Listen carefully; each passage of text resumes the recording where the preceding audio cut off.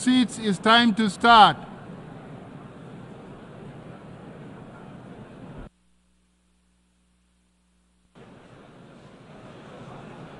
It's time to start.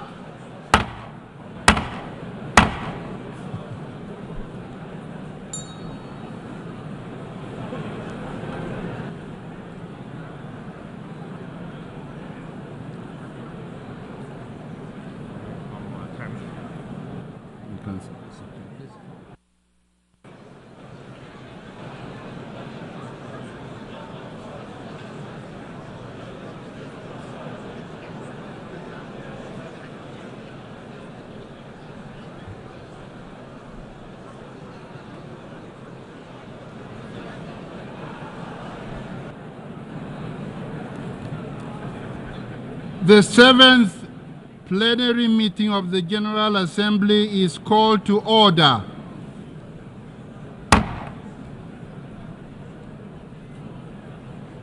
Not moving.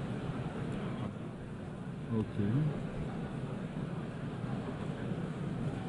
Before proceeding to the general debate, the General Assembly will hear an introduction by the Secretary General of his annual report on the work of the organization, issued as document A/79/1 under agenda item 111 in accordance with resolution 51/241. I now give the floor to the Secretary General of the United Nations, His Excellency Antonio Guterres.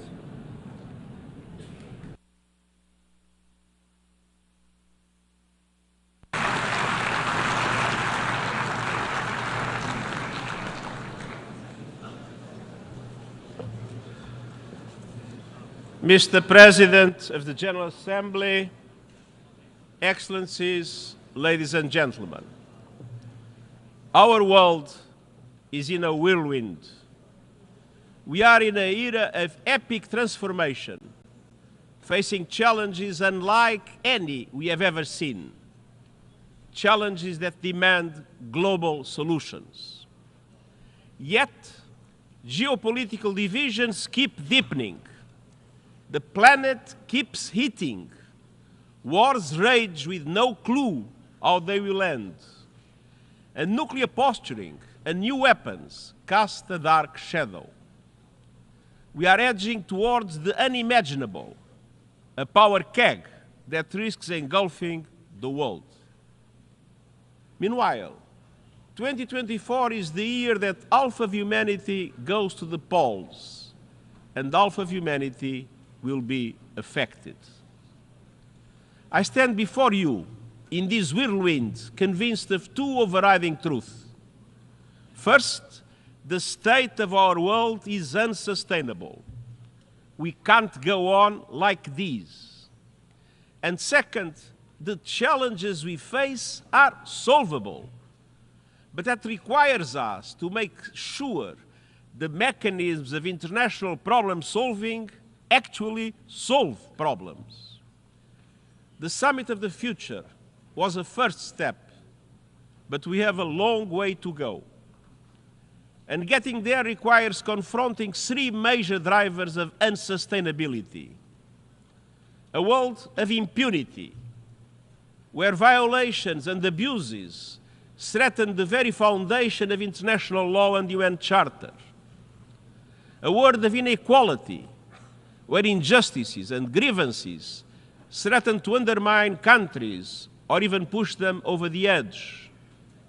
And a world of uncertainty, where unmanaged global risks threaten our future in unknowable ways.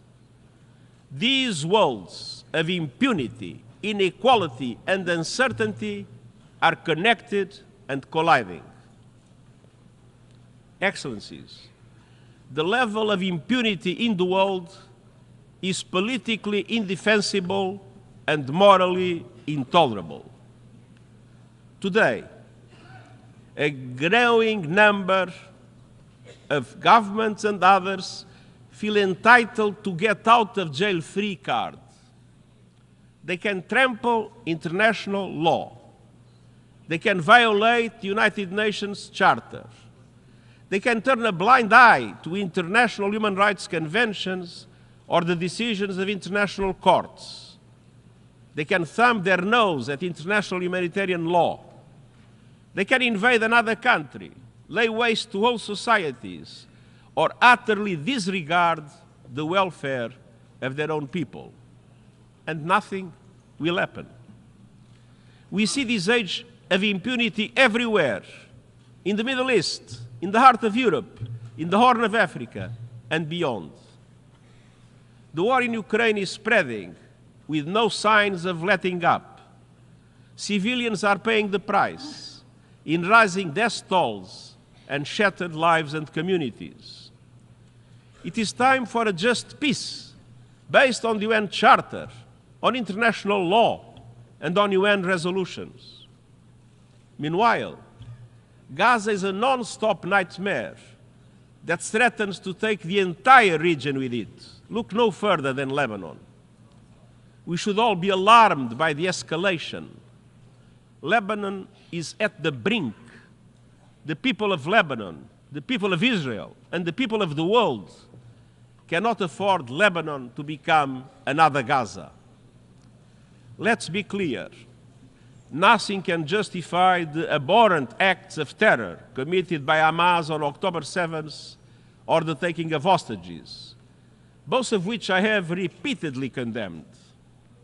And nothing can justify the collective punishment of the Palestinian people. The speed and scale of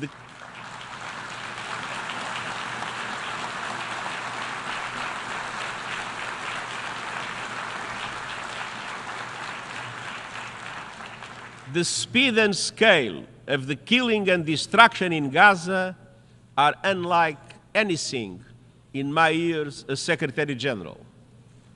More than 200 of our own staff have been killed, many with their families. And yet, the women and men of the United Nations continue to deliver humanitarian aid. And I know you join me in paying a special tribute to UNRWA and to all humanitarians in Gaza.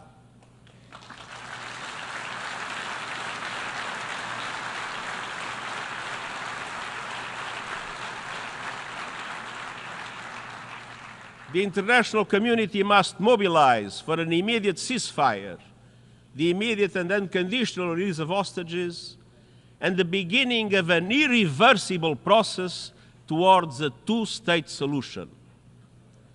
For those who go on undermining that goal with more settlements, more land grabs, more incitement, I ask, what is the alternative?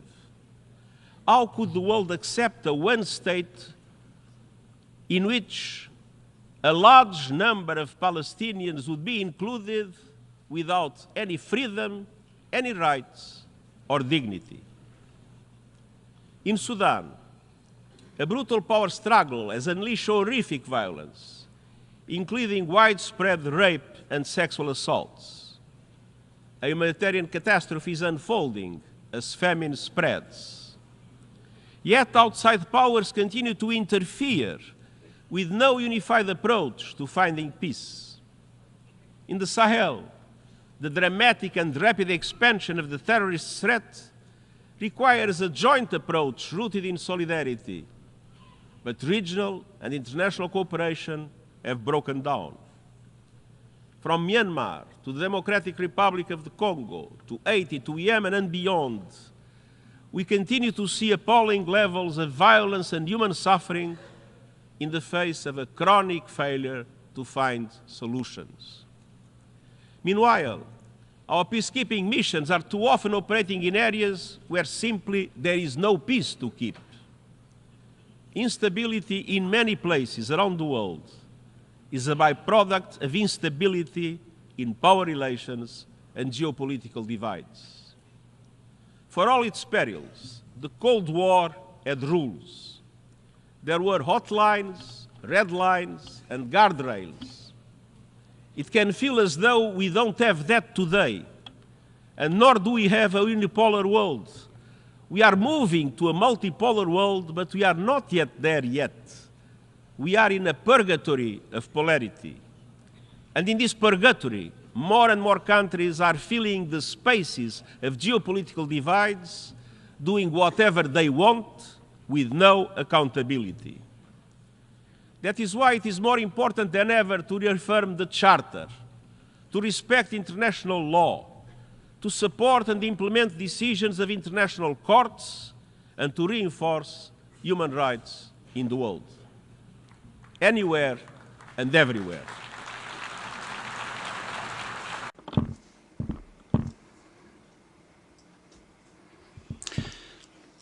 Excellencies, ladies and gentlemen, rising inequalities are a second driver of unsustainability and a stain on our collective conscience.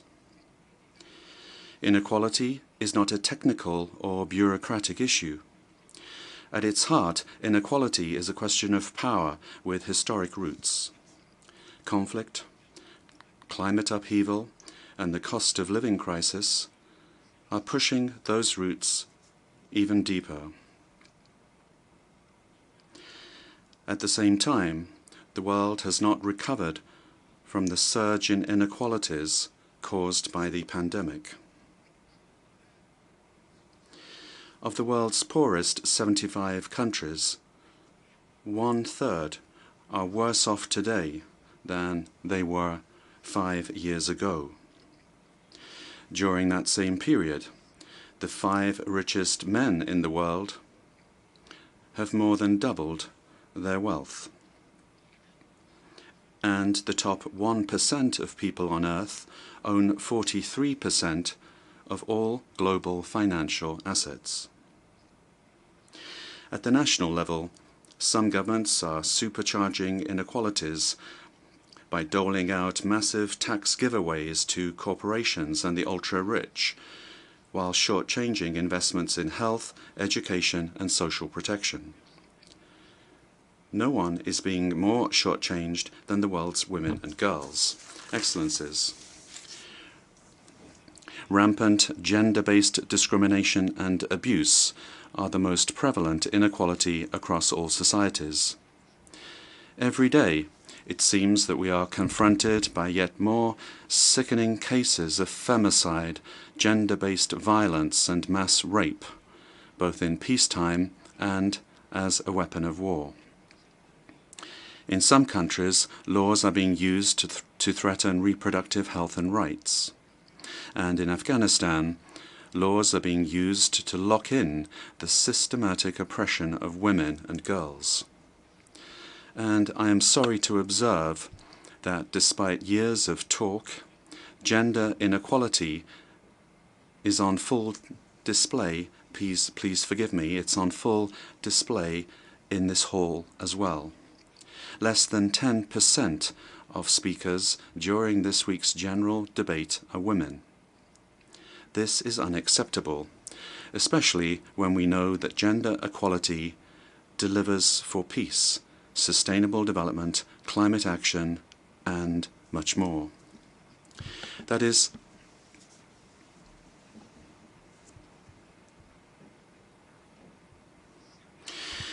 precisely why we took targeted measures to achieve gender parity among the United Nations senior leadership.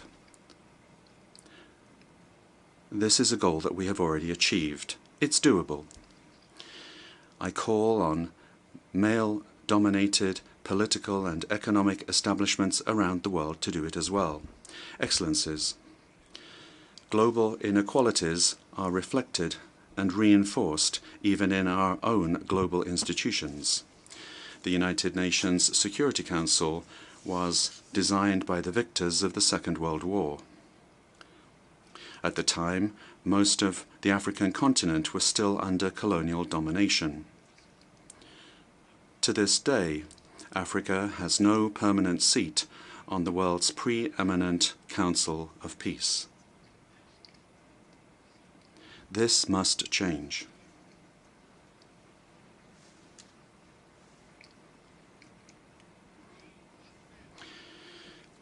so must the global financial architecture set up 80 years ago. I commend the leaders of the World Bank and the International Monetary Fund for taking the important steps that they have. But, as the Pact for the Future emphasizes, tackling inequalities requires accelerating reform of the international financial architecture. Over the past 8 decades, the global economy has grown and transformed. The Bretton Woods institutions have not kept pace. They can no longer provide a global safety net or offer developing countries the level of support that they need. In the world's poorest countries, the debt interest payments now cost more on average than investments in education, health, and infrastructure combined. And around the world, more than 80% of Sustainable Development Goal targets are off track. Excellencies, getting back on track requires a surge of financing for the 2030 Agenda and the Paris Agreement. That means that G20 countries need to lead on an SDG stimulus of $500 billion a year. It means reforms to substantially increase the lending capacity of multilateral development banks and to enable them to massively scale up affordable long-term climate and development finance. It means expanding contingency financing through recycling of special drawing rights. And it means promoting long-term debt restructuring.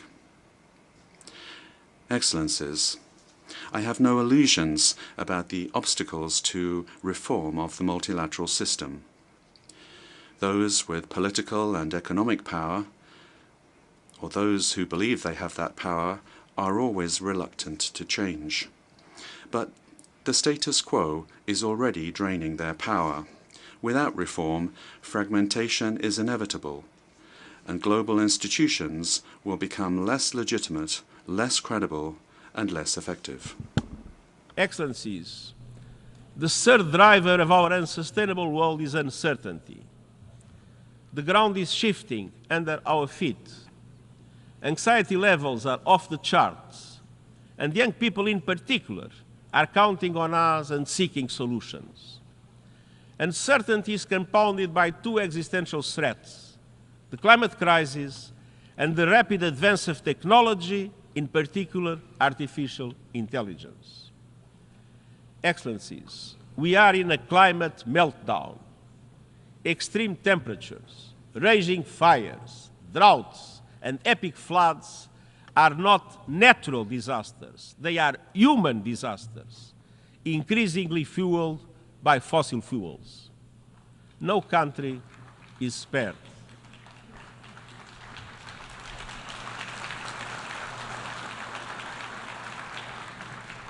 But the poorest and most vulnerable are hardest hit.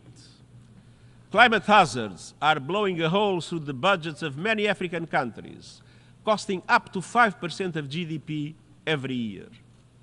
And this is just the start.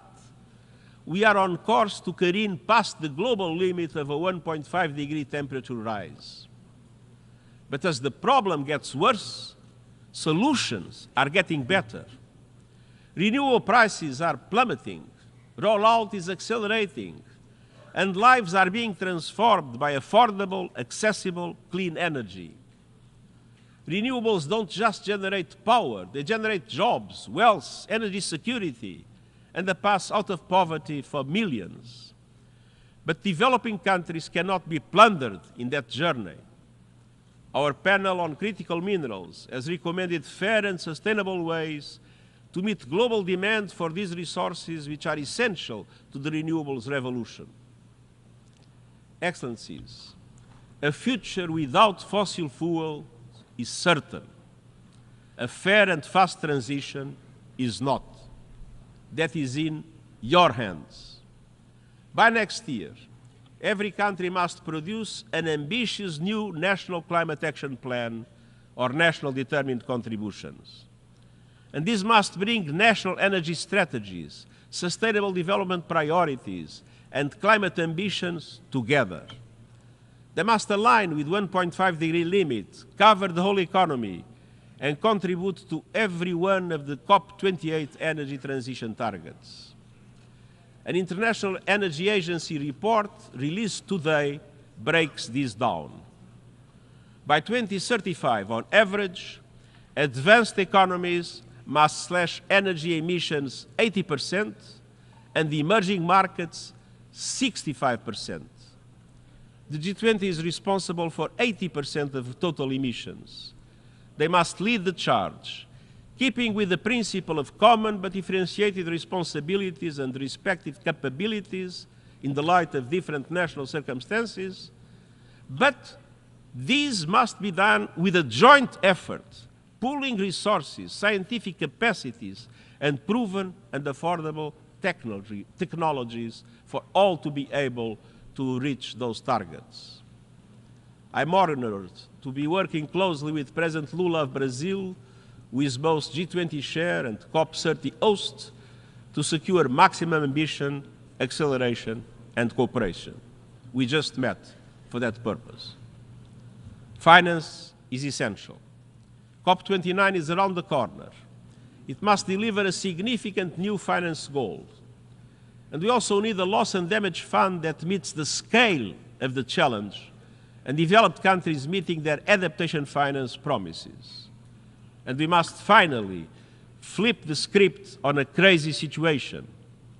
We continue to reward polluters to wreck our planet. The fossil fuel industry continues to pocket massive profits and subsidies, while everyday people bear the costs of climate catastrophe, from rising insurance premiums to lost livelihoods. I call on G20 countries to shift money from fossil fuel subsidies and investments to a just energy transition, to put an effective price on carbon, and to implement new and innovative sources of financing, including solidarity levies on fossil fuel extraction through legally binding, transparent mechanisms. All by next year, and this taking into account that those who shoulder the blame must foot the bill. Polluters must pay.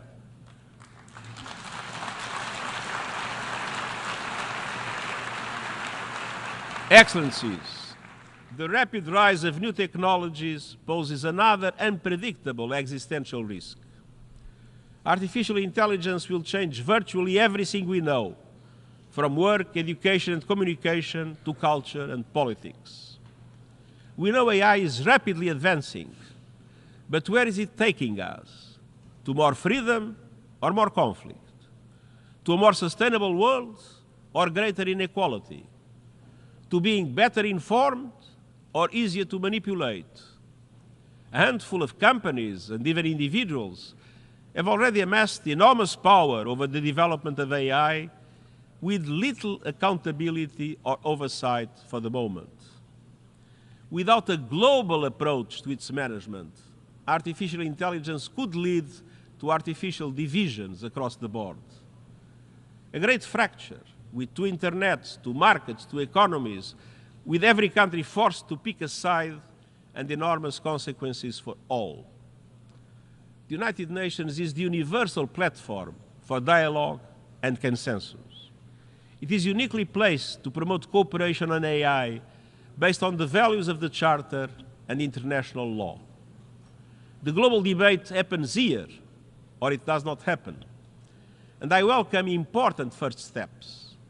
2 resolutions in the General Assembly, the Global Digital Compact, and the recommendations of the high-level body on AI can lay the foundations for inclusive governance of AI. Let's move forward together to make AI a force for good. Excellencies, nothing lasts forever, but a feature of human life is that it appears otherwise. The current order always feels fixed until it is not. Across human history, We see empires rising and falling, old certainties crumbling, tectonic shifts in global affairs. Today, our course is unsustainable. It is in all our interests to manage the epic transformations underway, to choose the future we want, and to guide our world towards it. Many have said that the divisions and differences today are just too great, that it is impossible for us to come together for the common good. You proved that is not true. The Summit of the Future showed that with a spirit of dialogue and compromise, we can join forces to steer our world to a more sustainable path. It is not the end. It is the start of a journey, a compass in the whirlwind. Let's keep going. Let's move our world towards less impunity and more accountability, less inequality and more justice, less uncertainty and more opportunity. The people of the world are looking to us, and succeeding generations will look back on us. Let them find us on the side of the United Nations Charter, on the side of our shared values and principles, and on the right side of history. And I thank you.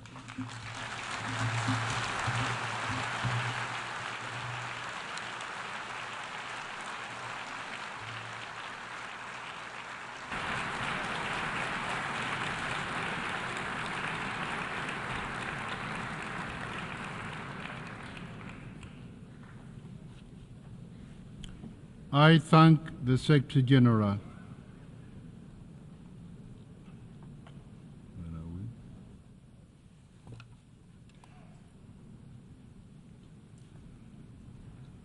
The Assembly will now turn to agenda item 8, entitled General Debate.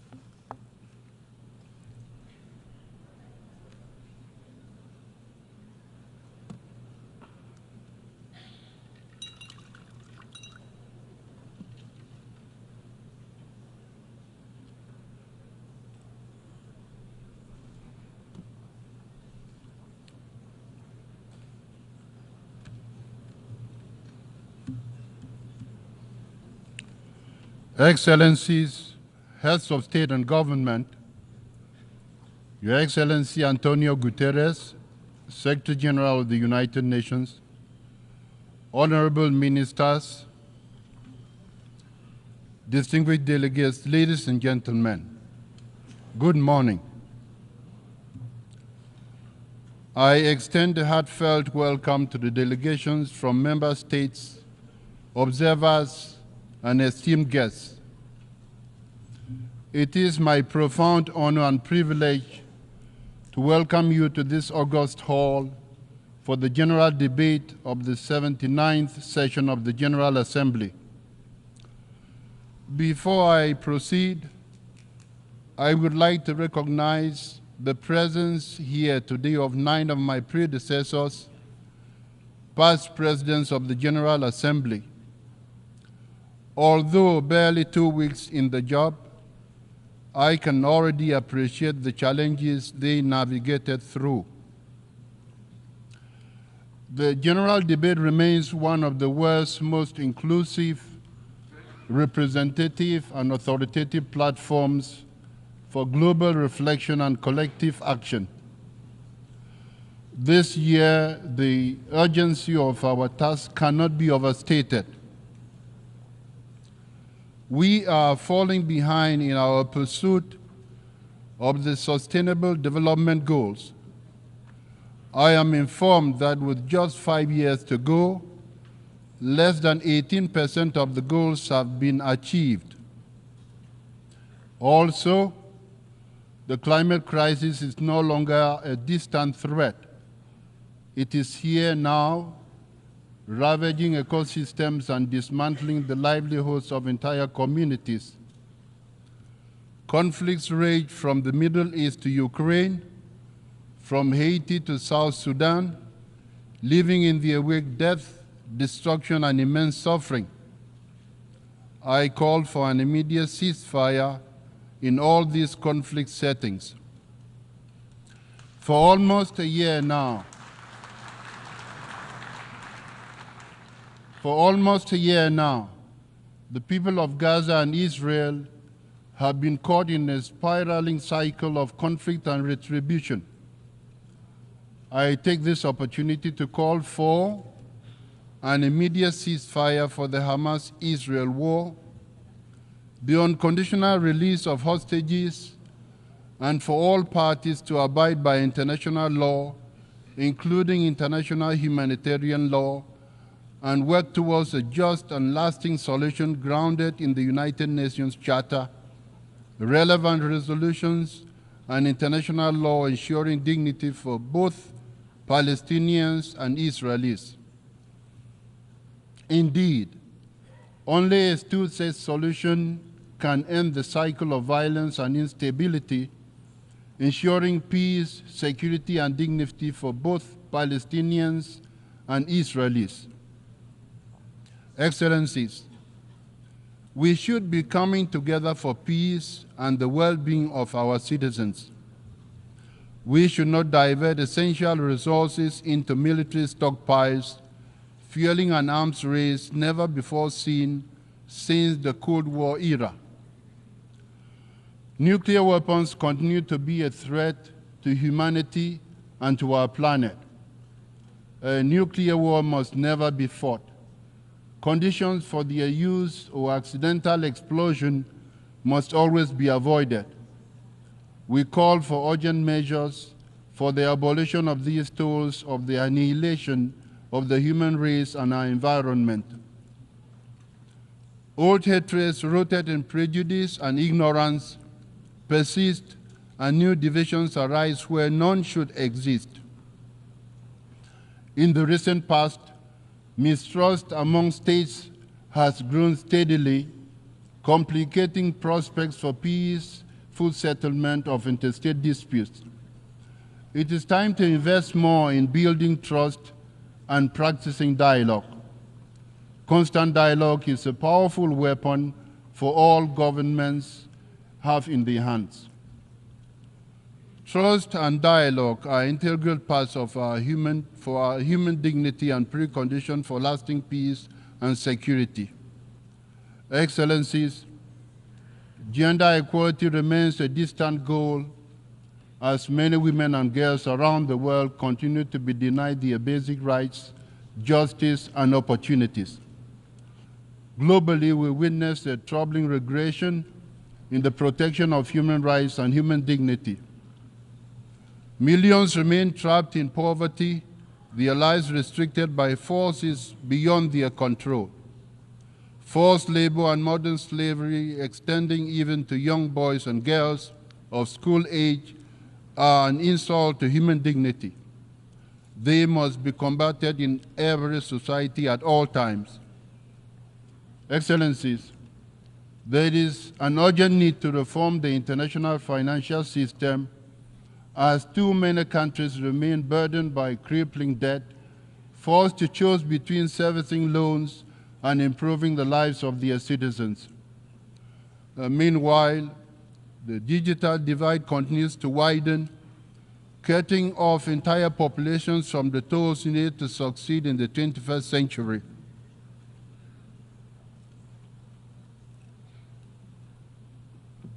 Excellencies, we are not mere spectators of these crises, nor are we powerless to act. Within this hall are the leaders and representatives of the world's nations, the very people with the authority and responsibility to shape the course of our shared future. At our disposal is one of the most powerful tools for positive change: international cooperation grounded in the undeniable truth that even the most powerful nation cannot solve these complex borderless challenges alone. This truth was reaffirmed through our efforts at the Summit of the Future and the consensus adoption of the Pact of the Future. The Pact of the Future charts a path forward, reinvigorating our multilateral institutions with renewed energy, focus, and clarity to meet the demands of a rapidly changing world. Let us build on this momentum. Excellencies, a better world begins with unlocking the potential of we, the peoples of the world. Freedom and good governance ensure that no one, no individual, no community is left behind. In this endeavor, we must never overlook the challenges faced by the small island developing states, the landlocked developing states, the least developing countries, and the small states. It is incumbent on the United Nations to do more than just express solidarity. Specific programs responding to the unique situations in which these groups of states find themselves must be envisaged. This will be a priority of my presidency. Africa is one of the priorities of the United Nations. We must support Africa. The African Union's Agenda 2063 presents a bold and transformative vision for the continent. Africa currently has the youngest population in the world, and by 2063, 1 in 4 people will be African. The generation of resources for the well-being of these peoples has been much slower than the population growth. We must not let Africa's potential go unrealized. In fact, to truly unlock Africa's vast potential, we must actively cultivate global partnerships that align with the continent's aspirations and drive its success. In this endeavor, I look forward to working with member states of the United Nations this year on keeping Africa at the heart of our agenda. Excellencies, in this 79th session, I also want to prioritize multilingualism as a recognition of our world's cultural and linguistic richness. We understand that the multitude of languages, cultures, and perspectives should not be viewed as a source of division, but as a wellspring of strength. Excellencies, we anticipate a very successful high-level week. In addition to the recently concluded Summit of the Future and this ongoing general debate, several critical high-level events are expected to take place. These include the high-level event on microbial resistance, the high-level meeting on addressing the existential threats posed by sea level rise, and the high-level plenary meeting to commemorate and promote the International Day for the Total Elimination of Nuclear Weapons. Throughout the 79th session, we will address the urgent issues of our time. While we may not agree on every issue, we all share the same fundamental goal: to build a better world for everyone, everywhere. Here today are representatives from 193 member states, each embodying our collective aspirations, each guided by a shared vision. The path ahead is difficult, fraught with obstacles that may at times seem insurmountable, but they are not impassable. We have the tools, the knowledge, and the collective will to overcome these challenges if we act together with courage and conviction. Thank you.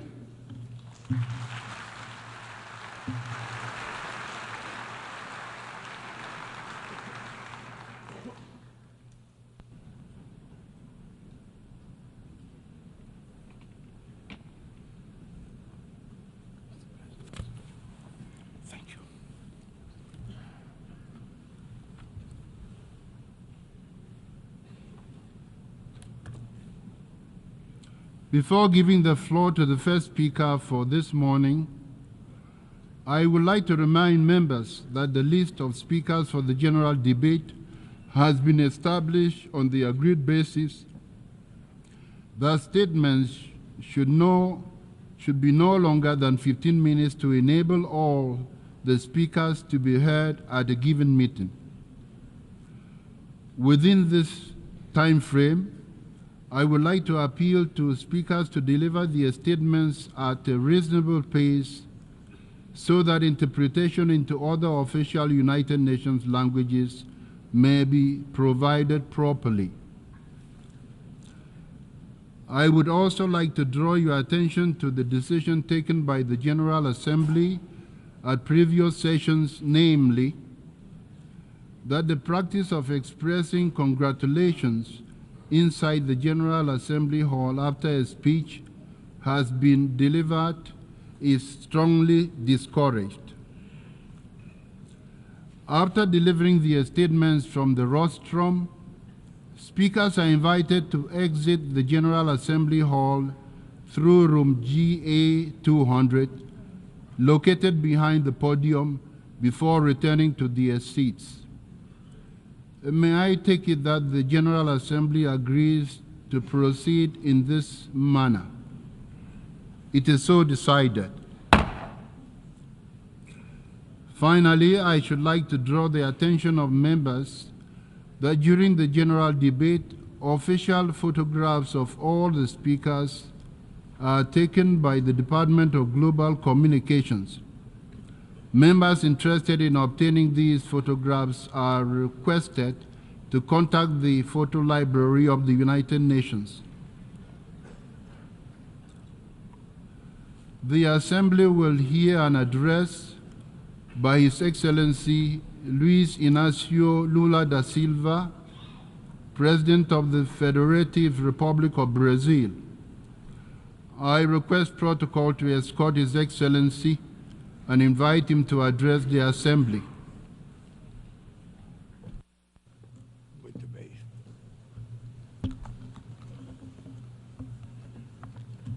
Meus cumprimentos. My greetings to the President of the General Assembly, Mr. Yang. I would like to greet the Secretary General, Antonio Guterres, and each of the heads of state and government and delegates present. I'd like to address specifically to the Palestinian delegation who is taking part in this opening session for the first time, albeit as an observer member.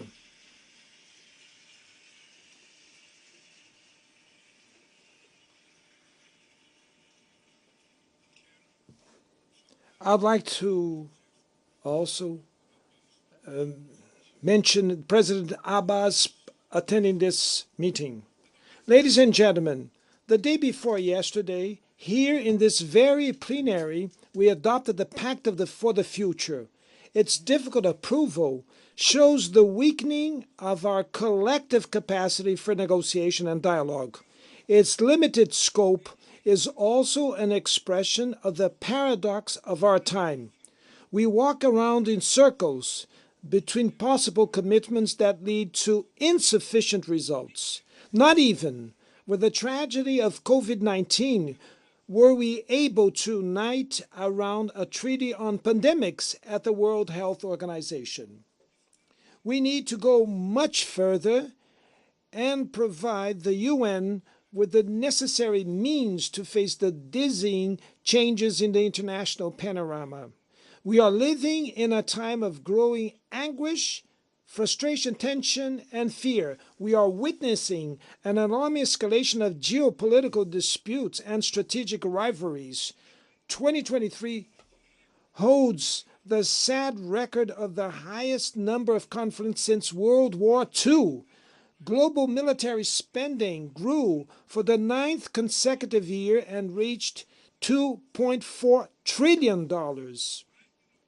Over $90 billion have been mobilized with nuclear arsenals.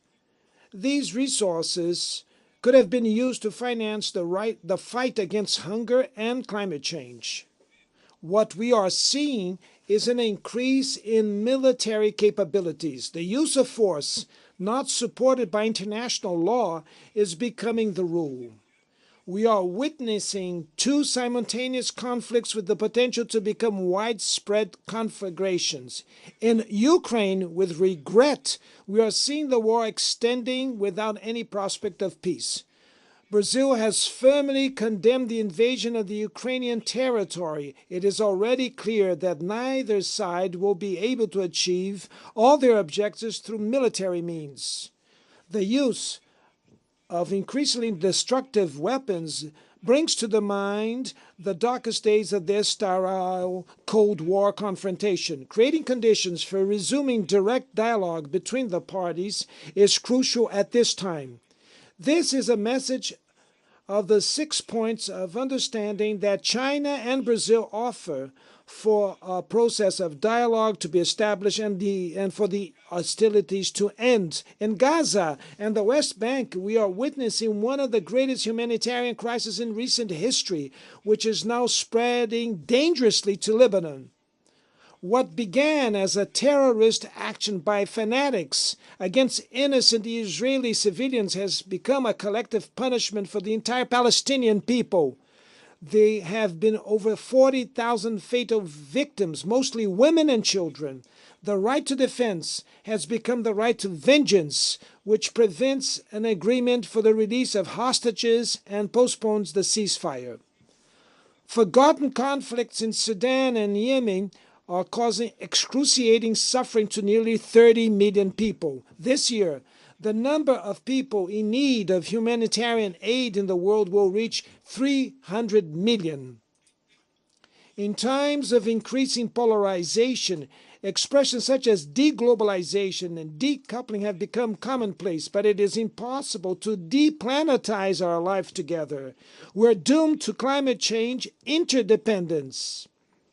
The planet is no longer waiting to demand payment for the next generation and is fed up with unfulfilled climate agreements. It is tired of neglected carbon reduction targets and financial aid to poor countries that does not arrive. Denialism succumbs to evidence of global warming. 2024 is on track to be the hottest year in modern history.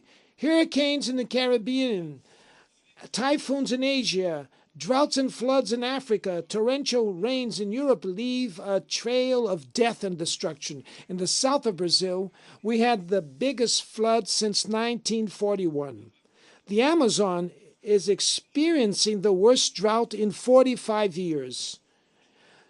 The forest fires have spread across the country and have already devoured 5 million hectares in August alone. My government does not outsource responsibilities, nor does it abdicate its sovereignty. We have done already a lot, but we know that much more needs to be done. In addition to facing the challenge of climate crisis, we're fighting against those who profit with environmental degradation. We will not tolerate environmental crimes, illegal mining, and organized crime. We reduced the deforestation in the Amazon by 50% in the last year, and we will eradicate it by 2030. It is no longer acceptable to think about solutions for tropical forests without listening to the indigenous peoples, traditional communities, and all those that live in them. Our sustainable development vision is based on the potential of the bioeconomy. Brazil will host COP30 in 2025, convinced that multilateralism is the only way to overcome the climate emergency. Our nationally determined contribution, NDC, will be presented later this year, in line with the goal of limiting the increase of the planet's temperature to 1.5 degrees. Brazil stands out as a source of opportunities in this world revolutionized by energy transition. Today, we are one of the countries with the cleanest energy mix. 90% of our electricity comes from renewable sources, such as biomass, hydroelectrical power, solar power, and wind power. we made the choice for biofuels 50 years ago, long before the discussion about alternative energies gained traction. We are on the forefront of other important niches, such as green hydrogen production. It is time to face the debate about the slow pace of the planet's decarbonization and work for an economy less reliant on fossil fuels. Mr. President, Latin America has been experienced since a second lost decade since 2014. The region's average growth during this period was only just 0.9%, less than half of what was seen in the lost decade of the 80s. This combination of low growth and high levels of inequality results in harmful effects on the political landscape. Engulfed by disputes often unrelated to the region, our vocation for cooperation and understanding has been weakened. It is unjustified keeping Cuba on a unilateral list of states that allegedly promote terrorism. And also that this is undue, this reaches the most vulnerable countries. In Haiti, it's urgent to combine actions to restore public order and promote development. In Brazil, defending democracy implies impermanent action against extremist, messianic, and totalitarian attacks which spread hatred, intolerance, and resentment. It was on its behalf that Brazilians defeated dictators and tyrants who tried to undermine institutions and put them at the service of reactionary interests. Democracy needs to respond to the legitimate aspiration of those who no longer accept hunger, inequality, unemployment, and violence. In a globalized world, it makes no sense to resort to false patriots and isolationists, nor is there hope in resorting to ultra-liberal experiments that only worsen the difficulties of an impoverished continent.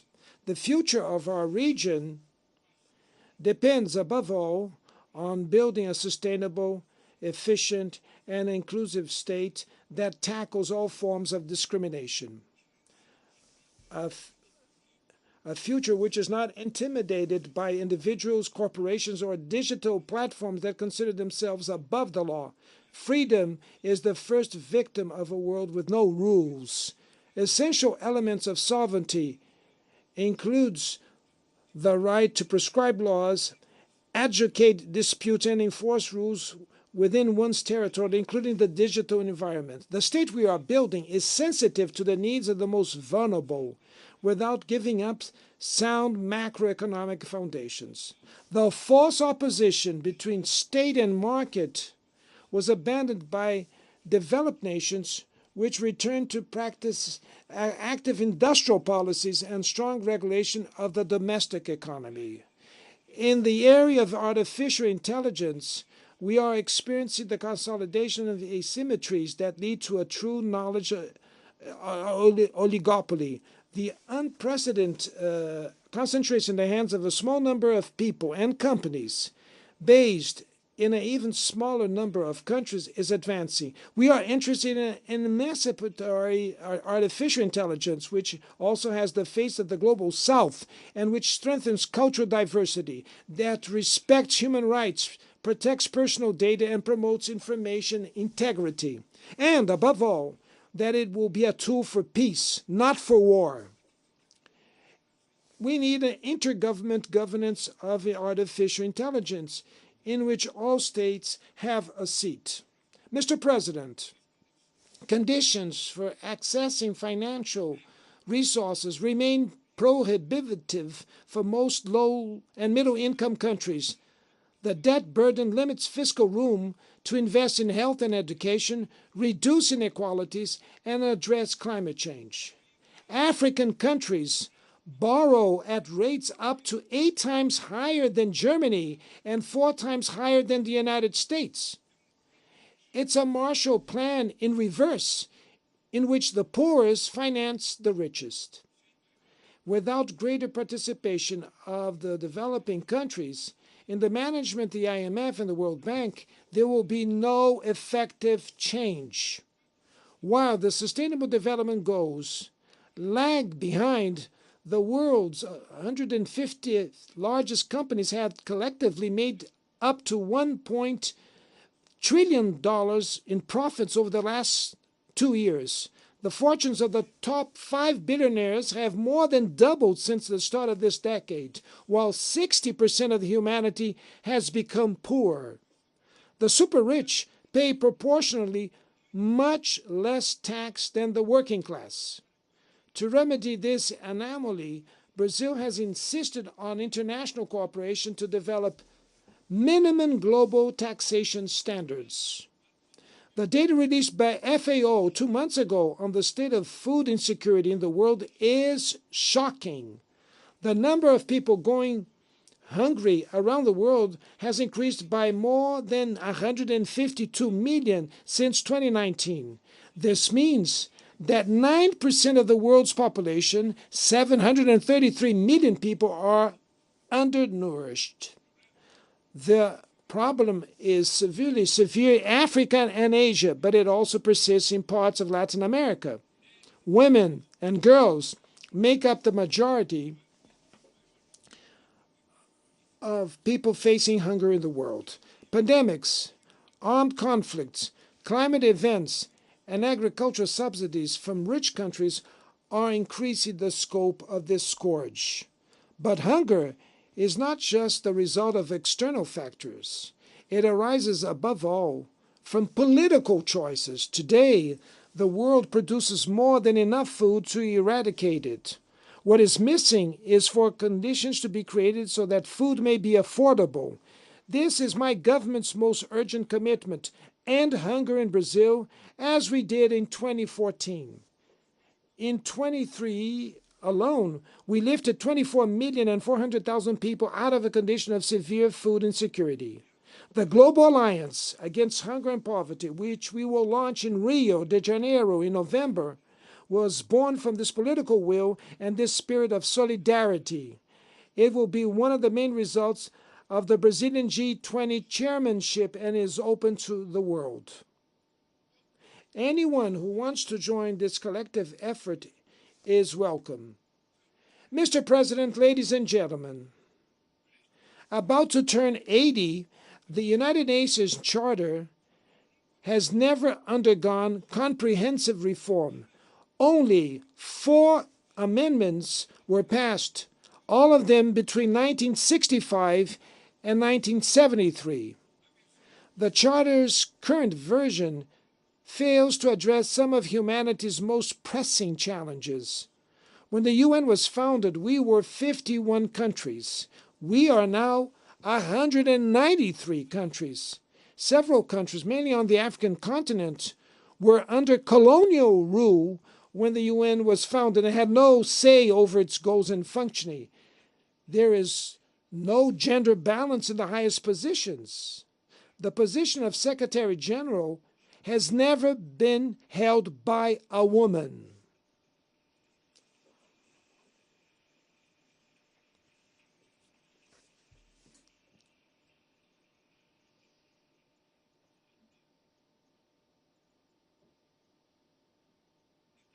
We are approaching the end of the first quarter of the 21st century, with the United Nations increasingly empty and paralyzed.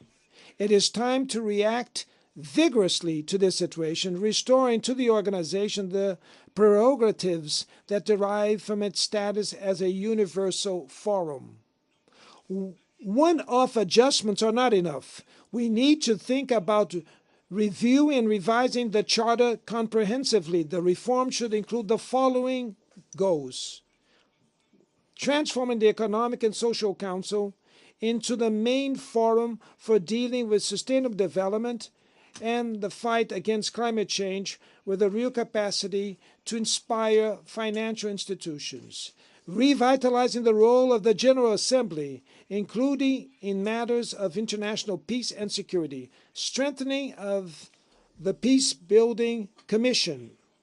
Reform of the Security Council, focusing on its composition, working methods, and veto powers in order to make it more effective and representative of contemporary realities. Excluding Latin America and Africa from the permanent seats of the Security Council is an unacceptable echo of domination practices from the colonial past. Let's promote this discussion in a transparent way. Let's promote this discussion in a transparent way in consultation with the G77, the G20, the BRICS, in the CARICOM, at the UE, and any other spaces that exist. I have no illusions about the complexity of a reform like this, which will face crystallized interests in maintaining the status quo. It will require enormous negotiation effort, but that is our responsibility. We cannot wait for another world tragedy like the World War II to only then build a new governance on its rubbles. The will of the majority can persuade those who cling to the raw expression of the mechanisms of power. The humanities aspirations echo in this plenary. Here, we engage in the world's big debates. In this forum, we look for answers to the problems inflicted on the world. It is up to the General Assembly, the biggest expression of multilateralism, the mission to pave the way for the future. Thank you very much.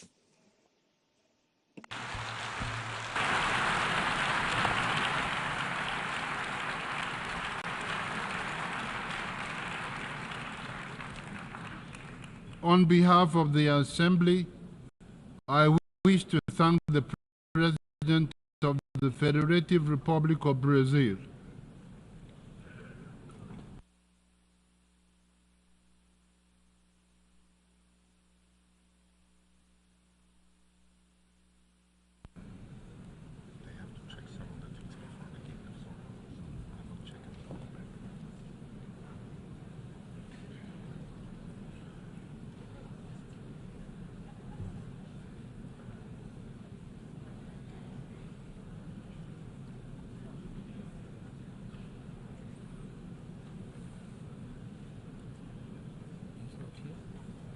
so they're checking a few things before he's here, but I think they're checking a few things. I don't know.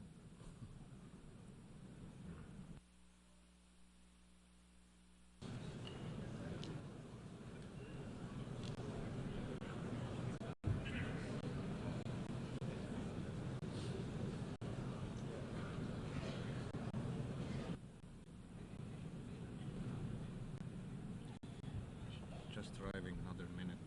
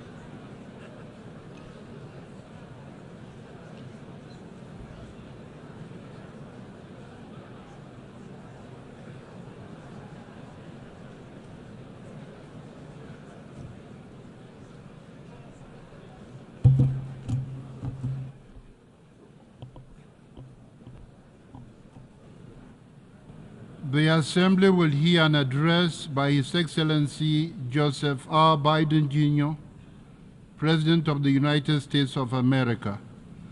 I request protocol to escort His Excellency and invite him to address the Assembly.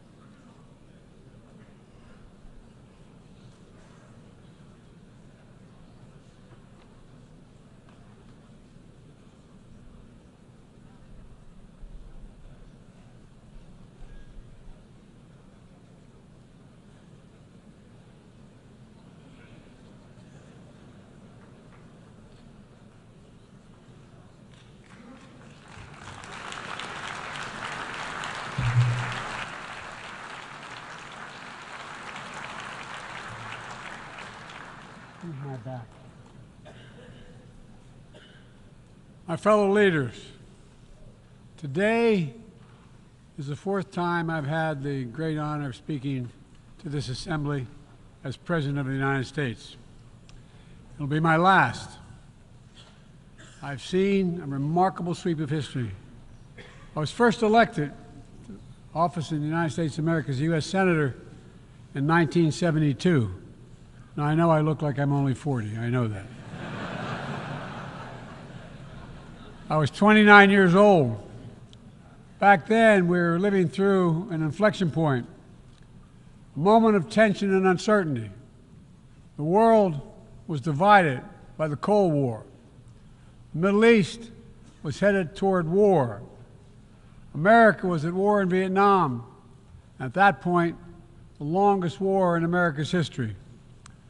Our country was divided and angry, and there were questions about our staying power and our future. But even then, I entered public life not out of despair, but out of optimism. The United States and the world got through that moment. It wasn't easy or simple without significant setbacks. But we would go on to reduce the threat of nuclear weapons through arms control, and then go on to bring the Cold War itself to an end. Israel and Egypt went to war, but then forged a historic peace. We ended the war in Vietnam. The last year in Hanoi, I met with the Vietnamese leadership. We elevated our partnership to the highest level. It's a testament to the resilience of the human spirit and the capacity for reconciliation. That today the United States and Vietnam are partners and friends, and it's proof that even from the horrors of war, there's a way forward. Things can get better. We should never forget that. I've seen that throughout my career. In the 1980s, I spoke out against apartheid in South Africa, and then I watched the racist regime fall. In the 1990s, I worked to hold Milosevic accountable for war crimes. He was held accountable. At home, I wrote and passed the Violence Against Women Act to end the scourge of violence against women and girls, not only in America, but across the world, as many of you have as well. But we have so much more to do, especially against rape and sexual violence as weapons of war and terror. We were attacked on 9/11 by al-Qaeda and Osama bin Laden. We brought him justice. Then I came to the presidency at another moment of crisis and uncertainty. I believed America had to look forward. New challenges, new threats, new opportunities were in front of us. We needed to put ourselves in a position to see the threats, to deal with the challenges, and to seize the opportunities as well. We need to end the era of war that began on 9/11. As Vice President to President Obama, he asked me to work to wind down the military operations in Iraq and we did, painful as it was. When I came to office as president, Afghanistan had replaced Vietnam as America's longest war. I was determined to end it, and I did. It was a hard decision, but the right decision. 4 American presidents had faced that decision, but I was determined not to leave it to the 5th. It was a decision accompanied by tragedy. 13 brave Americans lost their lives, along with hundreds of Afghans in a suicide bomb. I think those lost lives, I think of them every day. I think of all the 2,461 U.S. military deaths over a long 20 years of that war. 20,744 American servicemen wounded in action. I think of their service, their sacrifice, and their heroism. I know other countries lost their own men and women fighting alongside us. We honor their sacrifices as well. To face the future, I was also determined to rebuild my country's alliances and partnerships to a level not previously seen. We did just that, from traditional treaty alliances to new partnerships like the Quad with the United States, Japan, Australia, and India. I know many look at the world today and see difficulties and react with despair, but I do not. I won't. As leaders, we don't have the luxury. I recognize the challenges from Ukraine to Gaza to Sudan and beyond. War, hunger, terrorism, brutality, record displacement of people, a climate crisis, democracy at risk, strains within our societies, the promise of artificial intelligence and its significant risk. The list goes on. But maybe because all I've seen and all we have done together over the decades, I have hope. I know there is a way forward. In 1919, the Irish poet William Butler Yeats described a world, and I quote, "where things fall apart, the center cannot hold, mere anarchy is loosed upon the world," end of quote.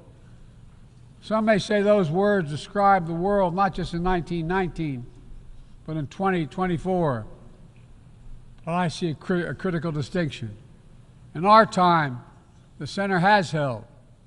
Leaders and people from every region and across the political spectrum have stood together, turned the page. We turned the page in the worst pandemic in a century.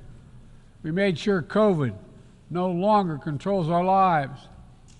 We defended the UN Charter and ensured the survival of Ukraine as a free nation.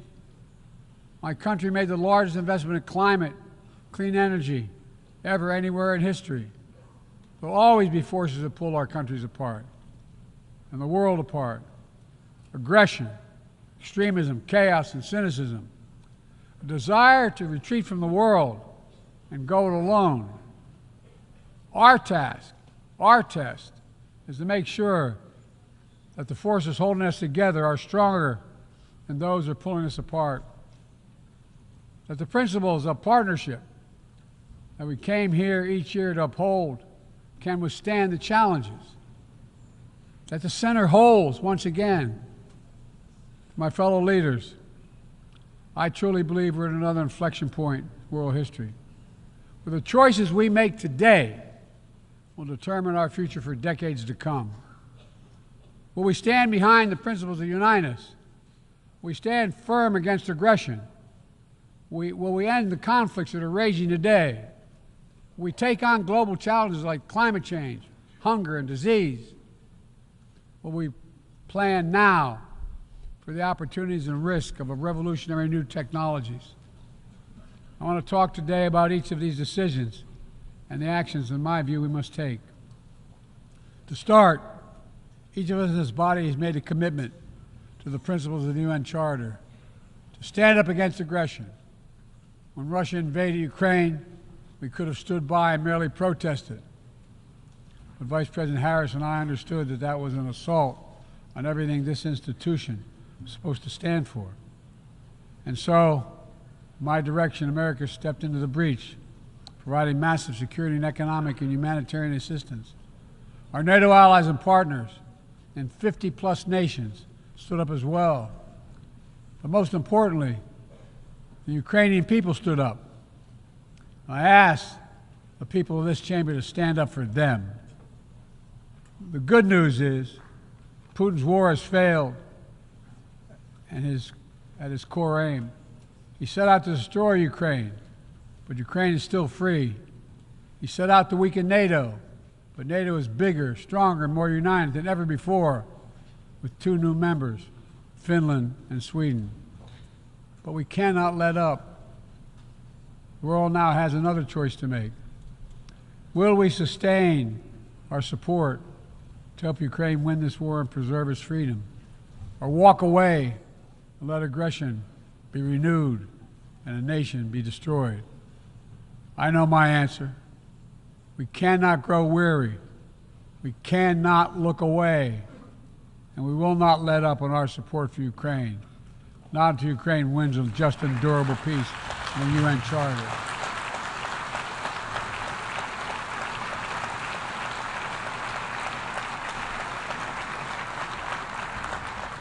We also need to uphold our principles as we seek to responsibly manage the competition with China so it does not veer into conflict. We stand ready to cooperate on urgent challenges for the good of our people and the people everywhere. We recently resumed cooperation with China to stop the flow of deadly synthetic narcotics. I appreciate the collaboration. It matters for the people of my country and many others around the world.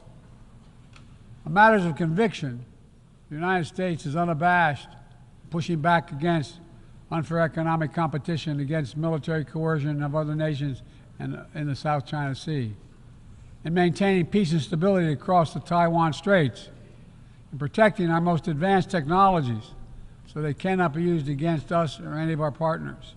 At the same time, we're going to continue to strengthen our network of alliances and partnerships across the Indo-Pacific. These partnerships are not against any nation. They're building blocks for a free, open, secure, and peaceful Indo-Pacific. We're also working to bring greater measure of peace and stability to the Middle East. The world must not flinch from the horrors of October 7th. Any country would have the right and responsibility to ensure that such an attack can never happen again. Thousands of armed Hamas terrorists invaded a sovereign state, slaughtering and massacring more than 1,200 people, including 46 Americans, in their homes and at a music festival. Despicable acts of sexual violence, 250 innocents taken hostage. I've met with the families of those hostages. I've grieved with them. They're going through hell. Innocent civilians in Gaza are also going through hell. Thousands and thousands killed, including aid workers. Too many families dislocated, crowding into tents, facing a dire humanitarian situation. They did not ask for this war that Hamas started. I put forward with Qatar and Egypt a ceasefire and hostage deal. It's been endorsed by the UN Security Council. Now is the time for the parties to finalize its terms, bring the hostages home, and secure security for Israel and Gaza free of Hamas' grip, ease the suffering in Gaza, and end this war. On October 7th,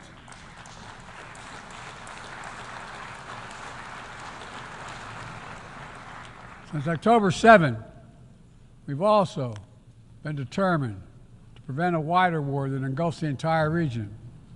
Hezbollah, unprovoked, joined the October 7th attack, launching rockets into Israel. Almost a year later, too many on each side of the Israeli-Lebanon border remain displaced. A full-scale war is not in anyone's interest.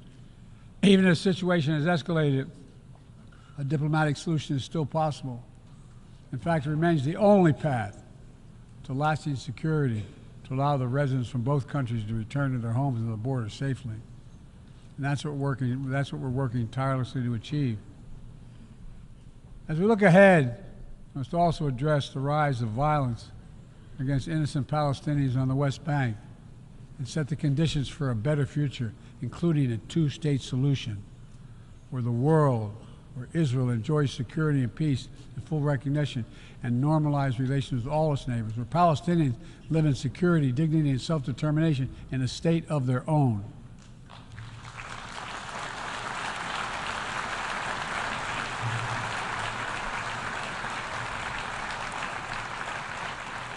Progress toward peace will put us in a stronger position to deal with the ongoing threat posed by Iran.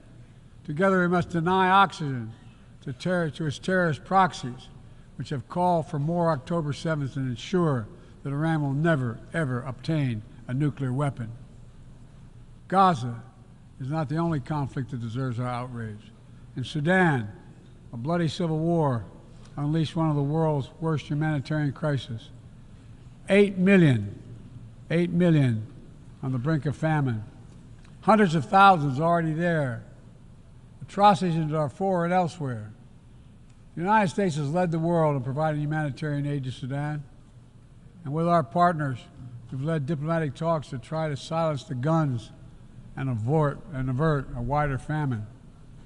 The world needs to stop arming the generals, to speak with one voice and tell them, stop tearing your country apart, stop blocking aid to the Sudanese people, end this war now.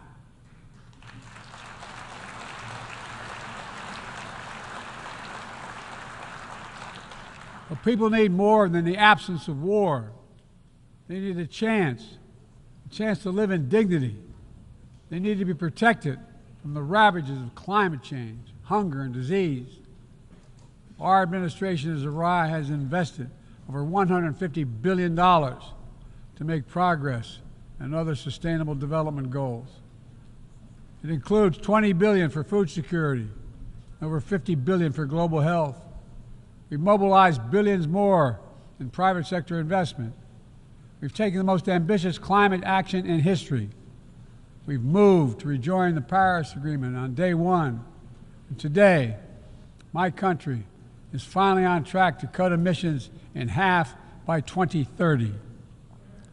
On track to honor my pledge to quadruple climate financing to developing nations with $11 billion thus far this year. We've rejoined the World Health Organization, donating nearly 700 million doses of COVID vaccine to 117 countries. We must now move quickly to face Mpox outbreak in Africa. We're prepared to commit $500 million to help African countries prevent and respond to Mpox and to donate 1 million doses of Mpox vaccine now.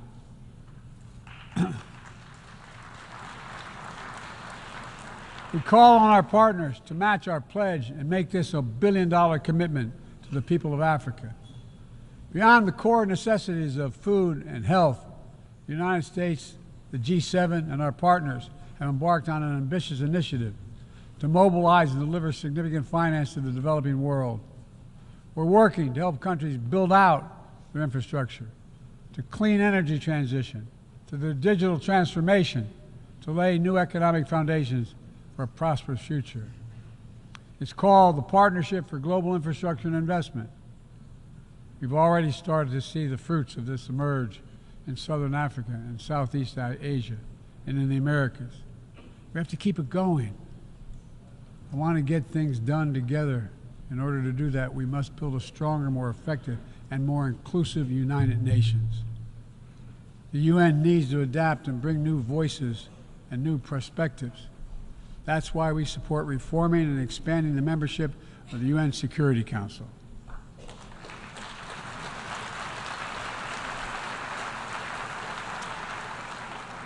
Our UN ambassador just laid out our detailed vision to reflect today's world, not yesterday's.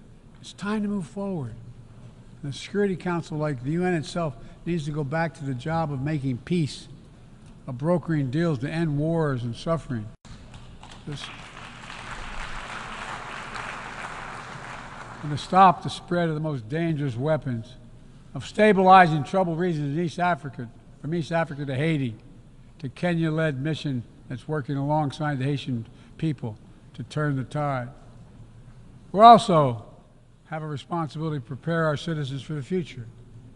We'll see more technological change, I argue, in the next 2 to 10 years than we have in the last 50 years. Artificial intelligence is going to change our ways of life, our ways of work, and our ways of war.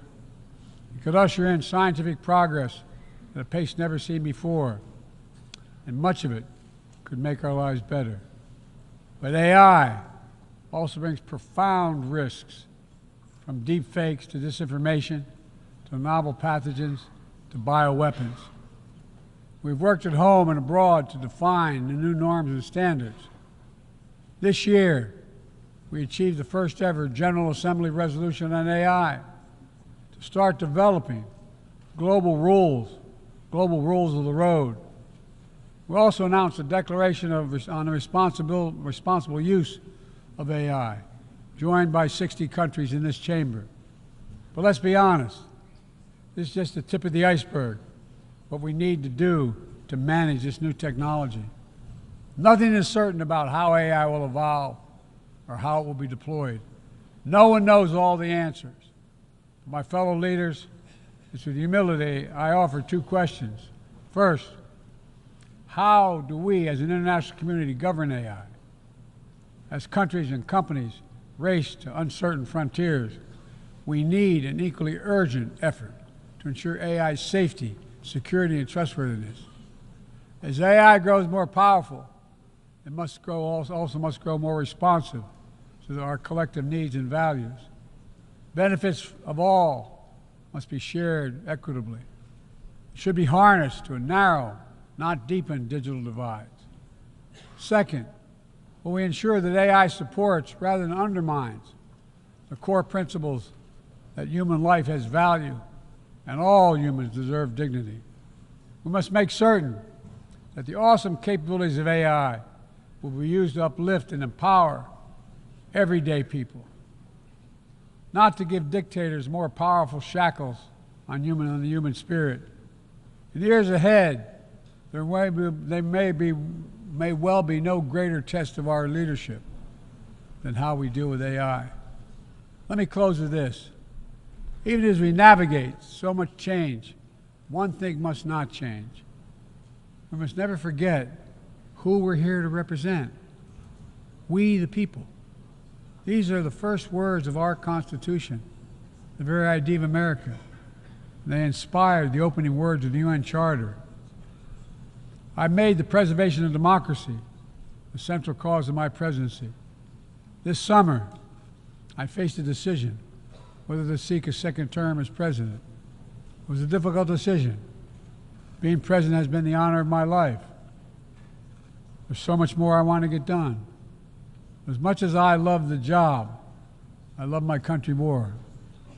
I decided after 50 years of public service, it's time for a new generation of leadership to take my nation forward.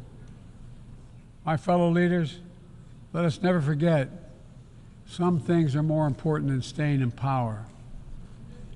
It's your people.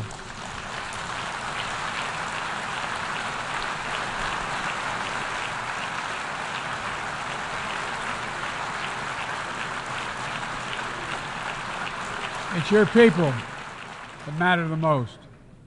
Never forget, we are here to serve the people, not the other way around.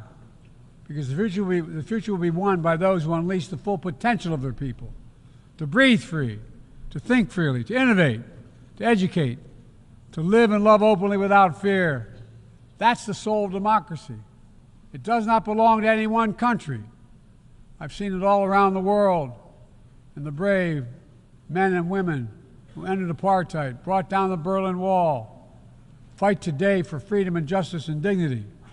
We saw it, that universal yearning for rights and freedom in Venezuela, where millions cast their vote for change that hadn't been recognized. But it can't be denied. The world knows the truth. We saw it in Uganda, LGBT activists demanding safety and recognition of their common humanity. We see in citizens across the world peacefully choosing their future. From Ghana to India to South Korea, nations representing 1/4 of humanity who will hold elections this year alone. It's remarkable, the power of we the people, that makes me more optimistic about the future than I've ever been. since I was first elected to the United States Senate in 1972. Every age faces its challenges. I saw it as a young man. I see it today. But we are stronger than we think. We're stronger together than alone. And what the people call impossible is just an illusion. Nelson Mandela taught us, and I quote, "It always seems impossible until it's done." It always seems impossible until it's done. My fellow leaders, there is nothing that's beyond our capacity if we work together. Let's work together. God bless you all, and may God protect all those who seek peace. Thank you.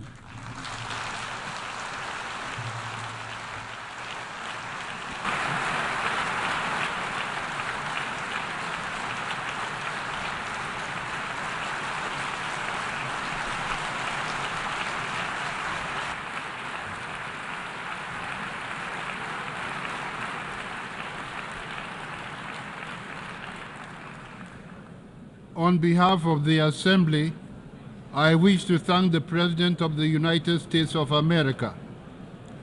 May I request representatives to remain seated while we suspend the meeting for 5 minutes before resuming to hear the next speaker.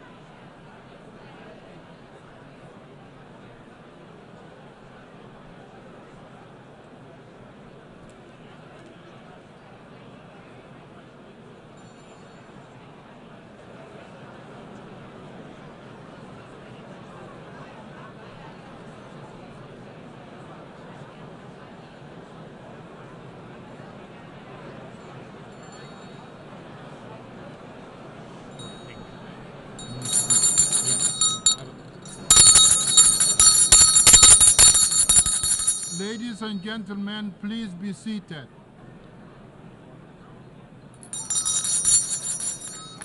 Ladies and gentlemen, please be seated. Senhoras e senhores, retomam seus assentos.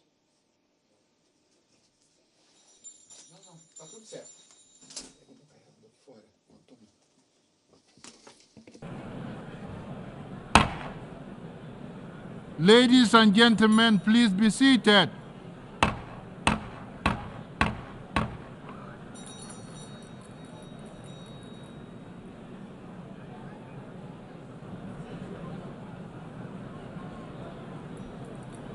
Ladies and gentlemen, please be seated.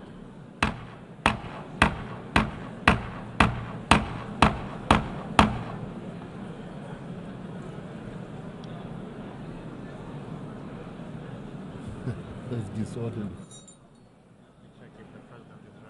Okay.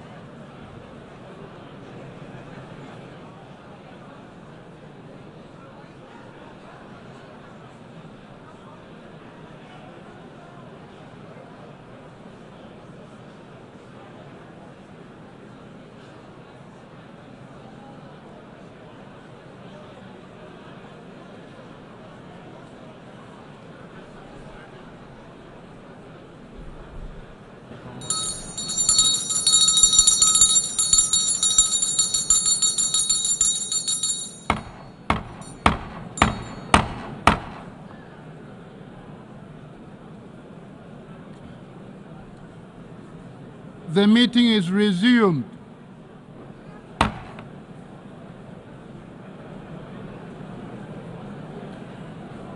The Assembly will hear an address by His Excellency Recep Tayyip Erdogan, President of the Republic of Turkey. I request protocol to escort His Excellency and invite him to address the Assembly.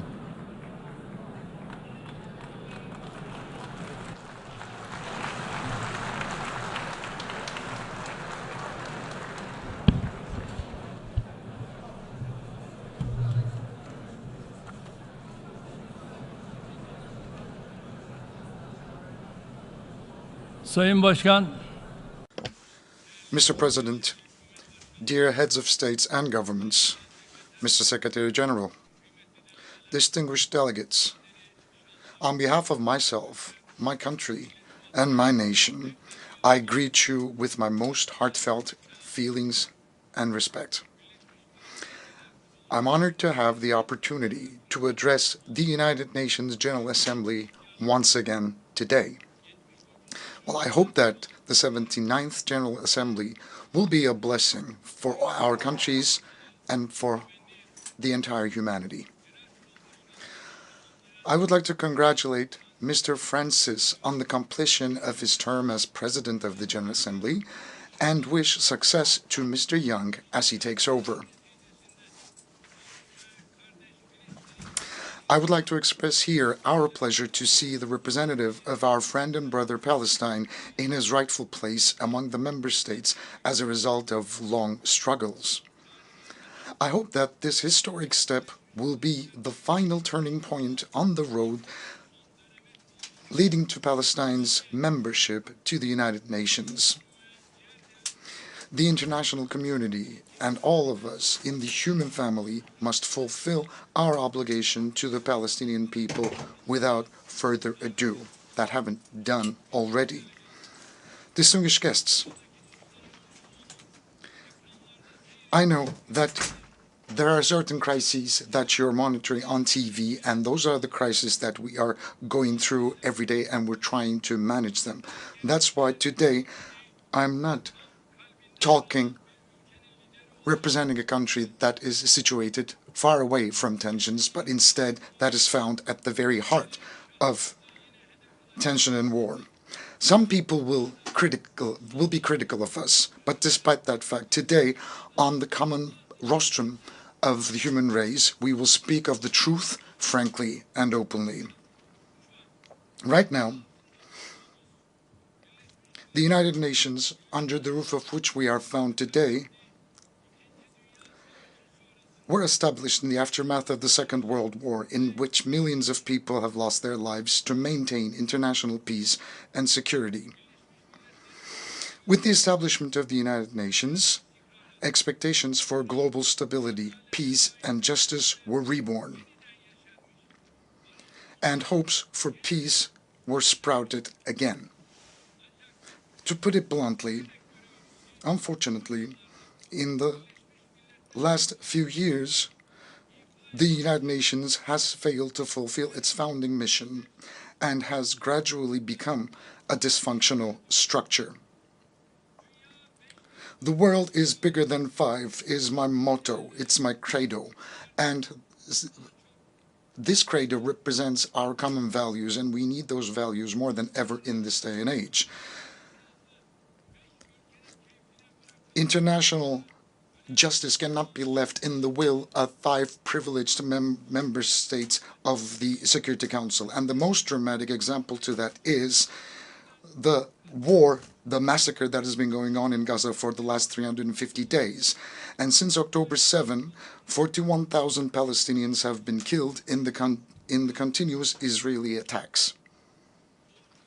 41,000 lives, 41,000 people, mostly children and women, were ruthlessly taken away. And no one knows where more than 10,000 people are, most of which are children. And likewise, 100,000 people were injured, maimed, or they lost their limbs. 172 journalists were killed while trying to do their job under very difficult circumstances. And more than 500 medics have been killed while they were trying to save lives. Humanitarian aid workers and the United Nations personnel who came to the rescue of the people of Gaza who were struggling with hunger and thirst were killed. More than 215 United Nations personnel. They hit marketplaces, tents, and camps where the refugees were sheltered. They hit 820 mosques and 3 churches that shouldn't have been touched even in war. And they deliberately hit dozens of hospitals, hundreds of schools, more than 130 ambulances carrying patients.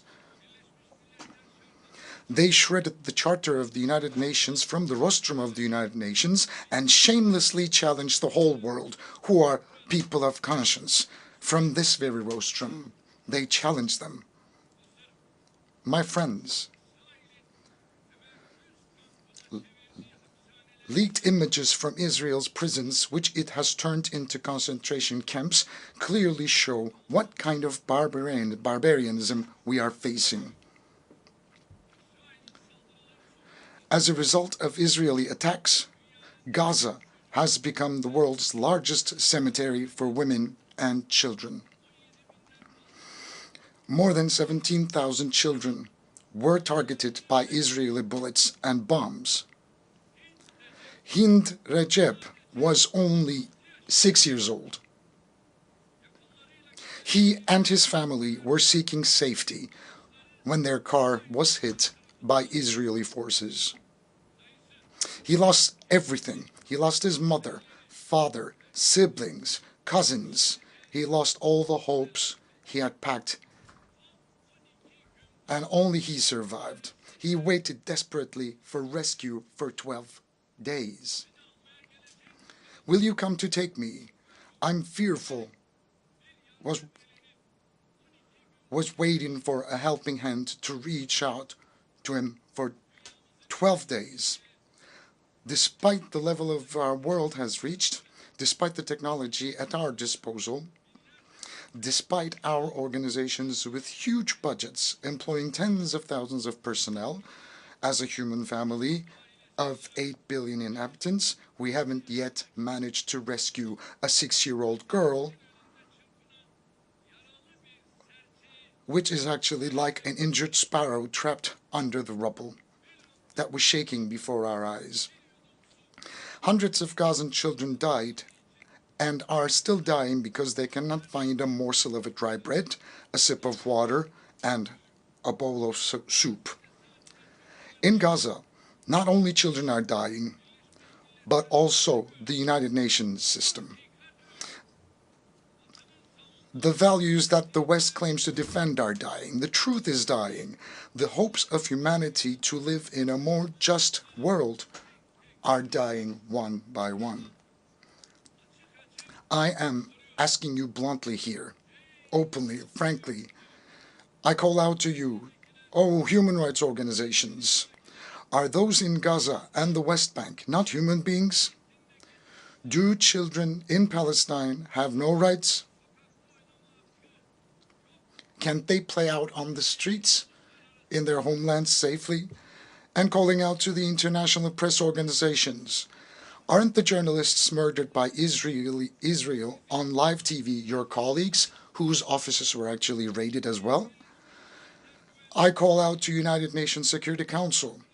What are you waiting for to prevent the genocide in Gaza, to put a stop to this cruelty, this barbarianism? What are you waiting for to stop Netanyahu and his network, who is endangering the lives of the Palestinian people, which is a part of a mass murder network? And what are you still waiting for to stop them, putting to danger their own people and the entire region for political gain? I would like to call out to the countries supporting Israel in an unconditional manner. How long are you going to be able to carry the shame of witnessing this massacre? Dear friends, while children are dying in Gaza, in Ramallah, in Lebanon, while babies are dying in incubators, unfortunately, the international community has given a very bad test and failed in a big way. What's happening in Palestine, look, is a sign of a great moral collapse. I believe that the peoples of the world, the leaders of countries and international organizations should reflect on this painful picture, upon this painful landscape. And I would like to state very clearly and loudly here, the Israeli government, disregarding basic human rights, trampling on international law at every opportunity, is practicing ethnic cleansing, a clear genocide against a nation, a people, and occupying their lands step by step. Palestinians, whose freedom, independence, and most basic rights have been usurped, are rightfully exercising their legitimate rights of resistance against this occupation and ethnic cleansing. The just resistance of the Palestinian people against the occupiers of their land is too noble. It's honorable and legitimate to be called illegitimate. It's heroic and it's noble.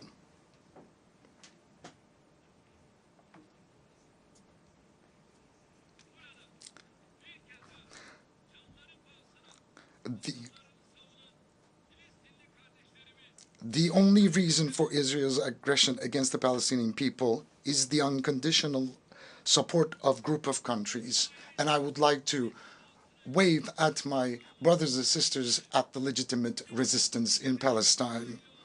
As I've said before, the support of a group of countries for Israel is the reason why this aggression is still going on. Countries that have a say over Israel are openly complicit in this massacre, with a policy of run for the hare and catch the hound. Those who are supposedly working for a ceasefire in front of the stage continue to send arms and ammunition to Israel so that it can continue its massacres in the background. This inconsistency and this is insincerity. Look, there's a paper that has been going around back and forth since May. Hamas has repeatedly declared its acceptance of the ceasefire offer, but the Israeli government has made it very clear that this is the party that doesn't want peace by constantly dragging its feet, making a settlement of the dispute much more difficult, almost impossible, constantly finding an excuse and sneakily killing its negotiating partner at a time when it was closest to a ceasefire. Israel's stalling and deception should not be given any more credit. In the absence of the implementation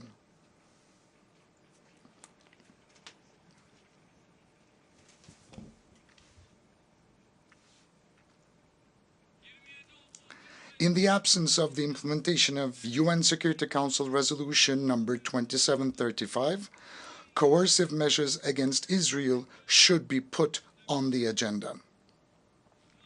Israel's behavior has once again demonstrated that it is imperative for the international community to develop a protection mechanism for Palestinian civilians. 70 years ago, just as Hitler was stopped by an alliance of humanity, Netanyahu and his murder network must be stopped by an alliance of humanity.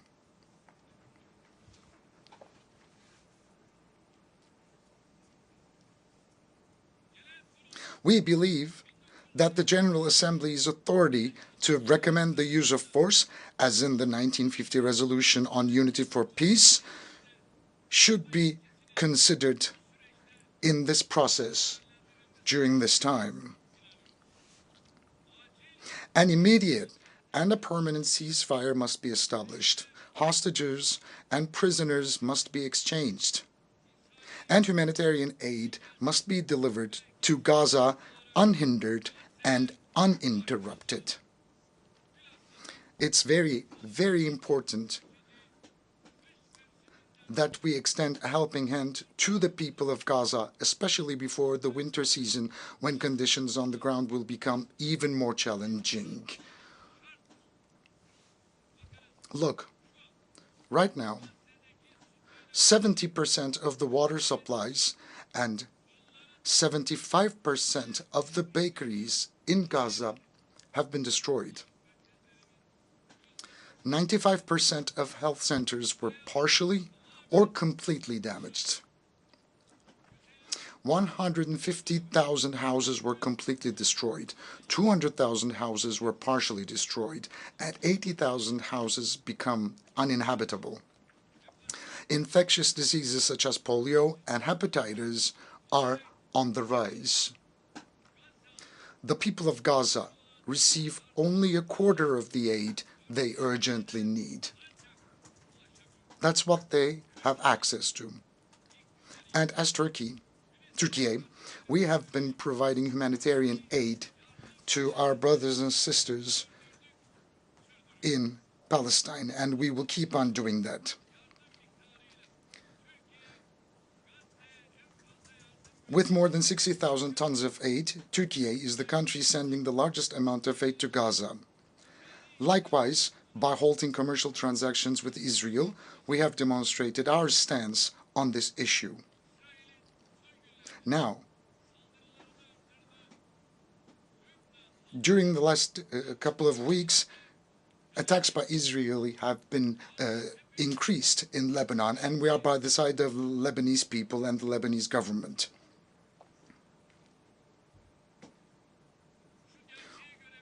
We can see this truth for what it is.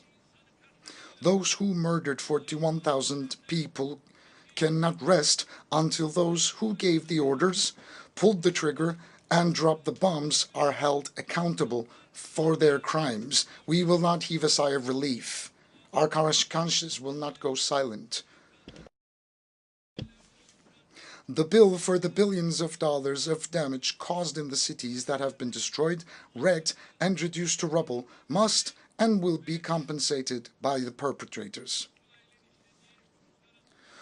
We support the case brought by the Republic of South Africa at the International Court of Justice to ensure that Israel's crimes do not go unpunished. We will take every step necessary for justice to be served in the case for which we have applied as an intervener or as a party. We will fight for the blood of Ayşenur Ezgi Eygi, who was shot in the head and murdered by Israeli soldiers during a peaceful protest in Nablus.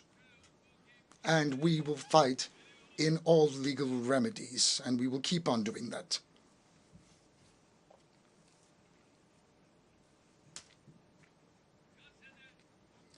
While a ceasefire in Gaza is urgently needed, the underlying problem in the Israeli-Palestinian conflict is the Israeli occupation of Palestinian territories.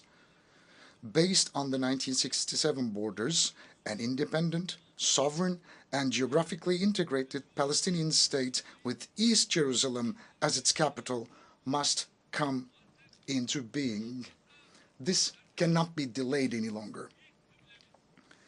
I would like it to be known that we are closely following Israel's increasing attacks on our first Qibla, Al-Aqsa Mosque and Haram al-Sharif. I would like to state once again on this podium as Tayyip Erdogan once again that I'm not using a language of politics.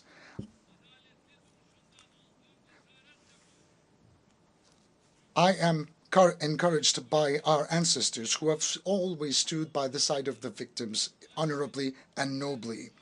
We are a nation that has been on the side of the oppressed and against the oppressors and oppression throughout history. We are such a nation. We welcomed Jews fleeing the Inquisition 500 years ago and Jews fleeing Hitler's concentration camps. We opened our arms wide. We, as a country and a nation, I'll be very clear to say that we have no animosity or hostility towards the people of Israel. We oppose anti-Semitism in the same way we oppose the targeting of Muslims just because of their faith.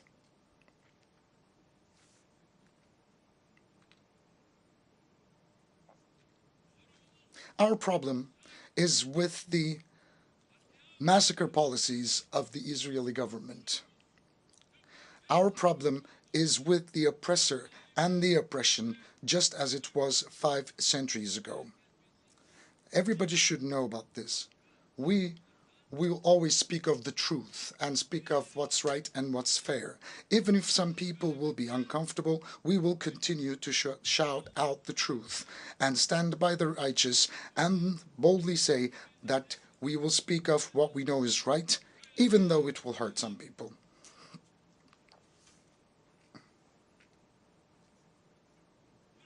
From here, I would like to thank all the courageous people who show solidarity with the Palestinian people without discrimination of faith, country, language, or religion, and who take to the streets almost every week to raise their voices against the massacres in Gaza. I would like to especially thank the university students and the youth. Distinguished delegates, unfortunately, in the 14th year of the conflict, Syria is still far from stability. The economic and humanitarian situation in the country, in the grip of terrorism and separatist organizations, remains dire. On the basis of UN Security Council Resolution 2254, we hope to advance the political process and achieve national reconciliation. We are determined to sincerely pursue our position in favor of a realistic dialogue. We are very sincere in that regard. Our neighbor Iraq, while continuing its fight against terrorism, is taking decisive steps towards development, reconstruction, and reintegration with its region. And the international community must support Iraq's efforts. In this context, it is important to implement initiatives such as the Development Road Project, which will benefit the entire region on a win-win basis. The success of all these efforts depend on the complete elimination of the terrorist threat in Iraq, in particular the PKK. We are strengthening our common action plan with another neighbor of ours, Iran, in the region in order to establish stability and peace. It's going to contribute tremendously to our efforts. The war in Ukraine has been going on for 3 years, and we are still away from establishing a permanent peace and stability. As the arms race accelerates, the space for diplomacy is shrinking.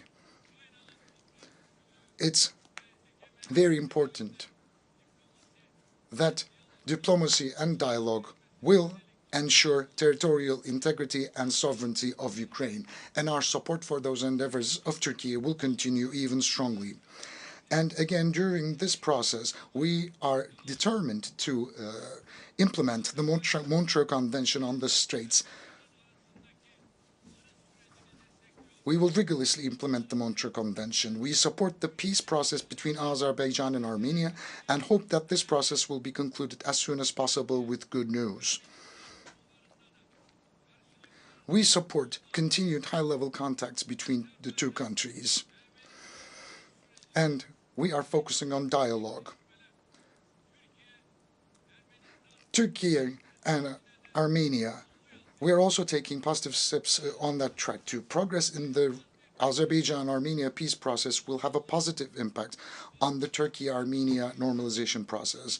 Dear friends, we play a constructive role for the prosperity and peace at the Balkans, of which we are an integral part, and we act in close cooperation with all actors in the region.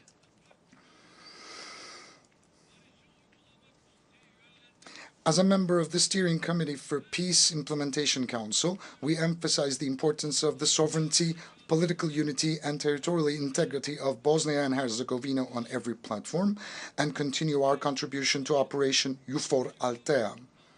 We are successfully continuing the Key 4 command we assumed last year and supporting the Belgrade-Pristina dialogue process. We want to see the Aegean Sea and the Eastern Mediterranean as a zone of stability and prosperity where the legitimate interests of all the parties are concerned can be respected.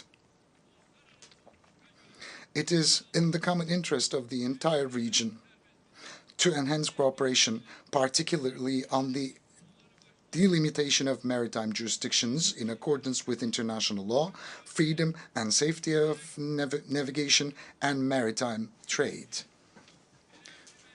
International maritime law encourages cooperation between littoral states in closed or semi-closed seas, such as the Aegean Sea. Turkey is ready for constructive cooperation on all issues, especially in energy and environment. We have the longest coastline in the Eastern Mediterranean, and Turkey's key role is undeniable. Turkey has legitimate rights and authorities in the western part of the island of Cyprus, while the Turkish Cypriots have legitimate rights in the areas around the world. It has been 50 years since the Cyprus peace operation, and 61 years since the Cyprus issue emerged as a result of the Greek Cypriot usurpation of the partnership state. From that day until today, peace and tranquility have prevailed on the island. It was always the Turkish Cypriots and Turkey who put forth the sincere will to bring about a just, lasting, and sustainable solution to the Cyprus issue. The federation model is now completely outdated, and we fully support the vision of a two-state solution with two different nations put forward by the Turkish Republic of Northern Cyprus. The sovereign, equality, and equal international status of the Turkish Cypriots, which are the vested rights of the Turkish Cypriots, must be re-registered and the isolation must end. Today, I once again invite the international community to recognize the Turkish Republic of Northern Cyprus and to establish diplomatic, political, and economic relations. We actively support the stabilization of Libya and the preservation of the unity and integrity of the country. We call on all states to sincerely stand by Libya at this very sensitive time and contribute to building trust between the parties. We must do more to end the conflict in Sudan. We all have a responsibility to deliver humanitarian assistance to the millions of Sudanese people displaced by the conflict. With its young and dynamic population, rich natural resources, and vast fertile lands, Africa has enormous potential. Based on the principles of equal partnership and mutual respect, hand in hand with the peoples of Africa, we support the continent's efforts for peace, stability, and development. We will continue to stand in full solidarity with our African brothers and sisters. As part of our initiatives, we are strengthening our deep-rooted ties with Asia. We are deepening our engagement with our partner regional organizations such as ASEAN, the Shanghai Cooperation Organization, and the Pacific Islands Forum. We keep our will to develop our relations with BRICS, which brings together emerging economies alive. We share a deep-rooted history with the countries of Central Asia, and we are further strengthening our cooperation on bilateral and multilateral grounds. Our Organization of Turkic States is gradually turning into a center of attraction. The organization is becoming an exemplary model of cooperation with the contributions of observer members Hungary and the Turkish Republic of Northern Cyprus. We will further strengthen our unity and our togetherness as the Turkic world. And within the framework of respect for China's sovereignty and territorial integrity, we are in close dialogue with China to protect the fundamental rights and freedoms of Uyghur Turks, with whom we have strong historical, cultural, and humanitarian ties. We endeavor to build on the friendly ties we have established with the countries in Latin America and the Caribbean. Distinguished delegates, we must work together to address global injustice. The United Nations Sustainable Development Goals concept of leaving no one behind is a guiding principle for these efforts. As one of the largest aid donors relative to its gross domestic product, Turkey's development cooperation activities contribute to achieving the Sustainable Development Goals. We contribute to efforts to ensure fair, inclusive growth and development in all international platforms, especially the G20, of which we are a member. We approach technological breakthroughs not as a source of new injustice and conflicts, but as a source of a more prosperous future, such as AI. We believe that all nations should equally benefit from the transformative power of these breakthrough technologies. The United Nations Technology Bank for Least Developed Countries, which we are hosting, is a concrete manifestation of our efforts in this direction. But unfortunately, the cyber terror attacks that took place in Lebanon last week show us once again how deadly these technologies can be used as weapons. I approach the climate change issue from that same perspective. No country can tackle emission reductions and climate change adaptation alone. The most important issues for developing countries are financing, technology transfer, and capacity building. I sincerely believe that the COP29 climate summit in Baku will contribute to the solution of these issues.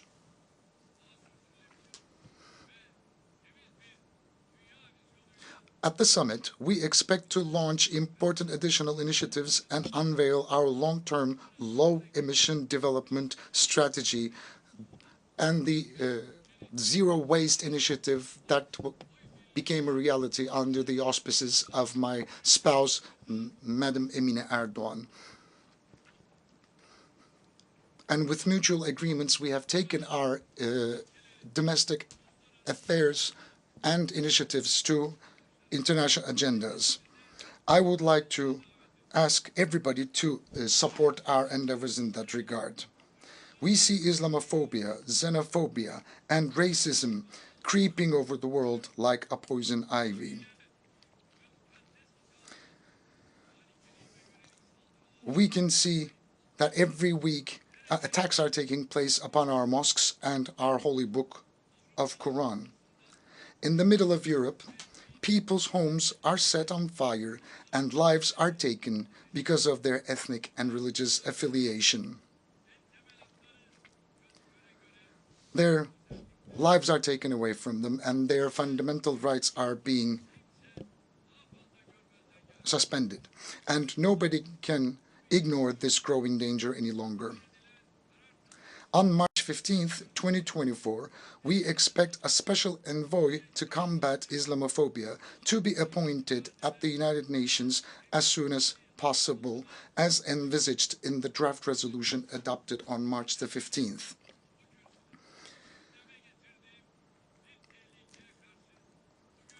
Today, I would like to draw your attention once again to the danger that I raised last year on this podium. Attacks on the institution of family, the pillar of society, are increasing. The disgrace staged at the opening of the 2024 Olympic Games has revealed the extent of the threat we face as humanity.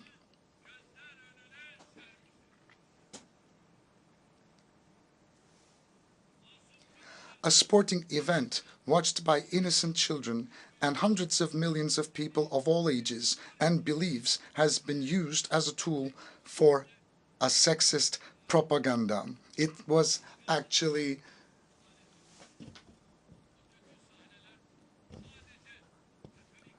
a parade of bad scenes. Those disturbing scenes of evil have wounded not only the Catholic world, the Christian world, but everyone who respects the sacred values. The issue of desexualization is no longer an orientation, but a global imposition. It literally became a war against the sacred and human nature. We are facing a multidimensional, comprehensive, and ruthless project of destruction, who are speaking out and who are reacting to this evil. Anyone who raises a voice for this annihilation project is silenced and targeted by lynch campaigns. And Turkey is determined to break this siege and resist the climate of fear. To this end, we became a member of the United Nations Friends of the Family Group. Inshallah, God willing, together with other member countries, we will not hesitate to defend the family, the human being, and the human nature. I invite all the countries that share our sentiments to shoulder this struggle. With these thoughts in mind, I wish that the 79th General Assembly will be auspicious for all humanity. I greet you all once again with love and respect. May peace be with you and may you remain in health.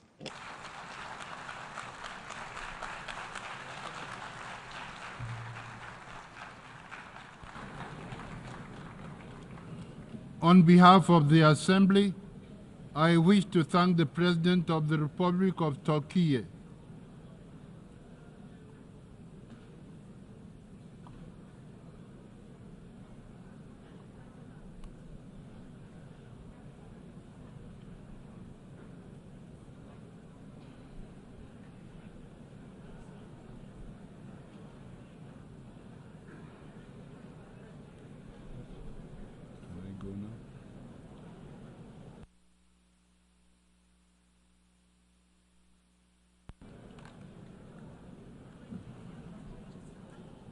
The Assembly will hear an address by His Majesty King Abdullah II Ibn al-Hussein,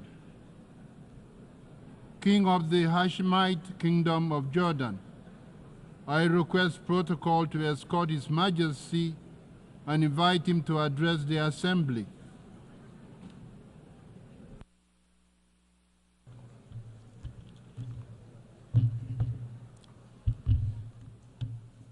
Bismillahir Rahmanir Rahim. Mr. President, Mr. Secretary General, Your Excellencies. Over the past quarter century, I have stood at this podium amidst regional conflicts, global upheavals, and humanitarian crises that have profoundly tested our global community. It often feels that there was not a moment when our world was not in turmoil. And yet, I cannot recall a time of greater peril than this. Our United Nations is facing a crisis that strikes at its very legitimacy and threatens a collapse of global trust and moral authority. The UN is under attack, literally and figuratively. For nearly a year, the sky blue flag flying over UN shelters and schools in Gaza has been powerless to protect innocent civilians from Israeli military bombardment. UN aid trucks sit motionless just miles away from starving Palestinians. Humanitarian workers who proudly wear the emblem of this institution are disparaged and targeted. And the rulings of the UN's International Court of Justice are defied, its opinions disregarded. So it's no surprise that both inside and outside this hall, trust in UN's cornerstone principles and ideals is crumbling. The harsh reality many see is that some nations are above international law, that global justice does bend to the will of power, and that human rights are selective, a privilege to be granted or denied at will. We cannot stand for that. And we must recognize that undermining our international institutions and global frameworks is one of the gravest threats to our global security today.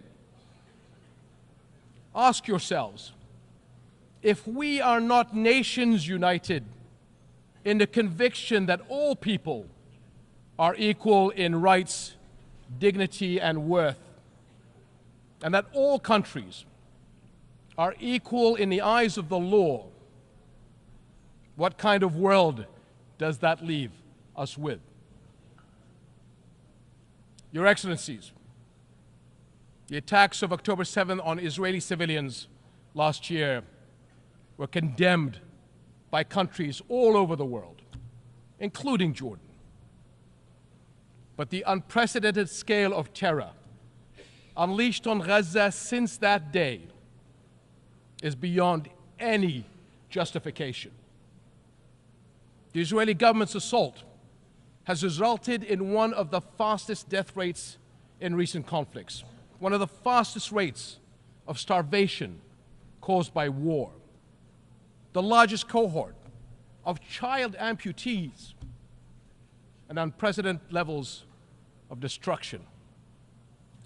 This Israeli government has killed more children, more journalists, more aid workers, and more medical personnel than any other war in recent memory. And let us not forget the attacks on the West Bank. There, since October 7th, the Israeli government has killed more than 700 Palestinians, among them 160 children. Palestinians held in Israeli detention centers exceed 10,700, including 400 women and 730 children. 730 children.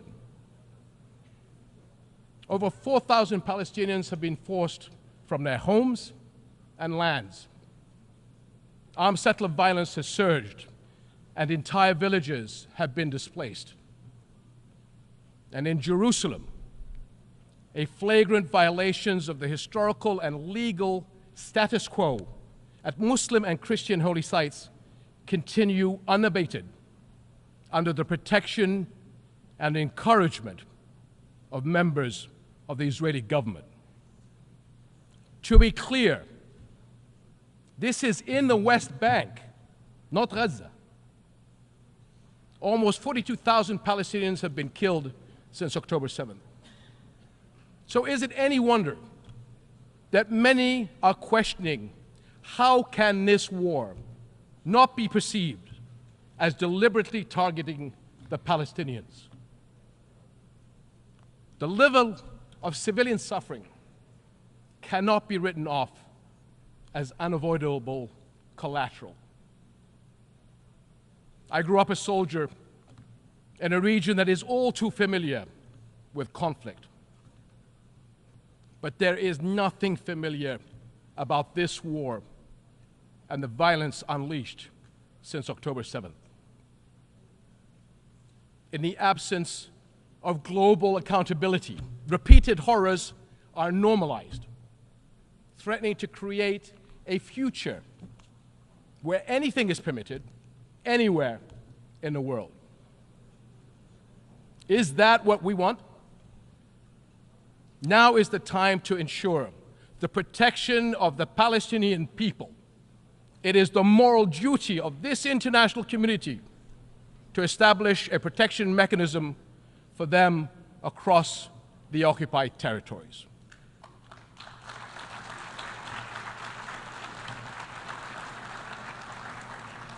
This will guarantee the safety of Palestinians and Israelis from extremists who are taking our region to the brink of an all-out war. That includes those who continue to propagate the idea of Jordan as an alternative homeland. So let me be very, very clear. That will never happen. We will never accept the forced displacement of Palestinians, which is a war crime.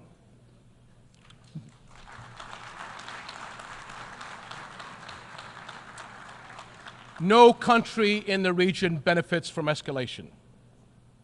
We have seen that clearly in the dangerous developments in Lebanon over the past few days. This has to stop. For years, the Arab world has extended a hand to Israel through the Arab Peace Initiative, offering full recognition and normalization in exchange for peace. But consecutive Israeli governments, emboldened by years of impunity, have rejected peace and chosen confrontation instead.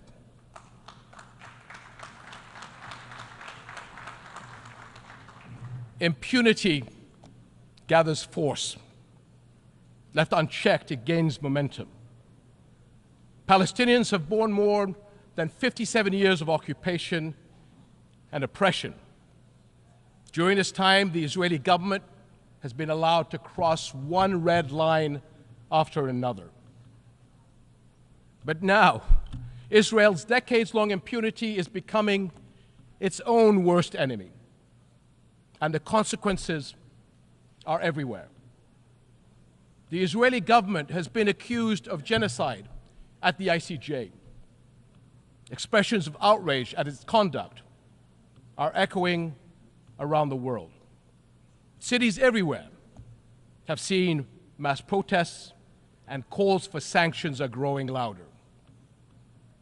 International frustration with Israel has long been mounting, but it has never been more exposed.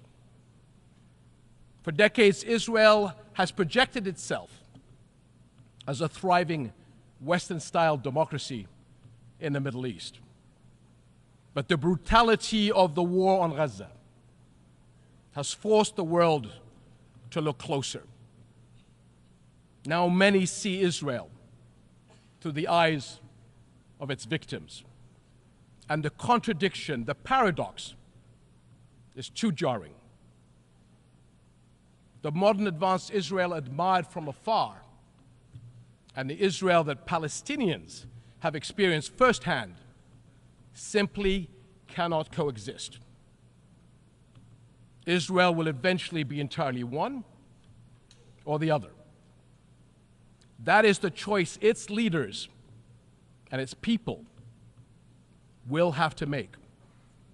To live by the democratic values of freedom, justice, and equality for all, or to risk further isolation and rejection. Over and over, we have watched Israel try to achieve security through military means. Each escalation is followed by a pause until the next deadlier one. And for years, the global community has taken the path of least resistance, accepting the status quo of the ongoing military occupation of Palestinians, all the while paying lip service to the two-state solution. But it has never been more evident that the current status quo is untenable. And as the International Court of Justice's advisory opinion underscored 2 months ago, it is unequivocally illegal. The court's opinion bears a moral imperative to us all. The obligation it carries is one that our nations cannot afford to ignore for the sake of our world, as well as the future for Palestinians and Israelis alike. Because both peoples deserve to live their lives in dignity, free of violence and fear. And the only way to achieve that is a just peace, one grounded in international law, justice, equal rights, and mutual recognition. That is something we, as nations and people everywhere, can and must unite around. Your Excellencies, the world is watching, and history will judge us by the courage we show. And it is not just the future that will hold us accountable, so will the people of the here and now. They will judge whether we, as the United Nations, will surrender to inaction or will fight to uphold the principles that anchor this institution and our world. Right now, they are asking whether we will stand by as parents watch their children waste away, as doctors watch their patients die for lack of basic medical supplies, and as more innocent lives are lost because the world failed to act. This war must end. Hostages and detainees must return home. But every day we wait is one day too long for far too many.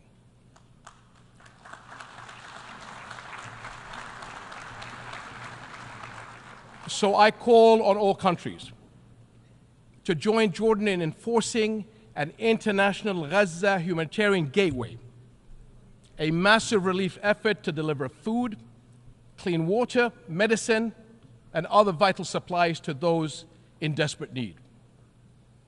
Because humanitarian aid should never be a tool of war. Whatever our politics, one truth is undeniable. No people should have to endure such unprecedented suffering, abandoned and alone. We cannot surrender the future to those who thrive on division and conflict. I urge all nations of conscience to unite with Jordan in the critical weeks ahead on this mission. Almost a year into this war, our world has failed politically, but our humanity must not fail the people of Gaza any longer. Echoing the words of my father from 64 years ago at the 15th session of the General Assembly, I pray that this community of nations may have the courage to decide wisely and fearlessly, and will act with urgent resolve that this crisis and our conscience demand.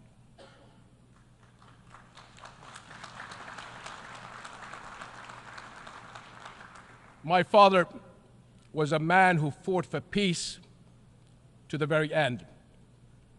And like him, I refuse to leave my children or your children a future we have given up on. Thank you.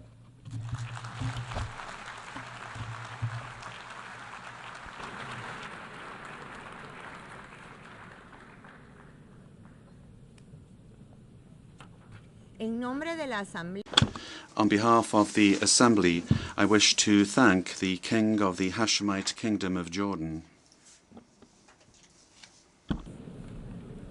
La Asamblea escuchará. The Assembly will now hear an address by the President of my country, the Republic of Guatemala, His Excellency Mr. Cesar Bernardo Arevalo de Leon. I request protocol to escort His Excellency and invite him to address the Assembly, and this is a very special honor for me.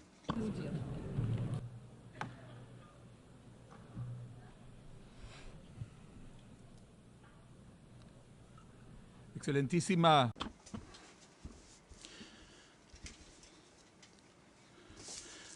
Your Excellency Carlos Rodriguez, Vice President of the 79th session of the General Assembly.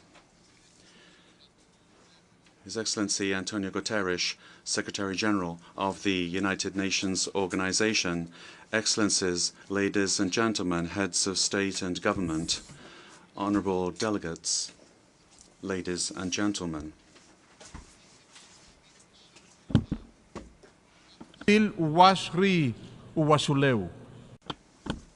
The people of Guatemala greet the world. I greeted you in the language of the Quiché people, one of the ancestral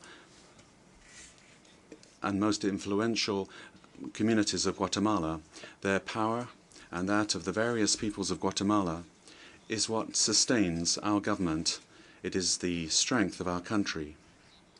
It is the resounding voice of those that have not been heard, of those that have been marginalized, but who have a lot to say, a lot to contribute, who have a place to play in building our collective future. I'm here as a result of two clear expressions of popular will. The first, a vote which unanimously rejected the representatives of the authoritarian past of Guatemala, and it granted me the honor of the presidency to lead the national effort to move towards a future of justice, equality, and progress.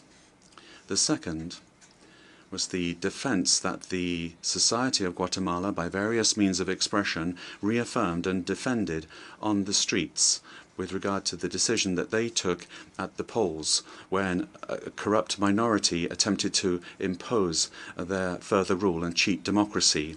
Our democracy will not be complete, it could not exist, without the impetus which is so decisive and courageous of the Mayan people of Guatemala, of people of mixed descent, of the Garinagu people of the Caribbean and of the Xinca people.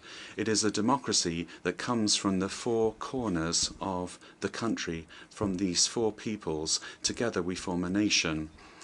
And the role of our government is to give a sense of unity to this diversity and to move forwards towards a prosperous and inclusive future.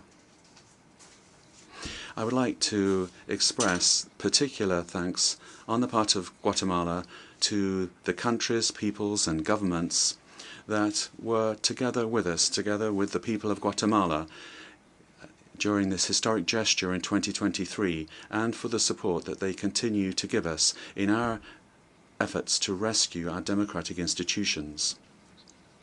And we are doing this through dialogue, a dialogue which is part of a great national consensus, something which all Guatemalans share over and above our ideological differences, our cultural diversity, our various ways of seeing the world.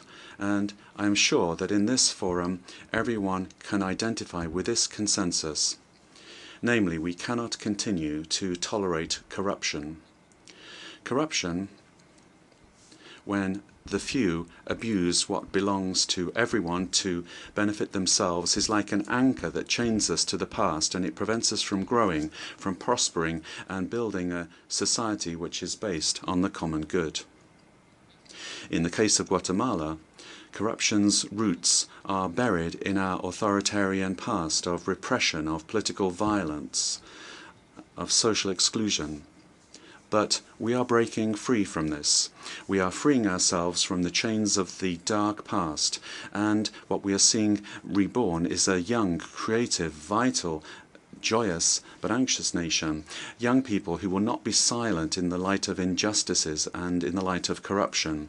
A diverse community that is building the future, a future where everyone has a seat at the table, where opportunities multiply, where cooperation and solidarity optimize talent, creativity, and individual efforts, where parents are able to sleep peacefully knowing that health and educational opportunities for their children are will be guaranteed, where work will be fairly remunerated, and where prosperity will not require immoral acts of corruption, where the earth, our earth, will be treated with gratitude and respect, and it will give us in exchange clean spaces for us to work, to live, to recreate ourselves, to grow.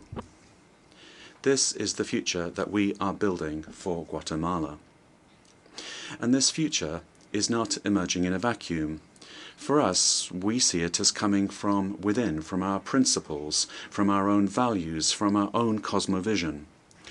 Our government is made up of the diverse peoples of Guatemala, and these are the values and the vision of these four peoples. They are the instruments that we are using to navigate this ocean of transformation. In the same way, this very important forum, and so necessary for global coexistence and for the progress of all nations, must look inwards and return to its fundamental values and use them to navigate the complex reality that we are facing today as a planet. The time has come to rescue multilateralism, to revitalize dialogue for peace, and to take concrete actions in order to resolve the most urgent problems afflicting us. Let us begin at the beginning. War, this horror that motivated the opening of this global forum, has commanded once again our attention. It is becoming a permanent reality, but in the recent last 2 years has become desperate, an intensity that we did not expect. We cannot tolerate it. We cannot tolerate war. We cannot ignore international conflicts that affect the peace and security of us all. We must not abandon hope of a world without war, of a future of peace. Guatemala would like to reiterate its solidarity with countries that are suffering from armed conflicts and unjustified wars. We would call upon the members of this Assembly to redouble regional and international efforts so that we can find peaceful solutions to our disputes based on respect for international law and international humanitarian law and the fundamental principle of human dignity. We cannot accept any violation of the United Nations Charter or of the Security Council resolutions, by any member state of this organization. Not in Ukraine, not in Gaza, not in Sudan, and not in any other part of the world. Ladies and gentlemen, rescuing multilateralism as a fundamental principle for the international system is an urgent necessity. And for each and every one of the nations that make up this forum, it's an unavoidable commitment if we really and sincerely want a future of peace and progress. Only with substantial reforms can we resume the path that we set out on when this organization was founded in 1945. A multipolar world needs new focuses which will be adapted to emerging needs of nations. We support the reform of the Security Council. Once again, it should resume a collective approach that is pacifist and democratic in the way it acts. It's not acceptable that decisions are not adopted in favor of peace because of the right exercised by the few. I'm referring to the right of veto. And with that, avoiding decisions being taken that are hard-hitting against those states which repeatedly violate the charter of this organization.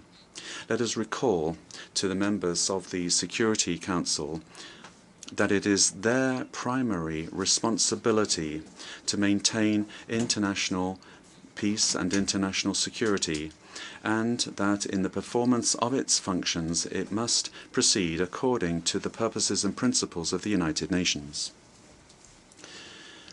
Madam Vice President, Guatemala contributes as part of our commitment to peace with 213 officials, military observers and military staff in 7 of the United Nations peacekeeping missions. And this is a contribution which fills us with pride. Our professionalism and experience in this area have led us to be recognized internationally as one of the main countries to make the greatest contribution to peace in Latin America and the Caribbean. And I would like to share with this General Assembly that we are in the process of finalizing administrative steps to ensure our participation and deployment as a military police contingent in the multinational security support mission in Haiti, pursuant to Resolution 2699 of 2023 of the United Nations Security Council.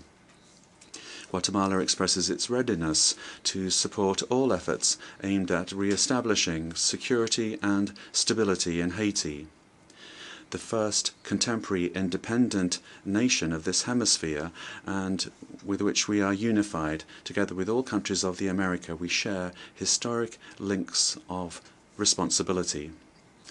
We have known for a long time that an attack against human dignity in any part of the world is an attack against all of humanity. And that's why peace is such a global imperative. We can all make a contribution. We all must do our part. This is the idea that is at the heart and the existence of this organization. In the same way, this organization has the obligation to maintain and increase its cooperation to ensure the protection of migrants, displaced persons, people who, for political, social, or economic or environmental reasons, have taken their lives to other countries. Our government has committed to transforming the relationship between the state of Guatemala and Guatemalan citizens residing outside the country, because they continue to be an integral part of our nation, and their work is a fundamental part of our economy. We are doing this through a strategy that makes it possible for them to have effective participation in our national development, converting them into project partners in order to improve the living conditions for the families that have decided to remain in Guatemala. In the future that we are building, migration is a right, an option. It's not a sentence arising from the lack of opportunities, or from violence, or from hunger. Over the last decade, Guatemala has moved from being a country of origin for migrants and increasingly one of transit and return, and also to a lesser extent a place of destination. Our commitment is to give dignified treatment to all people that arrive on our shores, consistent with the treatment that we demand for Guatemalans abroad. Our state is making substantial changes in the way that we protect and care for migrant persons. We have identified areas that need improvement and where we can offer greater opportunities in order to strengthen our management of migration flows, to ensure that it is orderly, regular and safe. It's my personal conviction, that of my government and of the broad majority of Guatemalans, that all migrants deserve to have the opportunity of a dignified life and to ensure that their fundamental rights are respected, irrespective of the causes that led them to migrate. For this reason, we firmly believe in the work that is being done through the United Nations system. Guatemala promotes the achievement of the 23 goals established in the Global Compact for Migration, for safe, orderly and regular migration, promoting international cooperation in the area of migration. With that same conviction, we welcomed 135 Nicaraguan brothers who were released from arbitrary detention by their government. Our commitment is that Guatemala will always be a space for dignity and freedom for those who come to our country, particularly for Central Americans who are, in accordance with our constitution, our history, and are generally felt to be our people, fellow citizens and brothers and sisters. Guatemala reaffirms its commitment to the fundamental principles of democracy, such as those that are in the Inter-American Democratic Charter, and which is a basic fundamental principle of the political organization of our peoples. We reject in our hemisphere and throughout the world any attempt to suppress the aspirations for freedom and justice that are expressed by the peoples of the world through free and democratic processes, as we are seeing currently in Venezuela and Nicaragua. The principles of democracy are fundamental in order to preserve freedom, dignity, and inclusive and equitable prosperity for humanity. Madam Vice President, before this General Assembly, I would like to reaffirm the commitment of Guatemala to permanently and in a lasting manner resolve before the International Court of Justice the insular and maritime and territorial dispute with the brotherly country and neighborly country of Belize. By opting for dialogue and the international legal mechanisms, we have demonstrated that peaceful means and respect for multilateral institutions are the most effective way to resolve disputes between countries. We are confident that this process will make it possible to bring about a just and lasting solution that respects the rights and dignity of both countries. This act is an act of faith, of our faith, in international law, and our commitment to lasting peace, not only for Guatemala and Belize, but also as an example for the region and for the world.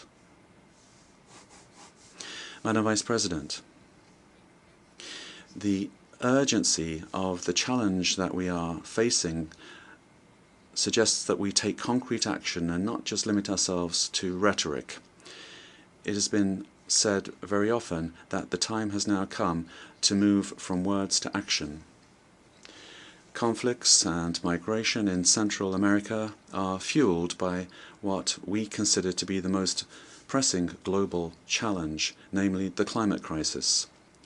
It is endangering our systems, our economy, our food chain, our survival itself. We are at a critical juncture for saving the current and future generations. Climate change is a devastating reality that is affecting humanity, which affects us today, but which will have disastrous consequences for the future. Guatemala, despite being a hugely diverse country, is extremely vulnerable to extreme climate events that cause natural disasters, flooding, landslides, fires, and an increase in temperatures that we have all been witness to this year. Our contribution to greenhouse gas emissions is minimal. Nevertheless, we, like few other countries, are suffering the onslaught of these extreme climate events. We are adapting ourselves to this reality and reducing the vulnerability of our country. In 2025, we will be presenting an update of our nationally determined contribution in fulfillment of the commitments established in the Paris Agreement. But we must recall here in this forum that the responsibility to address this crisis is a shared one. We have to act to resolve it, those that are suffering the onslaught of this crisis, but also those that have caused it. We issue an urgent call to the major powers to assume the leadership role that is theirs, as well as we appeal to the moral and financial responsibility with the nations, with the countries that have suffered the worst effects. The time to act is now, and it's essential that the next COP, COP29, to be held in Azerbaijan, be a success. The commitment of Guatemala to achieve this goal is total. Dear friends, Vice President, Guatemala is changing, and this change implies a transformation of our relationship with the world. We are doing what we can to contribute to the goals of this organization, and this contribution is born of a commitment to the norms and values of global peace and security, but also it comes from a democratic mandate that we have been given. Our people have the conviction that democracy is a necessary condition for progress and for well-being. Guatemala has an authoritarian past, and that's a very recent past, a tragic past that many of you will be aware of. Nevertheless, expressing our vocation for the freedom of our people, and with significant assistance from the international community, we have taken a turn towards promoting and defending human rights, earnestly confronting our historic problems and debts, and assuming courageously the responsibility to resolve the current problems that we have. The recent visit of the High Commissioner Volker Turk and the immediate renewal of the presence of his office in Guatemala are a testimony of this commitment. Guatemala has renewed its commitment to achieving the Sustainable Development Goals with the recent adoption of the Pact for the Future as part of the Summit of the Future. We are convinced that economic growth alone does not produce development. Cooperation, protection of the environment, social inclusion, respect for and the promotion of human dignity and security are indispensable preconditions for development. Guatemala is changing, and we are moving towards a future that is more equitable, where development and progress will reach every corner of the country, particularly the most abandoned sectors of the population, where everyone, irrespective of their origin, will have the possibility to build a dignified and full life. This is a natural aspiration of all peoples. We will do our part to bring this about in Guatemala, and we will work together to bring this about where it is needed. But we're doing this because we know that the world is changing. This change depends on our efforts as United Nations in this forum. It is unavoidable, and it is just beginning. It is for the well-being of our peoples and our nations. This is the vision that was at the heart of the foundation of this organization 79 years ago. This is the vision that should guide our efforts today as humanity. And I conclude quoting the sacred book of the Mayan people, the Popol Vuh, as follows: "Let everyone stand up and advance. Let no one be left behind." Thank you very much.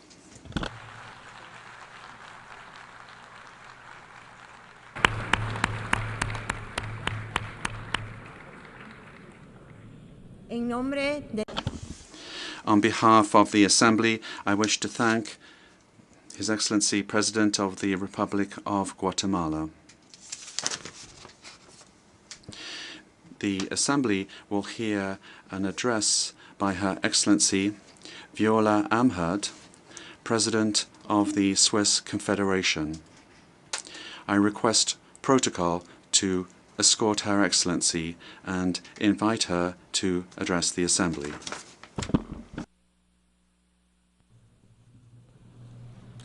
Madame la Vice-Présidente, Madam Vice President, Deputy Secretary General, Excellencies, ladies and gentlemen, on the morning of the 3rd of March 2002, I placed a ballot paper in the ballot box on which I had written a decisive yes. From early morning, figures and projections had already been displayed on TV screens, and yet it wasn't until the evening that the verdict was rendered. After a long and difficult struggle and a controversial election campaign, Switzerland was going to join the United Nations. In fact, ultimately it was just a few hundred votes in the Valais canton, my region of origin, that were the decisive ones. The Swiss people thus expressed the resolve of our country to shoulder its responsibilities and to participate in international politics in a spirit of solidarity. That was more than 2 decades ago. Today, I'm speaking to you just a few days away from the Swiss presidency of the Security Council. The world has changed, but not our principles. Like numerous other countries, Switzerland is increasingly concerned by worsening tensions throughout the world and the emergence of new conflicts. Unfortunately, we increasingly see gross violations of human rights and a complete disdain for internationally recognized borders. Might risks trumping the rule of law, and the use of force has considerably increased. It is only by standing together that we can confront this trend that the great writer Charles Ferdinand Ramuz described so well a century ago. I quote, "Misfortune never comes alone. They get married and have children." Great challenges face us. Wars, disasters, harm that we inflict upon our own planet, and risks and opportunities as well linked to technological progress. The UN, as the only universal organization, is absolutely central in tackling these issues. Taking the decision to work together better, irrespective of political regimes, economic structures, and cultural differences, is already a good start. The world should not divide itself up into blocks. That means that we should be ready to negotiate with all major regions of the world based on the principles that are in the interest of all, respected by all. International law must always be the basis of this. Excellencies, ladies and gentlemen, the quest for peace prevails over all else, and Switzerland is committed to this. Standing in solidarity, faithful to its tradition of good offices, and because giving up and inaction should never be an option, Switzerland this summer brought together about 100 countries and international organizations during the high-level Conference for Peace in Ukraine. Our aim was to give an initial push for a comprehensive, fair and lasting peace in Ukraine based on international law and the UN Charter. We would like to reiterate our invitation to the international community to spare no effort to support concrete measures and the joint communiqué. International law is the foundation underpinning our shared efforts for peace, security and prosperity in the world. The Geneva Conventions, whose 75th anniversary we are commemorating this year, govern the legal bases for war and thus the protection of civilians. Nonetheless, recent figures from the UN paint a bleak picture of the international community. Not only are people and civilian infrastructure insufficiently protected, but they are coming under repeated attack. We can see violations of international humanitarian law in Myanmar, in Ukraine, in the Middle East, and in Sudan. My country was firmly committed to ensure that the Security Council adopt ceasefire resolutions in Gaza and in Sudan in particular. There is an urgent need for these resolutions to be implemented and upheld. By the same token, we strongly call for an immediate return for complete cessation of hostilities on both sides of the blue line. The heavy price paid by civilians in these crises and in these conflicts currently makes Switzerland even more resolved to continue to view international humanitarian law as a top priority. Respecting it is at the heart of our commitment within the Security Council. The protection of civilians is not a given, and it is no way guaranteed. We should grant it more importance in situations of conflict. The best way of protecting civilians is and will always be peace. Along these lines, my country is investing in promoting civilian and military peace. Whilst some peacekeeping missions have not always achieved the aims set out, day after day they nonetheless contribute to keeping people safe and to stability and to peace.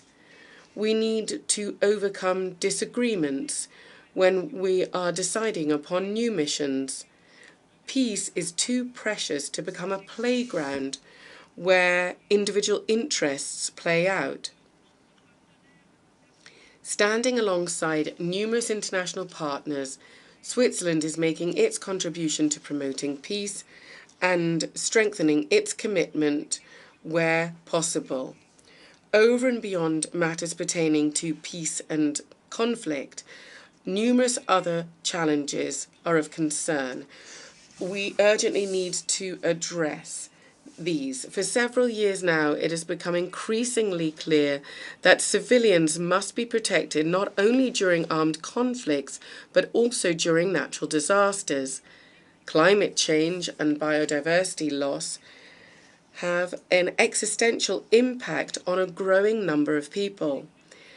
It is crucial that we also maintain our commitment in these areas and that we bolster them and take brave, courageous measures for the future. Numerous international agreements on the environment or on climate change have not been implemented or have been done so insufficiently. This has led to a massive destruction of our environment. I'm also concerned by the uptick in disinformation. This undermines freedom of opinion based on facts. Private and state actors are spreading false information in their own countries and in other countries in order to deepen polarization, sow discord, and destabilize states. Switzerland is firmly committed to freedom of expression and to freedom of the media. Disinformation is a poison.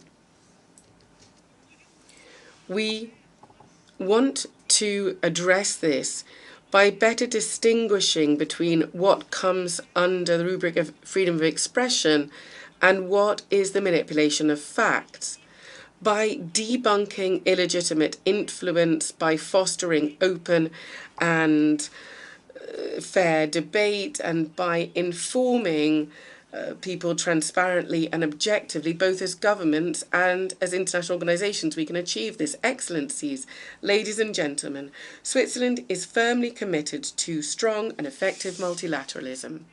I'm aware of the need for combined commitment from all states in order to find solutions together.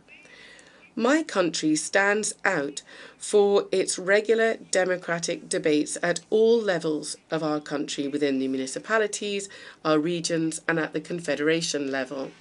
There is an urgent need to restore such a constructive and peaceful debate between states in order to tackle existential challenges. The day before yesterday, together, we adopted the Pact for the Future. The Pact is a strong commitment to multilateralism. One of the key dimensions of this is the 2030 Agenda for Sustainable Development. This is our roadmap, which we need to implement together as quickly as possible. The idea must be born of the vision, like the spark from the stone. Ramu also said this, and this quote still is relevant today. Let us be courageous and let us remain confident. We need a framework in which we can work together in partnership to find solutions. It is the United Nations which provides us with precisely this framework. It is up to us to make this institution stronger. Thank you very much.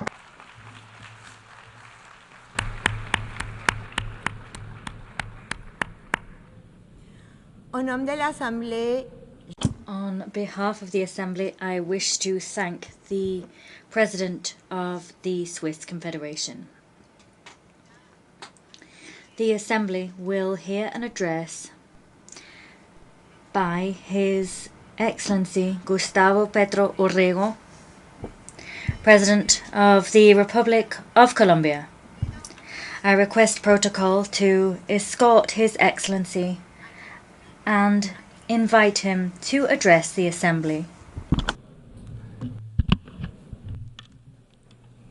My daughter, Antonella Petro, has just sent me a paragraph, and she wanted me to begin my speech with that paragraph. So with your indulgence, I will read it. It is a paragraph written by a child of 15, 16 years old, and it reads as follows. Today I am proud to appear before you as the President of the Heart of the Earth. That is how our indigenous people on the Sierra Nevada defined my beautiful country.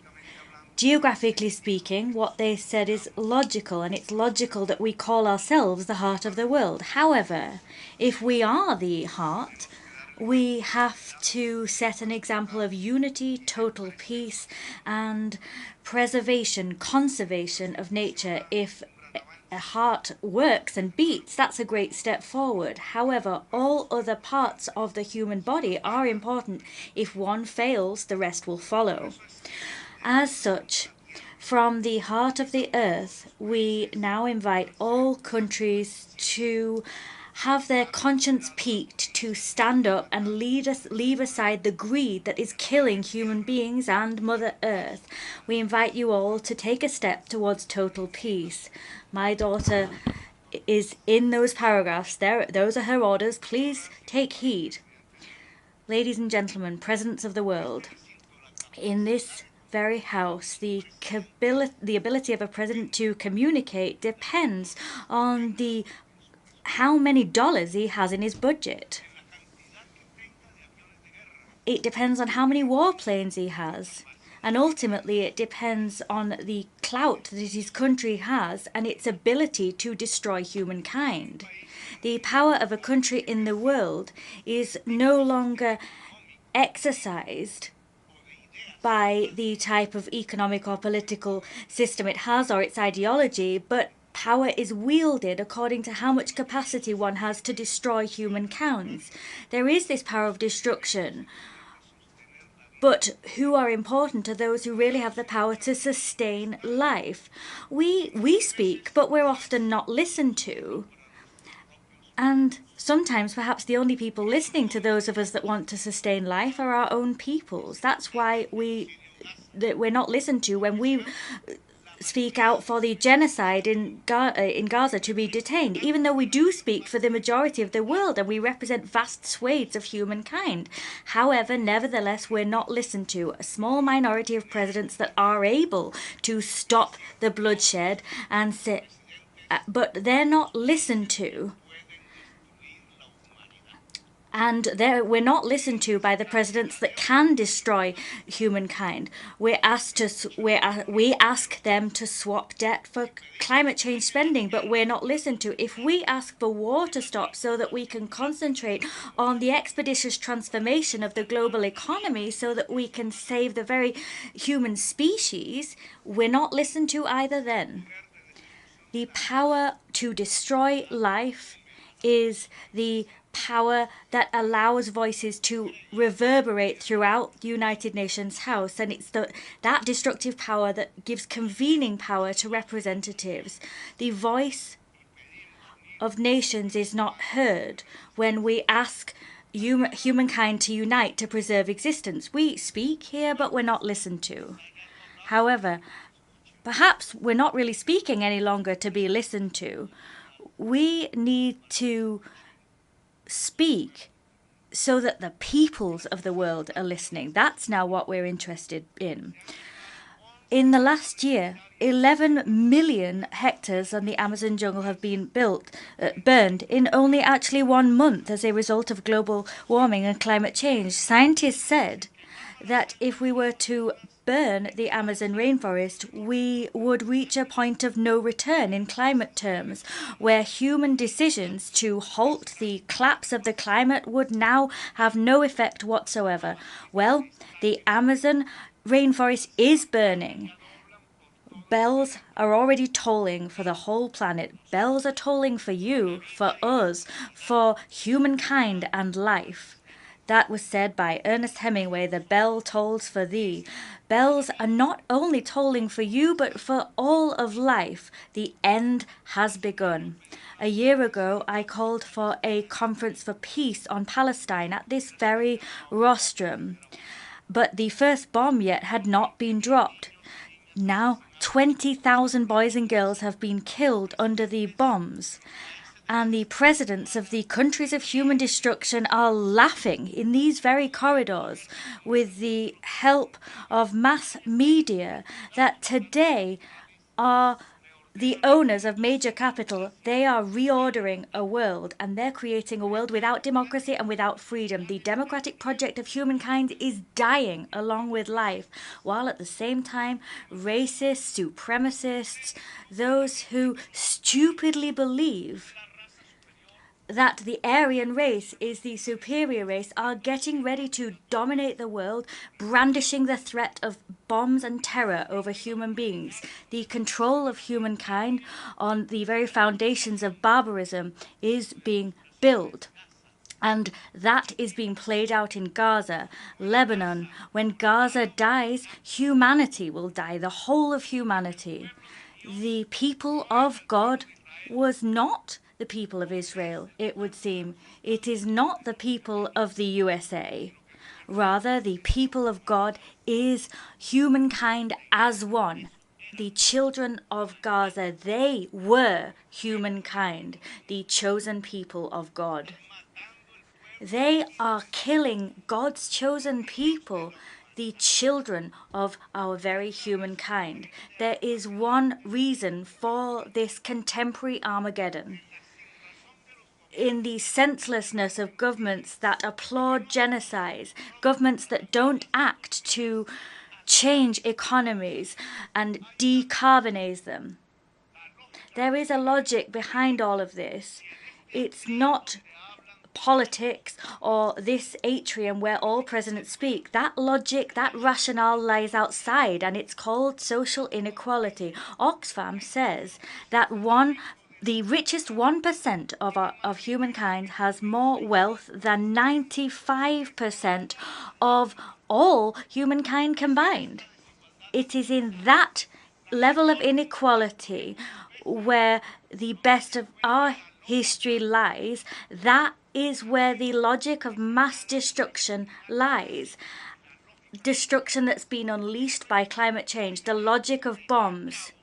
Netanyahu, as a criminal, is letting those bombs raise down on Gaza. Netanyahu is a hero for the richest 1% of humankind because he's able to demonstrate that people can destroy themselves with bombs. If wealth is measured in CO2 issued and not in dollars, we have the answer. The richest 1% of humankind is responsible for the climate change, which is gaining ground and is getting ready to destroy the world with oil and carbon, because that is how the world grows rich. The politicians, including the presidents of the most powerful countries of earth, quite simply obey them. They pay their campaigns. They are the owners of the means of communication, the global media. They are those who conceal the truth of science, like we see in the film Don't Look Up. They are the people who decide what is thought, what is said, what should be forbidden, and what should be silenced. In their power to prohibit and to ban, they scream, "Long live liberty!" But what they're talking about is nothing more than the freedom of the global 1%. They are obsessed with the free market, and that obsession brings us to the destruction of life and our atmosphere. The free market wasn't freedom, as they claimed it would be. Rather, what it meant was the maximization of death. The richest 1% of humankind is the powerful global oligarchy. They are the people who allow us to drop bombs on women, elderly people, and the children of Gaza, Lebanon, or Sudan. They impose economic blockades on rebel countries, countries that don't yield to their domination, Cuba, Venezuela, because they need to demonstrate their destructive capacity to the remaining 99% of humankind, so that they let them continue to wield power, continue to grow their wealth, and continue to tighten their control. This oligarchy is bringing humankind to the very brink of its own destruction. Politics just nods its head at them. They ignore the fact that people need freedom, people have power. They ignore the idea of democracy. The question we need to ask from this rostrum is, will the people allow this to continue? There is no more time to waste. Governments are incapable of halting the extinction of human life. Life indeed. Today we need to choose between life or greed, between humankind or capital. All I can say to the people of the world, as a representative of a country without weapons of mass destruction, without dollars, but a country that is beautiful in its biodiversity and cultural wealth, a country that's the country of butterflies of all colours, all I can say to you that now is not the moment for governments, it's the time of our people. Time has run out. Let us fly the flag of life, or our people will fill up mass graves. This was revealed to us by the epidemic. The time has come for people to act. Local action needs to be taken. Globally, we need to come together. Fossil fuel capital cannot continue. People must stop the rising tide of capital. The poison thrown into the atmosphere is lethal, and the chimneys that belch it out must be plugged. Every corner of the world can be a battle against those chimneys. A century ago, we raised a red flag that was held by the hands of the workers of the world. They talked about a revolution against capital. This world has ended. It is no more. It was lost in the largeness, the enormity of states. The red flag could no longer find a place in the history of humankind. However, today, we no longer need to defend a class, a system of ideas, but we need to defend life as a whole. And with that goal in mind, we need to lift up another flag, maybe not a red flag, but a flag of all colours, a flag of the colours of all of humankind.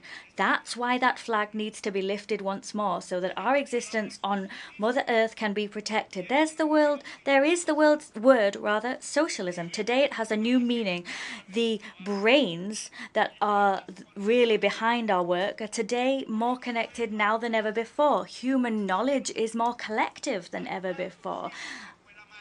Let us always revive that magic, that thinking that has allowed us to survive. Individuals are weak alone, and they'll end up being taken over by fentanyl and defeat if they act individually. People are strong if they help each other. And this mutual assistance can mean that we can go global. Mutual assistance, collectively building knowledge, humankind as a new political subject, all of that is the basis by which we give new meaning to the word socialism. We are more advanced than we've ever been. We are at the forefront of intelligent life. Intelligent life must defend itself and defend other lives from a global oligarchy who wields its weapons to destroy that life.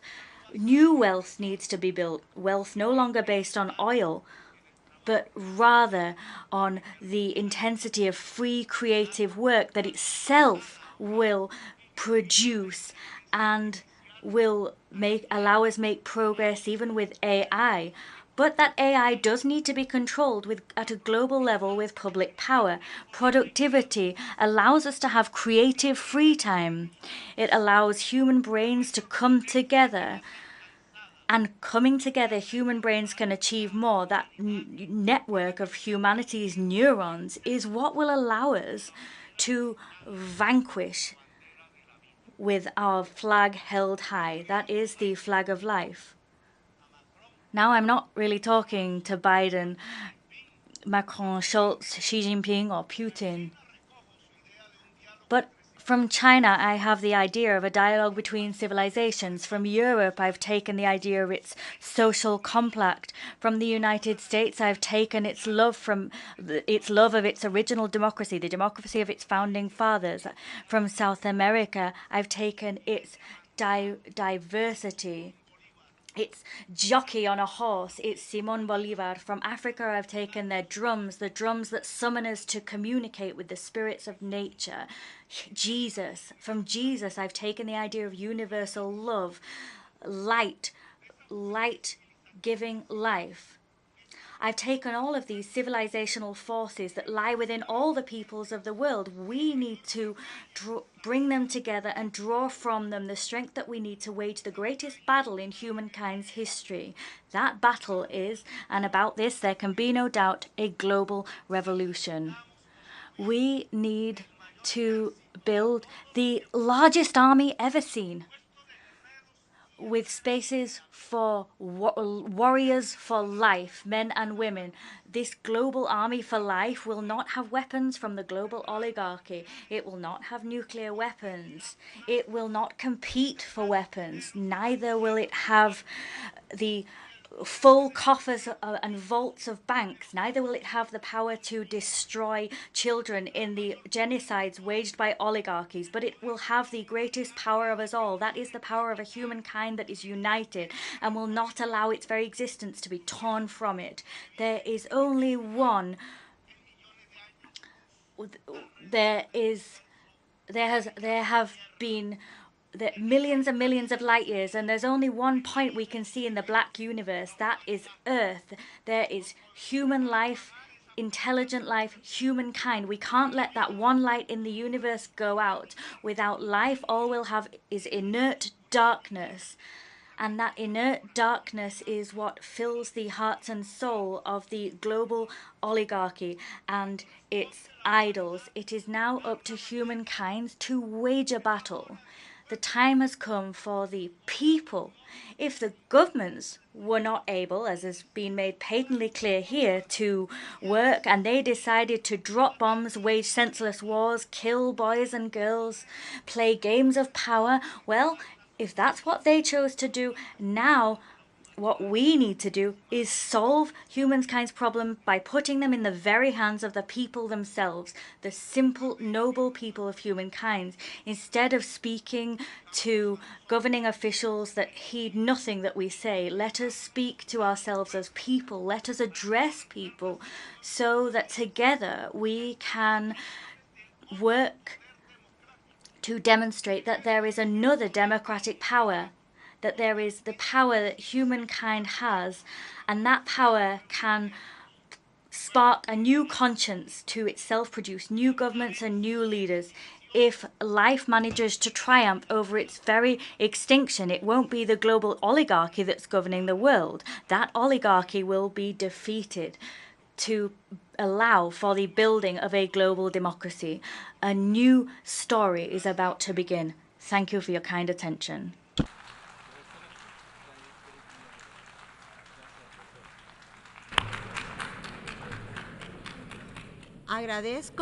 I thank, on behalf of the General Assembly, the President of the Republic of Colombia. The Assembly will now hear an address by His Highness Sheikh Tamim bin Hamad Al Thani, Amir of the State of Qatar. I request protocol to escort His Highness, and I invite him to address the Assembly.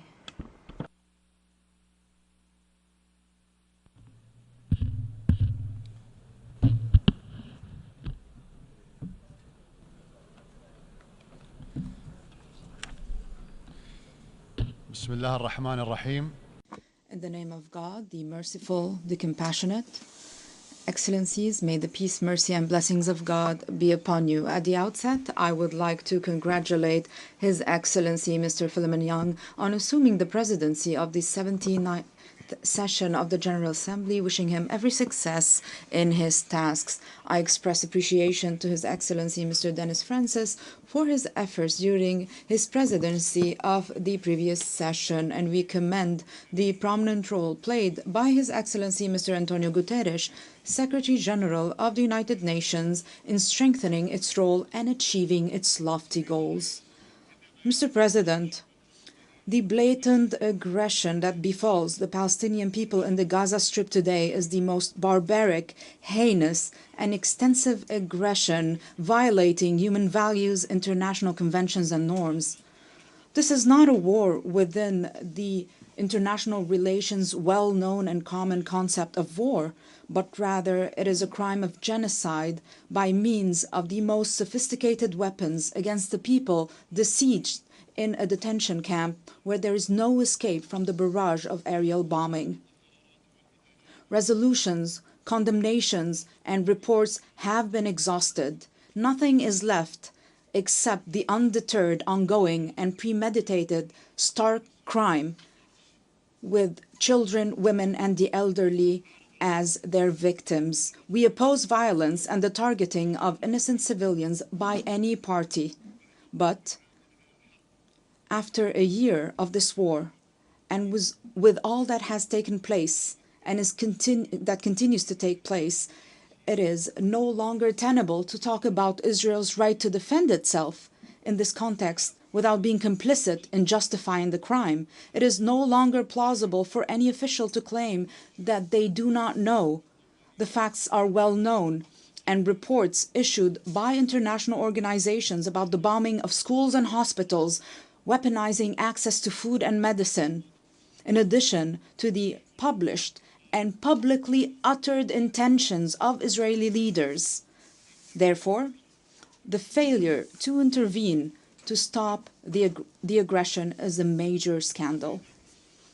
Ladies and gentlemen, every year I stand on this podium and I begin by talking about the Palestinian cause, the absence of justice, the perils of believing that it can be neglected, and the illusions of making peace without a just solution to the Palestinian cause. I have done so every year at a time when the Palestinian cause has become absent from the speeches of major powers' representatives in our world. There are those who are tempted by the possibility of marginalizing this issue to get rid of its burden or seeing it vanished without resolving it.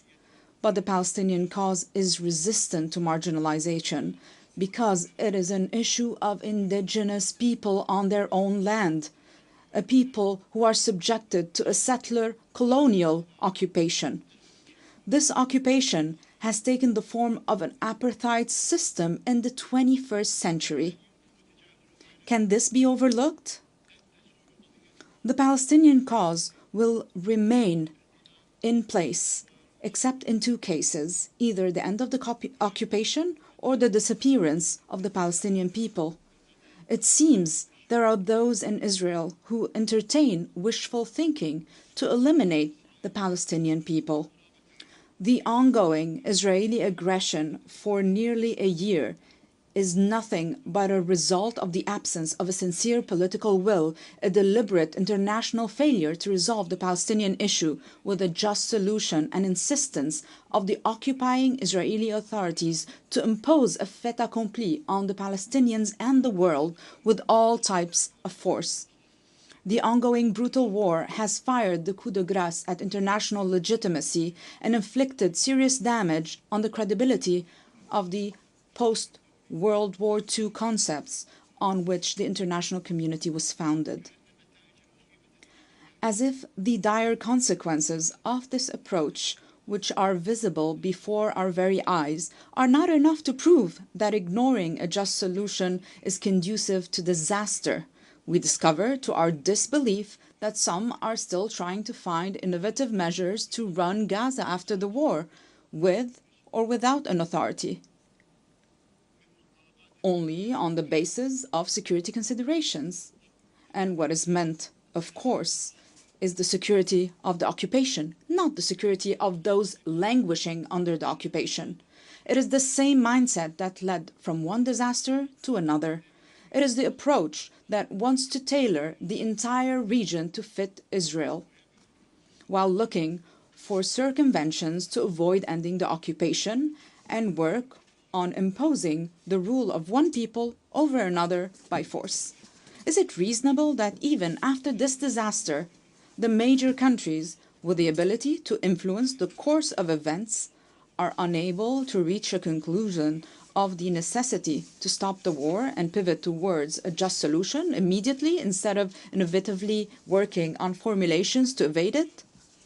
The end of the occupation and the Palestinian people exercising their right to self-determination is neither a favor nor a gift from anyone. Unfortunately, the Security Council has failed to implement its ceasefire resolution in the Gaza Strip and to refrain from granting the State of Palestine full membership status in the United Nations, despite the fact that the General Assembly adopted a resolution last May supporting Palestine's request for UN membership. The State of Palestine's full UN membership neither establishes its sovereignty nor ends the occupation, but at least it sends a message to the far-right government involved in challenging international legitimacy that force does not eliminate rights. Talking about such a step harming the peace process is simply eyewash, because there is no Israeli partner for peace during the current government's tenure. No peace process is taking place, but rather there's a genocide. In this regard, we highly value the position of countries that recognize the State of Palestine based on 1967 borders. the continuation of the humanitarian tragedy of the brotherly Palestinian people for more than 7.5 decades. This is a shameful stain on the conscience of the international community and its institutions. There is no point in talking about security, peace, and stability in the Middle East region and across the world if not backed by concrete steps leading to an immediate ceasefire and an end to the Israeli occupation of all Arab territories. Ladies and gentlemen, it is no secret that we are facing a humanitarian catastrophe in Gaza and other Palestinian territories, which are subjected to coordinated attacks by the occupation army and settlers in an attempt to enforce plans to expand settlements, annex the West Bank, and Judaize Jerusalem. The international community bears the responsibility for the consequences of what is happening to the brotherly Palestinian people. The Palestinian people are subjected to unfolding genocidal war that has resulted so far in the death of more than 41,000 martyrs, let alone the missing under the rubble, including 17,000 children, 11,000 women, 100,000 wounded, and thousands of disabled and millions of people forcibly displaced several times, in addition to the complete destruction of the infrastructure of hospitals, schools, and buildings, including mosques and churches. A whole society is being destroyed in the course of the genocide against segments of the Palestinian people. It is the Gazan Palestinian community that has retained its composure and achieved remarkable development levels amid more than 17-year-old stifling siege. Mr. President, the state of Qatar has opted for undertaking mediation efforts in an endeavor to stop the aggression on Gaza and secure the release of prisoners and detainees.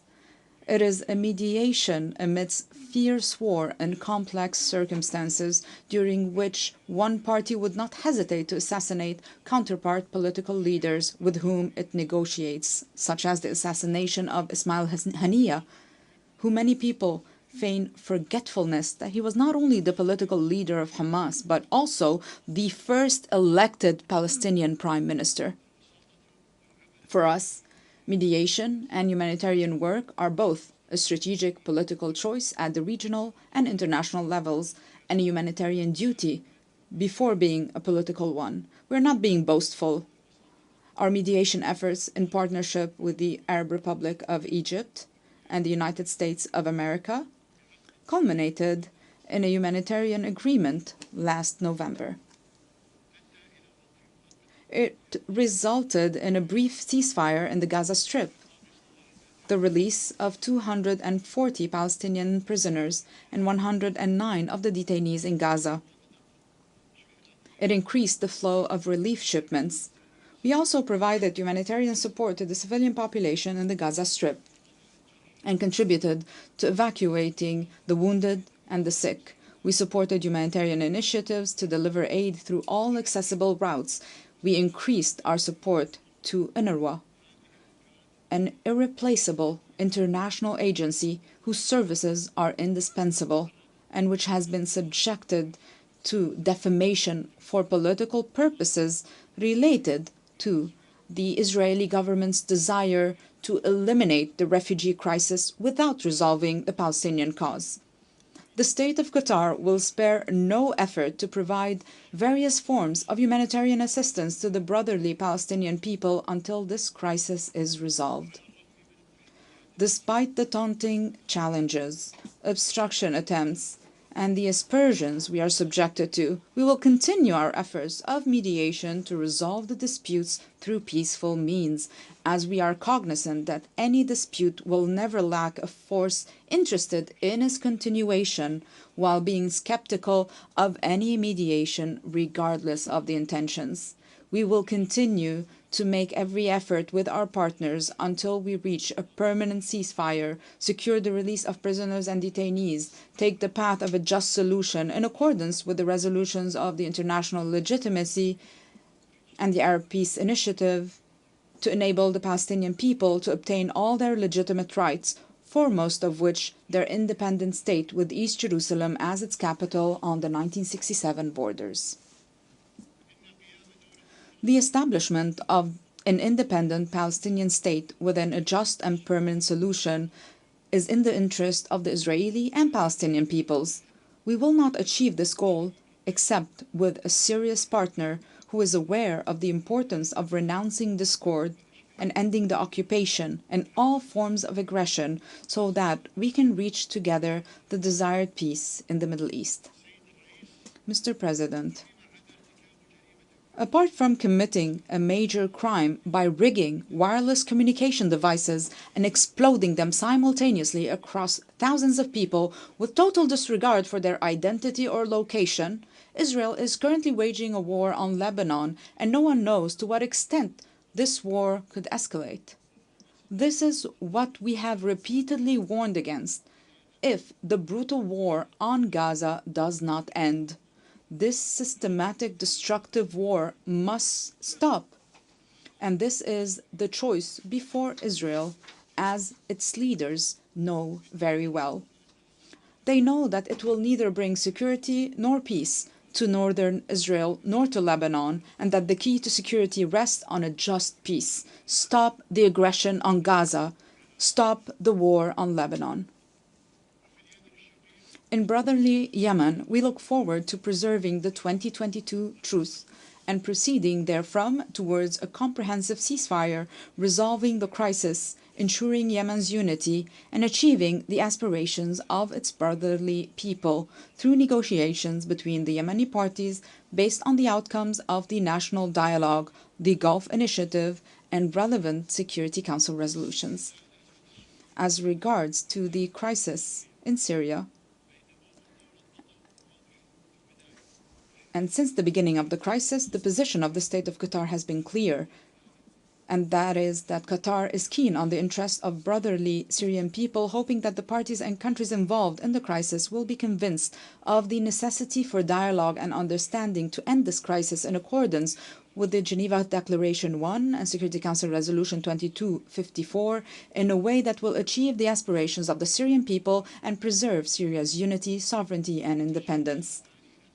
Regarding the Sudanese issue, we call on all the Sudanese parties to stop the fighting, and we reaffirm our support for all regional and international efforts to end this crisis in a way that will ensure the unity of state institutions and the sovereignty and stability of Sudan. In Libya, we support the political trajectory and the implementation of Security Council resolutions, and we urge all parties to recourse to dialogue and overcome differences in order to complete the comprehensive national reconciliation, preserve the progress and gains achieved on the security, political, and economic tracks, and unify state institutions. Arab countries cannot achieve security and stability without the existence of firmly established states capable of legislating and enforcing the law, developing and implementing national policies. No state can firmly be established and be stable in the presence of armed factions that are not under its control. These are self-evident and unquestionable matters. Ladies and gentlemen, the war between Russia and Ukraine has caused great human suffering and left repercussions on Europe and the world. We reiterate our call on all parties to implement the provisions of the Charter of the United Nations and the rules of international law to seek to find a peaceful solution as the only possible solution. In this context, and based on our firm belief in the principle of peaceful settlement of disputes, we have made a tangible contribution over the past year as Qatari mediation led to prisoner swap between the United States and Venezuela.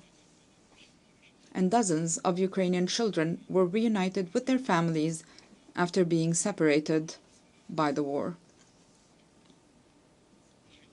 Finally, we affirm that the State of Qatar will spare no effort in working with its international partners and the United Nations to firmly consolidate the pillars of peace, security, sustainable development, human rights, and the rule of law at all levels, and to address global challenges in order to achieve a better future for all. Thank you, and may the peace, mercy, and blessings of God be upon you.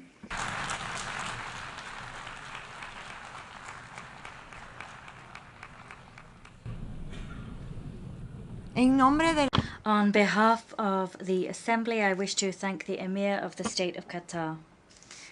The Assembly will now hear an address by His Excellency Matamela Cyril Ramaphosa, President of the Republic of South Africa. I request protocol to escort His Excellency. I invite him to address the Assembly.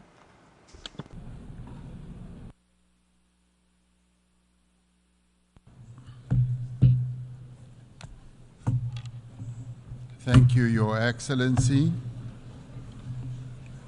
the Chair of the Assembly. We take this opportunity to thank the United Nations Assembly to give us a chance to speak. 30 years ago, South Africa was born as a new nation, equal, united, and free from apartheid. We adopted a new constitution as the birth certificate of our new nation. Our first democratic elections brought the tyranny of apartheid to an end, a system that this General Assembly had declared to be a crime against humanity. In adopting Resolution 2202A in 1966, as later endorsed by the Security Council in 1985, the United Nations was a beacon of hope in our quest for justice.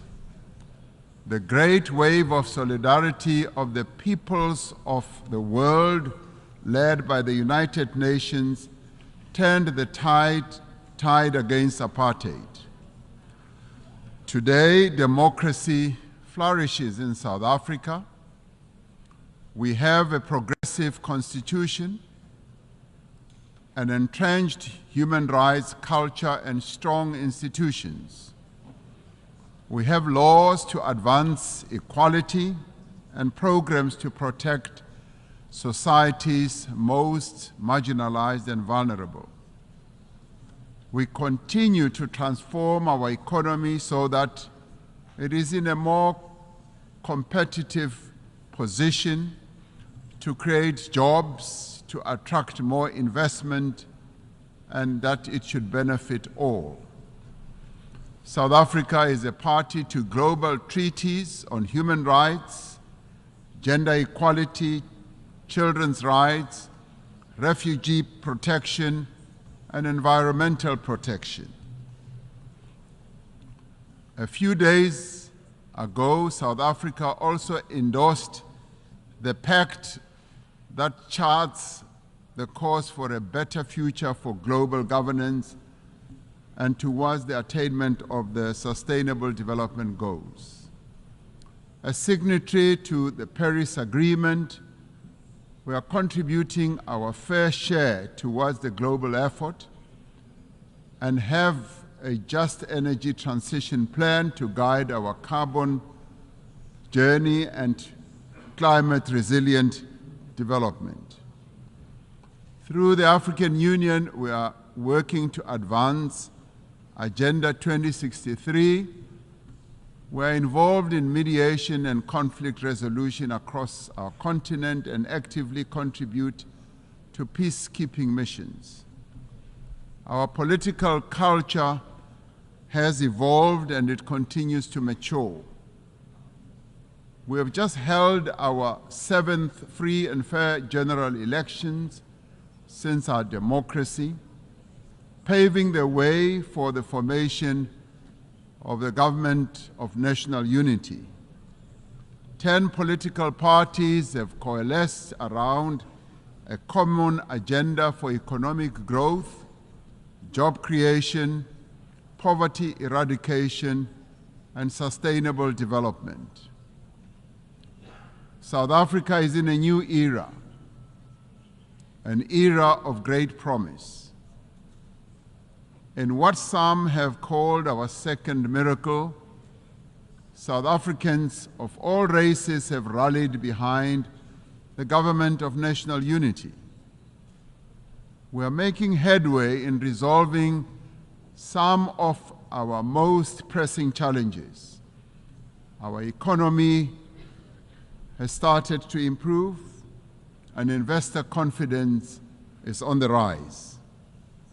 Our country's prospects look bright, and we look to the future with great hope.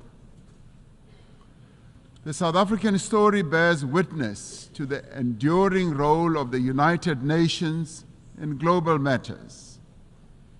In supporting our struggle, the United Nations affirmed the principles of the UN Charter, the fundamental human rights, the dignity and worth of every person, and the equal rights of nations, large and small. It affirmed the aspiration contained in the Universal Declaration of Rights that we should strive for a world free of barbarous acts that outrage the conscience of humankind. Genocide was declared to be a stain on the conscience of the world, and the world community took a stand against genocide. Apartheid was declared a crime against humanity and a stain on the conscience of the world. The United Nations took a stand against apartheid. These were seen as crimes against humanity then, and they continue to be crimes against humanity now. It has been 11 months since the Hamas attack that killed 1,200 people and where hostages were taken. As South Africa, we have condemned this attack. In response, Israel embarked on an act of collective punishment in its assault on the people of Gaza. The torment of the people of Gaza continues unabated. More than 41,000 Palestinians have been killed. Homes, hospitals, churches, mosques, and schools lie destroyed. Famine and disease stalk the streets of Gaza. This cannot but shock our collective humanity. The violence the Palestinian people are being subjected to is a grim continuation of more than half a century of apartheid that has been perpetrated against Palestinians by Israel. We South Africans know what apartheid looks like. We lived through apartheid. We suffered and died under apartheid. We will not remain silent and watch as apartheid is perpetrated against others.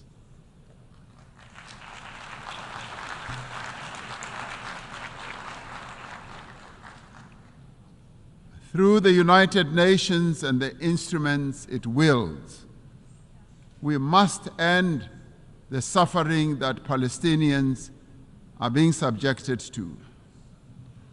We are called upon to uphold the principles of the UN Charter and to uphold consistently and in their entirety the fundamental tenets of international law. International law cannot be applied selectively. No one state is more equal than any other. In December last year, South Africa approached the International Court of Justice, seeking an order to prevent Israel from committing genocide against the people of Gaza. We did so in terms of our obligations as a state party to the Convention on the Prevention and Punishment of the Crime of Genocide. As South Africa, we welcome the support that a number of countries have given to the case that we have launched at the ICJ. The ICJ's orders make it clear that there is a plausible case of genocide against the people of Gaza. They further make it clear that states must also act to prevent genocide by Israel and to ensure that they are not themselves party to the violation of the Genocide Convention by aiding or assisting in the commission of genocide. We reiterate our call for an immediate ceasefire and for the release of all hostages. The only lasting solution is the establishment of a Palestinian state, a state that will exist side by side with Israel, with East Jerusalem as its capital. Our moral conscience further demands that we exert every effort to bring peace also to other countries, especially the eastern part of the Democratic Republic of the Congo, to Sudan, to Ukraine, and other parts of the African continent. We must realize the aspirations of the people of Western Sahara to self-determination. Achieving and maintaining peace and security requires the collective will of the community of nations gathered here. It requires that the UN Security Council should be a more representative body and inclusive. 78 years since its formation, the structure of the United Nations Security Council remains largely unchanged. Africa and its 1.4 billion people remain excluded from its key decision-making structures. This cannot continue. The Security Council has not fulfilled its mandate to maintain international peace and security. The UN Security Council must be reformed as a matter of agency.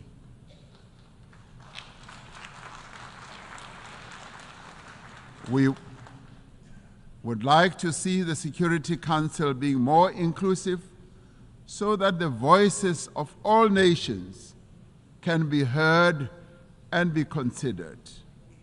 It cannot remain an exclusive club of just 5 nations to the exclusion of the many nations in the world. Africa stands ready to play its role in building a safer global order by participating in the work of the UN Security Council on the basis of respect and acceptance. The African Union and its member states are engaged in mediation, in dialogue and diplomacy across our continent to create conditions under which peace and development can take hold. There must be greater collaboration between the United Nations and the African Union towards resolving a number of conflicts and also in addressing the root causes of conflicts that continue to rage. Pandemics and endemics pose a serious threat to us all. We are concerned by the spread of mpox across the world and in Africa in particular. We urge the international community to mobilize vaccines and other medical countermeasures for deployment where they are most needed. Economic prosperity is key to sustainable peace. Through the Africa Continental Free Trade Area, we are establishing the foundation for a massive increase in trade and investment and infrastructure in our continent. The AFCFTA will further integrate regional economies and accelerate Africa's industrialization and economic growth. The climate crisis is now a full-blown climate emergency in the world. It impacts very devastatingly to both countries and citizens of many countries. Extreme weather, such as flooding, fires, and droughts, are wreaking havoc on societies, economies, and the livelihoods of ordinary people. Despite being least responsible for climate change, developing economy countries, and particularly African countries, are bearing the brunt of what they did not create and are in the front line. As South Africa, we remain committed to contributing our fair share to reduce global emissions, guided by the principle of differentiated responsibilities and respective capabilities. We have adaptation and mitigation programs and policies in place and have passed a climate change law to further support our emissions reduction targets. It is essential that climate actions do not deepen global inequality or stifle the developmental aspirations of the Global South. The industrialized nations are not honoring their climate commitments, and we repeat the call for predictable and sustainable financing for climate action. We must operationalize the agreed-upon climate financing and capacity building instruments to advance mitigation and adaptation. Pursuing sustainable development necessitates that those with greater means should support those who lack them. The world faces annual financing gap of some $4 trillion to achieve sustainable development. We call on better resourced countries to scale up their levels of support to developing economy countries. Debt is the millstone around the neck of many developing economy countries, stifling their potential and development. Debt servicing is robbing a number of countries of much-needed funds to support health, education, and social spending. South Africa endorses the United Nations Secretary General's call for the reform of the global financial architecture to enable developing economy countries to lift themselves out of the quicksand of debt. We must commit to systems for financing development that are more accessible, agile, and equitable. In 2025, South Africa will assume the presidency of the G20. We will use this important role to advocate for the peoples of Africa and all of the Global South, for their development and advancement. South Africa welcomes the adoption of the Pact for the Future and congratulate our sister country, Namibia, as well as for the Federal Republic of Germany for having ably steered the United Nations towards the adoption of the resolution in this regard.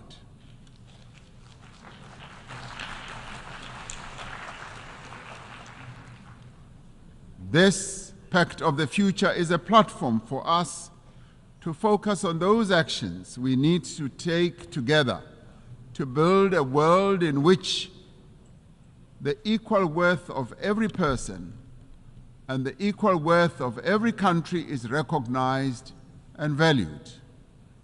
We particularly welcome the commitments to place poverty eradication at the center of all our efforts, and for the Sustainable Development Goals financing gap in developing countries to be closed. The disparities in wealth and development within and between countries is simply unjust and unsustainable. We must continue to strive for equal treatment, for equal opportunity and advancement for all individuals and all nations. The Pact for the Future must reinvigorate international solidarity, like veins that carry sustenance to every part of the body. Solidarity is the lifeblood of human progress. It binds us together to nourish the greater good. It is achieving the greater good for the common good to which we all strive.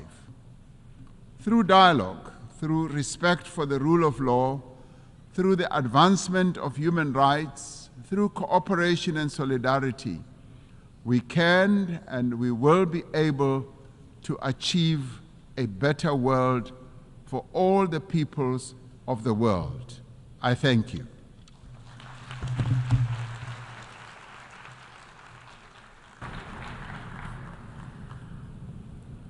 Agradezco. On behalf of the Assembly, I wish to thank the President of the Republic of South Africa. The Assembly will now hear an address by His Excellency Mohamed Muizzu, President of the Republic of Maldives. I request protocol to escort His Excellency and invite him to address the Assembly.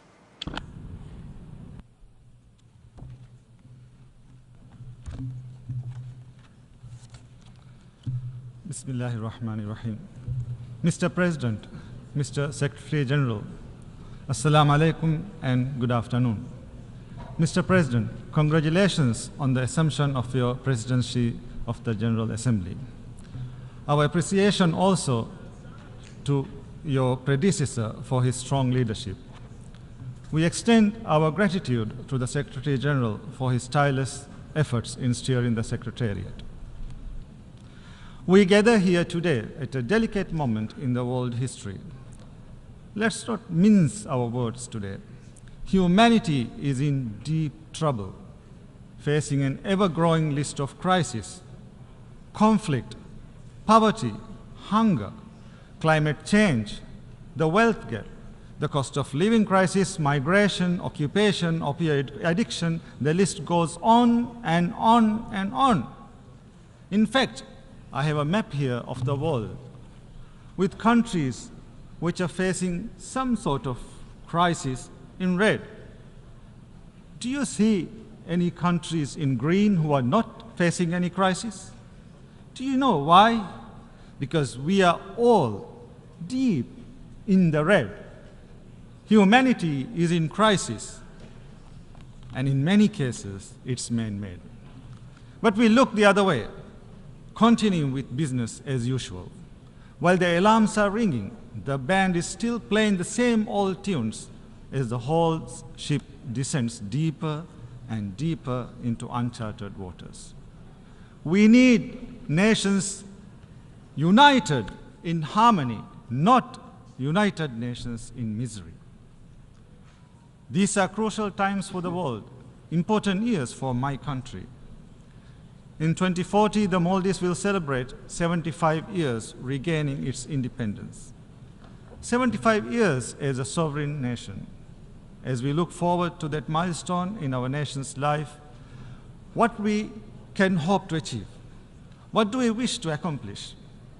And is the world ready to play its part?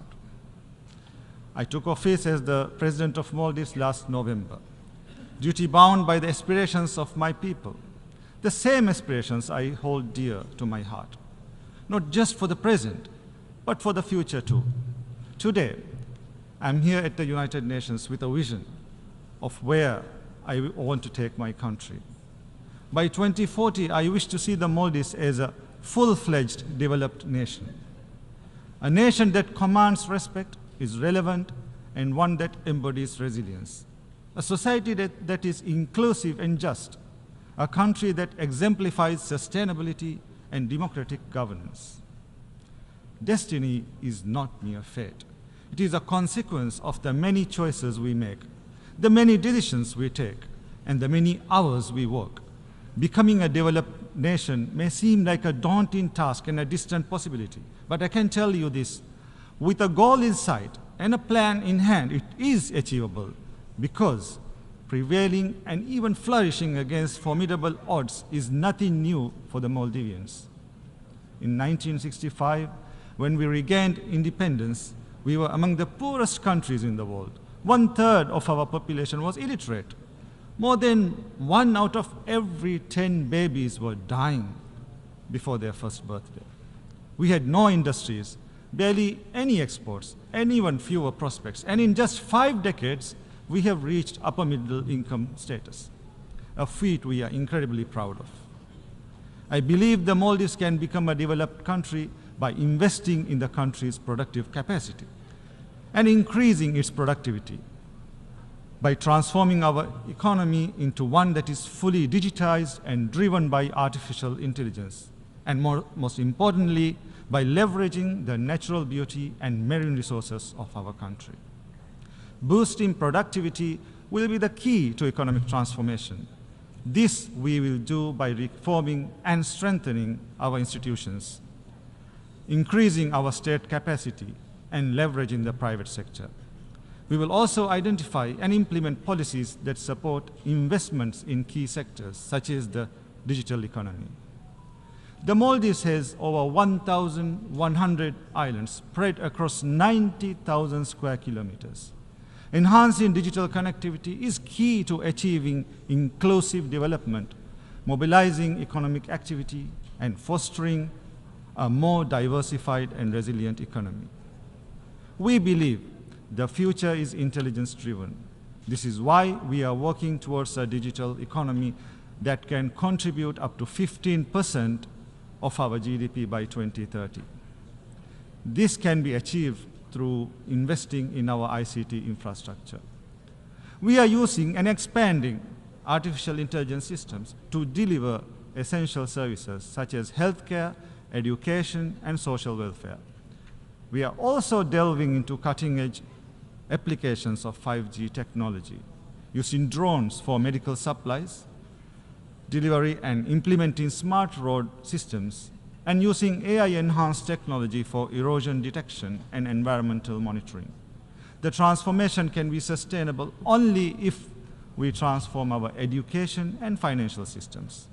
We need to invest in digital literacy from a young age, to build a generation that can use artificial intelligence to enhance public service delivery, build new products, and successfully compete in the global digital economy.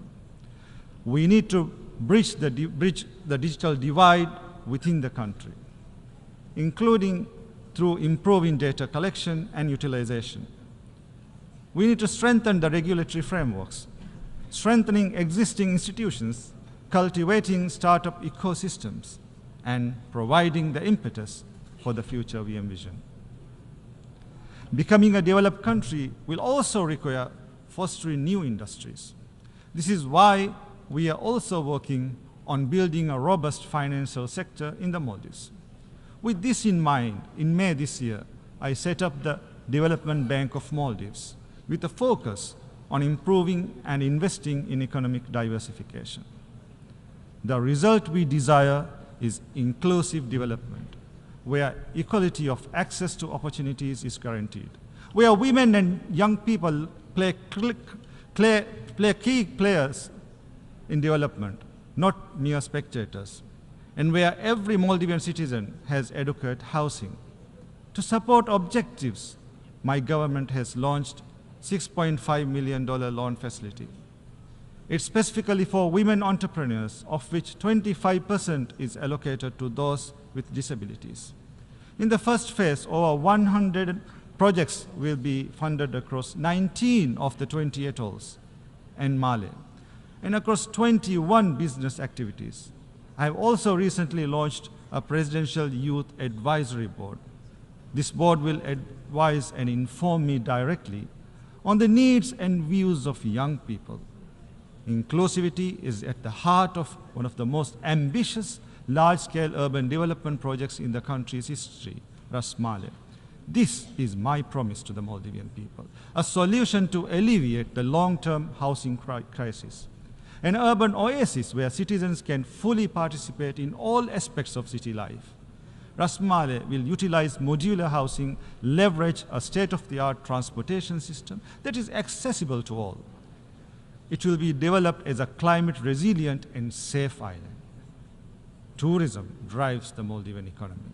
My vision is to expand the tourism sector further. This means building complementary industries centered around innovation and creativity. This means more sustainable and construction practices emphasizing on green and sustainable tourism. We are also expanding our main international airport, our air connectivity, and the fleet of our national airline. These steps will support the expansion of the tourism sector and at the same time generate more revenue for the country. But tourism is also highly vulnerable to external shocks, conflicts, calamities, and causes beyond our control can and have had far-reaching critical implications in the past. We need the international system to anticipate and address these threats. Threats such as armed conflicts, terrorism, violent extremism, transnational organized crime, climate change, ocean degradation, crimes that transcend national borders. Part of addressing these threats is to safeguard and protect people's fundamental rights.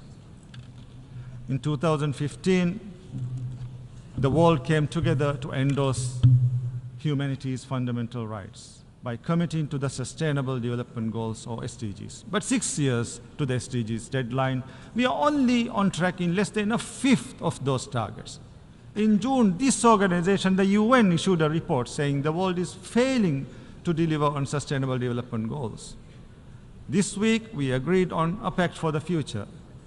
But do we want this document, the pact, to go the same way as this one, the 2015 SDG commitments? I'm sorry, but we can't keep doing this. We can't keep meeting, talking, pledging, but not doing. We don't want these days to come back to haunt us. The days when we had a chance but not a will. We believe the best approach to protecting fundamental rights is to cultivate a culture of respect. This requires support. The Maldives has a good track record of treaty ratification, implementation, and reporting. We champion the right to environment because we are keenly aware of the consequences of environmental degradation. We also believe that violation of a right by any country, large or small, rich or poor, with powerful friends or not, must not be tolerated. This is why the ongoing massacre, the genocide by Israel in Gaza, is a travesty of justice and the international system. The repeated destruction of homes, hospitals, schools, humanitarian infrastructure, the repeated cycles of killing of men, women, children, babies, thousands upon thousands. The world is struggling to process the deaths of so many civilians in Gaza, and now Israel raids Lebanon. claiming hundreds more civilian lives there. Their cries haunt anyone with humanity. Their tears bitter our conscience. Israel's targeting of journalists, the eyes and ears of humanity, the killing of journalists, Palestinian journalists, Lebanese journalists, Al Jazeera journalists, the closure of Al Jazeera officers. How can we interpret this as anything other than brutal attempts to prevent the world from knowing about the crimes taking place? Israel must be held accountable for these acts of terrorism, for these violations of international law and UN resolutions. We must accept a sovereign and independent Palestinian state on the pre-1967 borders with East Jerusalem as its capital. We welcome the decision to seat our brothers and sisters from Palestine with us here in the General Assembly for the first time instead of behind us. Now we must ensure that Palestine becomes a full member of the UN. Mr. President,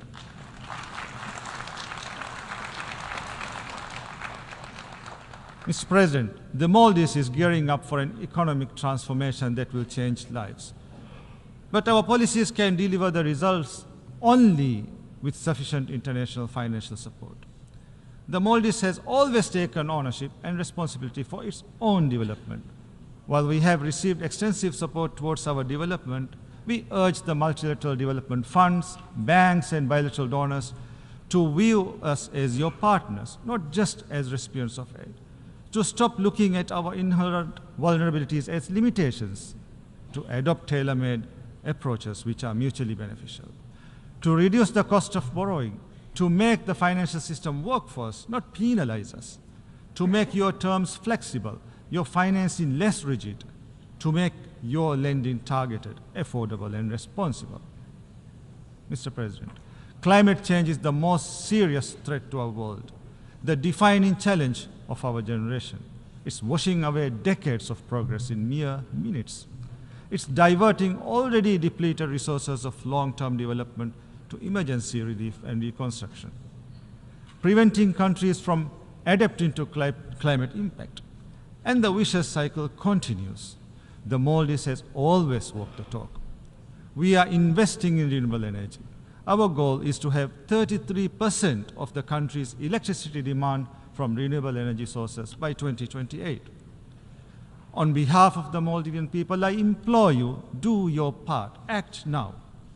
We must face the climate emergency head on with science, determination, and resources. The rich and emitting countries need to meet the financial pledges already made, especially on adaptation, where the financing gap continues to widen.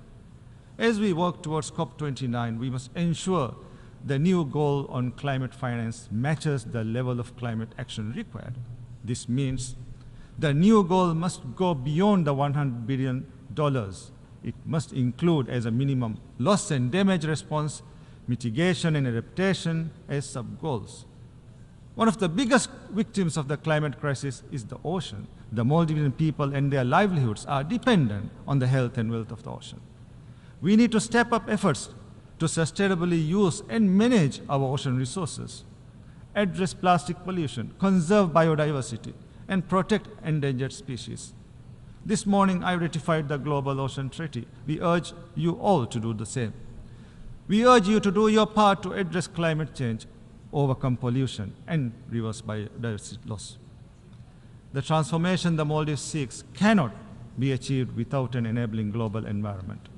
Small countries like mine need a multilateral system that champions us and delivers for us. The United Nations is the epitome of the multilateral system.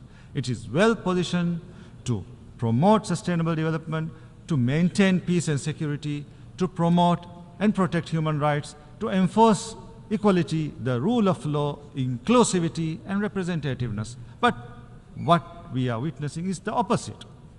Inability to stop climate change and environmental degradation, inability to stop war and genocide, inability to stop exploitation and suffering, inability to stop unequal representation. Hence, the United Nations needs reform and revitalization. It needs to be representative. The Maldives cannot and will not watch and stand idle while the multilateral system fails, because our development, our advancement, and our survival is tethered to the world. That's why the Maldives is seeking to get elected to the Economic and Social Council for the 2027 to 2029 term. We count on your support. If elected, the Maldives will strive to make the UN development system more relevant to our times, continuously recalibrating and adjusting, utilizing the latest science and evidence, listening to the variety of opinions and views. The United Nations must enforce its decisions across the UN system and at local level. The United Nations is only relevant when it makes a real difference in our lives. Mr. President, 59 years ago, the Maldives reached out to the United Nations as its first port in a sea of uncertainty. We came here to this great hall, seeking recognition, seeking a partner. We came to you as a poor and impoverished country, but with a vision of prosperity, a vision which we made great progress with your support. Today, once again, we come to you aiming higher, to reach further, and to do better, with a vision to make the Maldives a developed nation by 2040. For I believe development is destiny, and our destiny beckons towards a brighter future for the present and future generations. I thank you.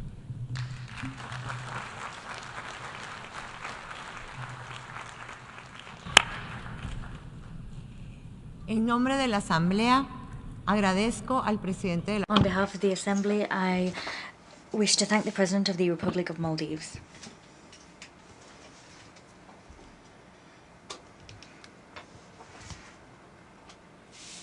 The Assembly will now hear an address by His Excellency Emomali Rahmon, President of the Republic of Tajikistan. I request protocol to escort His Excellency and invite him to address the Assembly.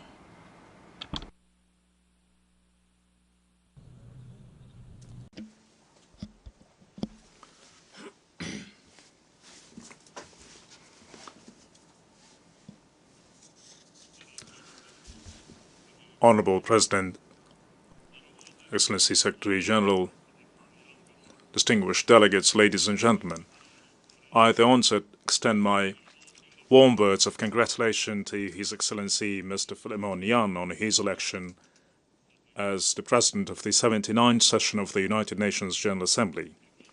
My heartfelt thanks also go out to His Excellency Mr. Dennis Francis in recognition of his fruitful engagement as the President of the 78th session of the United Nations General Assembly. Distinguished delegates, today the world is facing up to a turbulent and intricate situation. The controversial geopolitical process, rapid weaponization, escalation of the Cold War, armed conflicts, aftermath of climate change and other global jeopardies and threats will undoubtedly give rise to the long-term negative consequences. In this context, it is critical more than ever that we consolidate joint efforts of the international community to protect security, maintain stability, and ensure overall sustainable development. Obviously, we can bring lasting peace, build a harmonious life of mankind and prosperity of countries primarily on the basis of mutual understanding and constructive cooperation.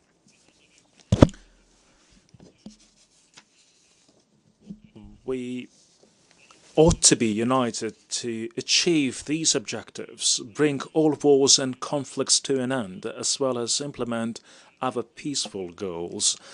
It is high time now to take bold and effective steps forward to strengthen the key role of the United Nations in resolving conflicts and restoring peace and stability across the planet. I, in this regard, would like to propose to adopt a special United Nations General Assembly resolution declaring the decade of promotion of peace for future generations. As I've stated time and again, Tajikistan always advocates the solution of all conflicts only through political and diplomatic means. At the same time, I would like to emphasize that the Republic of Tajikistan continues uninterrupted, unwavering support of an implementation of the 2030 Agenda to achieve Sustainable Development Goals. It is worth noting that the principal message of this agenda is also reflected in Tajikistan National Development Strategy 2030, and continued efforts are being taken to achieve the primary goals. Nevertheless, the existence of a wide range of difficulties hinder the timely financing of sustainable development.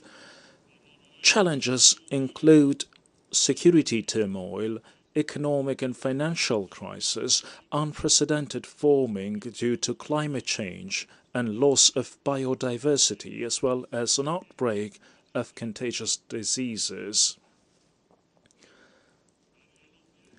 In a political declaration recently adopted by the General Assembly, member states have admitted that achievement of the Sustainable Development Goals is in threat. According to the United Nations Secretary General's report, the international community will be able to achieve only 17% of Sustainable Development Goals by 2030.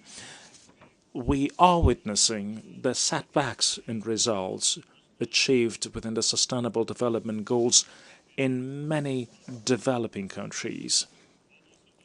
In view of this, we need to intensify our efforts to implement the 2030 Agenda in a timely manner and pay particular attention to the financing for sustainable development.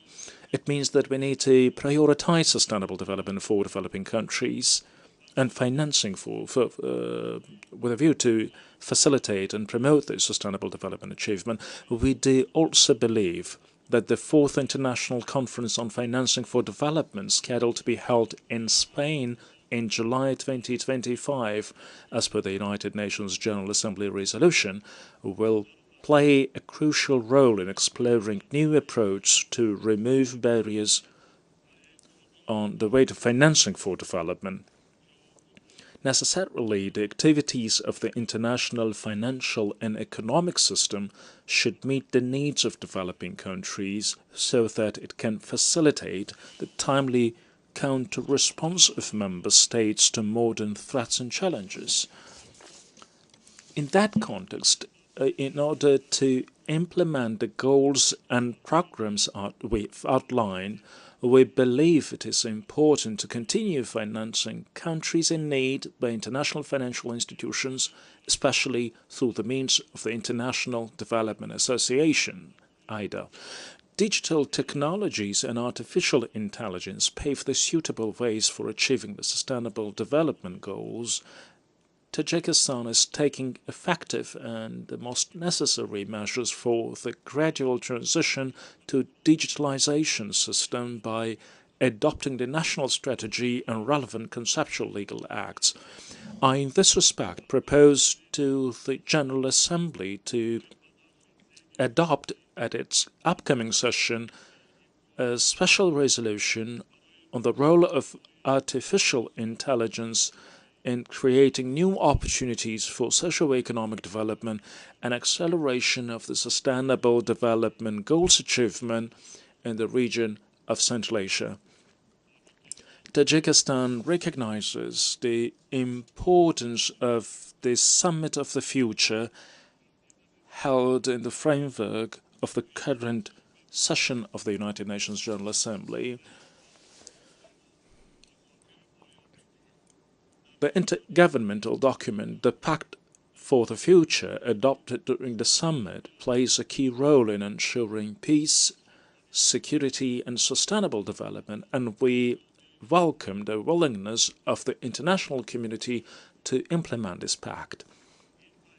This pact was adopted at a time when millions of civilians are exposed to security risks and dangers in different regions around the world.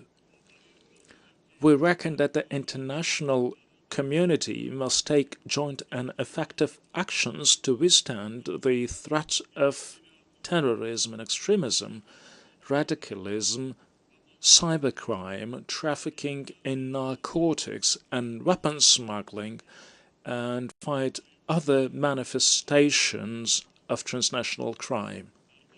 Furthermore, the rise of Islamophobia, as well as the trend of practicing double standard policy in international relationships in recent years, has become a matter of our deep concern.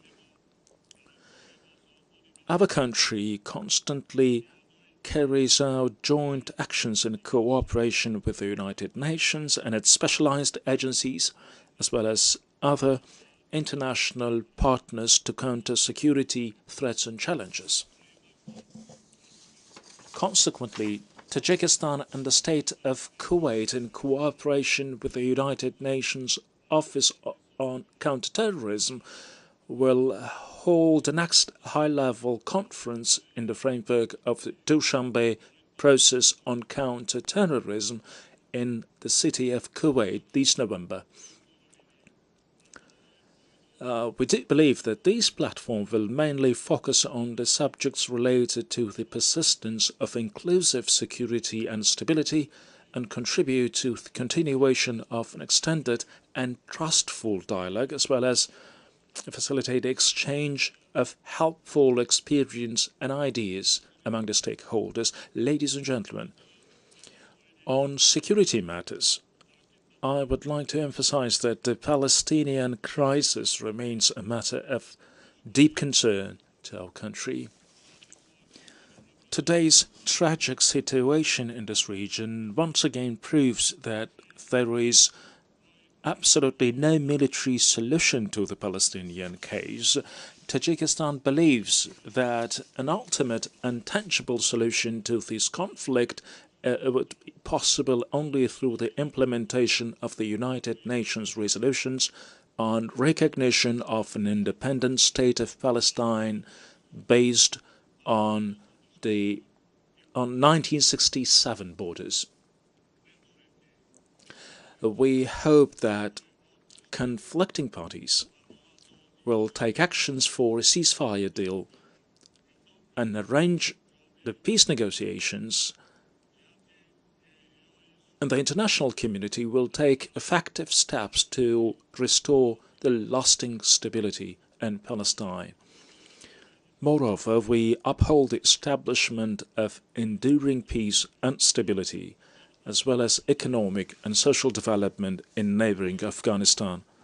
To this end, Tajikistan is always ready to accord its assistance in the revival and development of a wide range of sectors of peaceful life in Afghanistan. Subsequently, I repeatedly call on the international community to spare no effort to help the long-suffering people of Afghanistan, including regions affected by natural disasters, to prevent a humanitarian crisis in this war-torn country. Honourable delegates, ladies and gentlemen, it has been more than a year since the United Nations Water Conference 2023. According to the reports of relevant United Nations agencies, progress in water supply and sanitation, despite some improvements, does not meet our expectations. It needs to be much more done. As a result, Tajikistan, as a champion country, actively cooperates with all stakeholders to implement the commitments stemming from the Water Action Agenda of the United Nations Water Conference 2023.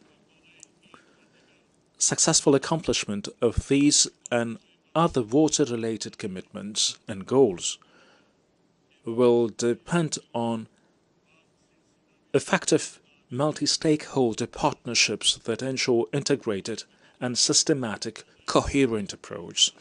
In this regard, it is important for us to take advantage of Dushanbe Water Process Platform to monitor the outcomes of the United Nations Water Conference 2023. We believe that Dushanbe Water Process will play a pivotal role as a platform for a broad, inclusive dialogue of stakeholders for a comprehensive preparation for the United Nations Water Conference in Dushanbe in 2028. Your Excellencies, distinguished participants, at the backdrop of a climate change impact, the international community needs to work on collective approach and initiatives in the proper use of natural resources and the relentless activities of various fields of human life. In recent years, the natural disasters along with a series of droughts caused enormous damage to the agriculture, environment and economies of developing countries in general. Being 93% of its territory covered by mountains, Tajikistan is also vulnerable to climate change due to the frequent occurrence of natural disasters. Natural disasters annually bring damage to the national economy of Tajikistan worth hundreds of millions of dollars, and unfortunately in many cases they cause death toll. Climate change is causing the accelerated melting of glaciers and reduce water volume in the rivers in different parts of the world, including in Central Asia. This process has a negative impact on real sectors of national economy such as energy, industry and agriculture. To date, more than 1,000 out of 14,000 Tajikistan glaciers, which are the main source of drinking water in the region, have completely melted, and the pace of their melting is dramatically increasing. This is despite the fact that precipitation and glaciers of Tajikistan make up to 60% of the source of water resources in Central Asia. And while the United Nations General Assembly's declaration of 2025 as the International Year of Glaciers Preservation at the initiative of Tajikistan provides a suitable basis for a developing cooperation among stakeholders. Pursuant to this United Nations General Assembly resolution, March 21st was declared as the World Glaciers Day, and an international trust fund to promote the glaciers preservation was established under the auspices of the United Nations Secretary General. Concurrently, the first high-level international conference on glaciers preservation will be hosted in Dushanbe, Tajikistan next year. Taking this opportunity, we call on partner countries and organizations to actively participate and contribute to the arrangement and conduct of this conference. We believe that this important international conference, which is scheduled to be held in cooperation with UNESCO and the World Meteorological Organization, will play an effective role in assessing the global glaciers problems and exploring specific approaches and ways for their effective solutions. Alongside with this, we invite all partners to financially contribute to the International Glaciers Trust Fund. It is worth highlighting that to further advance the glaciers preservation agenda, Tajikistan, together with France, has put forward another initiative to declare 2025-2034 a decade of action for cryospheric sciences. Our country has adopted a national strategy for adaptation to climate change 2030 based on its international obligations, including specific provisions of the Paris Agreement. Evidently, one of the ways to successfully mitigate the challenges related to climate change is the development of a green economy, which in turn calls for green energy development. Considering the importance of this reality, our country has approved and currently is implementing the Green Economy Development Strategy for 2023-2037. We currently produce 98% of our electricity from the country's hydroelectric power resources, and we are ranked the 6th in the world in terms of the share of greener energy produced from renewable sources. The goal of the implementation of our plans in this direction is to turn Tajikistan into a green country by 2037. Today, finding solutions to the daily issues of adaptation to climate change and reducing the severity of its negative consequences is considered one of the top priorities for the international community. We hope that developed countries, the United Nations and its specialized agencies, influential international financial institutions, and other international and regional multilateral entities will further continue to pay serious attention to these important and critical issues. We are convinced that the international community succeeds to achieve its common goals and objectives through the development of trustful dialogue, mutual understanding, and constructive, rewarding cooperation. I thank you for your attention.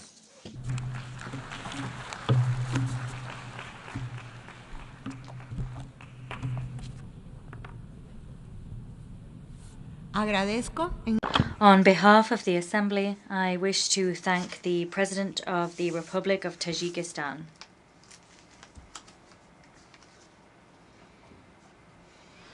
The Assembly will now hear an address by His Excellency Gitanas Nauseda, President of the Republic of Lithuania. I request protocol to escort His Excellency and invite him to address the Assembly. Dear President of the General Assembly, Excellencies, ladies and gentlemen, over the last 2 days in this very room, global leaders welcomed the Pact for the Future.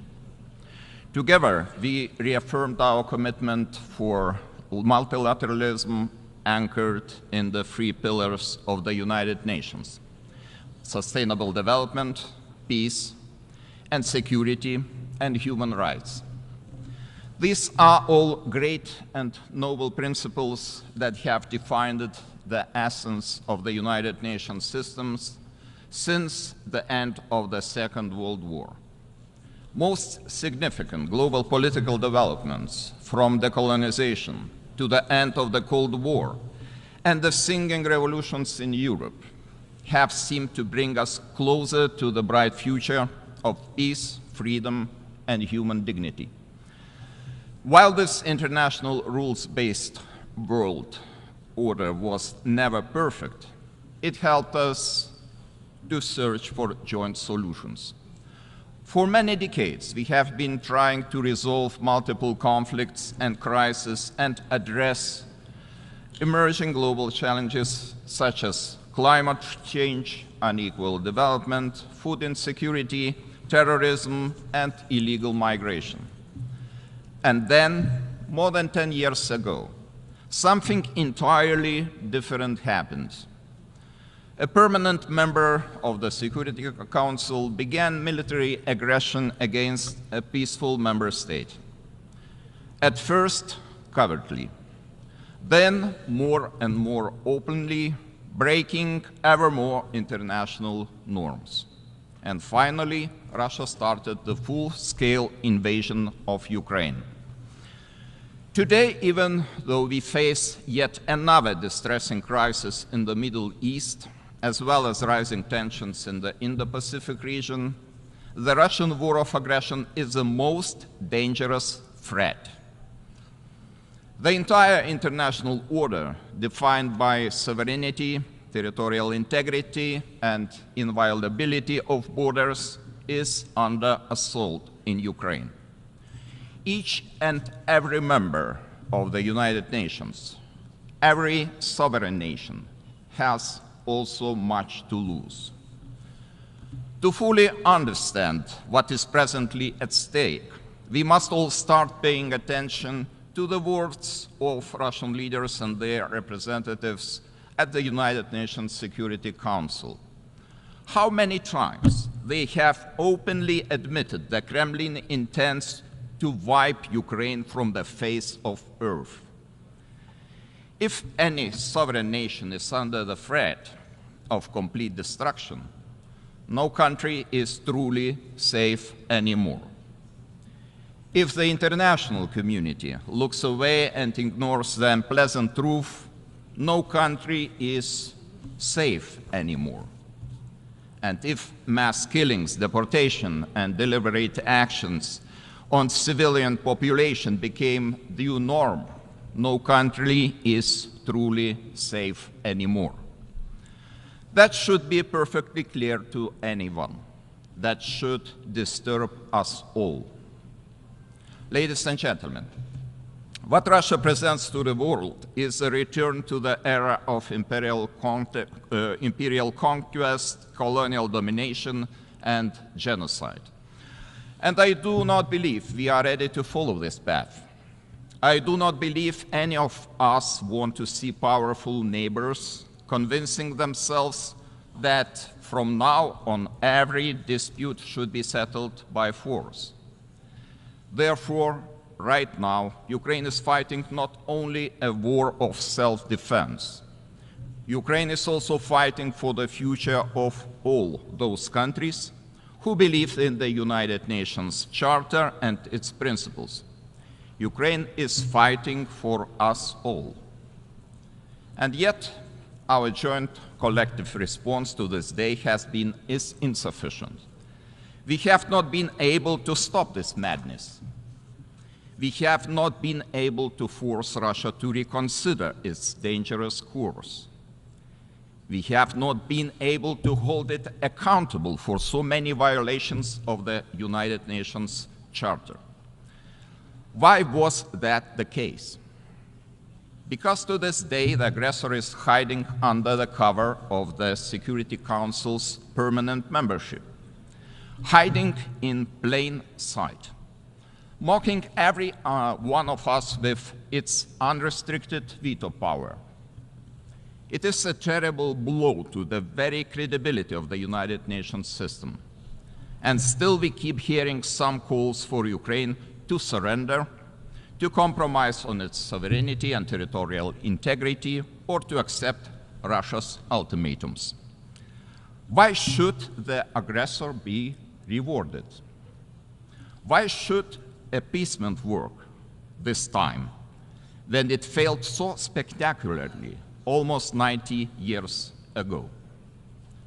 Why should the victim agree to the demands of the aggressor, sitting safe in the Kremlin after so much bloodshed and loss of innocent lives? Ukraine is still fighting. Ukraine is still going strong, regardless of all the appeasers and doomsayers. And only Ukraine has the right to determine the actual conditions for peace. Meanwhile, we have the duty to support Ukraine, to restrict Russia's ability to wage war and ensure the accountability of those responsible for the crime of aggression and crimes against humanity, to reform the Security Council and to rebuild the credibility of the United Nations Charter. To withstand enormous pressure and win this war, Ukraine will need more military equipment, ammunition, medical supplies. Ukraine also urgently needs humanitarian and financial aid. This upcoming winter will be extremely difficult for the Ukrainian people. Constant deliberate Russian attacks on critical energy infrastructure have destroyed more than 80% of Ukraine's thermal energy generation and a third of its hydro generation. To prevent a humanitarian catastrophe, our assistance should be swift and focused on the energy sector. Lithuania calls on other parties, including Belarus, Iran, North Korea, and China, to stop providing Russia with military support, including the transfer of dual-use materials. More arms for Russia means more civilian deaths, more civilian infrastructure destroyed, more chaos. There is only one path towards comprehensive, just, and lasting peace: Ukraine's peace formula. It deserves universal support because it is based on the universal principles of the United Nations Charter: sovereignty, territorial integrity, and international law. Lithuania urges all peace-loving countries to actively engage in these efforts, including preparation for and participation in the next summit of the peace formula. The war could enter the end phase tomorrow if only Russia agrees to disengage and withdraw its forces from all the occupied territories. Ukraine does not want Russia's territories. It wants to liberate its own people, not Russia's. It wants to see prisoners of war and abducted children, thousands of them, returned. It wants the constant, deliberate bombing of civilian infrastructure, of so many schools, hospitals, and power stations to finally stop. To achieve lasting peace, more actions will have to follow. Justice will have to be served. Russia will have to atone for its many crimes and pay damages. The main culprits of the war of aggression and numerous war crimes will have to stand before the court. Vladimir Putin is already under an arrest warrant by the International Criminal Court for his crimes, specifically unlawful deportation and unlawful transfer of children. Immobilized Russian foreign assets should also be used to pay for the damage done to Ukraine. Finally, we must all join forces in pushing for a comprehensive Security Council reform. There is simply no place for Russia in the Security Council, which was created to maintain international peace and security. Excellencies, Lithuania hopes to witness Ukraine's victory soon. Until this becomes reality, Lithuania's position remains steadfast. We will not recognize Russia's illegal annexation of any Ukrainian region, be it Crimea, Sevastopol, Donetsk, Kherson, Luhansk, or Zaporizhia.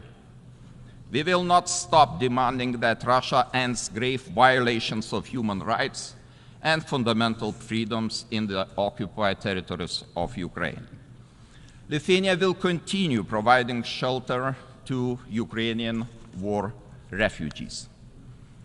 Lithuania will continue supporting Ukraine with all possible means.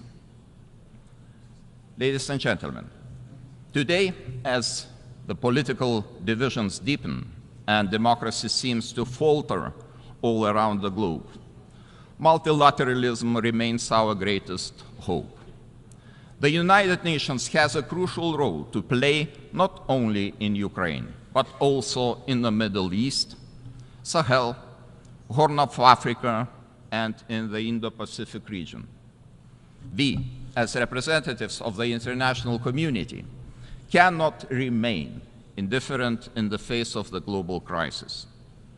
We cannot stay silent on the breaches of international law and universal human rights, thus normalizing them. The pursuit of peace and justice requires our collective determination. It requires our unwavering adherence to the guiding principles of the United Nations.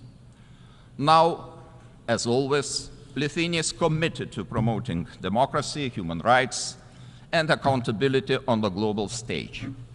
We call on all the members of the United Nations to unite in securing a better future for all. A future where every sovereign country is protected from imperialism and every human being from arbitrary violence and war. Let us build a safe future together. Thank you.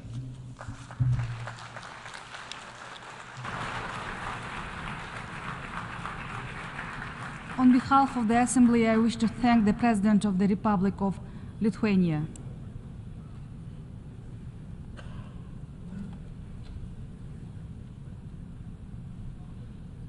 The Assembly will hear an address by His Excellency Julius Maada Bio, President of the Republic of Sierra Leone. I request protocol to escort His Excellency and invite him to address the Assembly.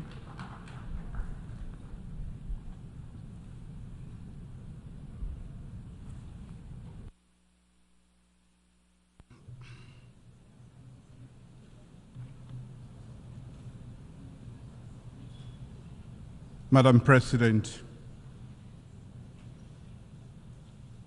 I congratulate His Excellency Philmon Yang on his election as President of the 79th session of the United Nations Secretary General and express Sierra Leone's support to you during your tenure.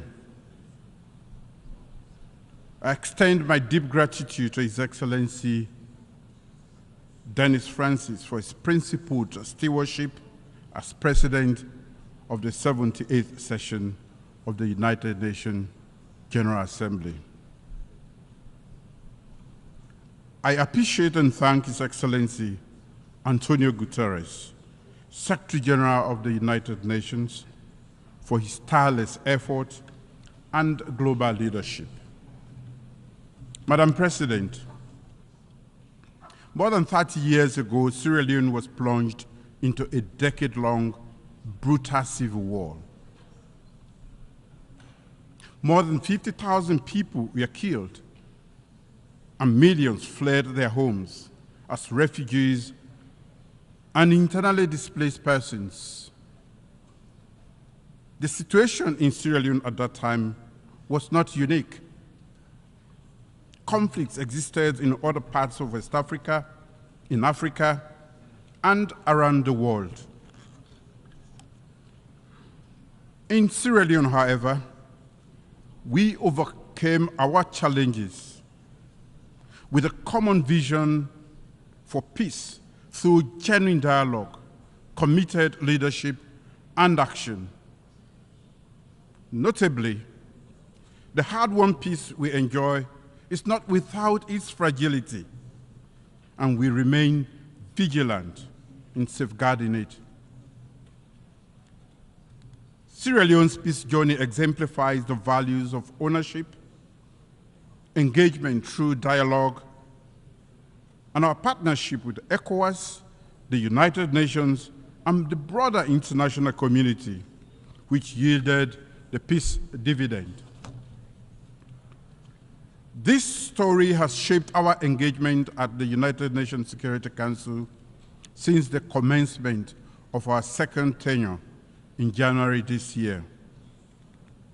For almost 9 months, Sierra Leone, as an elected member of the United Nations Security Council, has endeavored to be a voice of reason and a bridge builder with balance, and objectivity.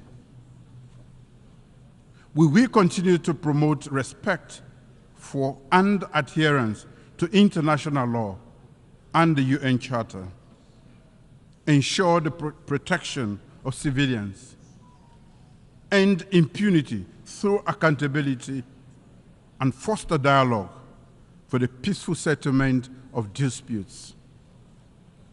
Our commitment to these principles is even more imperative now than ever before, as we are confronted with conflicts of great magnitude in the Middle East, Africa, Asia, and Europe.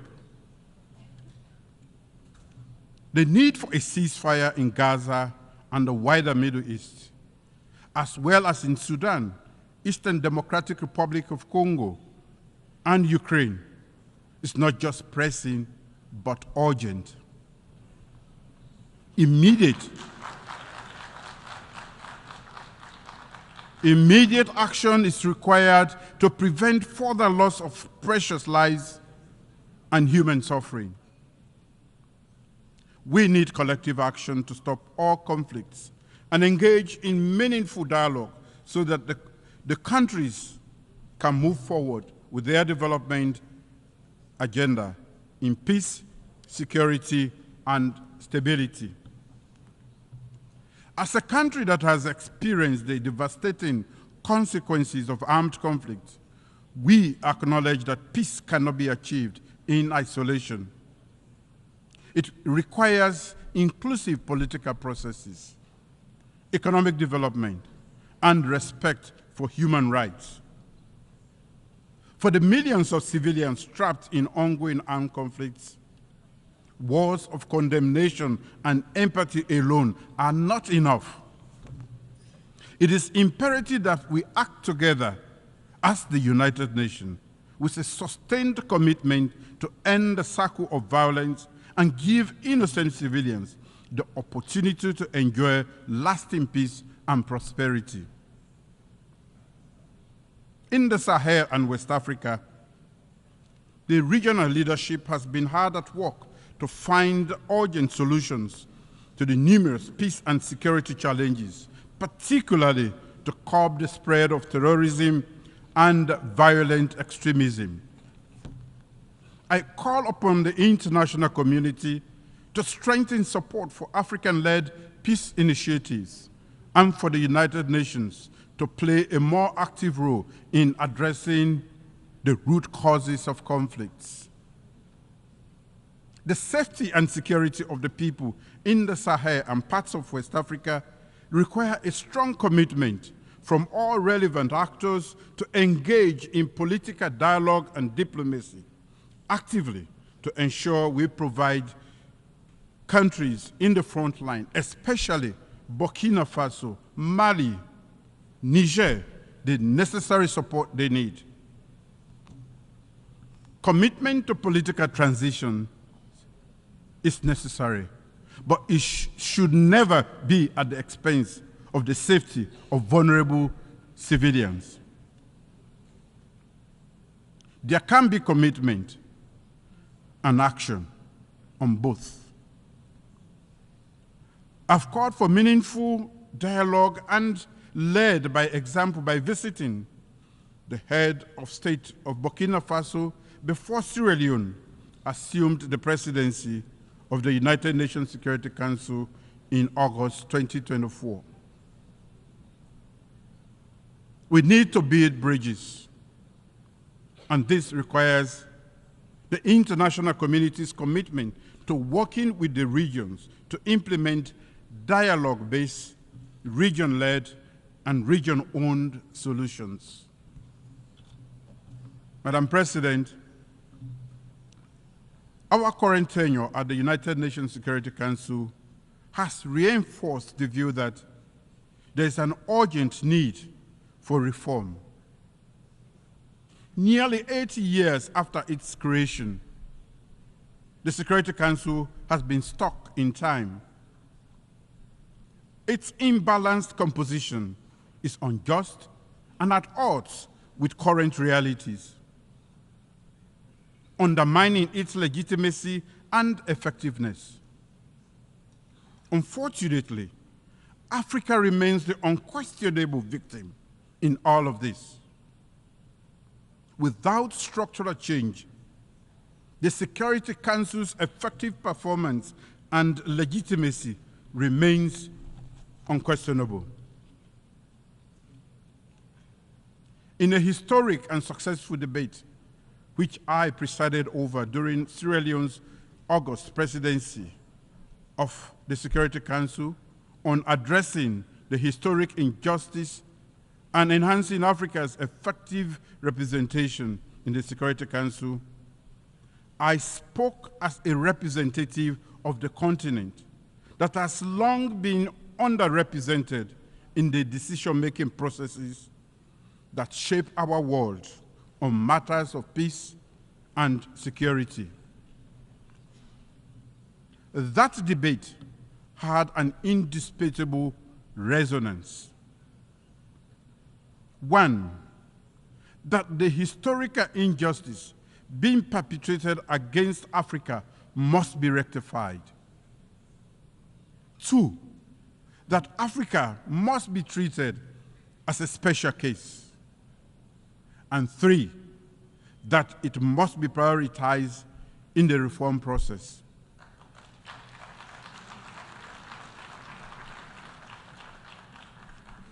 In expressing appreciation for the active and supportive engagement by the many interest and regional groups, as well as invited member states to the debate, the facts and issues are now clear to all. Africa has long been marginalized in global decision-making processes, and its voices are often drowned out. The legacy of colonialism, economic exploitation, and political marginalization has left deep scars on the African continent, thereby affecting its development, stability, and influence in international affairs.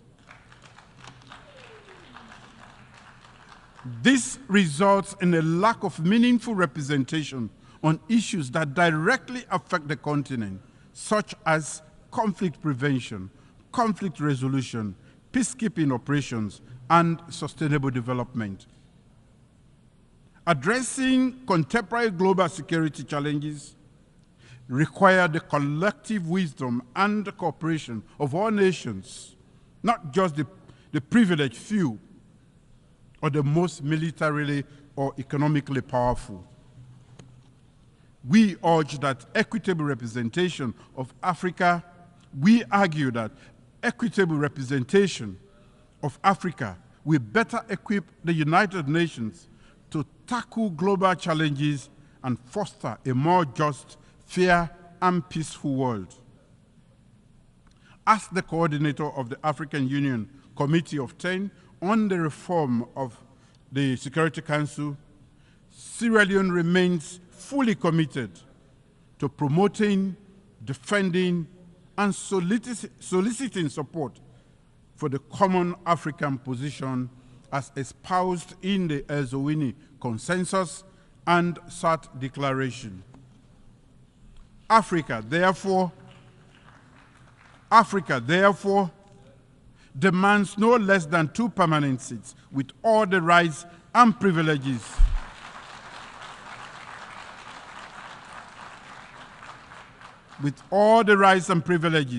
of the permanent members, including the right to veto, and 2 additional seats in the non-permanent category of the Security Council.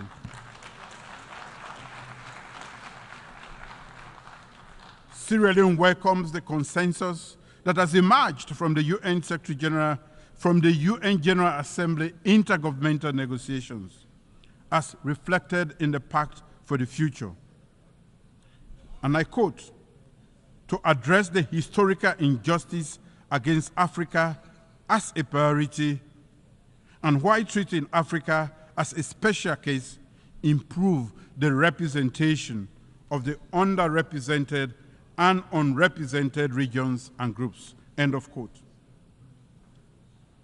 Let us work together to redress historical injustice and recreate a Security Council that truly reflects the diversity of the world that we live in today. As I stated in the Security Council debate, the time for half-hearted measures and incremental progress is over. Africa's voice must be heard. And its demands for justice and equity must be met, and now. Madam President, the Summit of the Future for Sierra Leone is about delivering peace, human rights, and the dividends of democracy for everyone, everywhere, and now. Accordingly, my government has laid out a strategic vision for Sierra Leone as captured in Sierra Leone's Medium-Term National Development Plan 2024-2030, a framework for delivering socio-economic development and prosperity for our people. Aligned to the Sustainable Development Goals and the African Union's Agenda 2063, our development plan serves as a comprehensive blueprint for transformative acceleration in critical areas such as agriculture, food security, human capital development, job creation for our youth, infrastructure development, and technology. With the adoption of the Pact for the Future, including the Declaration on Future Generations, and the Global Digital Compact at the Summit of the Future, my government is reinforcing its commitment to championing and investing in human capital development. Human capital development is a profound commitment to our people's well-being and future.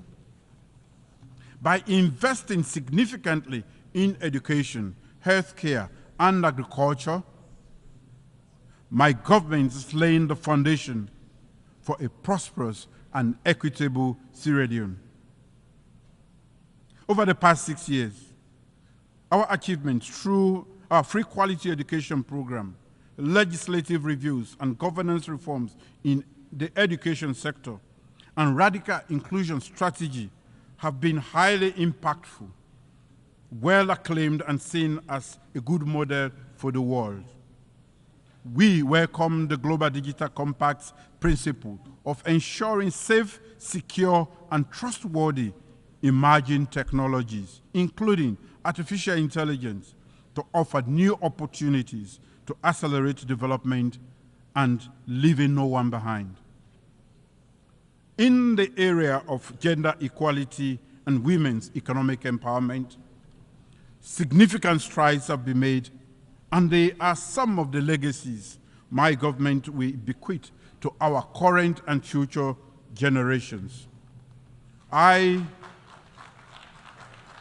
recently signed into law this year a bill prohibiting child marriage. Following the historic signing into law of the Gender Equality and Women's Empowerment Act of 2023. This is all meant to ensure the realization of the national aspiration for our women and girls to build an inclusive and equitable society. I remain steadfast in my commitment to ensuring that every girl and woman lives in a safe environment with ample opportunities to realize their full potential and thrive equally in the world. From prioritizing the women's peace and security agenda at the Security Council to adoption by the General Assembly of a resolution condemning all forms of sexual and gender-based violence, and urging all countries to provide victims and survivors with access to justice, reparation, and assistance. We will continue to advocate for women and girls across the globe. Therefore, I'm pleased to announce that Sierra Leone will commence preparatory work that will lead to the convening of a diplomatic conference to conclude an internationally legally binding instrument on access to justice for sexual violence survivors.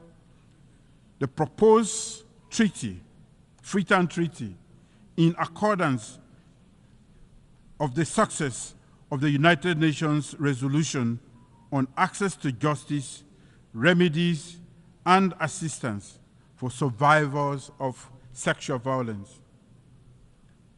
Madam President, leaving no one behind and acting together to achieve sustainable development similarly means that we have to end global economic inequalities and ensure that government in least developed countries can deliver on the dividends of democracy. The unmanageable debt crisis, lack of capital flow, the devastating impact of climate change and lack of climate finance, conflicts, and political instability around the world are increasing the odds of developing countries not achieving the SDGs. The role of development finance institutions in supporting the objectives of national development plans of low-income countries, particularly those emphasizing the SDGs, is of great significance to their socio-economic development. At the International Development Association for Africa Heads of State Summit in Nairobi, April this year, Sierra Leone unreservedly expressed its endorsement of the Nairobi IDA communique.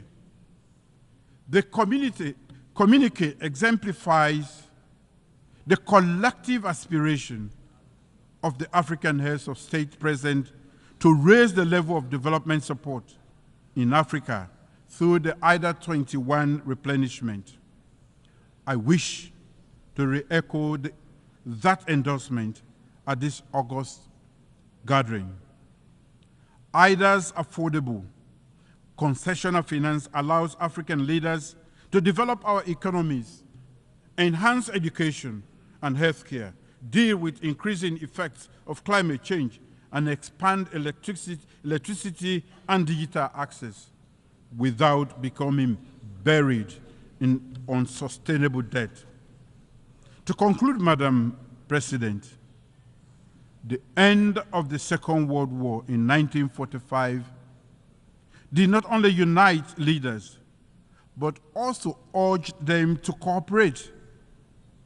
This was the birth of multilateralism.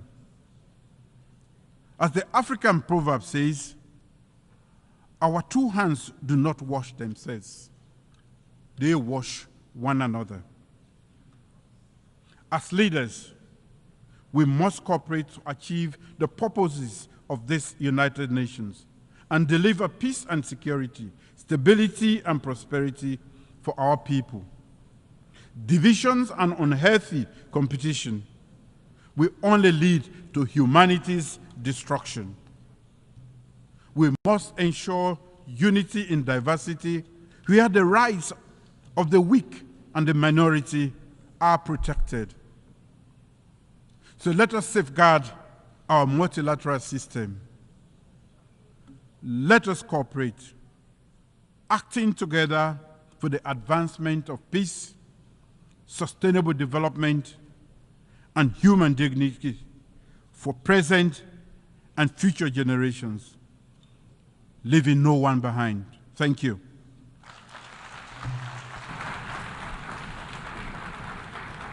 On behalf of the Assembly, I wish to thank the President of the Republic of Sierra Leone.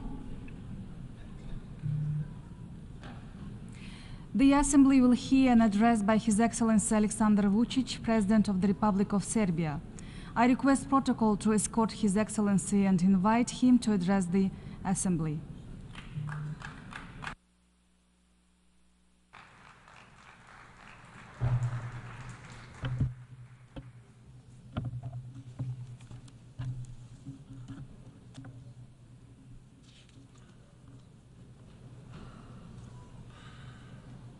Madam President, Excellencies, ladies and gentlemen, Mahatma Gandhi said, "There is no path to peace. Peace is the path." In the same spirit of fraternal love and open heart, I address you today on behalf of the Republic of Serbia, a founding country of the United Nations, a country of freedom and justice. It is my honor to address you as President of the Republic of Serbia, the country on whose behalf I stand proudly before you today. A country that, despite the current global challenges, consistently perseveres in defending the principles of the Charter of the United Nations and international law, and that, through its activities and principled policy, strongly advocates the idea that is the main topic of this year's session. Ladies and gentlemen, when we talk about the current moment this year again, to my immense regret, I have to state that the situation in the world seems even more difficult and dark than a year ago. The tensions are growing and challenges are becoming more numerous and complex. What worries me the most is that despite our declaratory efforts for peace, development and prosperity of humanity, there is no end in sight to this geopolitical nightmare. I would not like to see the wise words of the former President John Fitzgerald Kennedy becoming the words of a prophet. Mankind must put an end to war, or war will put an end to mankind. Today, mankind relies more on technology than it relies on mankind. This year, we are once again talking about tragic conflicts and destruction that bring suffering and enormous human losses, as well as about the numerous serious consequences that inevitably accompany armed conflicts. The Republic of Serbia and the Serbian people deeply sympathize and share the grief for all the lives lost in the conflicts happening around the world, including the tragic events in the Middle East and Ukraine. It is unforgivable that today, in the 21st century, we are talking about gruesome figures related to children who have died in conflicts. It seems absolutely incredible, but the world is on the verge of nuclear disaster and nuclear holocaust. In a desire to win and destroy the other one, step by step, we were getting closer to the verge of precipice, and eventually we got there. We live in a world where no one listens to anyone. There are only our arguments and our truth, while the other ones must disappear because they always endanger our or universally false values. We need to talk, even when we disagree. We need to restore the eroded credibility and authority of the United Nations. And I need to say, that's why Serbia will strongly support bigger presence of African country in the United Nations Security Council, and we believe that bigger African presence will mean a lot for the world's peace. We need to stop the practice of double standards being applied to restore faith in international law and the principles we all agreed on long ago. We must restore faith in peace, the only path that has no alternative. We owe that to every innocent victim anywhere in the world, to all the current and future generations. The future of the world in the next 5 or 25 years is a matter of our choice, but it is also our responsibility. All of us that have gathered here from all over the world did that for, we'd say, noble, but first and foremost for selfish reasons. Almost always the leaders from all and even the most powerful countries speak in front of you, allegedly addressing you, but actually addressing only their public and not caring substantially for the real concerns of the world today. I'm not very much different. But today I will not present to you only Serbia, the founder of the United Nations, its successes, its high growth rate, because I have and I will have the opportunity to brag about the results we have achieved in my country. And by the way, I know that all of you here are not very much interested in the respective. Today, I will speak about how the collapse of the modern world had started, about when and how the UN Charter was discredited, and when we stopped believing in law and started appeasing the force. I will explain it to you on the example of my country, to me the most beautiful country in the world, Serbia, how it was being destroyed and trampled on, and how today, because of its tenacity and freedom-loving tradition, it is a small stone in the shoe of the big and powerful ones. After the big victories that a better part of humanity won in the World War I and the World War II, and Serbs as the nation suffered the biggest losses proportionally to its size in the Great War as well as in the World War II, where they were one of the few nations in the Southeast Europe that had confronted the Nazis from the very beginning. And that is why Belgrade, as the capital of Serbia, was perhaps the only city that was brutally bombed and devastated already at the beginning of 1941. We Serbs were not, unlike the others, welcoming Nazi tanks with flowers, and we paid a high price for that. Nevertheless, neither crying nor laments from the distant past, nor the self-victimization are the subject of my speech today. I would like to warn you, dear friends, of what had happened to Serbia, a precedent that is being used and abused in different parts of the world. To warn you of the Pandora's box that was opened neither 2 nor 5 years ago, but much before, and that everybody is so loudly silent about.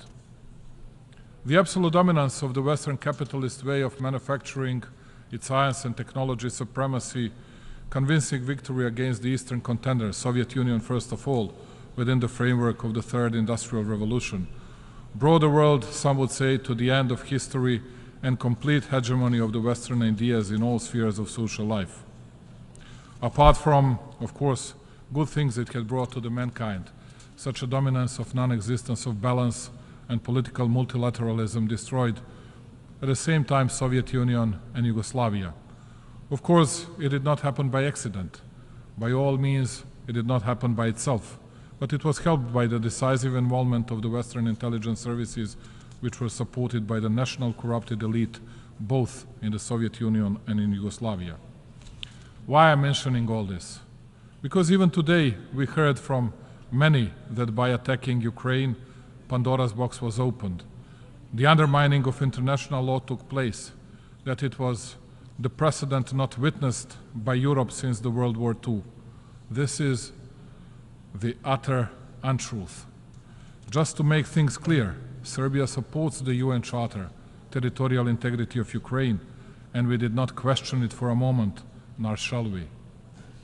However, when the big leaders speak vigorously and ardently here about the need for Ukrainian freedom, about the observance of the UN and its Charter resolutions, I ask myself, why don't they observe the UN Charter and Resolution 1244 when it comes to the territorial integrity of Serbia, which in the strike of their own power in moments when they thought that they would violate the norms of international law the way they wanted, to the extent they wanted and so long as they wanted, because they had finally won against all the opponents, so it was possible for them to spill the rage upon one small nation and to relentlessly rush towards violation of all norms and regulations, not even trying to provide some explanations. That is why in 1999, here at the United Nations, they had tried to pass the decision on the attack and aggression against Serbia. And since the consent had not been reached, they had nevertheless taken the decision to attack, to bomb Serbia and commit aggression, because at that time they couldn't care less about the UN Charter, its resolutions and international law. They were uncontested power that did not ask anyone about anything, and they thought it would go on like that for hundreds of years. It was by accident that we, citizens of Serbia, were the ones who paid a high price. It could have been anybody else. Thereby, it does not even occur to me to say that we were angels and that there was no our responsibility in all that. But substantially, the destiny of one small nation, with no right and justice applied, was decided by the big and mighty Western powers. It is interesting that first they helped tear apart the big Yugoslavia along the lines of internal communist borders. Interestingly, once they were finished with that, we thought it was the end, but there was no end. That is when they started with tearing Serbia independent, democratic, and internationally recognized country, member of the UN and the OSCE, and only Serbia. And today, please pay attention to it. They speak passionately about defense of alleged sovereignty of the states from secession and separatism until the next opportunity. when secession and separatism will be justified by the alleged humanitarian disasters and everything else that they will never accept as an argument in some other cases. And to give you the last example, dear representatives of the countries and nations worldwide, in this paper that I am holding in my hand, it is written that except for the forces under the control of the United Nations, in this moment those are KFOR, NATO forces, with which we have fair cooperation, no one can have armed forces in the territory of Kosovo and Metohija, which is in adherence with the Resolution 1244, part of Serbia. And those who committed the aggression against Serbia, who tried to separate a part of its territory, still try, convincing us that it is the only democratic and reasonable solution to secede Kosovo and Metohija from Serbia, and they have been providing arms on a daily basis to that what is today called the so-called Kosovo Security Forces, and what will already tomorrow become armed forces of Albanians in the territory of Serbia. And when we ask them, in accordance to which international document you do that? Because all that is the attempt to provoke a war, violation of the UN norms, and then, like a fig leaf, you get the stupidest possible answer in the world. Well, we do not accept the UN Charter and the UN resolution because for us the situation is changed, because we recognize the independence of Kosovo 15 years ago. And what is their message to us, my dear friends? Their message is, we are the power, we are God, we don't care about United Nations, the law of the United Nations and UN resolution. We can do whatever we want, the way we want, and as long as we want. And now I'm asking you, dear friends, dear representatives, not the ones of obedient and satellite puppet countries, but you freedom-loving nations and countries, what we as a small country can do. How can we fight? Because everybody in the world speaks about Ukraine, no one dares to speak about Serbia. And even if they do, they say how we will start the war in the Balkans upon the Russian order. And they have been lying all the time for more than 2.5 years. We are neither servants of Russia nor the United States of America. We have our own politics and our own interests. And that is why I want to ask you something and tell you that the only hope, not only for my country, which I love more than anything in the world, but also for your countries, to understand well the mechanisms of lies, the mechanisms of fraud in international relations, and to try to gather here in the most important organization, to try to change it, to try to respect it, because it is the only way to preserve peace. This way, the world is on the verge of disaster, and everyone is allegedly defending principles. No one admits any mistakes, and it is clear to everybody that there are no principles anywhere, nor anybody has them. Neither ones nor the others. Only the small ones that have nowhere else to go, and the principles are the only thing they can grasp. And the only thing that has left to the big ones, once they have crushed all the small ones, is to eat each other. And when the bite is no longer so easy and small, it is then that they remember the principles and accuse the others for violating those same principles. A representative of my country, Vladislav Jovanovic, exceptional Serbian diplomat, very respected one, on that 24th of March 1999, when the aggression against Serbia started in the Security Council of the United Nations, on behalf of the government of the then Federal Republic of Yugoslavia, made an urgent appeal to all countries to categorically oppose to aggression against our country. And just hear his words 25 years after. If the aggression is not stopped, the precedent of such unpunished aggression will sooner or later lead to aggression against a number of other smaller and medium-sized countries. The real question is, which country is next? You could have heard today several proposals which country would be the next. Let me quote this time the Nobel Prize winner and the former President of the United States, Barack Obama. He said, "Peace is not merely the absence of visible conflict. It is the presence of justice, freedom, and opportunity for everyone." The unreasonable nature of the policy pursued by Pristina, so-called Kosovo authorities, the fanaticism, and the persecution of everything Serbian in Kosovo and Metohija is reflected in a series of disturbing moves, from the ban on payments in the Serbian currency dinar in Kosovo and Metohija, which has lasted for more than 6 months, and the ban on postal services, which is unique in the world, even for conflict areas, and which endangers the daily life of Serbs and other non-Albanian population, up to the ban on the visit of the head of the Serbian Orthodox Church, Porfirije, to the Patriarchate of Peć. Can the intrusion of the armed special so-called Kosovo police on 9th of September into the premises of the Support Me Association, made up of parents and children with developmental disabilities, be described as anything other than brutality and cruelty, as well as insanity? Real and lasting peace can be reached only by justice and respect for human rights, Nelson Mandela said. And how can there be peace in Kosovo if the legal order and fundamental rights of one entire nation are being systematically undermined? After everything the aforesaid, the key question today is, what is the path for Serbia and how can we resolve this situation? First and foremost, Serbia is on its European path and it sincerely wants to be a part of the European Union. Serbia's economy is the most successful economy today in the entire Western Balkans region.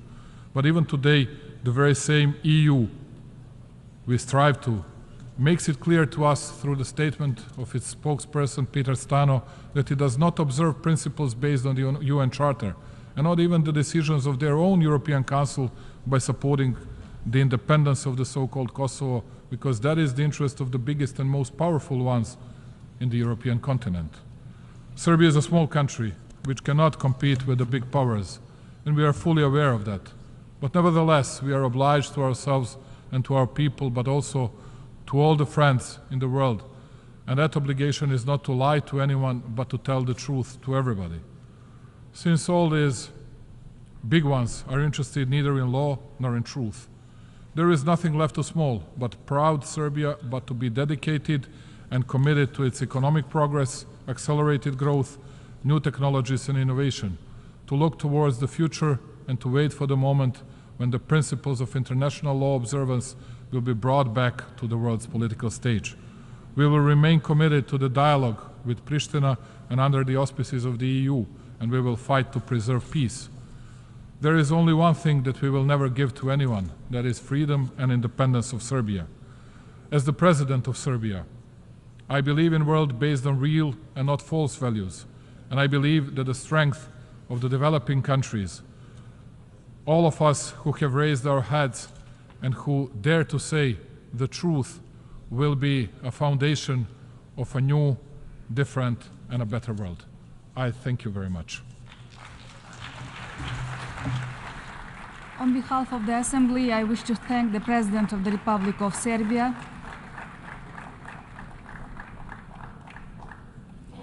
the Assembly will hear an address by His Excellency João Manuel Gonçalves Lourenco, President of the Republic of Angola. I request protocol to escort His Excellency and invite him to address the Assembly.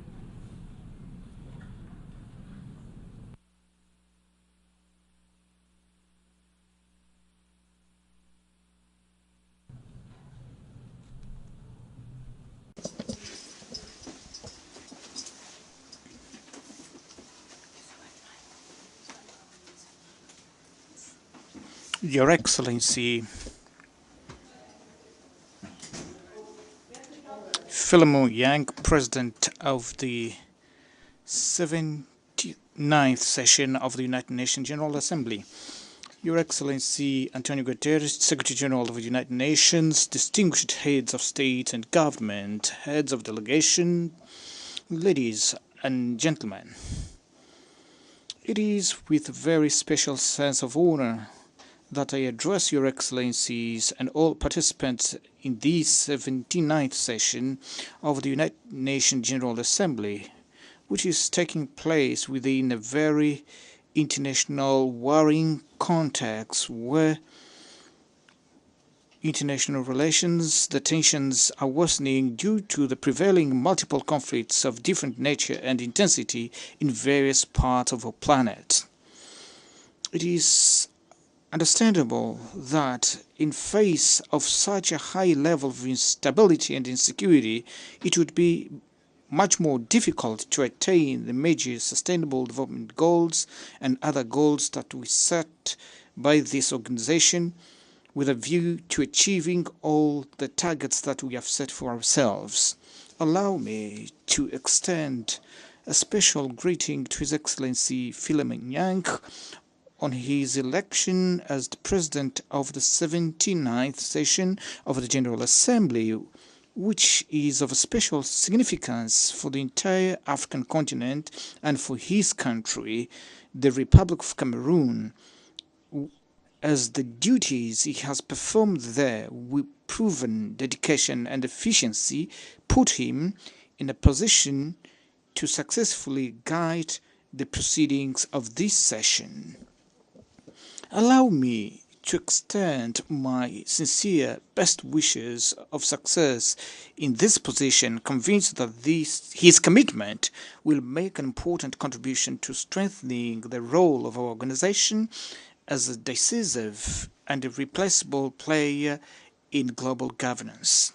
I also want to congratulate the outgoing President, His Excellency Denis Francis, to whom I address a word of great appreciation for the way he has performed his duties and for the results he has achieved during his term of office.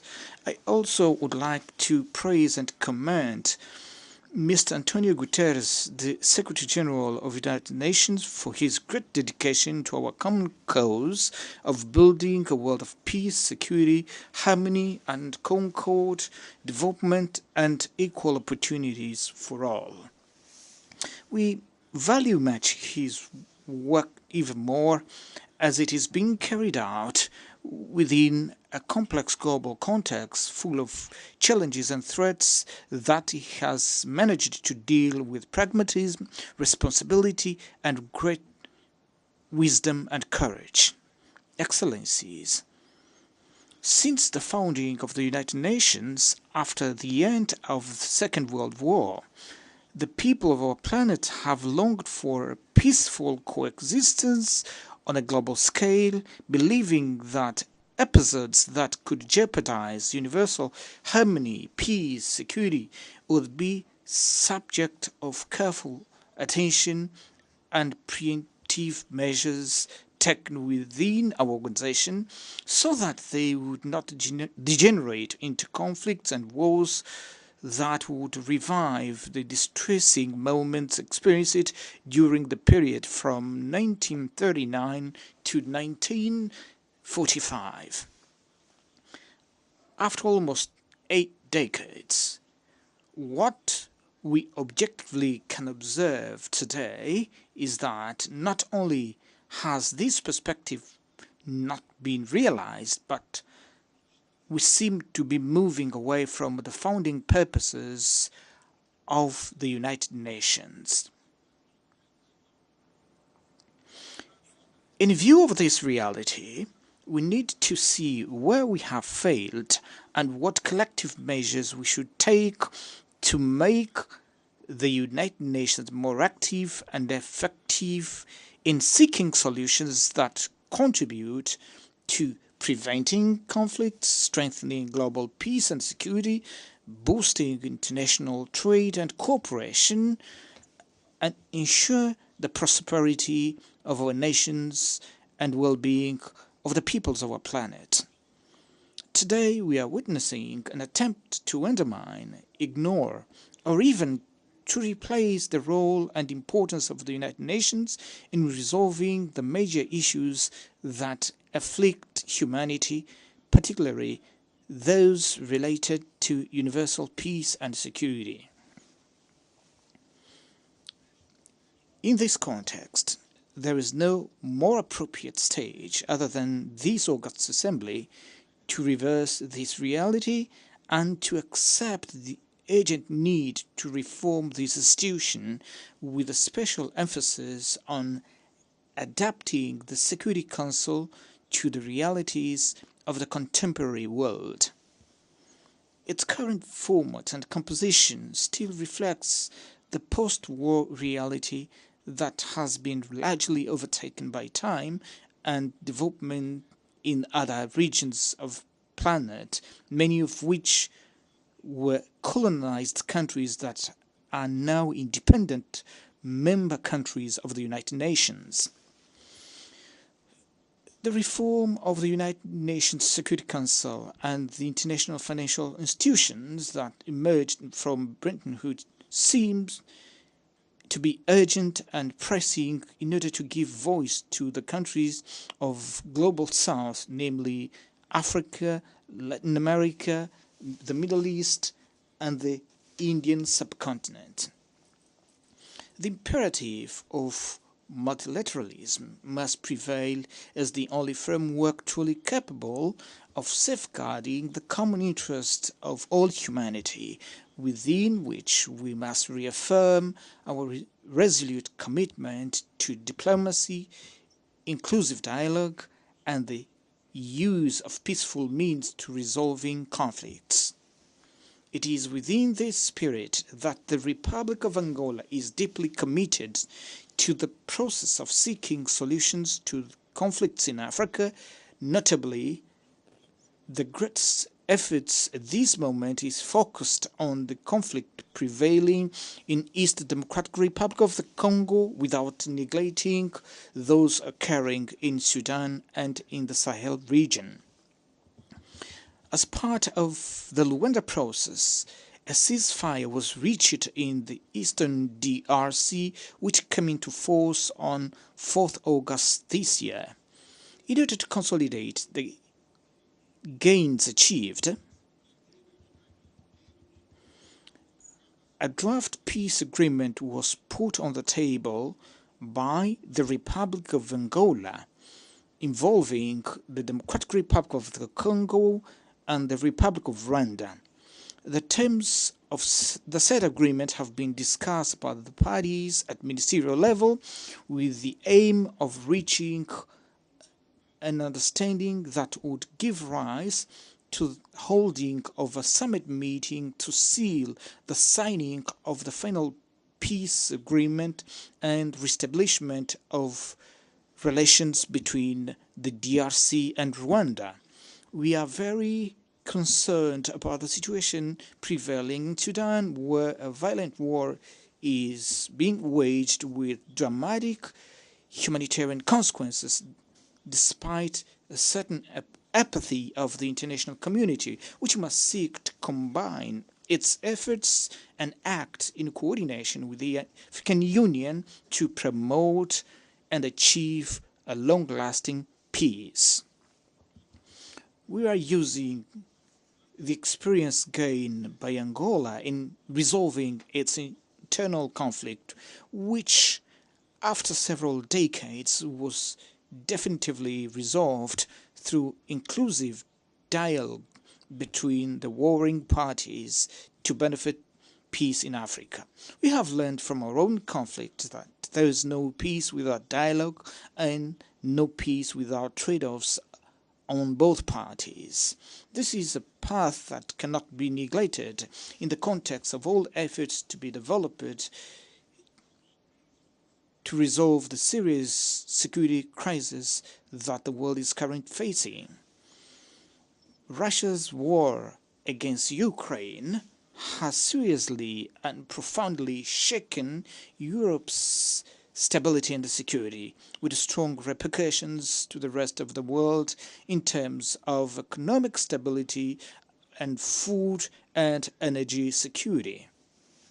We have witnessed a continuous escalation of that conflict, which has been escalating in a worrying manner with devastating effects on the internal situation of the warring countries due to the use of increasingly lethal weapons, without these heralding any prospect of solution to that intricate problem. Despite the increasingly sophisticated military and other means being used in the theater of operations, no military victory is in sight in this war, which is likely to spread to the rest of Europe unless a negotiated solution is found based on compliance with the principle of the United Nations, which safeguard the sovereignty of states, the indivisibility and territorial integrity of the countries.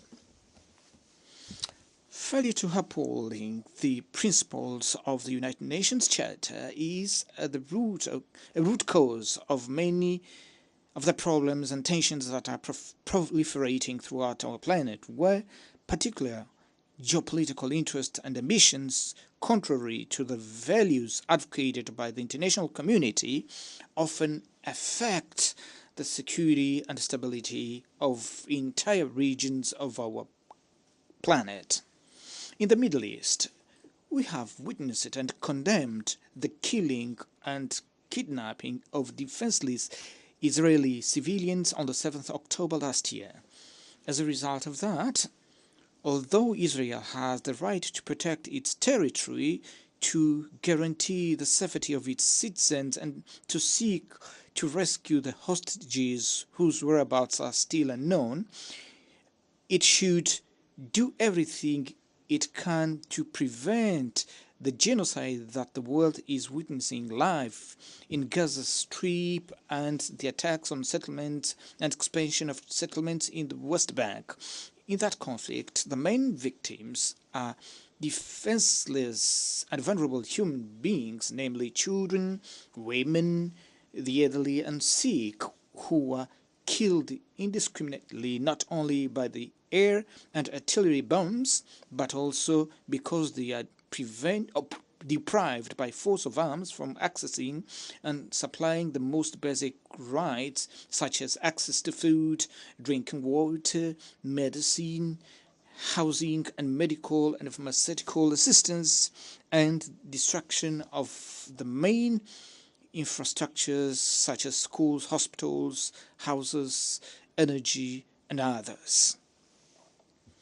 We are witnessing the death of alarming numbers of journalists from international networks, UN employees, and workers from international humanitarian organizations, which is unacceptable and condemnable. We cannot continue to allow that in just 11 months, in a small territory without escape, nearly 43,000 people have been killed and that their perpetrators have not been held accountable by the international community. The international community cannot be indifferent to this situation that threatens the existence of the Palestinian people, who have the same right to live in peace and security in the territory of their ancestors, such as the Jewish people. We are concerned about the spread of the conflict to other countries because it threatens peace and security throughout the Middle East and opens up the dangerous possibility of direct involvement of the major world powers, and thus render the conflict into World War with all possible consequences on a global scale. We are faced with the fact that once again highlights the role of the United Nations, its decisions and resolutions, which, if strictly and rigorously upheld, would resolve the impasse surrounding the creation of the sovereign state of Palestine, with the only way to put a definitive end to the problem that the Middle East has been facing for decades. I would like to take this opportunity to once again call for an end to the embargo against Cuba and the sanctions on Zimbabwe, the current chair of our regional economic community, the SADC, because they are unjust and inhuman as they increase the suffering of their people and greatly hinder the economic and social development of those countries. Excellencies, as a part of the collective efforts undertaken by the nations of our planet to consolidate peace, African countries have been increasingly sought to contribute effectively to the United Nations missions aimed at bringing stabilities to countries and regions in conflict. Such peace operations are often not carried out within the time frame and effectiveness required due to financial constraints faced by the countries willing to participate. Fortunately, this situation seems to have eventually been overcome at the Security Council, representing a decisive step towards strengthening interoperability and effectiveness of the African Union-led peace-building missions, which now has a financing mechanism more suitable to its operations. I warmly welcome these developments, especially because Africa wants to be increasingly present not only in the discussion but also in the decision-making and resolution process of major global issues. Excellencies, we intend to be part of the construction of a new international financial architecture within which a close collaboration among states is essential, with a view to effectively fight the illicit flow of capital and the recovery of assets, which is often difficult for the countries that hold the funds under their control, even without a plausible justification. It is important to note that funds that come from asset recovery processes have a direct impact on the implementation of sustainable development goals and consequently on improving the general living conditions of our populations.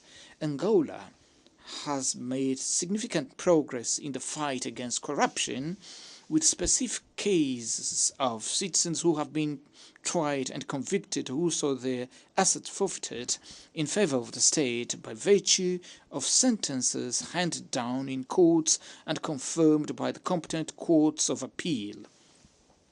As regards asset recovery, we have had 2 successful cases in which we countered with a highly responsible attitude and respect for our sovereignty by the United Kingdom authorities, who have returned to Angola $2.5 billion that were sitting in a bank in London, and it is befitting to acknowledge this fact publicly from this World Forum. Unfortunately, not all countries that agreed to accept these proceeds from corruption without questioning their origin at the time, today respect the rulings of our courts, which are binding. Some of these countries even claim the right to question the credibility of our courts, almost wanting to review the sentences issued by our courts as if they were extraterritorial appeal bodies. These assets are the property of our states already impoverished during the colonial period. We will therefore continue to fight with all our strength to recover the assets that were embezzled from public treasury that are sorely needed for the construction of infrastructure such as school, hospital, energy and water facilities, roads, amongst others. Excellencies, ladies and gentlemen, the Republic of Angola advocates for the urgent implementation of reforms that will lead to a fair representation of African countries within the main international financial institutions in order to stand for the decision-making and development of policies that have impact on the daily life of the populations of the concerned countries. We are firmly committed to leaving no one behind, acting together to promote peace, sustainable development, and human dignity for present and future generations. In line with this motto of 79th session, we must mobilize efforts, capabilities, and all resources at our disposal to promote policies, measures, and programs that make it possible to materialize the intentions contained therein. Excellencies, ladies and gentlemen, The Republic of Angola is making a great effort to put the country on the path of progress and development based on policies that establish priorities contained in the National Development Plan, whose main pillars are economy diversification, public debt reduction, mobilization of domestic revenues, optimization of public expenditures in priority sectors such as health and education, and implementation of special social protection schemes. The tasks that we have proposed to carry out in the areas that I've just mentioned are complex. They require time and sufficiently qualified human resources to carry them out successfully. But despite this situation, we are making encouraging progresses whose benefits will be felt over time. Among the successful initiatives, I would like to mention the construction of water transfer systems for areas severely affected by droughts in the south of Angola, where poverty and misery are paving the way for a prospect of prosperity and a more dignified life for the population, who can now count on water available in sufficient quantities to transform arid zones into areas for agricultural production and livestock farming without the previous risk that used to jeopardize human and animal survival. As part of the government of Angola's action to improve the national social situation and create factors that boost the development of industry and agriculture, we have embarked on the path of electrification of the country in all its latitudes. We have invested in production of clean energies with construction of large hydropower plants and photovoltaic parks, meaning that 60% of the country's energy matrix will be now coming from clean sources, with a trend to phase out the thermal power plants still in operation over the next 3 years. In terms of clean energy production, in addition to the more than 6,500 megawatts produced currently, we are building the Kakulka Bas hydropower plant, which will produce more than 2,000 megawatts and will soon begin the construction of the country's largest photovoltaic park with financing of $1.5 billion from the US Exim Bank to supply off-grid power to a considerable number of locations in the provinces of Willa, Kunene, Namib and Kwantkubango. With this additional energy production project underway, our biggest focus at the moment is on public investment or public-private partnerships to build high and medium voltage transmission lines to the east and south of the country with a view to interconnect with the SADC power grid to the east via Zambia and to the south via Namibia. We currently have a considerable supply of electricity production, which requires transmission and distribution networks to take it to potential beneficiaries in all parts of the country and also to the southern African countries which need this resource for their development. Interested investors now have the opportunity to sell electricity produced in Angola to customers in the mining areas in the DRC and Zambia, as well as to SADC countries in general, with a focus on the largest industrial and domestic consumer, which is South Africa. Angola is developing a number of initiatives that are part of the effort to ensure the implementation of the International Climate Agenda, with a focus on climate change mitigation and adaptation measures, always taking care to exploit our fossil resources in a responsible manner in order to ensure the development and well-being of our populations. It is important to highlight that we've made a major public investment in Angola in the health sector throughout the country, with the rapid construction of well-equipped hospital infrastructure at all 3 levels, and with an ambitious training and recruitment program for health practitioners for our national health system. Ladies and gentlemen,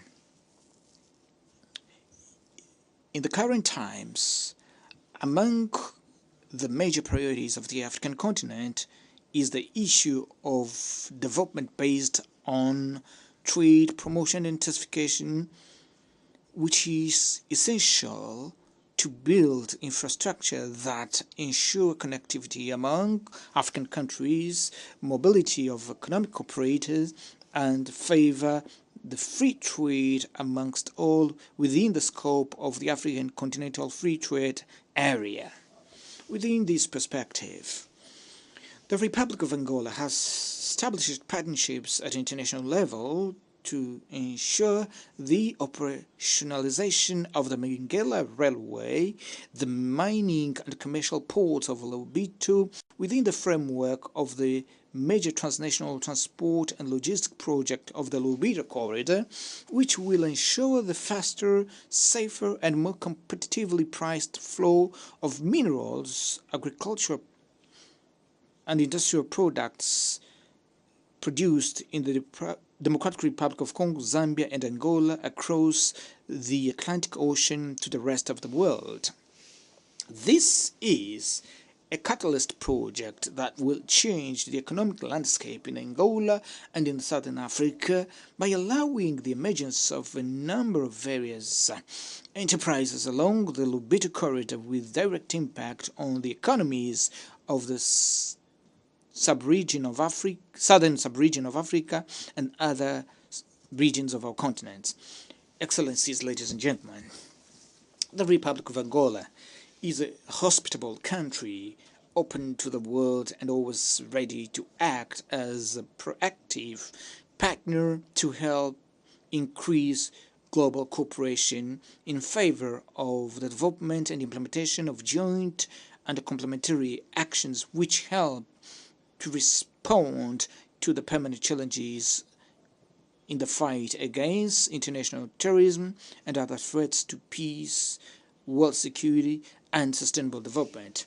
With improvement of the business environment in recent years, we are open to tourism and direct private investment virtually in all sectors of our economy that are of interest to investors.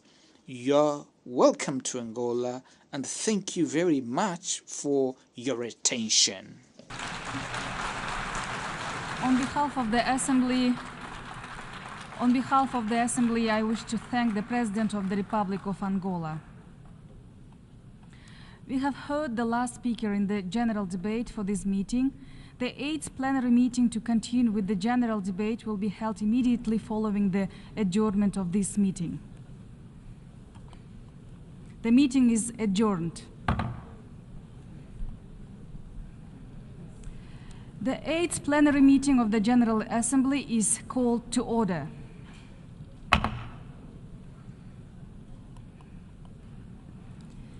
The Assembly will hear an address by His Excellency Mohammed Ould Sheikh Al Ghazouani, President of the Islamic Republic of Mauritania. I request protocol to escort His Excellency and invite him to address the Assembly.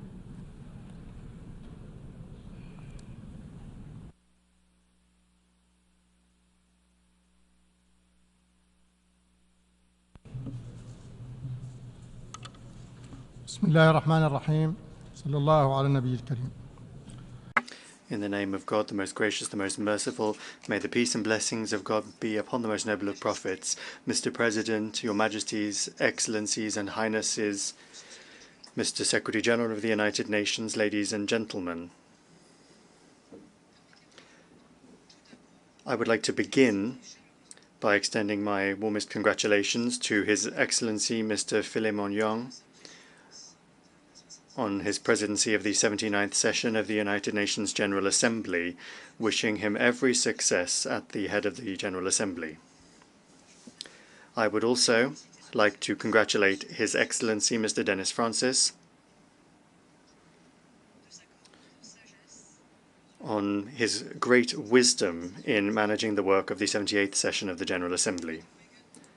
Allow me also to express my great appreciation for the efforts made by Mr. Antonio Guterres, the Secretary General of the United Nations, to develop our organization and to enhance its role as an effective institutional expression of our collective will to address the various challenges facing our world on the path of comprehensive sustainable development.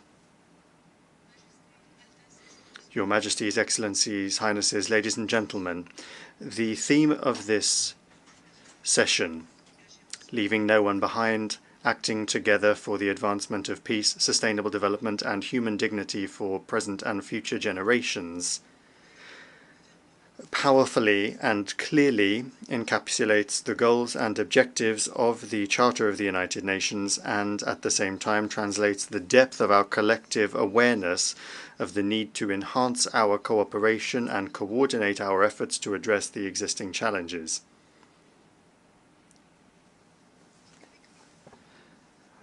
What the world has been through and what it is currently going through in terms of violent crises and unprecedented shocks at every level has greatly weakened our individual and collective ability to fulfill our common commitments in the context of the 2030 Agenda. The current international situation is having a very negative impact on efforts to achieve sustainable development, especially on the African continent, which already suffers from structural and circumstantial imbalances and obstacles that hinder its development efforts and slow down its progress towards achieving the 2030 Agenda of the United Nations and the 2063 Agenda of the African Union.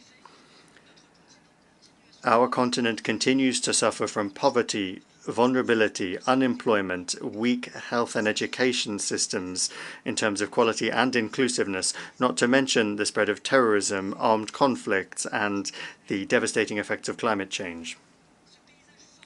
This bleak outlook in Africa very strongly confirms the urgent need to alleviate the enormous debt burden of African countries and correct the obvious imbalances in the development assistance system and in international governance, both political and financial, and to strengthen multilateral cooperation in general. This could bring the continent towards economic growth in a way that doubles the effectiveness or to redouble efforts to fulfill the commitments made by countries vis-à-vis the 2030 Agenda and the international community. In the Islamic Republic of Mauritania, and in accordance with its commitments, we have made achieving the Sustainable Development Goals a central objective towards which all of our public policies converge. We have been able to improve many of the Sustainable Development Goal indicators, and that is reflected in our improved ranking among countries in the United Nations Report on Sustainable Development 2024.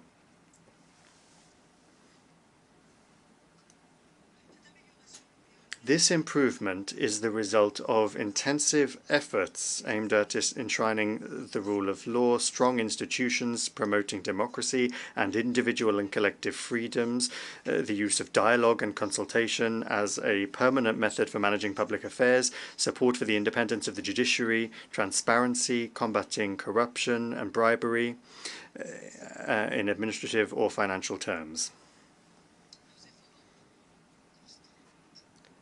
Our continuous efforts to protect and promote human rights as well take the form of our fight against the remnants of modern slavery, human trafficking, protecting the rights of women and children, combating irregular migration and cross-border crime.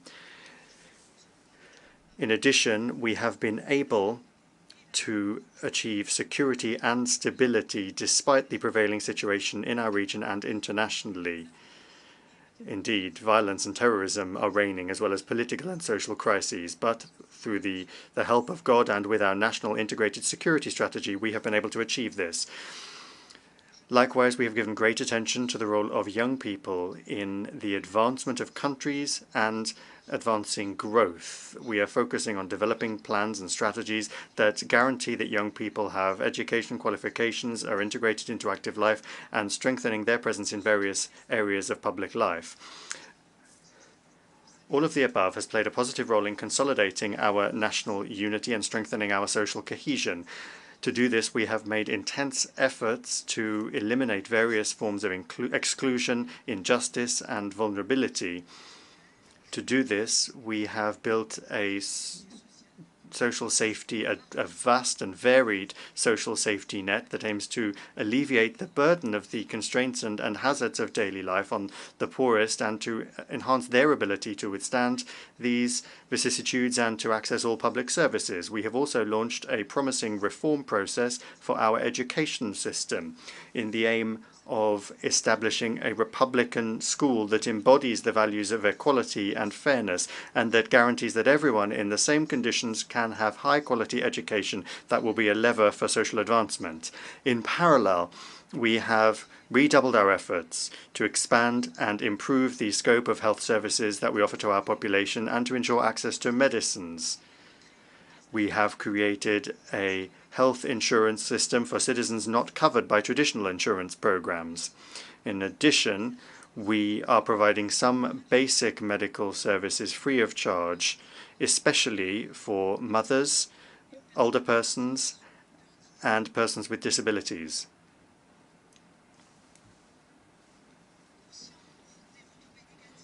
We are aware of the negative repercussions of climate change and environmental challenges in general on our planet, the economy, society, and political and security implications, particularly in the African continent and the Sahel in particular. We have worked to reduce our carbon emissions by 11% and to raise the share of renewable energy in our total energy mix to 50% by 2030.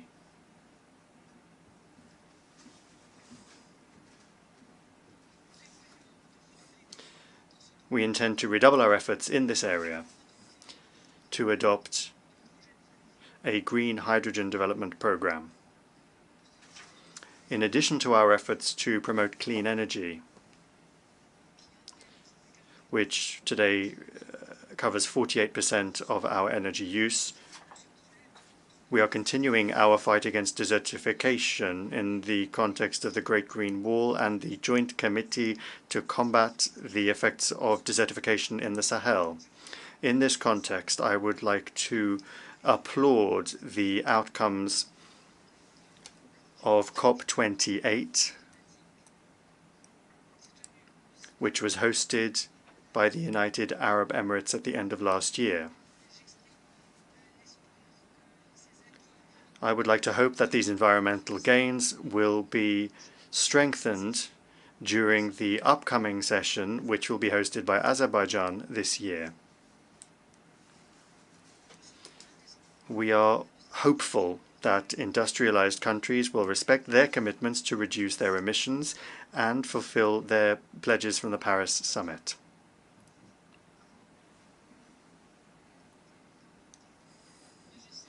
Majesties, Excellencies, Highnesses, ladies and gentlemen, we are deeply convinced in the Islamic Republic of Mauritania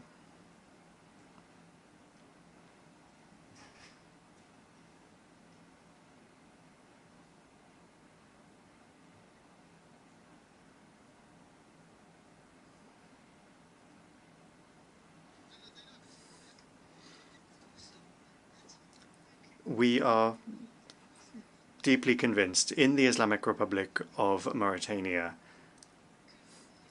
that the effectiveness of cooperation between states depends on relationships based on friendship, trust, and mutual respect.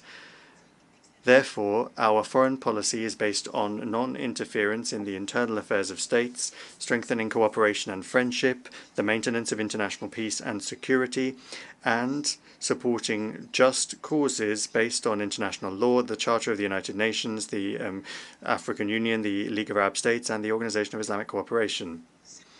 For that reason, we would like to reiterate the following.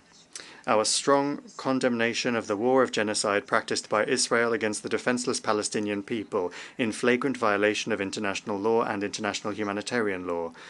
We demand the immediate end of this war and reiterate our commitment to the right of the Palestinian people to dignity and sovereignty within the framework of an independent state with East Jerusalem as its capital, as provided for in the Arab Peace Initiative and relevant international resolutions. Our condemnation of the current Israeli attacks on Lebanon, and our demand that they end immediately. Our call to find a solution that preserves the unity and sovereignty of the Libyan state, and our commitment to supporting African efforts and international efforts in this regard. Our support for the security and stability of brotherly Sudan and its sovereignty and territorial integrity, as well as our call to ensure that dialogue and reason prevail to resolve the outstanding issues leading to an immediate end to the war, ending the humanitarian suffering of the brotherly Sudanese people, and ensuring respect for international humanitarian law. Our commitment to serious efforts to achieve a political solution that preserves the unity of the Syrian Arab Republic, its independence, the dignity of its people, and their right to live in peace and security. Our support for the brotherly Yemeni people and our call for peaceful solutions in accordance with Arab initiatives and the relevant international resolutions, our firm position on the conflict in Western Sahara, and our support for the efforts of the United Nations and all relevant Security Council resolutions aimed at finding a lasting solution that is acceptable for everyone. Our concern about the continuation of the Russian-Ukrainian war and our demand that a solution be found that ends the war and takes into account the concerns of both parties in accordance with international law and the United Nations Charter, thus sparing the region and the world further tragedy and destruction. Your Majesties, Highnesses, and Excellencies, ladies and gentlemen, the Summit of the Future, which concluded its work yesterday, revealed how aware we are of our collective responsibility towards our common future.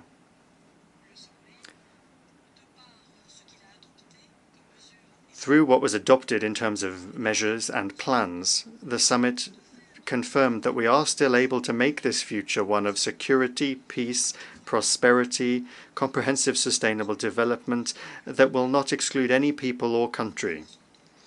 Let us therefore strengthen mutual trust, intensify our multilateral cooperation, and accelerate the reform of international political and financial governance rules so that they are more just, more balanced, and more equitable. And then, God willing, we will be able to save our planet from perdition and secure a bright future for current and future generations. Thank you.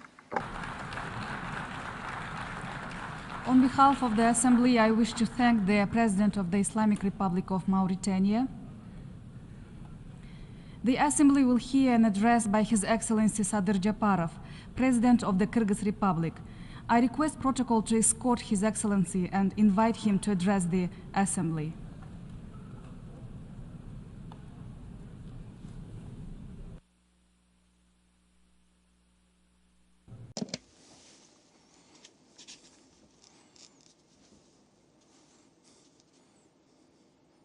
Mr. Secretary General, Mr. President, distinguished heads of delegations, ladies and gentlemen, I extend my congratulations to the African nations and the esteemed Mr. Philemon Yang on being elected as the President of 79th session of the UN General Assembly. I wish you success in the important and assure you that Kyrgyzstan will provide full support to your presidency in the interests of peace and sustainable development. I also express my gratitude to the esteemed Mr. Denis Francis for his active work as President of the 78th session. On behalf of the Kyrgyz Republic, I reaffirm our commitment to international law, the principles and provisions of the UN Charter, and express our full support for the organization's efforts to ensure international security, address global social, economic, and climate challenges, and protect human rights and freedoms. The modern global challenges such as the climate crisis, food security threats, and growing inequality require the united efforts of the international community. In this turbulent period, I urge all states to continue supporting the UN in its core mission, ensuring peace and preventing contemporary risks and threats. Now more than ever, this support is crucial. I hope that under the leadership of Secretary General Mr. Antonio Guterres and with the active backing of member states, our organization will be able to effectively fulfill its functions and assist nations in addressing pressing global issues. Ladies and gentlemen, we live in a world that is becoming increasingly unpredictable and complex with each passing year. We are facing unprecedented challenges: global climate catastrophe, economic inequality that divides nations and continents, and of course conflicts that shatter hopes for a peaceful future. At this time, we are witnessing global military expenditures increasing each year, while poor and vulnerable states lack the resources needed for their development and survival. I would like to draw your attention to two conflicting realities of our time. The first reality is the limitless spending on military needs. According to the Stockholm International Peace Research Institute, global military expenditures increased by 6.8% in 2023, reaching a record $2.5 trillion or 2.3% of global GDP. This is the highest figures in decades. Leading powers are allocating vast resources to building and developing armed forces, expanding arsenals, and creating new, more destructive weapons. Unfortunately, this is happening in a world where many countries and people still lack access to basic services such as water, healthcare, and education. It would be far better if the money spent on war, destruction, and death were redirected towards creation or addressing global challenges for the benefit of all humanity, helping countries combat climate change and prevent mass migration. Military expenditures and armed conflicts are having devastating impact on many countries, exacerbating poverty and inequality. Conflicts and armed clashes have led to the destruction of infrastructure, a decline in living standards, and mass migration, creating a vicious cycle of poverty and instability. While some countries are increasing their military budgets, many of those in need of assistance are losing the opportunity for a normal life. The second reality is the lack of progress in providing aid to poor and vulnerable states. We all know the economic inequality is on the rise. World leaders have been speaking for decades about the need of eradicating poverty, but they lack the will to follow through. Countries in Africa, South Asia, and Latin America continue to face chronic underfunding, a lack of support from the international community, and systemic economic crises that cannot be solved by individual states alone.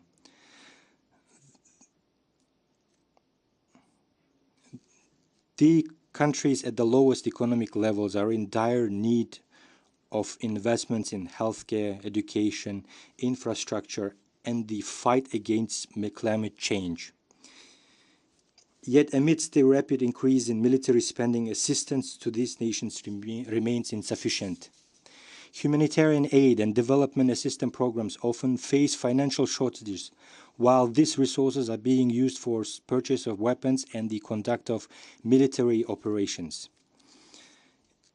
Instead of decreasing, inequality between the nations is deepening. The world is now faced a critical choice. We can either choose to increase security through the expansion of armed forces, or we can pursue sustainable development aimed at eradicating poverty and supporting the most vulnerable. If the resources spent on military expenditures were instead invested in providing access to clean water, educating children in developing countries, combating hunger or addressing climate change, it would make a significant difference. To achieve progress, a joint effort between the wealthy and needy countries is essential. Firstly, developed nations must not only increase financial aid to those in need, but also focus on targeted infrastructure and social development projects. Secondly, the countries in need must actively participate in international sustainable development initiatives and commit to using resources effectively rather than scattering them without direction. Thirdly, it is crucial to transfer modern technologies from wealthy countries to those in need. This would enable struggling nations to develop their economies independently and reduce dependence on external aid.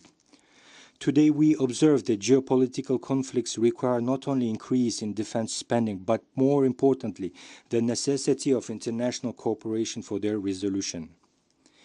If the global community can unite its efforts to fairly distribute resources, assist vulnerable countries, and address the root causes of armed conflicts, we can build a safer and more prosperous world. If we begin to invest in people instead of war, in education, healthcare, and sustainable development instead of weaponry, we can undoubtedly create a flourishing world. The time has come to rethink global security priorities. Security is not merely about powerful armies and weapons of mass destruction. True security is achieved through trust, equality, and the prosperity of nations. By investing in the future of poor countries, helping them to combat poverty, and providing opportunities for sustainable growth, we can create a more stable and secure world. In this context, I believe it is important and fair for the global community to pay greater attention to the issues of sustainable development in the global south and to advocate for themselves interests of first and foremost least developed countries, landlocked developed countries, and small island developing countries. Dear colleagues, one of the most dangerous challenges threatening the very existence of our planet is climate change, which is worsening daily and affecting virtually all countries and people around the world. The rapid melting of glaciers, an increase in natural disasters, and the reduction of water resources in mountainous ecosystems raise deep concerns. These negative consequences threaten the lives of local communities, contribute to rising poverty levels, deteriorate infrastructure, and cause significant harm to the economies of nations. Kyrgyzstan faces a triple challenge: the need for investment in development, the reduction of poverty, and adaptation to climate change in order to achieve carbon neutrality. Each of these areas requires specialized funding, particularly in the context of ensuring climate resilience for our country and vulnerable communities. We are determined to work together with our partners to achieve success. Kyrgyzstan proposes to strengthen and widely promote the Debt for Green Economy exchange mechanism. We believe this will help developing and less developed countries collectively combat climate change. Kyrgyzstan supports the view of the UN Secretary General on the need to reform the international financial architecture and reduce the debt burden of developing countries. We also propose a mechanism to replace external debt with projects aimed at climate and sustainable development, and we are working to establish a climate trust fund to finance environmental projects in mountainous regions. The Kyrgyz Republic pays special attention to climate issues in implementing its national policy and, based on the principles of green development, has set an ambitious goal of achieving carbon neutrality by 2050. Over 90% of our energy is produced primarily by hydropower plants, which are the main drivers towards achieving net zero emissions. Our country has extensive opportunities to integrate renewable energy sources into various sectors of the economy, develop electric transport infrastructure, promote sustainable agriculture, and enhance ecotourism. We are actively taking measures to encourage the use of electric vehicles and improve the energy efficiency of buildings. I would like to provide just one example of our commitment to building a green future. Projects such as Neo Masdar City, Western Harbor, and Solar Valley that are focused on sustainable development are being implemented and successfully developed.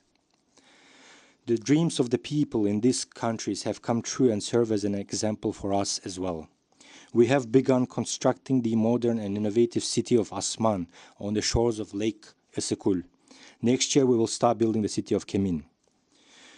We are striving to create green cities that will serve as a model for other regions of our country, helping to preserve the natural environment for future generations. I firmly believe that this city will become an economic, trade, cultural, tourist hub, as well as center for innovation and new technologies. Central Asia is becoming an important region in terms of global security and the world economy. Kyrgyzstan, together with its neighboring states, continues to work on the sustainable development of the region. Together with Kazakhstan and Uzbekistan, we are building the Khambarata 1 hydropower station, which will meet the region's energy and water needs. We are also participating in the construction of China-Kyrgyzstan-Uzbekistan Railway, which will enhance trade and transport cooperation and connect the east and west of the continent.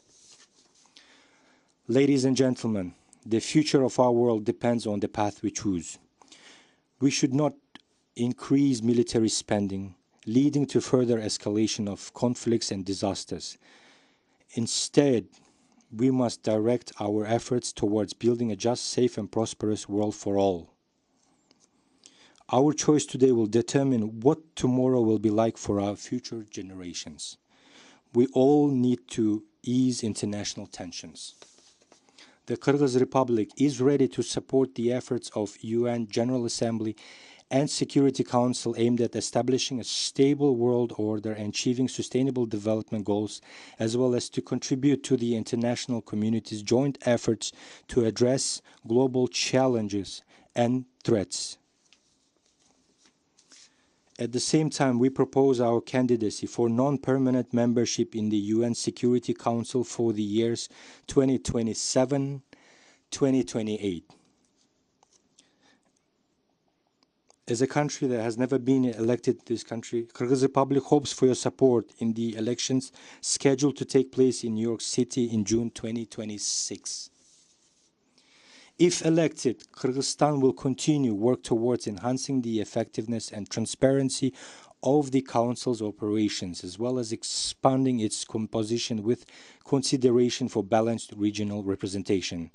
The time has come to rectify the underrepresentation of African countries in Security Council and to eliminate historical injustice, such as the fact that Kyrgyzstan, including Kyrgyzstan, 60 member states have never been elected to the Security Council.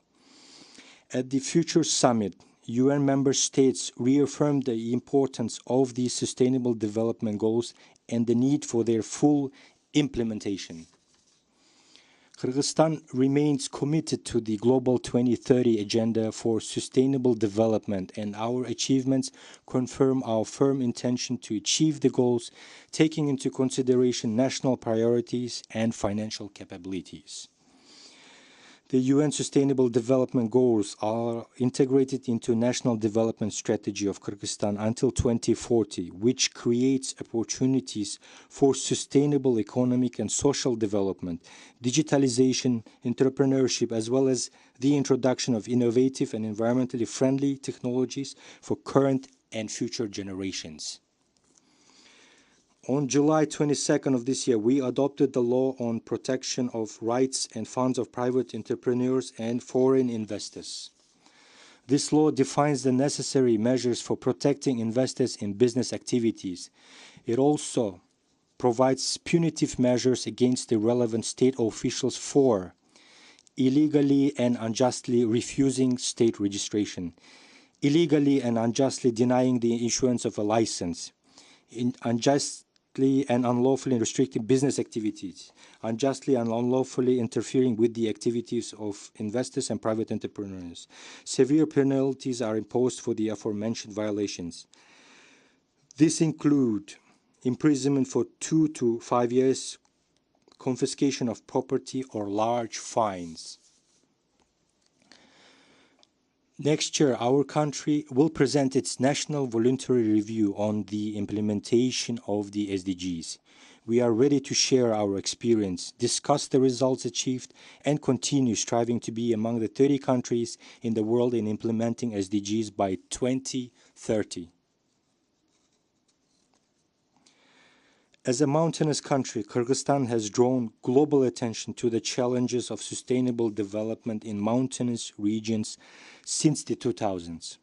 Through our initiative and with broad support from mountainous countries, the 5-year Action for Development of Mountain Regions program is being implemented for 2023 until 2027. I invite all nations to actively participate in this program. I also invite you to take part in the second Global Mountain Summit, Bishkek +25 in 2027, where the results of the 5 years of Mountain Regions initiative will be summarized.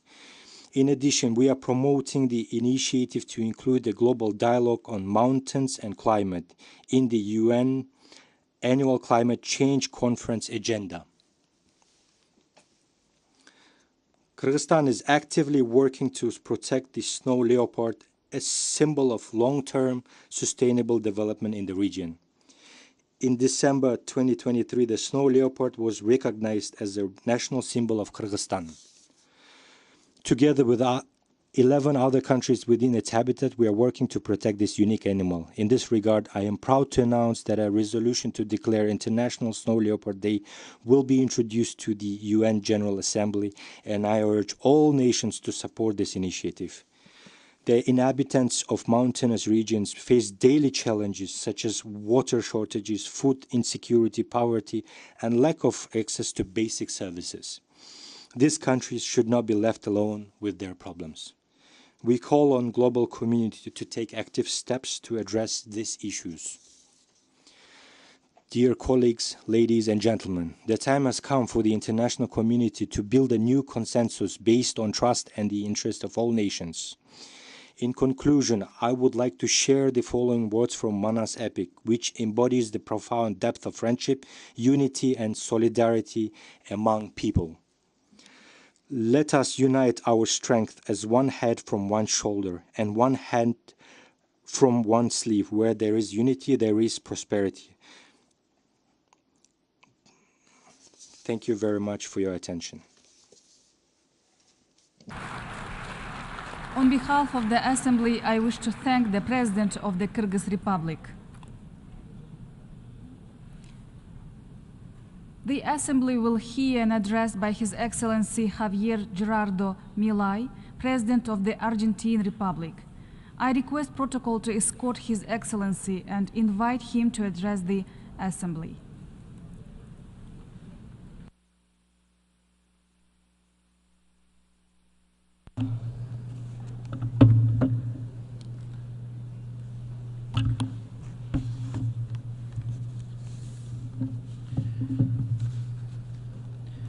las autoridades de las Naciones Unidas.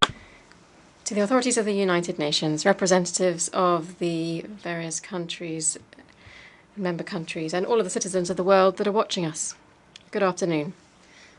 For those of you who are not aware, I'm not a politician. I'm an economist. I'm a liberal, libertarian economist who never aimed to be a politician, but who was honored to become the President of the Republic of Argentina following the resounding failure of more than a century of collectivist policies that destroyed our country. This is my first speech to the United Nations General Assembly, and I'd like to take this opportunity to humbly alert the different nations of the world about the path that we are moving down and have been for decades, and about the danger that of this organization failing, as it has been doing in its original mission. I haven't come here to tell the world what it should be doing. I've come here to tell the world, on the one hand, what will happen if the United Nations continues to promote collectivist policies that it's been promoting under the mantle of the 2030 Agenda, and on the other hand, the values of the new Argentina. I want to begin by giving credit where credit's due. The United Nations was born out of the horror of the cruelest war in global history, and the main aim of it was to ensure that it never happened again.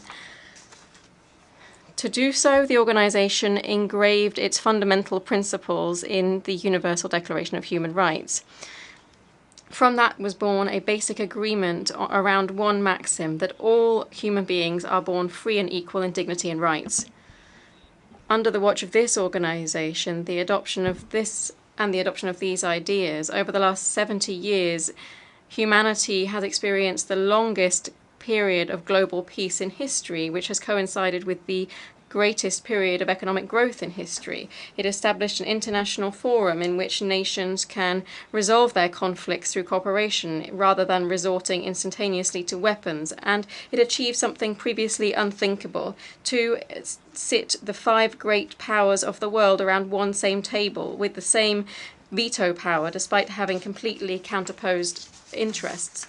All of this didn't mean that the scourge of war disappeared, but it did, at least for now, ensure that no conflict has escalated to global proportions. The result was that we moved from having 2 world wars in less than 40 years, which together claimed more than 120 million lives, to having 70 consecutive years of relative global peace and security and stability under the mantle of an order which allowed the entire world to be integrated commercially, to compete and to prosper.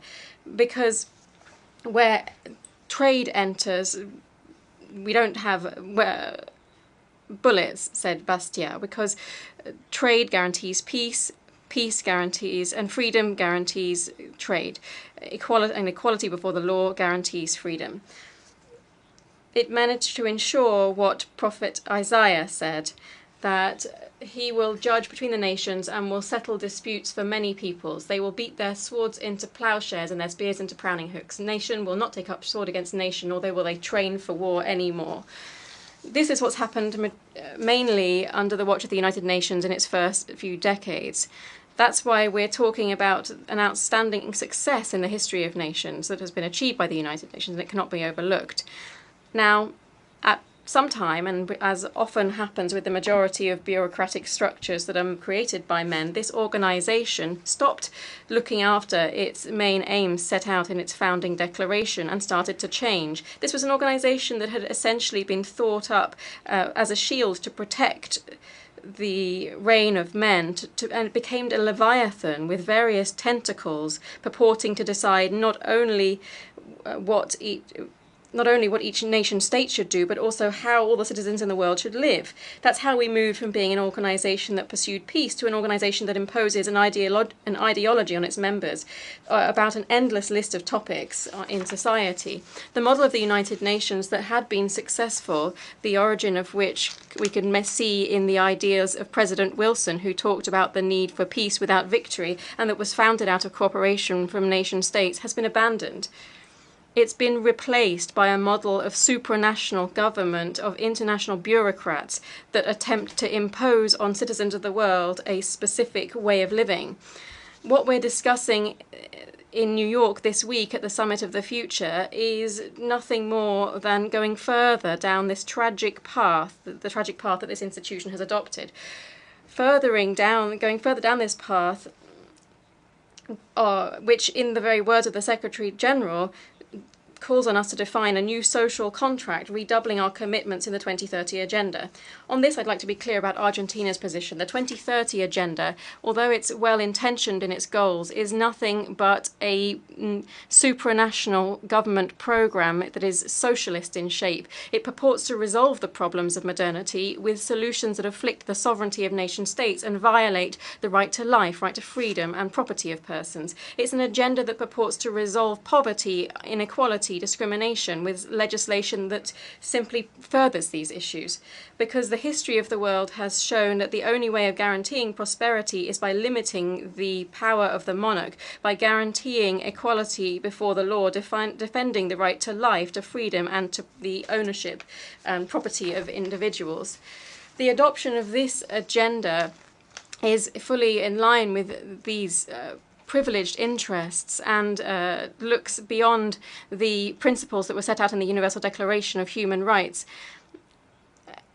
It has therefore twisted the role of this organization and set it on the wrong course. We've seen how an organization that was born to defend the rights of man has become one of the main proponents of systematic violations of freedom, such as, for instance, the lockdowns imposed in 2020, which should be seen as a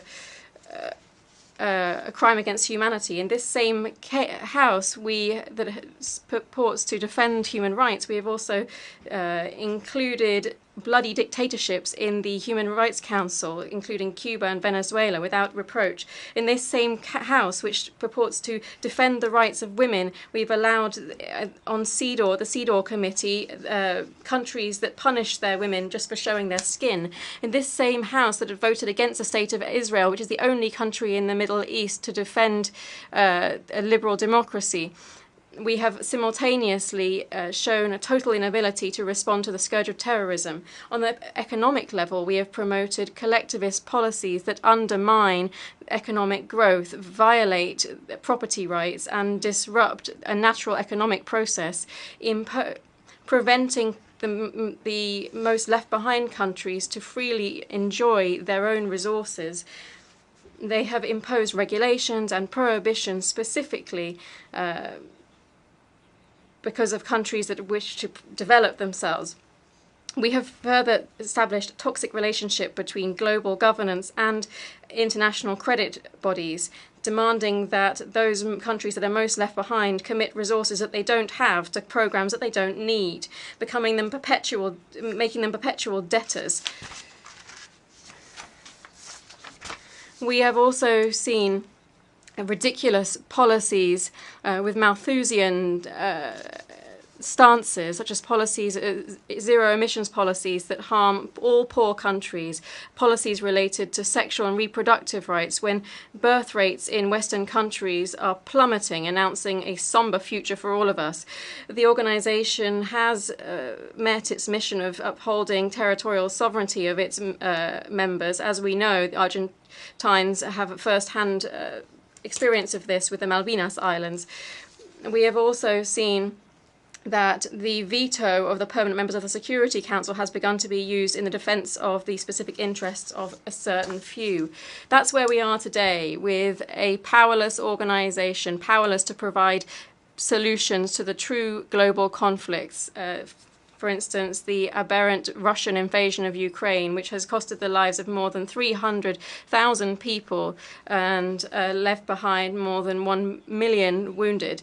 This is an organization that, rather than tackling these conflicts, invests time and effort in imposing on poor countries how they should and how much they should produce, who they should do relations with, what they should eat, what they should believe in, the Pact for the Future purports to dictate.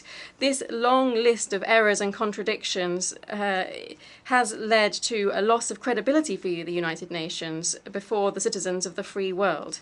I'd like to issue a warning here.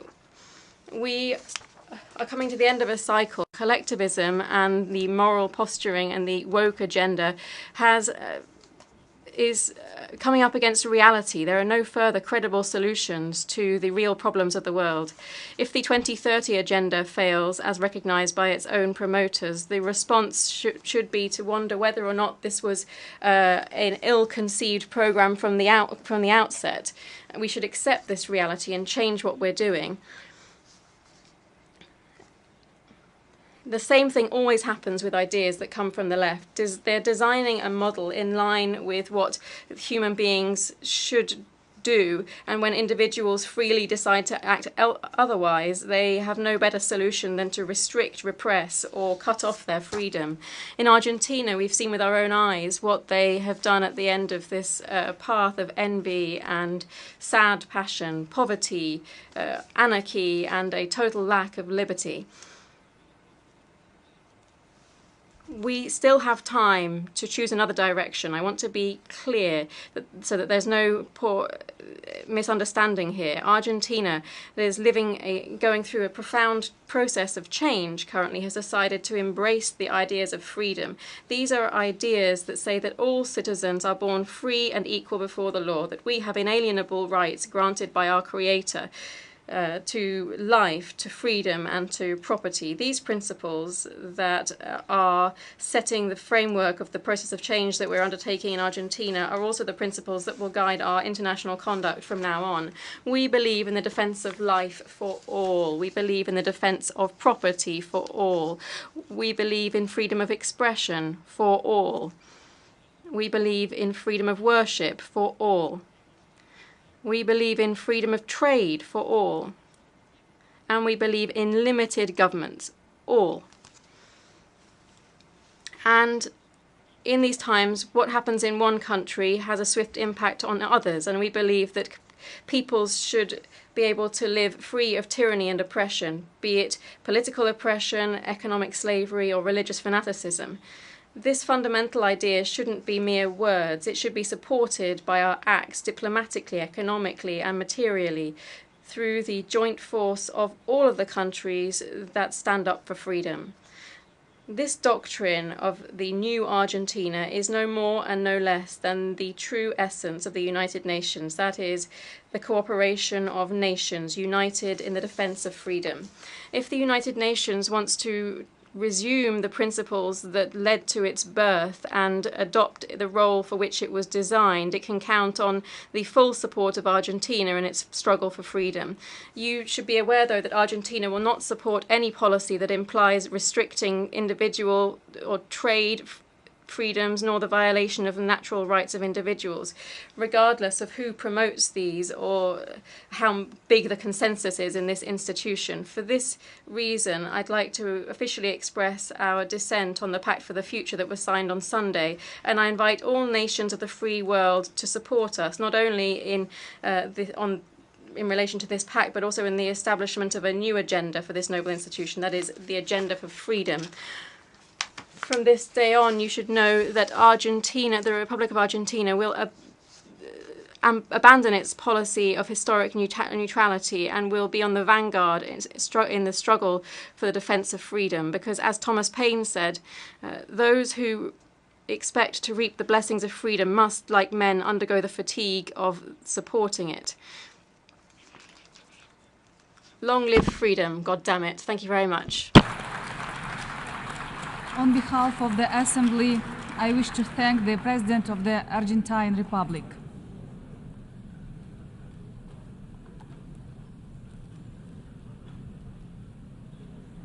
The Assembly will hear an address by His Excellency Nayib Armando Bukele, President of the Republic of El Salvador.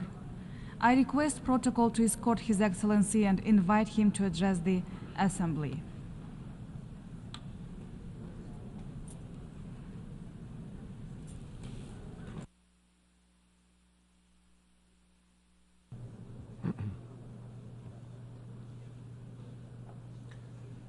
Señor Presidente, President of the General Assembly,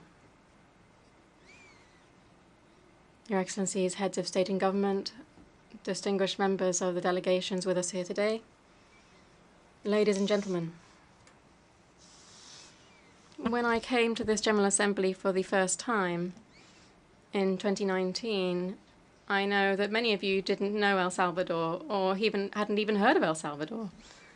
And if you had heard of it, you only had heard bad references, either the most violent country in the world or the country of gangs. Others didn't even know where to put us on the map. But thanks to God, this has significantly changed, and in a very short time. 5 years since my first speech, I come here as the president of a country that now has a voice in the world. In my previous statements to this General Assembly, I talked about the quest for our true independence. For decades, we were in chains due to an imported civil war and then a false peace that left behind more dead than war itself. I also talked about the importance of remembering that the main responsibility of a government is towards its own people, and the crucial importance of taking our own fate into our own hands. We shouldn't believe that other countries would save us or that other nations would give us our own freedom. We had to understand this, to then have the courage to break these chains ourselves and to reclaim our own legitimate right to be free. Over the last 5 years, El Salvador has been born again. You can see this in the countries and in the people. We have a flourishing tourist industry. We are a country of sports, surf, and entertainment. Thousands of Salvadorians fled war and poverty. They're now coming. We've now made this a country to return to. And our nation was once the global capital of homicides. We've now made this the safest country in our region. This was a great challenge that our nation overcame.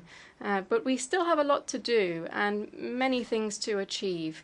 But we are now on the cusp of true independence and the path towards true freedom. The transformation of El Salvador is without comparison, and our success is undeniable. Anyone can visit El Salvador and see this for yourself. Salvadorians, regardless of for whom they voted, where they were born, will at least say whether or not they are within or outside our borders, have come to support all of our decisions, each of the decisions that allow El Salvador to be the country in which people can live calmly and in peace, in which spiritual aspirations beyond material aspirations transcend everything. Today, the world is looking at the example of El Salvador, and they wonder, how can a country lift itself up so quickly? But perhaps this isn't the right question to ask. Perhaps they should be asking a different question. How is the rest of the world falling down so quickly? They say that El Salvador is swimming against the tide because El Salvador has become safer and at the same time the world has become less safe. Well, the Salvadorian people has become more optimistic. The majority of the people in the modern world have become increasingly pessimistic. And they're right. The world has become divided, depressed, concerned and hopeless. And it's done so in an unprecedented pace. The free world is no longer free. This is not an exaggeration. Tragically, we have undeniable proof of this every day. New threats of war continue. When the free world became free, it was due to freedom of expression, freedom before the law. But once a nation abandons the principles that make it free, it's only a question of time before it completely loses its freedom. The consequences of this we can see before our eyes. We can see them in in some of the most advanced countries in the world. There are simple things, for instance, that cannot be obtained. In other cities, streets no longer belong to the people. They've fallen into the wrong hands, the hands of drug traffickers and gangs. They can't call themselves a free country when people can't freely walk in the street without fear of being attacked. We're also seeing the erosion of freedom of expression. Just 1 decade ago, it was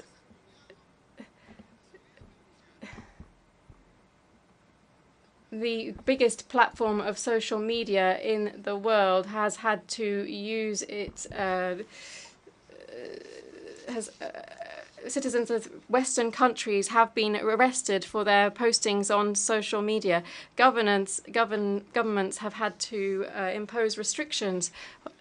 This isn't a conspiracy theory. These are fully documented, proven facts. You can't win the favor of the people without respecting people. This didn't start just a while ago. We've only just noticed it now because it's accelerating, and this means that we are moving towards a scary inflection point. We are standing before a new dark period for humanity. As a Salvadorian, I recognize these symptoms because we have experienced all of them.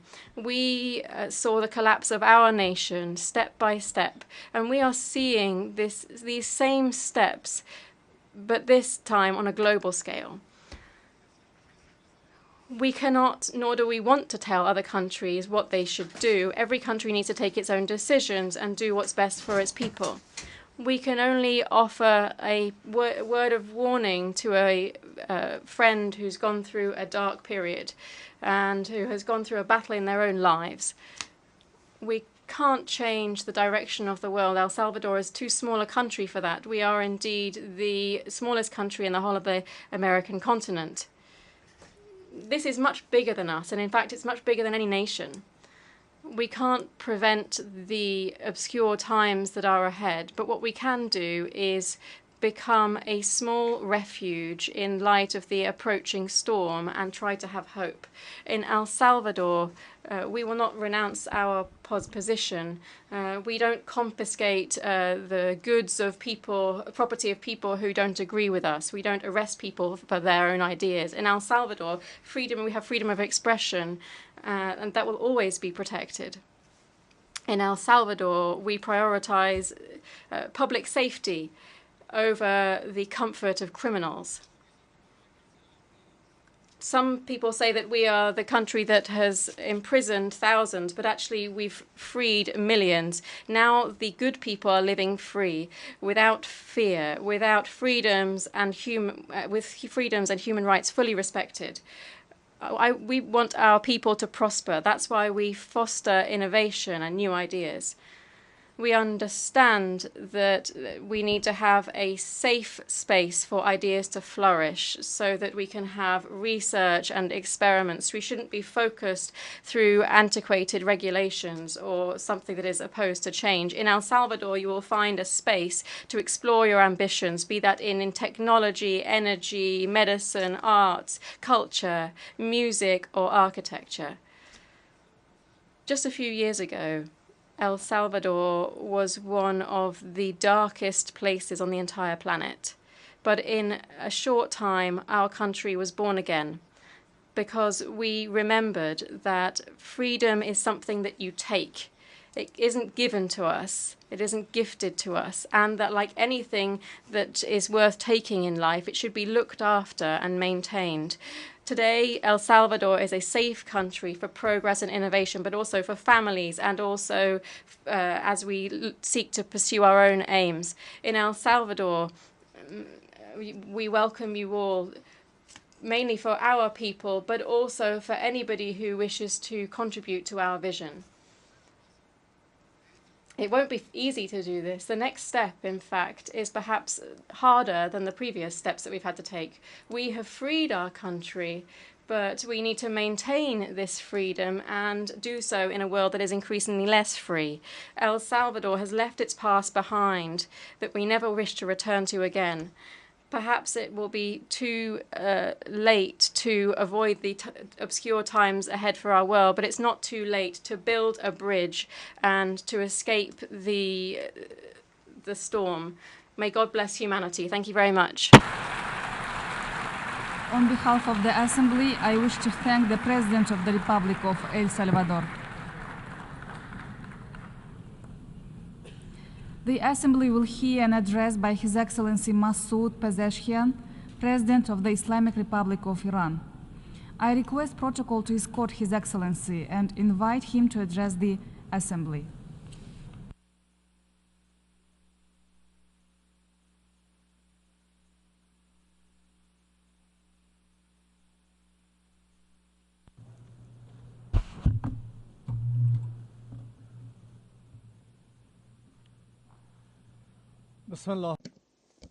In the name of God, the most gracious, the most merciful.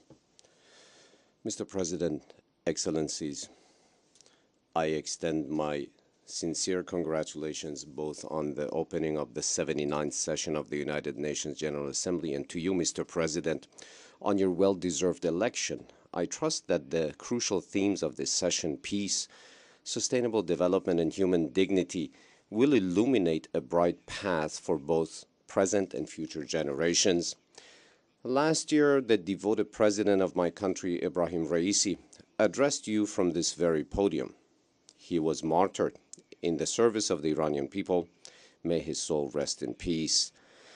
This is my first time addressing you as the President of the Islamic Republic of Iran, a position I assumed after the Iranian people voted for my central campaign platform of national empathy. This guiding principle is rooted in the command of the Almighty God as set forth in the Holy Quran. According to the teachings of the Quran, mankind was once a nation, so God dispatched prophets as heralds and warners. He sent the books down along with them to bring the truth so as to decide among mankind concerning whatever they had been disagreeing about. However, only those to whom it was given disagreed about it out of envy towards one another after explanations had been brought to them. Imam Ali, peace be upon him, instructed one of his governors to embrace the people with all your heart, show them kindness, and extend your compassion towards them. Never treat those under your command with harshness or violence, for people fall into two categories. They're either your brothers in religion or equals in creation. The mission of all prophets has been to establish and promote truth and justice in society among all people, regardless of color, race, gender, or language. Peace and security in the world will not be achieved unless the rights of all individuals, communities, and nations are upheld with justice and fairness. Let's ask ourselves, are the roots of war and bloodshed we see in today's world anything other than the fact that aggressors have violated the rights of others, overlooked the rights of nations, enforced discrimination and inequality, kept certain groups weak and underdeveloped, and disregarded the rights of individuals? As long as injustice, oppression, greed, poverty, and ignorance prevail in any region, violence and conflict will continue. Unless we confront the root causes of such disorders, we cannot rescue the future of our children from darkness and destruction.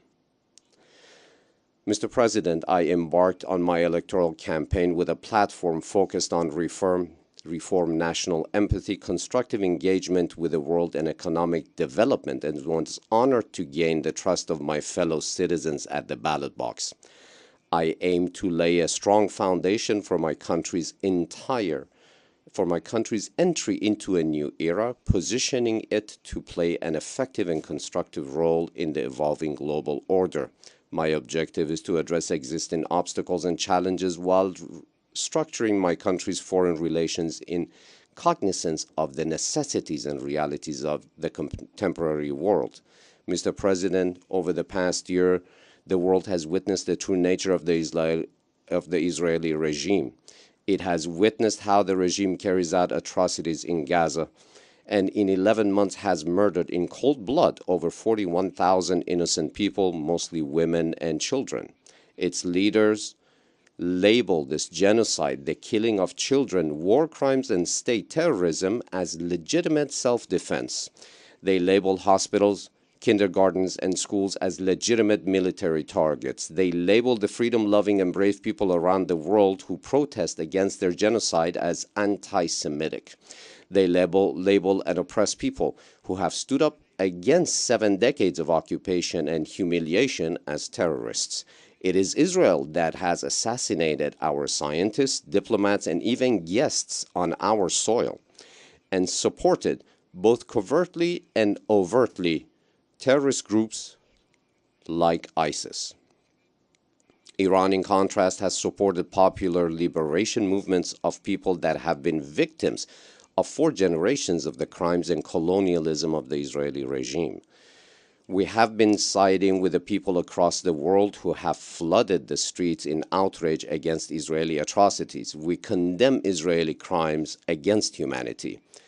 It is imperative that the international community should immediately stop the violence and bring about a permanent ceasefire in Gaza and bring an end to the desperate barbarism of Israel in Lebanon before it engulfs the region and the world. Israel has been defeated in Gaza, and no amount of barbaric violence can restore its myth of invincibility.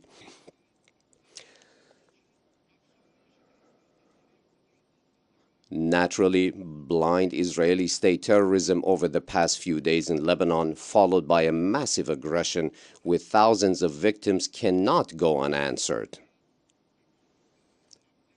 The responsibility for all consequences will be borne by those governments who have thwarted all global efforts to end this horrific catastrophe and have the audacity to call themselves champions of human rights. The only path to end this 70-years-old nightmare in West Asia and the world is to restore the right of all Palestinians to self-determination. We propose that all people of Palestine, both those who live in their motherland as well as those who have been forced into its diaspora, determine their future in a referendum.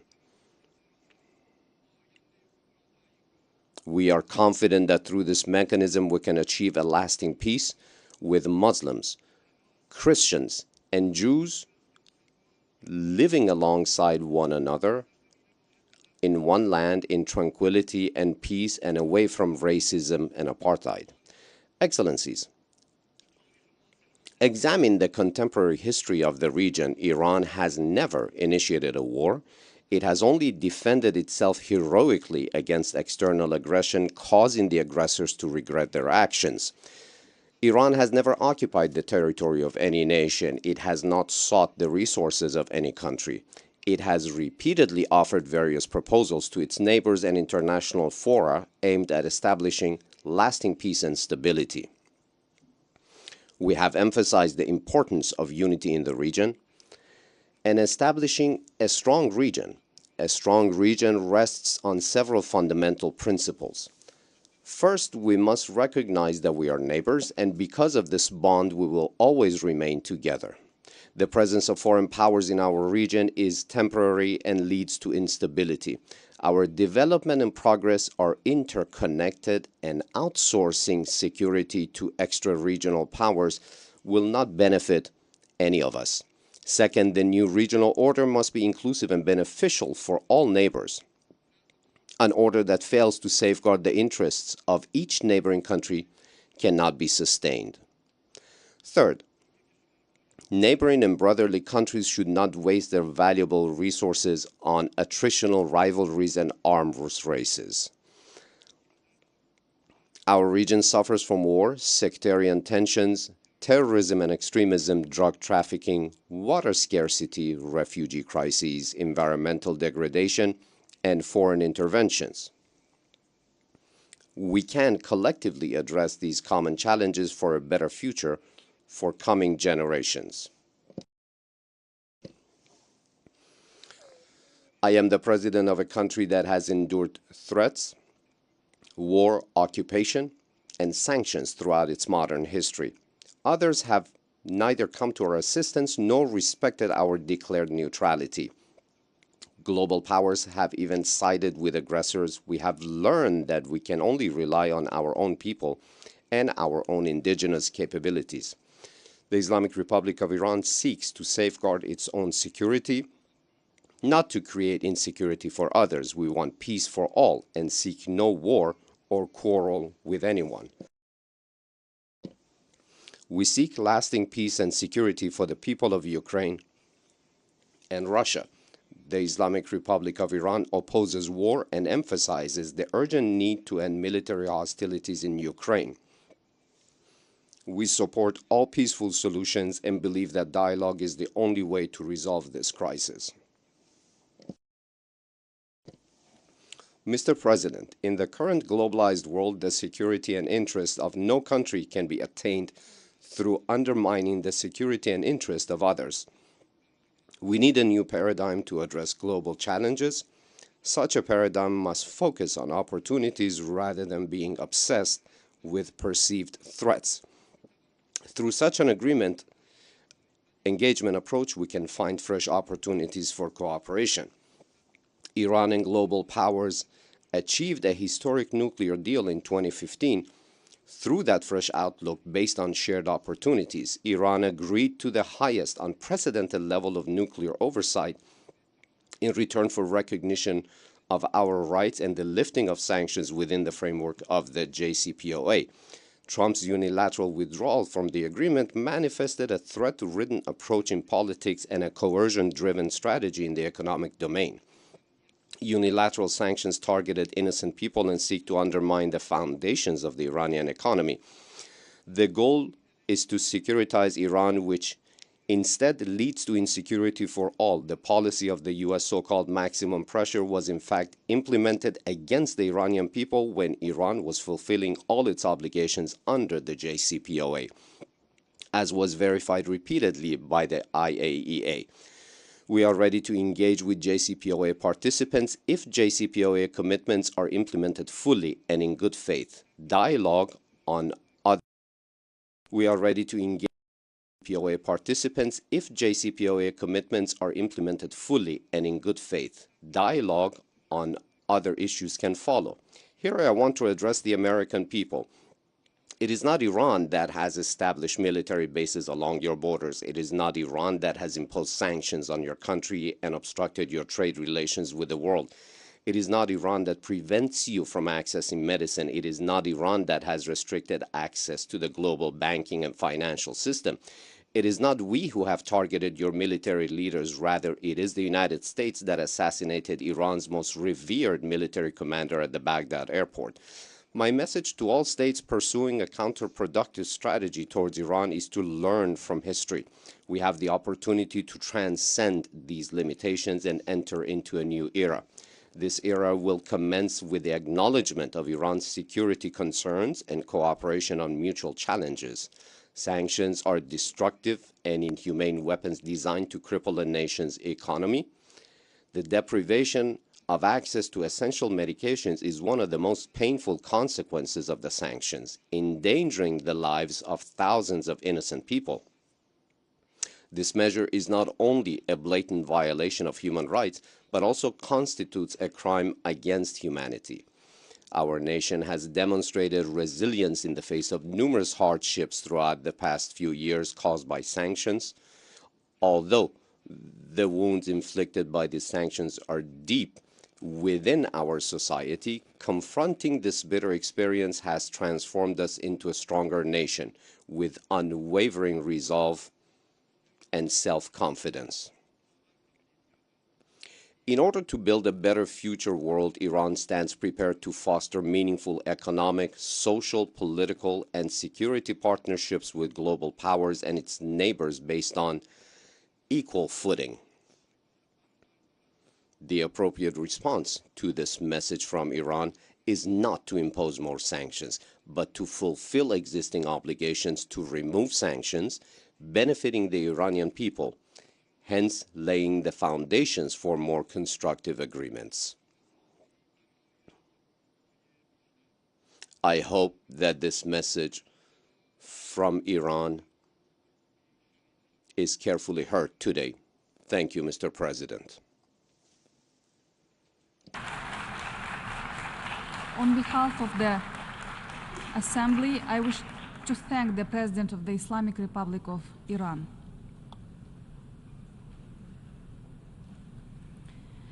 The Assembly will hear an address by His Excellency Alar Karis, President of the Republic of Estonia. I request Protocol to escort His Excellency and invite him to address the Assembly.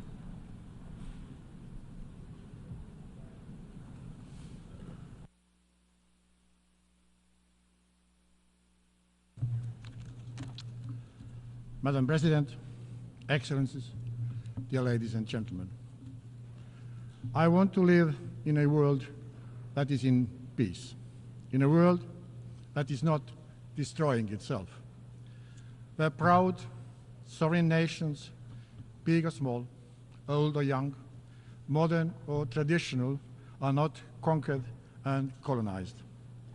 In a world where everybody can feel free, where AI serves and not hinders humanity, and where nobody has to fear oppression based on gender, race, nation, beliefs, or one's thoughts. I want to live in a world that is fit for freedom, because freedom paves the way for lasting solution and prosperity, because freedom is the core of humanity. Don't we all want the same? Regrettably, peace and freedom are under threat. The latest survey by Freedom House proved that global freedom declined for the 18th consecutive year in 2023. The number of those countries where political rights and civil liberties are diminishing is more than the twofold in comparison to those whose rights, liberties, and freedom are improving. Peace and freedom are words that are unfortunately blatantly misused. Too often we see how the one promising peace and freedom brings instead suppression and suffering. The weaker the mechanism that protects international law, the bigger is a threat to undermine the way most of us want to live. We may keep condemning the brutal acts of violence. We may even strongly condemn the atrocities, but without efficient acts against violence, the history will condemn us, and it will condemn us strongly. But it's not our place in history that we have to worry about. Something else keeps us awake at night. It's children who are lost to conflicts, who will never be old enough to see the high school diploma, who will never have a chance to learn how to ride a bike, who will never dance in the desert, who will not be free, who will not be smiling. But dear ladies and gentlemen, the happiness of a child is priceless. This image should set our moral compass right, personal and global, strategic and tactical. This image will be reality on those shores of Gulf of Aden, Azov Sea, Bay of Bengal, Dead Sea, Caspian Sea, Lake Tanganyika, Yellow Sea, or elsewhere in the world when the universally shared rules prevail, when the international law is respected, when UN Charter is applied. Therefore, we have no other option than to act and adjust the UN system so that it could live up to the demands and necessities of the 21st century. It means reinforcing the UN Charter. Restoring the credibility and reforming the UN should grant better and more efficient application of the Charter so that the peace and security is maintained in everyone's interest and everywhere in the world. The need to reform the UN and its Security Council has been discussed for decades. I am convinced that now more than ever, the renewal and strengthening of a multilateral world order with UN Charter at its core is in the interest of all of us. Pact for Future that we adopted at the Summit of the Future just a few days ago is a good start. It is guidelines showing us the way forward. Now we must implement all we have pledged. We should have been even more ambitious. The Future Security Council has been fit for purpose, efficient, transparent, open and accountable with a strengthened decision-making capacity. The Council's composition must adequately reflect the current world. It must also be inclusive in conducting its business to better respond to the current global threats. But there is no easy formula how to grant it. Otherwise, we would have a balanced, agile and effective Security Council already in place. One thing is certain, and it is acknowledged also by the Pact for the Future, that the scope and use of a veto right has to be limited. Estonia supports all efforts to limit the use of a veto, especially on actions aimed at ending or preventing mass atrocities. Currently, the veto right in the Security Council hands its holder a great power, a power also to put finding the solution of a standstill, as sometimes that solution might sharply be against the interest of the members of the Security Council itself. The deadlocks of the Security Council can be measured directly in lost and crippled human lives. This is not right, and this is unacceptable. We believe that all states collectively should have bigger say in maintaining peace and security than one member of the Security Council, especially in the case of a deadlock in the Security Council. We cannot restore credibility of the multilateral system and the UN when a permanent member of the Security Council acts against the principles of the Charter.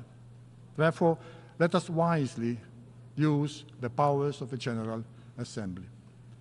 We, in the General Assembly, should be able to collectively overcome the veto in the Security Council, if the situation requires.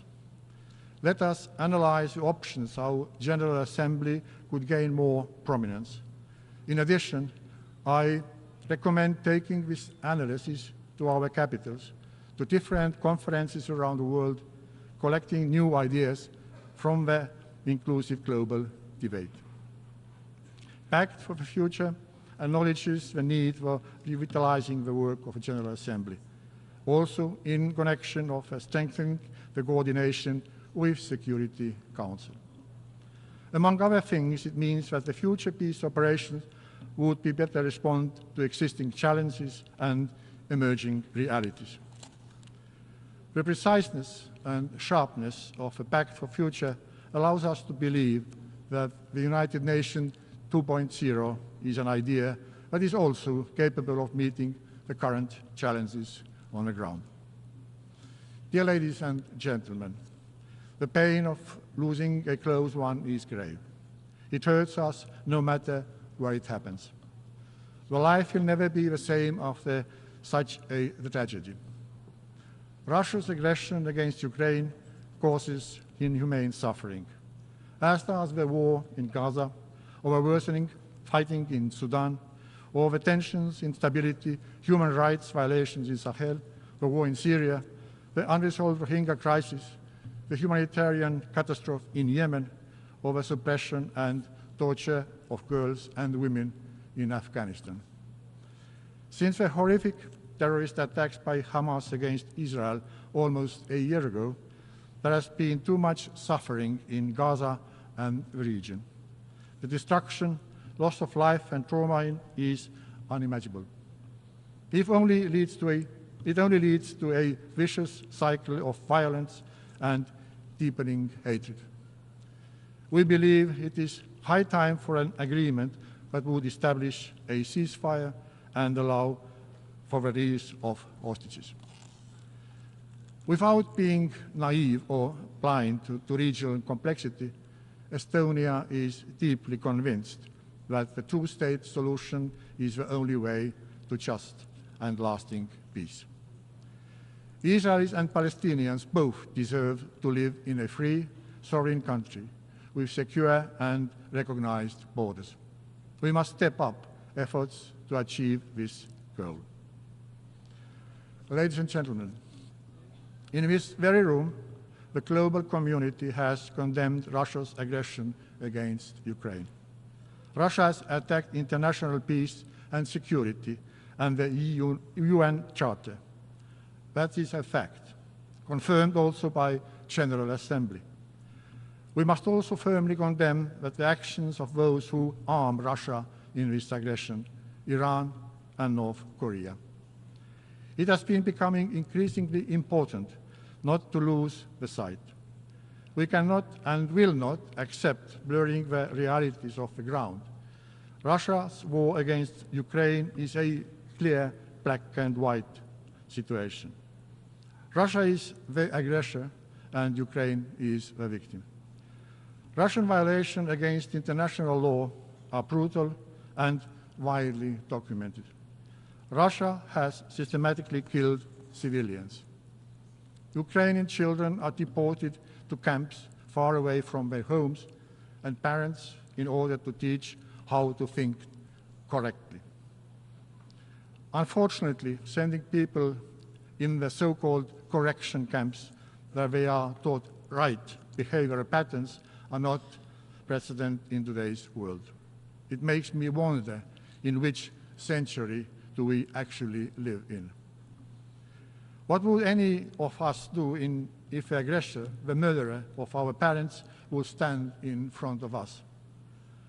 Would we demand justice, accountability, and the end of aggressive behavior, or would we call the aggressor for a chat, for a settled misunderstanding between us? Probably the smooth talk about dialogue and importance for Ukraine and Russia to engage in direct peace talks are only supporting Russian cause, especially when those so-called peace proposals fail to recognize who is one who has launched the aggression and who is the one suffering. We are not going to call Russia for coffee. Instead, we call them to accept President Zelensky's 10-point peace formula, which has wide international support. Russia has to end the aggression, withdraw the troops and military equipment from the territory of Ukraine. Ukraine's territorial integrity and sovereignty must be restored. We demand Russia to stop cynically and shamelessly exploiting various conflicts to its own advantage by fueling contradictions in Africa, Europe, America, or elsewhere. Russia attacks the coherence of our societies and generates instability. Misinformation is a widely used weapon for this purpose. We have to act decisively against systematic spread of lies. To succeed in this, we must develop critical thinking and knowledge. Therefore, granting the education globally for everybody is so strategically important. While drafting the UN resolutions, we must consider the new mechanisms that are weaponized and used to undermine international peace and security. The world has changed. Information is rushing in various digital formats, and we tend to live in fragmented bubbles. This can, in turn, be fertile ground to extremist terrorist groups or for neo-imperial expansionist ambitions. Similarly, refugees are sometimes used for destabilizing actions. Changing world poses new challenges. Let's make sure that UN methods, agencies, and resolutions meet the requirements of the 21st century.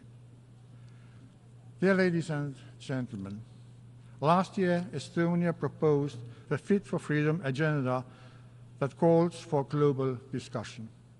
First, on how to reinforce multilateralism and international rule-based system with the UN Charter at its core.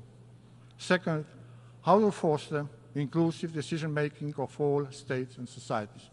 And third, how to ensure human rights and freedoms for all.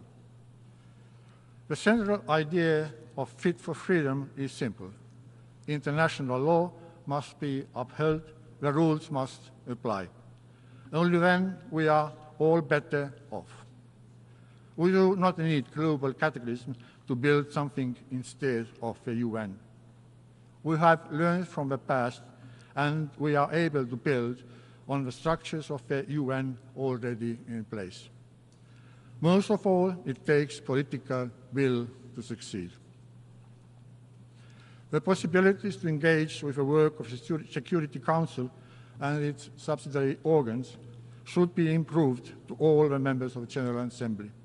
With a distinct help from technology, the accountability of the Security Council has to be enhanced. If the working culture would be more open, hypocrisy and lies would have indeed shorter legs. Promoting new open and swift models to work and administer is the second pillar how we can make the world freer.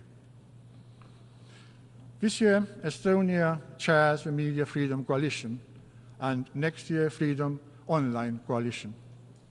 We will build our conviction that fundamental freedoms and human rights should be the mainstream of international policies, even more forcefully and consciously than until today. If human fundamental rights are protected, then we may conclude that international law and UN Charter are not only maintained, but they are strengthened. Then international rules apply to everyone. The world is fit for freedom. Dear ladies and gentlemen, positive change is possible. Estonia's own story is a perfect illustration of that. We have built a digital, cyber-secure society where citizens feel that they themselves are the state, as it should be. We know from our own experience that freedom combined with a proper technology and innovation-oriented mindset are the best tools for finding long-term solutions. Yes, also free societies might need some updates from time to time and the latest plugins from optimized user-friendly performance. But if maintained properly, they are not crashing and freezing like autocracies tend to do. Estonians have a vivid memory of the times when human rights were denied to us. This makes Estonia vigorous in standing up for those fighting for their rights today. We partner with those who have reached out for helping hand to enhance children's access to education and medicine. We unite with those who work tirelessly to grant women and girls equal rights with men and boys. And we are aligned with all who follow the principle of universal and indivisibility of human rights. My country stands for these principles as a candidate for the UN Human Rights Council for 2026 till 2028. Dear ladies and gentlemen, what kind of change are we going to see? We know the answer. It is up to us to fix the UN so that it could safeguard international peace and security and build a world fit for freedom. Let's get to work. Let's do something about it. Thank you.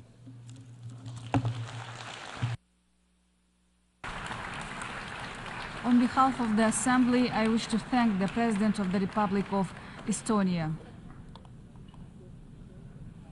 The Assembly will hear an address by His Excellency Gabriel Boric Font, President of the Republic of Chile. I request protocol to escort His Excellency and invite him to address the Assembly.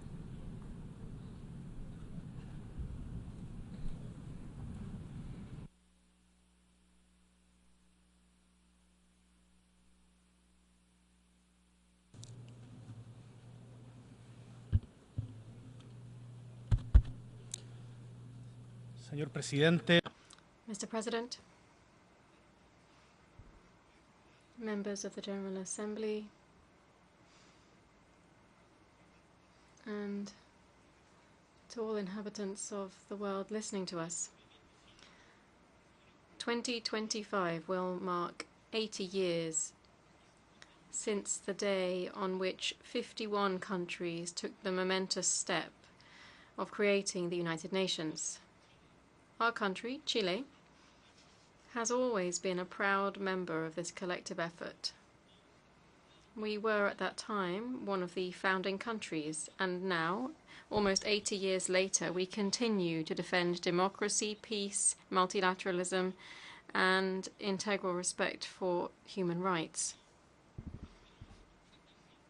Since 1945, the world has changed a great deal. Indeed, it would have been very complex at the time, full of hope due to the end of the war that had been torn apart by poverty, destruction, and death, which was left in its wake, and already marked by the infamy of colonialism. We saw simmering emancipation, inexorable emancipation of peoples from their executioners.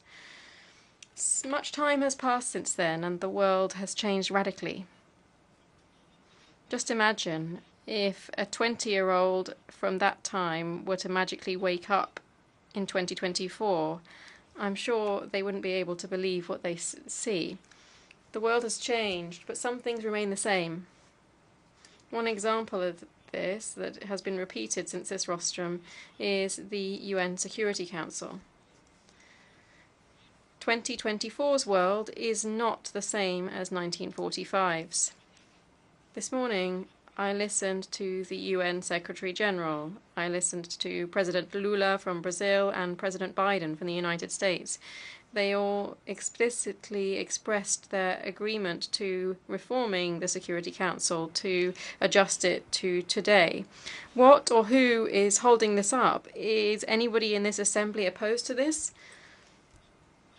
Chile proposes that we set a deadline for this reform, and when the UN celebrates its 80th birthday, we'll do so with a Security Council that is in line with current times, that includes Brazil from Latin America, India, and at least one country from Africa, among others.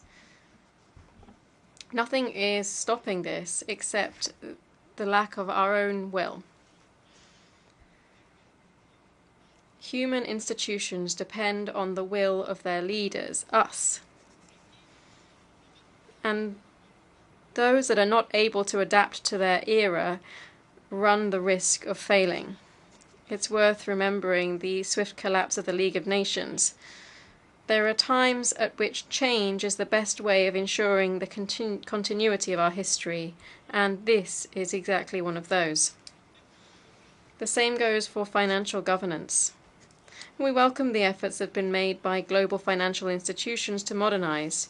But above all, Chile supports the proposal of Africa, led by Nigeria, to address tax evasion, illicit financial flows, and inequalities in tax collection through the establishment of a convention on international tax cooperation. This would ensure that we have a more transparent and inclusive system, a global taxation system that supports the financing of the fight against climate change, in which countries but also large companies are held accountable for their movements and contribute what is due to those countries from which or whom they have obtained their wealth. I'm also in no doubt that it is the possible leadership of a woman, as is noted in the agreement of the Pact for the Future that we signed this morning, that might come from our Latin America on the basis of territorial rotation. This is the person who might be able to lead this process down the reformist path already set by Antonio Guterres. President, leaders of the world. The international community is occasionally accused of double standards in the face of violations of human rights that happen around the world. We condemn what our adversaries do, but when an alleged friend is the one violating the UN's charter, we look aside or we express ambiguity. Chile rebels against double standards in human rights.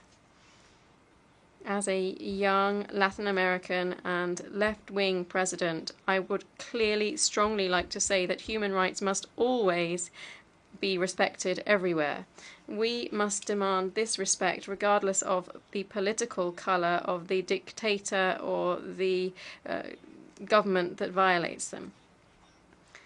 Because the Palestinian teenager murdered in Gaza, the Venezuelan worker who's forced to leave their homeland, the Ukrainian child abducted by Russia, the silenced opposition in Nicaragua, or the woman expelled from school in Afghanistan just for being a woman, are all, above all, human beings.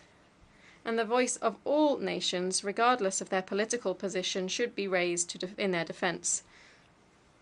This is a principles-based position beyond any geopolitical interest that we defend in Chile. For this reason, I refuse to choose between the terrorism of Hamas or the genocide carried out by Netanyahu's Israel. We have no reason to choose between barbarity. I choose humanity. We denounce the illegal occupation of Palestinian territory and the de facto denial of the existence of an independent Palestinian state by the occupying country. From Chile, we call for an immediate ceasefire in Gaza that would bring an end to the suffering and the massacre of the Palestinian population, which has already claimed more than 40,000 lives. And imagine just the number of wounded. We also clearly and unambiguously demand the immediate release of the hostages held by Hamas. We also note that Israel must respect international law, must halt the establishment and expansion of illegal settlements on occupied Palestinian territory, and bring an end to the massacre in Gaza and the indiscriminate attacks that it has been carrying out on the civilian population.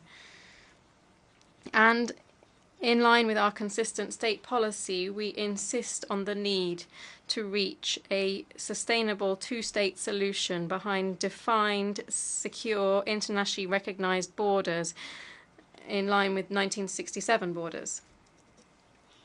Furthermore, Russia's aggression on Ukraine must stop.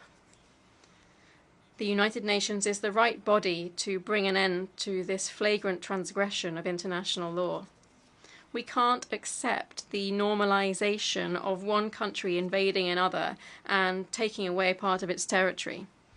For medium-sized countries such as ours, demanding respect for international law is the main safeguard that we have for the respect of our own sovereignty, respect for our own territorial integrity. And today, from this rostrum, I particularly wish to stress the situation of Ukrainian children abducted by Russia and taken onto Russian territory. They must be returned to their families. Before this assembly, Chile reaffirms its commitment to democracy, which remains always the only system able of maintaining peace, reaching sustainable development, and protecting dignity, rights, and fundamental freedoms. For this reason, we are concerned to see increasing disaffection among citizens at this form of government all around the world.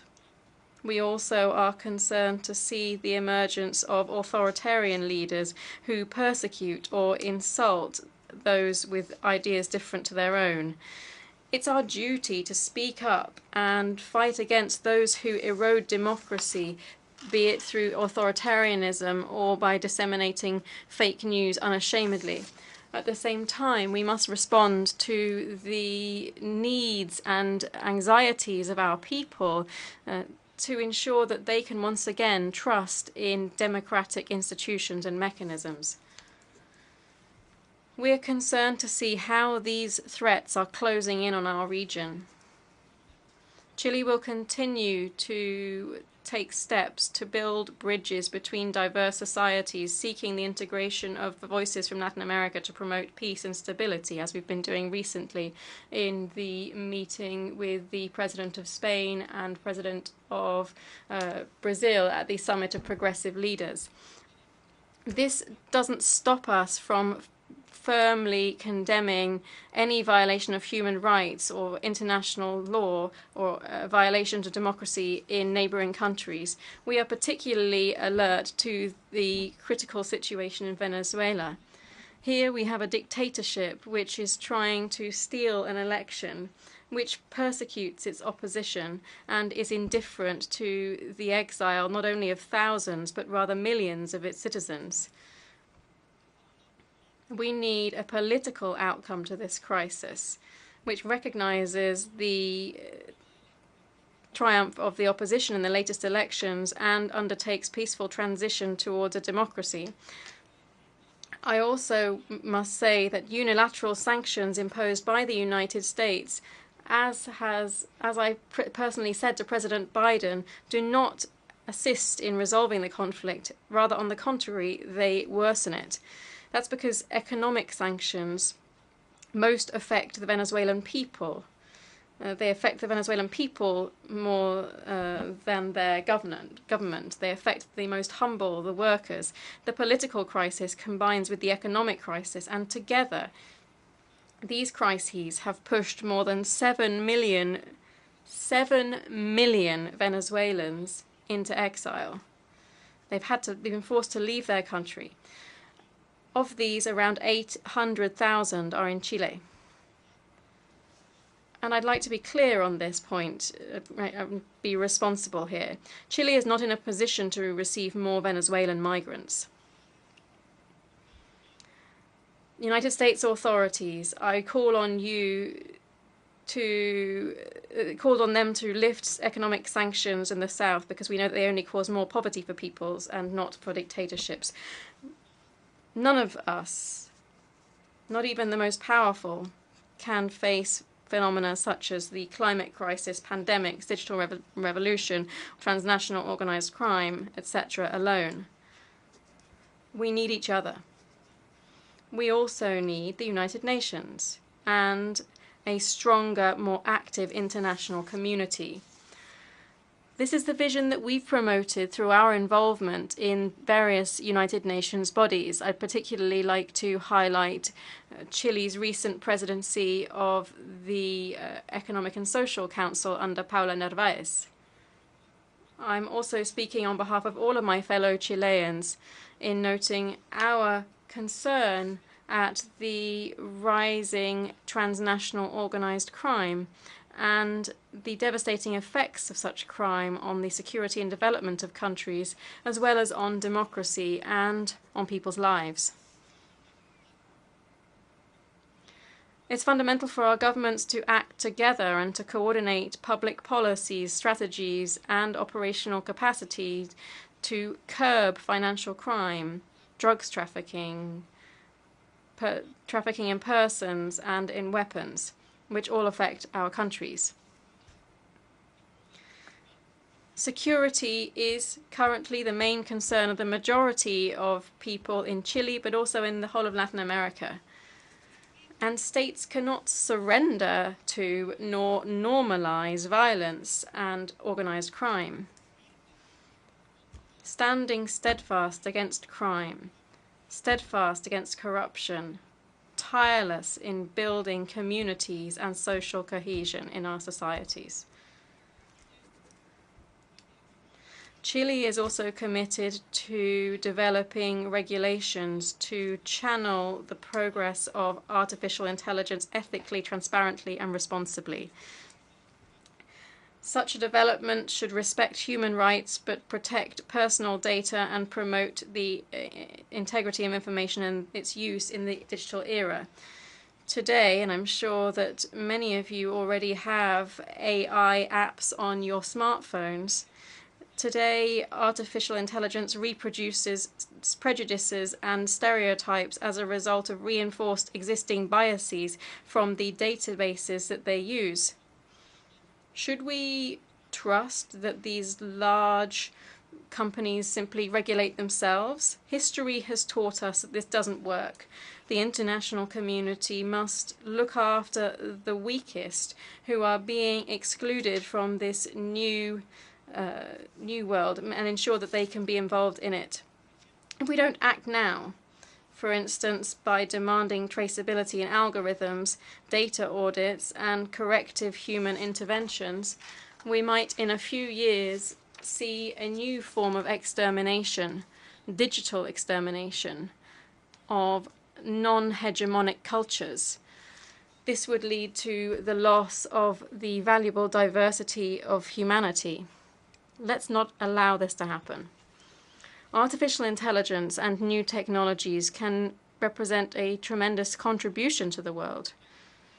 Today it's worth remembering the zeroth law of Asimov's laws of robotics, which in literature the last century already forced us to establish that a robot cannot harm humanity or, through inaction, allow humanity to come to harm.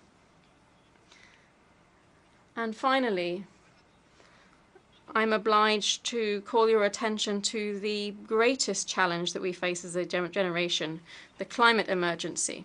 Protecting and sustaining life on Earth is something that we need to do now.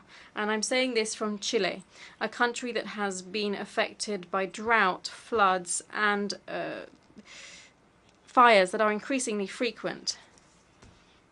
But here, borders are irrelevant, as you're well aware, because we're all affected equally by, for instance, Cyclone Idai, which just a couple of years ago flattened Malawi and Mozambique.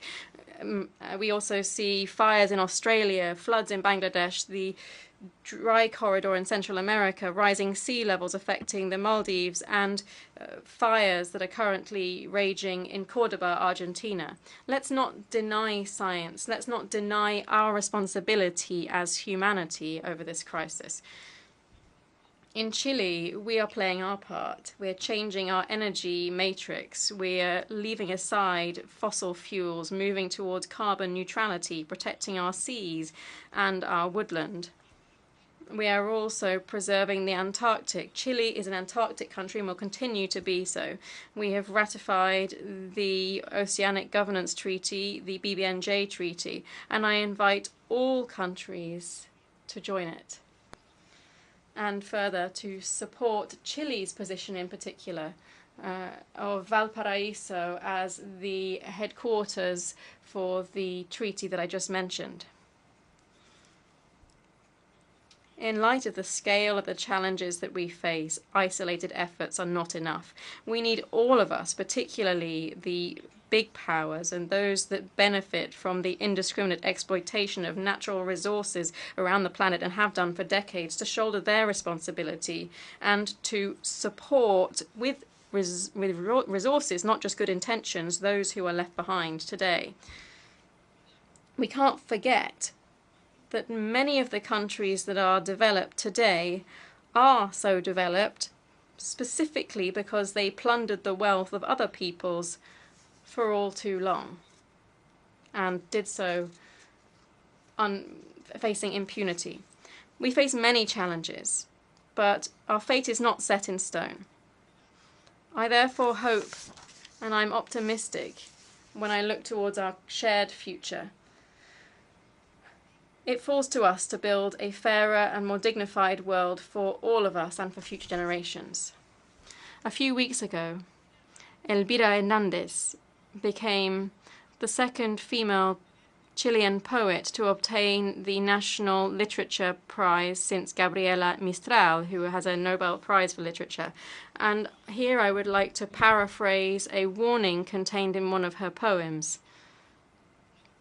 We are migratory birds, but we've become used to behaving as monuments. Let's not turn multilateralism and the United Nations into a monument, a sterile, static monument. Let us turn this great historic achievement born out of the Second World War into a renewed bright light for 2024. to be able to improve the quality of life of whole of humanity. Thank you very much. On behalf of the Assembly, I wish to thank the President of the Republic of Chile.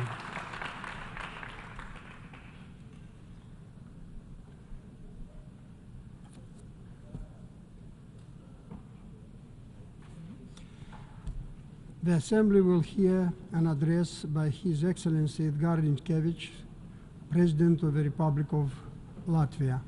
I request protocol to escort His Excellency and invite him to address the Assembly.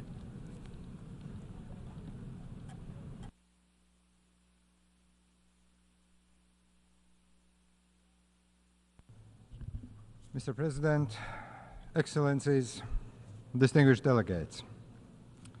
First of all, I wish to congratulate His Excellency Philmon Yang of Cameroon on assuming the post of President of the General Assembly. I assure you of Latvia's full cooperation along the way. This year's debate is of utmost importance. It focuses on today's interlinked global challenges. It emphasizes the need for a comprehensive approach that is firmly rooted in the United Nations Charter. Allow me to highlight a few points. The future of the multilateral system and rules-based order is in all our hands. We shall not allow selective application or disregard of global norms. The alternative is a terrifying world where force prevails and law perishes. It is already the third year of Russia's unprovoked, full-scale war of aggression against Ukraine. Russia is still testing the global community's resilience and commitment to the rules-based order. This war gravely affects the stability of the region and beyond. It has far-reaching consequences for the principles that uphold sovereignty, territorial integrity, and international law. We must ensure that the global order remains resilient in the face of aggression, especially when the aggressor is a nuclear weapon state and a permanent member of the United Nations Security Council. Russia tries to tear down what has been built by all of us. Russia tries to rearrange the international system that only benefit aggressors. Having endured 50 years of Soviet occupation, Latvia deeply understands the value of freedom and independence, as do many other countries represented in this room. Latvia stands by Ukraine. We continue to call for an immediate and unconditional withdrawal of all Russian troops and military equipment from the entire territory of Ukraine. There can be no compromise regarding Ukraine's sovereignty and territorial integrity. Russia's unprovoked attack has widespread consequences beyond Ukraine's borders. It impacts global food security, nuclear safety, and humanitarian situation.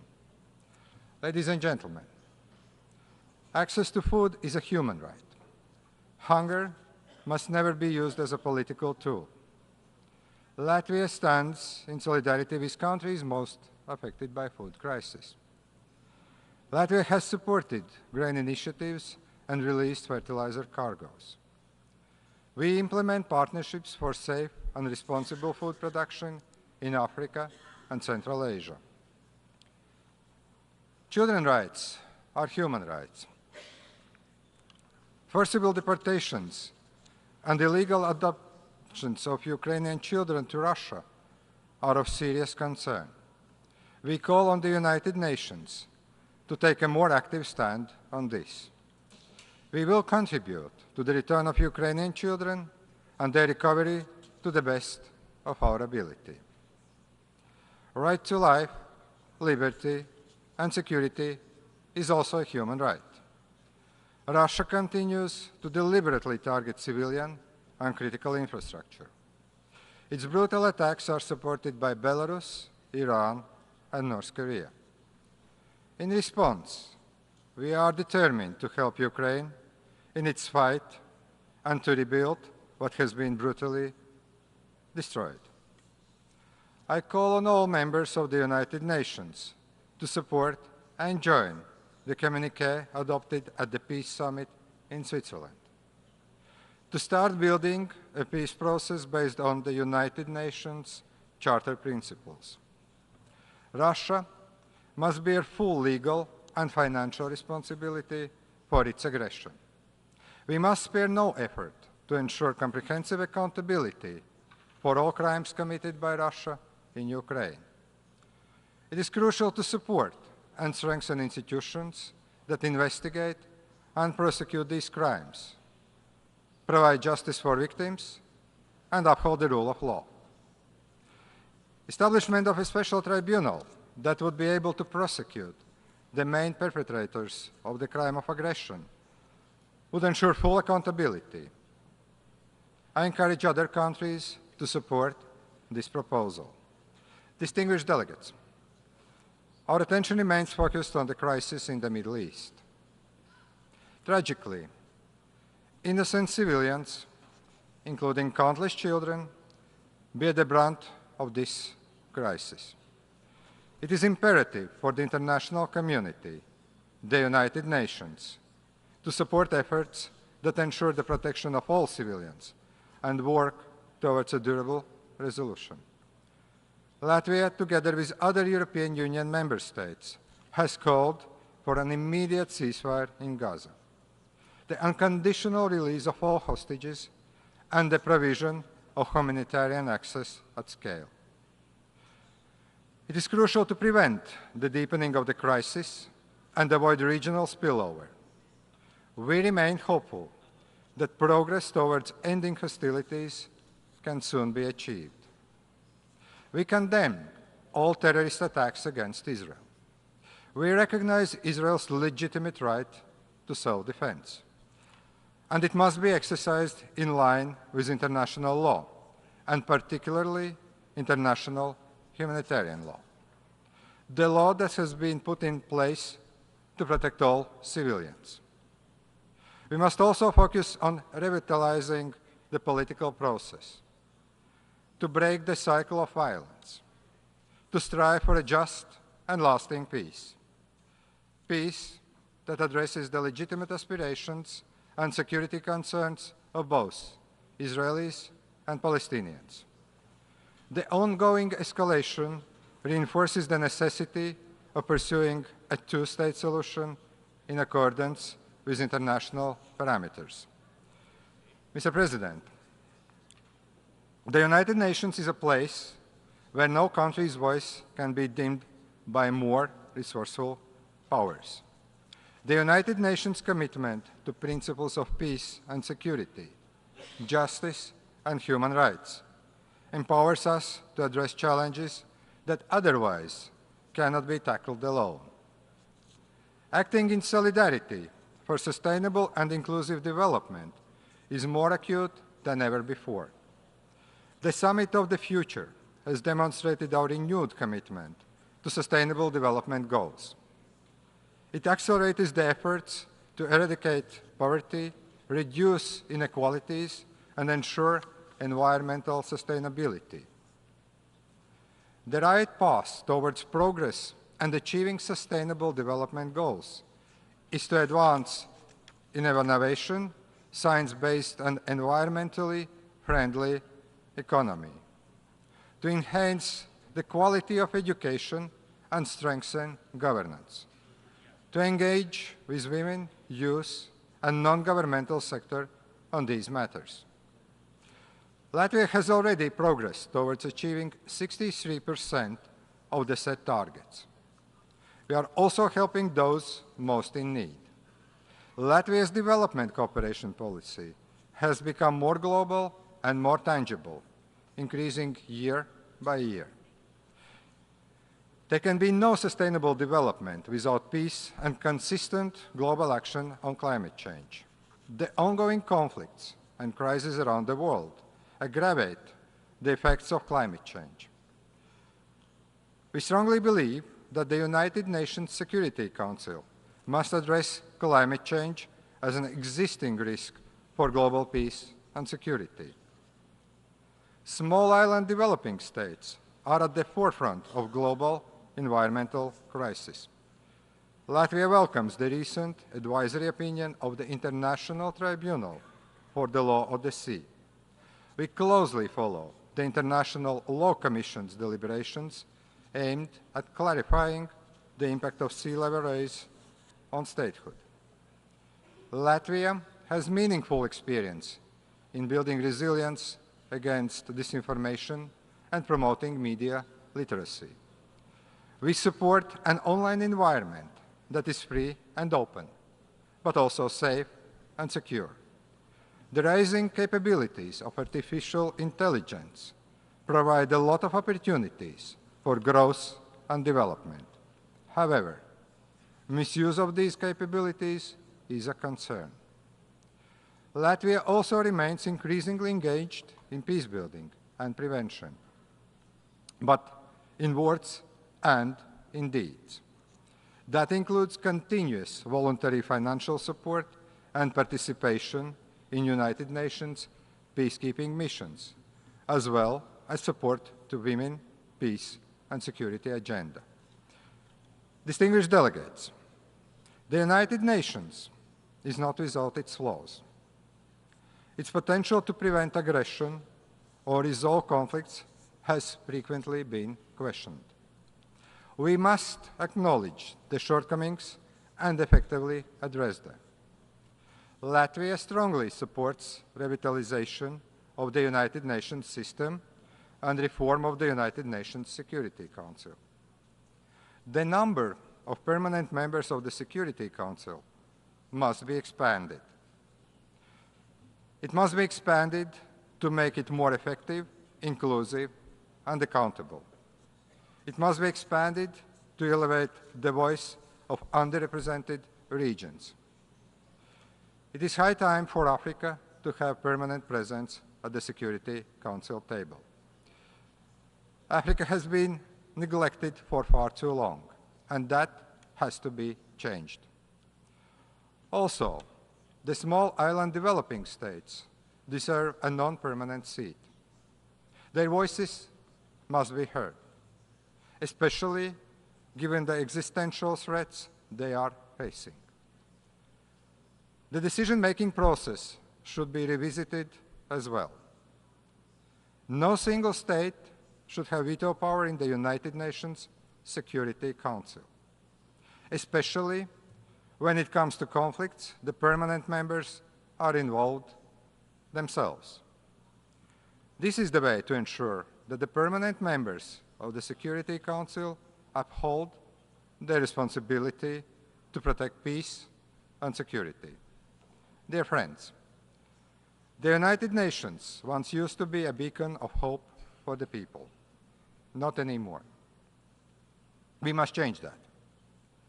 We must rebuild trust and common values.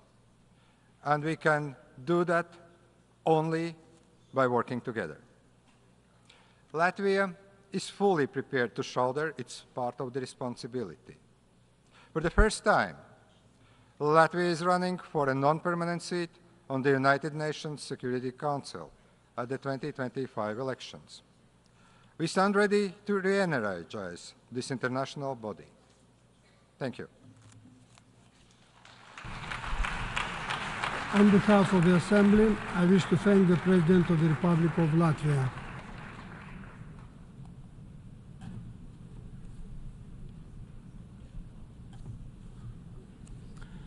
The Assembly will hear an address by His Excellency Santiago Pena Palacios, President of the Republic of Paraguay. I request protocol to escort His Excellency and invite him to address the Assembly.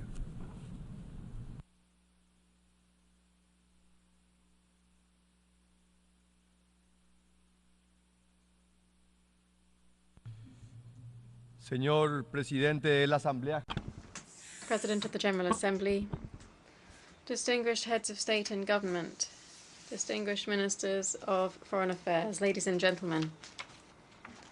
We live in a troubled, volatile world which is experiencing extremely difficult, unprecedented days and tremendous challenges, armed conflicts, tensions in every corner of the globe, crises of multilateral institutions and of the international system, attacks on the values of democracy by the twin threats of populism and authoritarianism, the risks of cyber security and the misuse of artificial intelligence, brutal inequity in the distribution of wealth, climate change, which is jeopardizing our very existence. These are just some of the immense problems that we face. I'm therefore afraid that I'm not here today to give a heartwarming speech, rather one that might generate discomfort and concern in light of what is happening. I think that we need to be sincere and admit that we are all failing to build a better world. Because if there is a right time and place to debate and propose crucial decisions that will change the direction of mankind, it's here, the United Nations General Assembly. And due to the delicate juncture in which we're living, we are forced to do that. The good news is that not all is lost, because as a great military hero and then a statistician of my country said, his name was Bernardino Caballero, he said, the future is the child of the president. This means that we can have a better future if we act today and here. Even with disappointments, we can beat down many spirits. We can contemplate the bright horizons of the future, but always and when, as Caballero added, when we are worthy of respect and the estimation of future generations. This is only if we are worthy of taking up the lofty roles that we have. Rather than hiding problems under the carpet, we attack them clearly, firmly, and bravely. Despite the hard reality that we face, I continue to be optimistic. I don't fear the future, because I trust in the capacity of mankind to overcome challenges. But it is imperative, I think even obligatory, to abolish the issues in multilateralism and push through changes such as abolishing the veto in the UN Security Council. We need to build frameworks that promote equitable and sustainable development in which all countries, regardless of their size or their power, can benefit equally from global progress. Only in this way we will be able to meet the promises represented by this forum and make us worthy of the respect and esteem of future generations. Ladies and gentlemen, the maintenance of peace should be the fundamental pillar of multilateralism. However, today's reality shows a sad outlook. Around 20 international armed conflict and more than 110 domestic armed conflicts are active around the world. This shows us that the institutions that were established to preserve peace have not been able to meet their aims. War continues to be a scourge that is scattered across humanity. This scourge tears the social fabric, annihilating communities and leaving a legacy of suffering that is incalculable in scale. Every lost life is a testimony to our collective failure to meet the most basic of our responsibilities, which is to preserve peace and protect human dignity. My nation's history is a living testimony to the cruelty and immense suffering of wars. With the War of the Triple Alliance, Paraguay experienced this extermination, which sadly caused 3 of the genocides of the 20th century. As another great Paraguayan, Manuel Gondra, said, Paraguay is a small but proud country, and that's the only reason we were able to survive this cruel war. However, it is also a country that knows the price to pay knows that the price that can be paid through a conflict is very large. For this reason, Paraguay best understands that not only the calamity of war, but also what it means for a small country to be invaded or attacked by more powerful powers. That's why we express our most sincere solidarity with the victims of all armed conflicts, be they domestic or international in nature. We reaffirm our steadfast, decisive commitment to the peaceful settlement of disputes, and we advocate without exception for the non-use of force as a means of resolving disagreements between nations and peoples. In this context, we reiterate our firm support for Ukraine, respecting their sovereignty and territorial integrity. We underscore the urgent need to find diplomatic solutions that lead to fair, comprehensive, lasting peace with the aim of bringing an end to this conflict and ensuring stability in the region. Just as in the case of Ukraine, we believe that conflicts must be resolved through dialogue and diplomacy, always through a quest for solutions that respect the fundamental rights of all involved parties. This belief also guides our position on the increasing crisis in the Middle East. Our relations with the State of Israel are underpinned by solid pillars such as faith and hope. This is why Paraguay was one of the countries which has stood most firm alongside Israel since the gross, heinous terrorist attacks of Hamas on the 7th of October 2023. Paraguay today reaffirms its recognition of the legitimate right of Israel to defend itself. We also reject any attempt to assign in a biased manner responsibility between the democratically elected authorities of Israel and the leaders of the terrorist group Hamas. At the same time, we issue an urgent appeal for the implementation of a solution that alleviates the humanitarian situation, brings an end to the violence, and guarantees the immediate release of the hostages, promoting constructive dialogue which would lead to lasting peace. We must continue to speak up about our deep-rooted concern at the situation in Africa. Here, UNHCR estimates that there are currently around 25 active conflicts, some long-standing and others emerging, but all with devastating consequences for the lives and the futures of the inhabitants of that continent. We aspire to see a return to peace and stability in that region. Enough violence, enough wars, but also enough mere words. As actors on the international stage, we must take firm and effective action. Today, I would also like to, as an aside, mention the hard situation in Haiti. This is a clear example of the shortcomings of multilateralism. Despite international efforts and interventions, attempts for global cooperation haven't led to peace, governance, and sustainable security that the Haitian people so needs and warrants. Today, gangs control a large part of Port-au-Prince, submerging the country into a spiral of violence that multilateral mechanisms have not been able to de-escalate effectively. Added to this situation, we see a catastrophic humanitarian reality. More than 5 million Haitians are suffering from food insecurity, and we see the re-emergence of illnesses such as cholera. Although multiple promises of aid have been made, the lack of financial resources and logistical difficulties have stopped humanitarian assistance arriving in a timely and opportune manner. There is a worrisome dissonance between what the international community promises and what really happens on the ground. We will stand alongside the Haitian people in every step towards helping this brother country. My country, as many other countries have done here, have passed through authoritarianism and dictatorships. For this reason, today Paraguayans value the ideals of democracy and the rule of law more than ever. Paraguayans can talk with their own experience. Our country lived through the shadow of dictatorship, banishment, and exile for a long time. Today, however, our reality is different. Paraguay is reaffirming its democratic vocation through free elections, transparent elections, and it has done for more than 3 decades. Never before have we had so many years of democracy, and I'm pleased to be able to say, against the doomsayers and pessimists, that we have seen the happiest lives in my homeland. Perhaps Paraguayans don't agree on everything, but we can agree that there are no better ways to live together than through democracy and the rule of law. Democracy is simply innegotiable. For this reason, I must condemn today, loudly and strongly, what is happening to our Venezuelan brothers.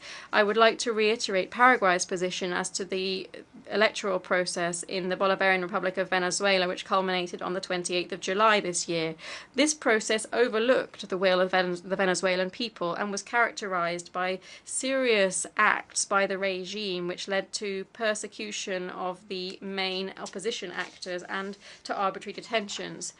The deterioration of democracy in Venezuela is clear to see, such as are the systematic violations of human rights and fundamental freedoms. Added to that, we see action contrary to international law, particularly in diplomatic relations and the right to asylum.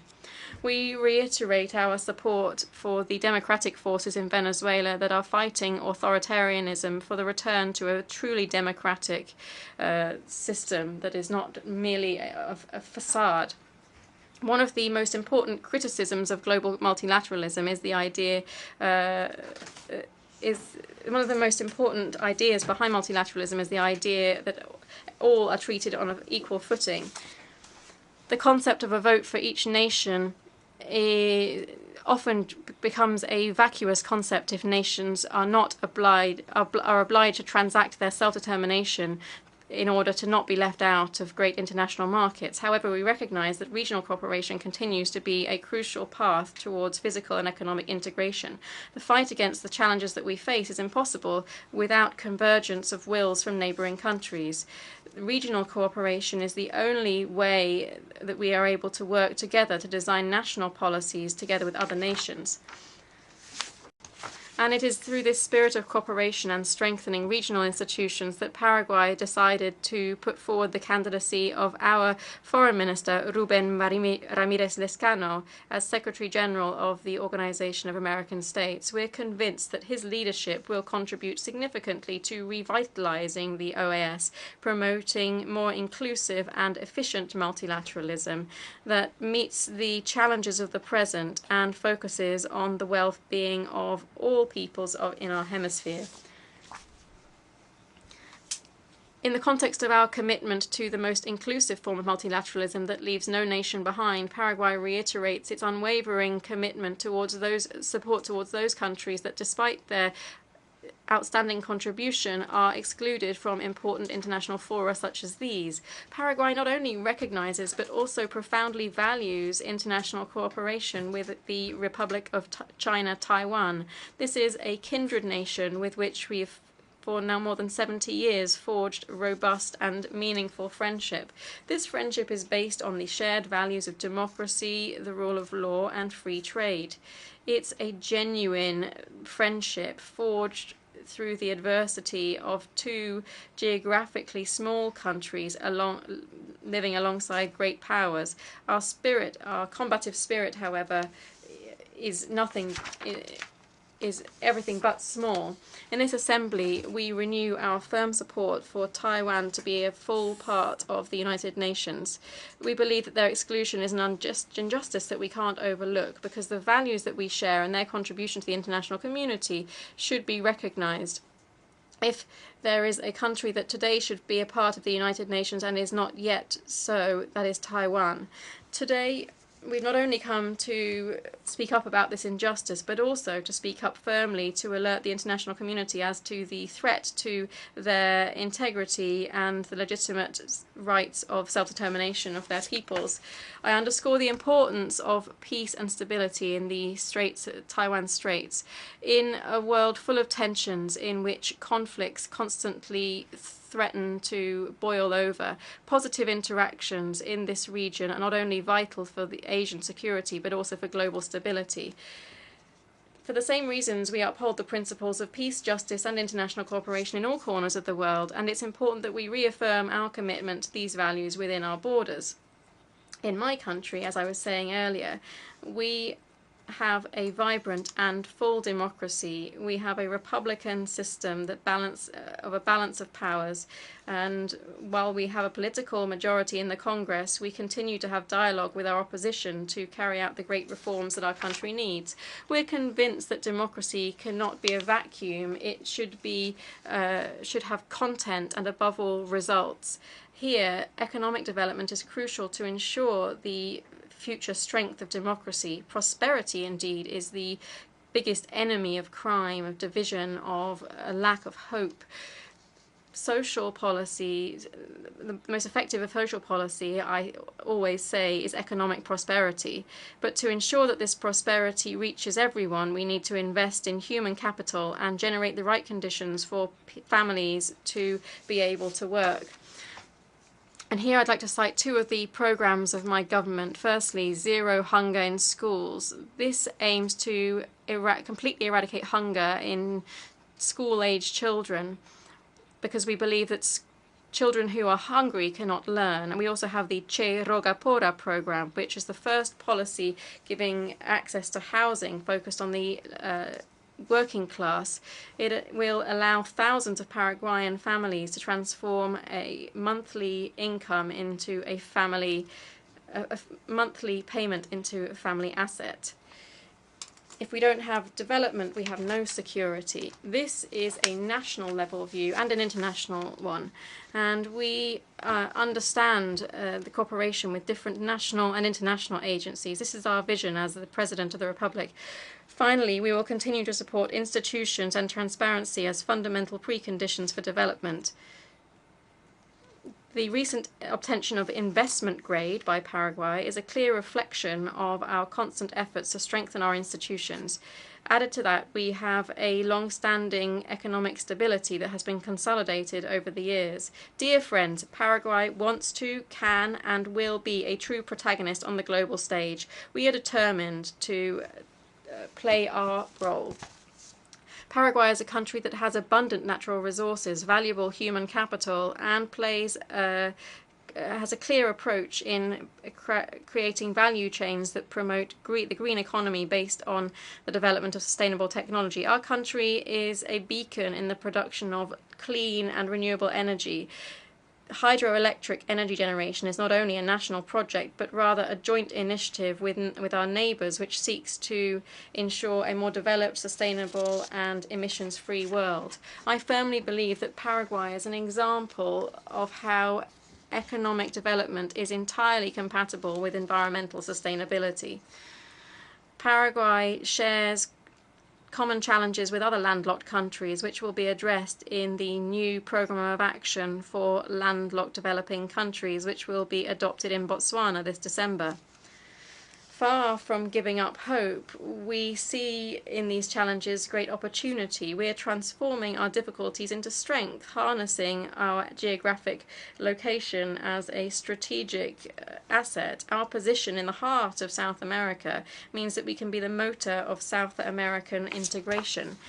We have a clear vision, and we are becoming a logistics center through the hydro corridor Paraguay-Paraná and the bioceanic corridor in the South America. These are key to revitalizing and boosting Mercosur and the Pacific Alliance. As we consolidate our geographic position, it is crucial that this vision of growth is supported by strong investment in education. Paraguay's success will depend on our ability to prepare future generations for the globalized and competitive world. Together with education, technology is a key tool to ensure development and social inclusion. Our nations face many challenges, but without doubt, one of the greatest is the issue of the ethical use of artificial intelligence and the progress in technology in general. Moore's Law posits exponential growth in the development of new technologies. This calls for the creation of new regulatory schemes that protect people able to face challenges that are approaching at all too fast a pace. These new techniques, such as sandboxes or co-regulation, should ultimately aim at ensuring responsible use of emerging technologies and equity in how they are applied. In Paraguay, we are profoundly committed to preserving our cultural heritage. At the end of this year, we will be hosting the 19th session of the Intergovernmental Committee for Safeguarding Cultural Heritage of UNESCO, and we hope that Guarania will be recognized as immaterial cultural heritage. Further, we reaffirm our commitment to the protection of fundamental rights of all citizens, the family and human life from conception. We defend the traditional values that have made our nation so great. Despite having looked at things critically, I would like to confess that I am an incurable optimist. I believe that our future is brilliant and full of opportunities, hence why I see the bright horizons on the future. But if we fight for a better present, we will have future days full of light and possibilities. The defence of democratic values and respect for human rights must continue to be our guide. Of course, we will have differences and legitimate policy differences, but there are some principles that cannot be negotiated. That is democracy, the rule of law, unfettered respect for human rights. These are all fundamental pillars. Although our political or ideological views might be different, this shouldn't divide us or stop us from advancing towards building cooperation based on solid foundations. If we continue to forge ahead towards cooperation, mutual respect, integration, fraternity among our peoples, I'm convinced that we will have better days. In conclusion, and despite the tremendous challenges that we face, I'm convinced that, as William Faulkner once said, humanity will not simply endure, it will prevail. Thank you very much. On behalf of the Assembly, I wish to thank the President of the Republic of Paraguay.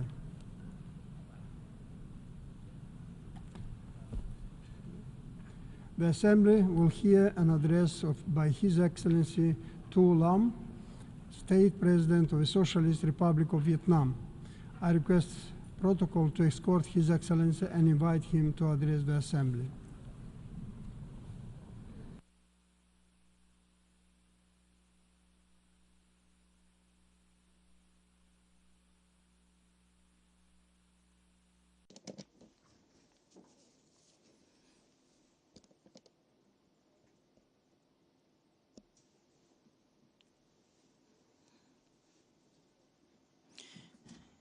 Excellency President of the UNGA, Excellency Secretary General of the United Nations, ladies and gentlemen, good evening.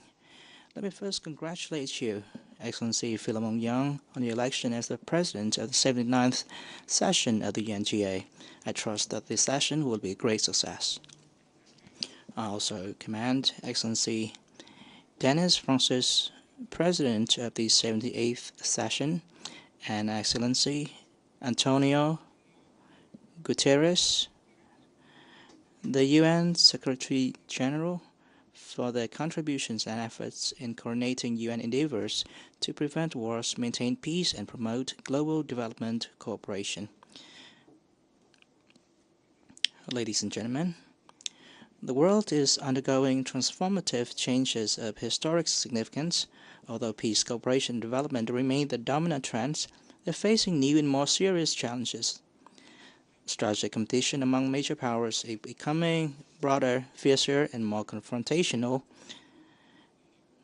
Political disputes, conflicts, and security environment intensify. Survival and development space narrows. Risk of conflict, new hotspots, arms race, tension, confrontation, and direct clashes increase. The rise of power politics, egoistic nationalism, are challenging international law, eroding multilateral institutions, and diminishing faith in global cooperation. The vicious cycle of conflict and violence escalates in various regions, causing immense sufferings to millions of innocent civilians. The risk of a limited nuclear war, or even a Third World War, has not been ruled out. Non-traditional security challenges, such as climate change, extreme weather events, natural disasters, diseases, resource depletion, and aging population, are becoming increasingly severe and hindering our efforts for development. Poor countries are being left further behind, with a widening development gap.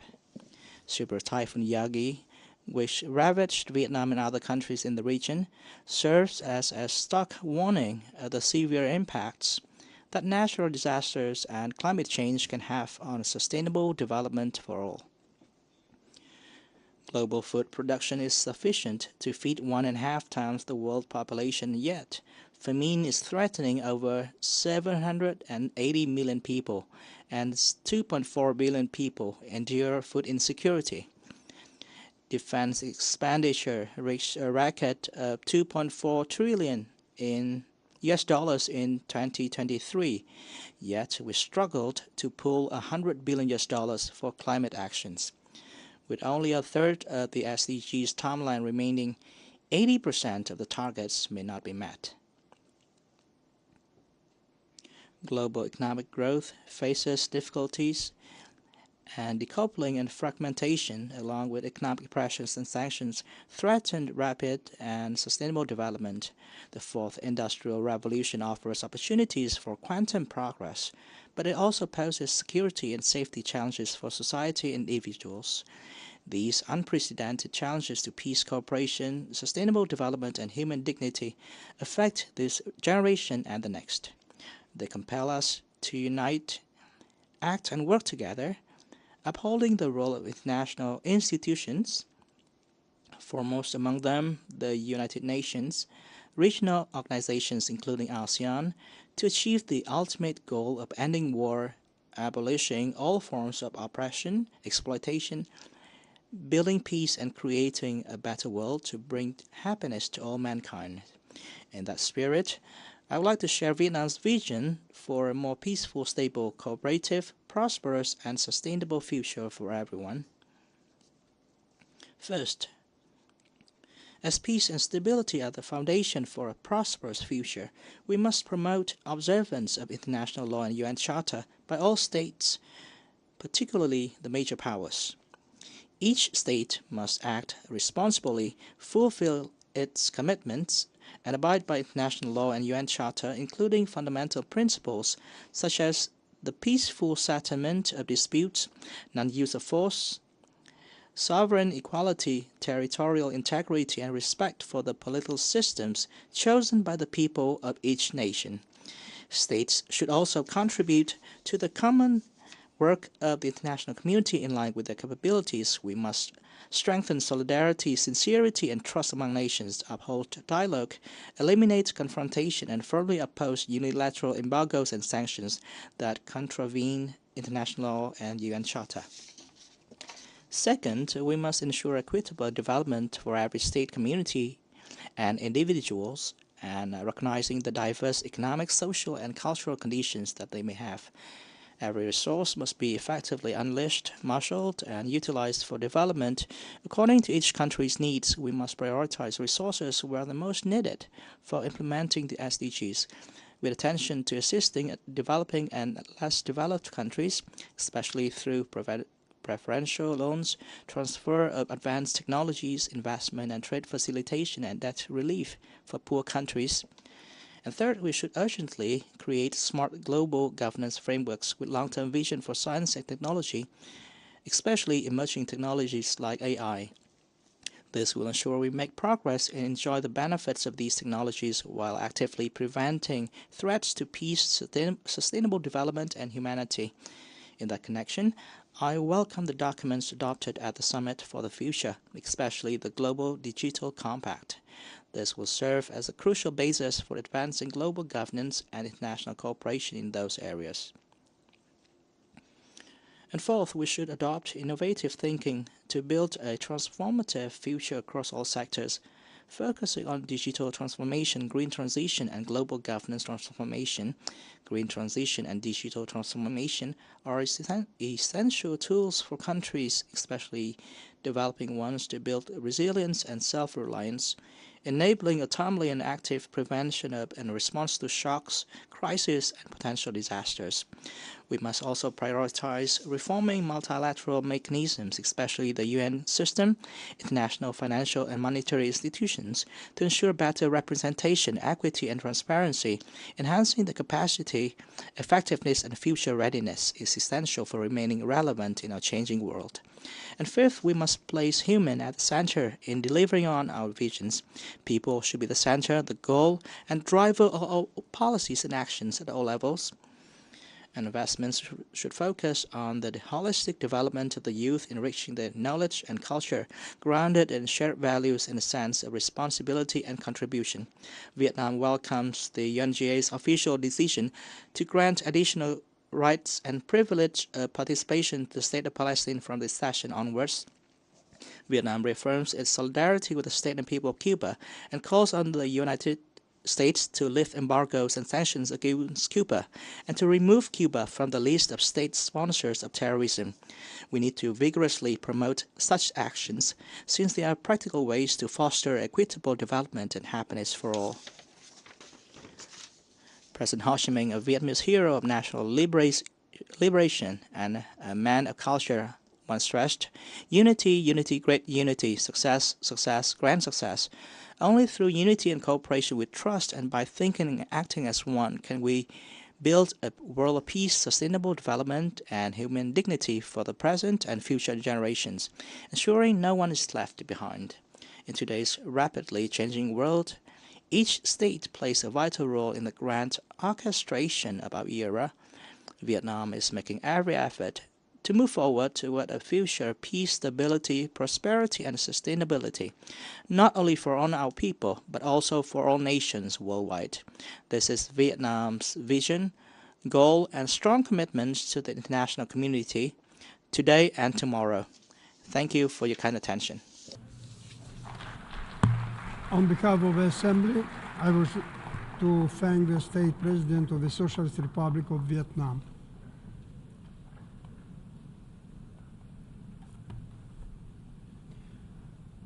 The Assembly will hear an address by His Excellency Andrzej Duda, President of the Republic of Poland. I request protocol to escort His Excellency and invite him to address the Assembly.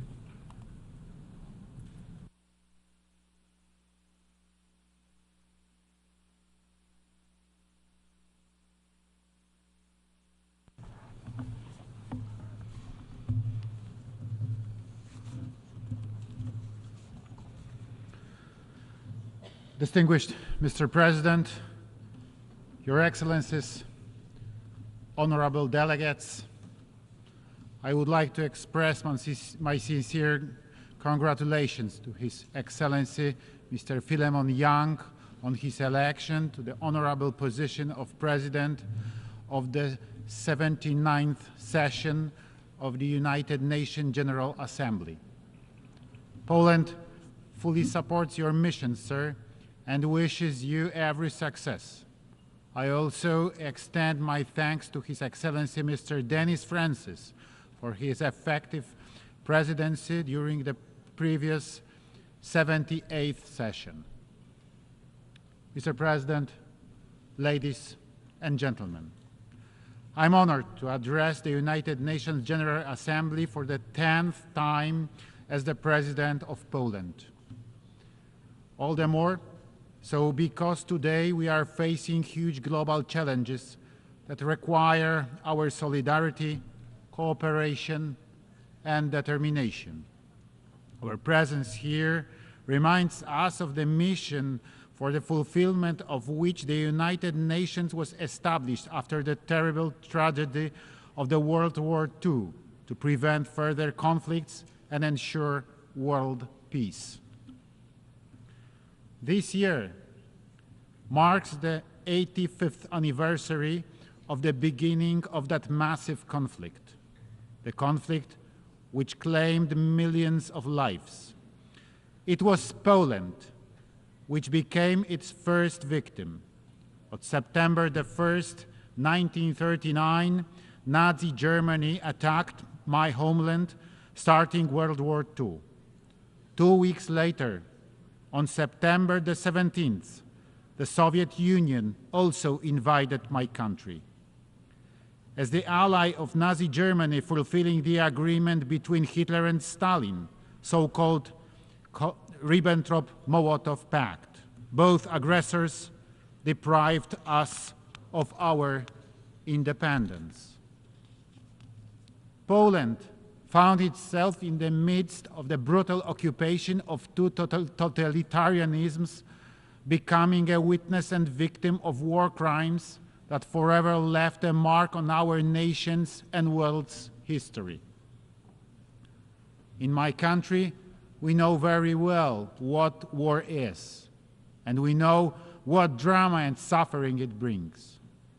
That is why Poland has always been a strong advocate of measures which aim to preventing conflicts and ensuring peace in the world.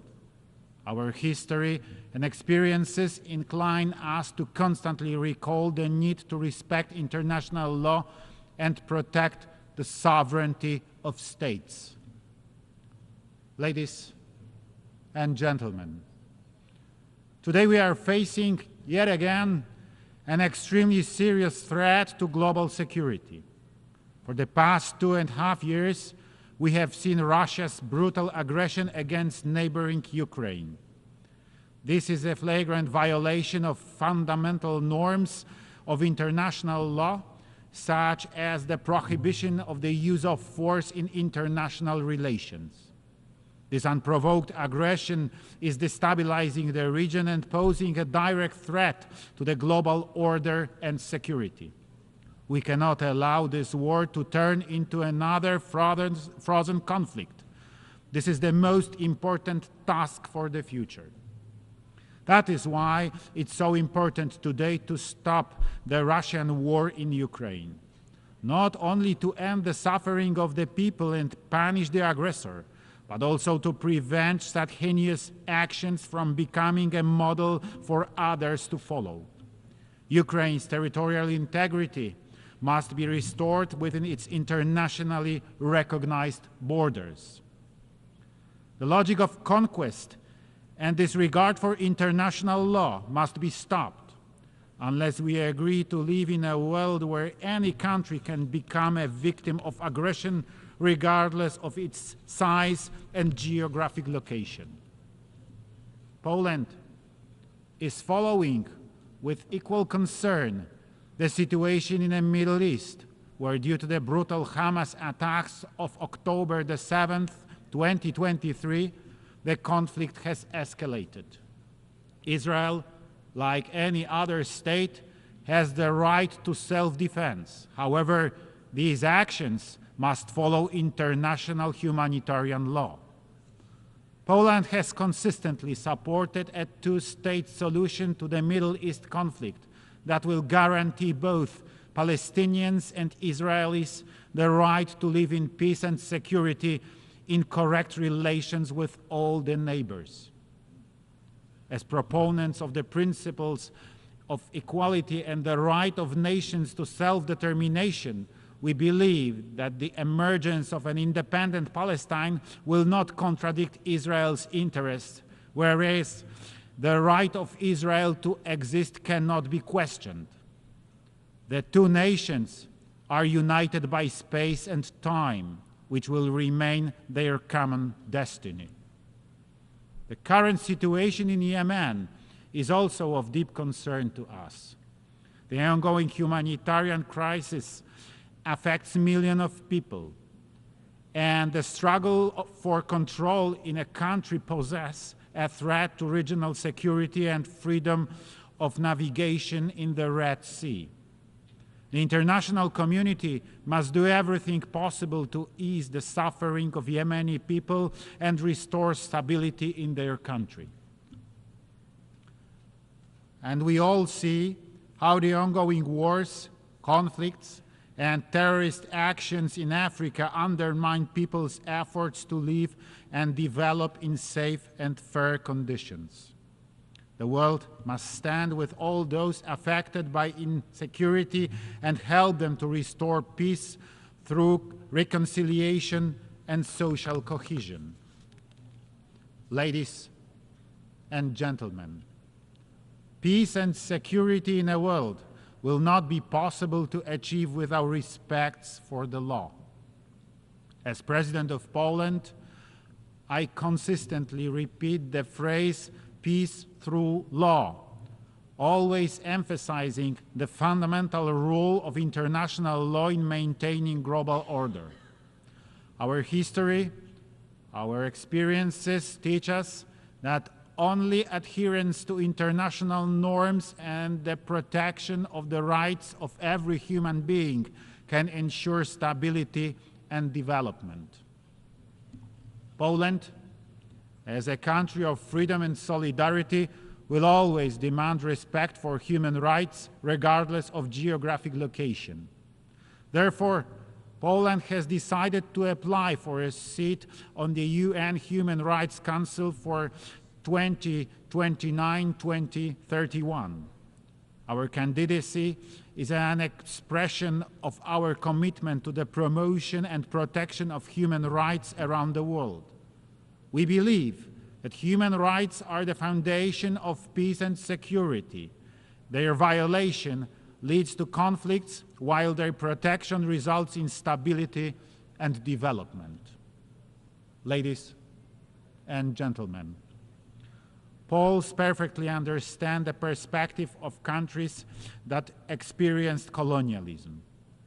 Our history, from losing our statehood in the 18th century to World War II, to the fall of communism, has taught us how precious freedom, sovereignty, and human dignity are. It is a part of our DNA, and therefore we stand together with the developing countries in their quest for prosperity, equal treatment, and self-reliance. That is why Poland will not stop supporting African societies, as I had the opportunity to personally assure my friends during this year's visit to Rwanda, Kenya, and Tanzania, as well as in recent years during my earlier visits to the continent, which is so important for Poland, Europe, and the whole world in building a common, safer, and more prosperous future.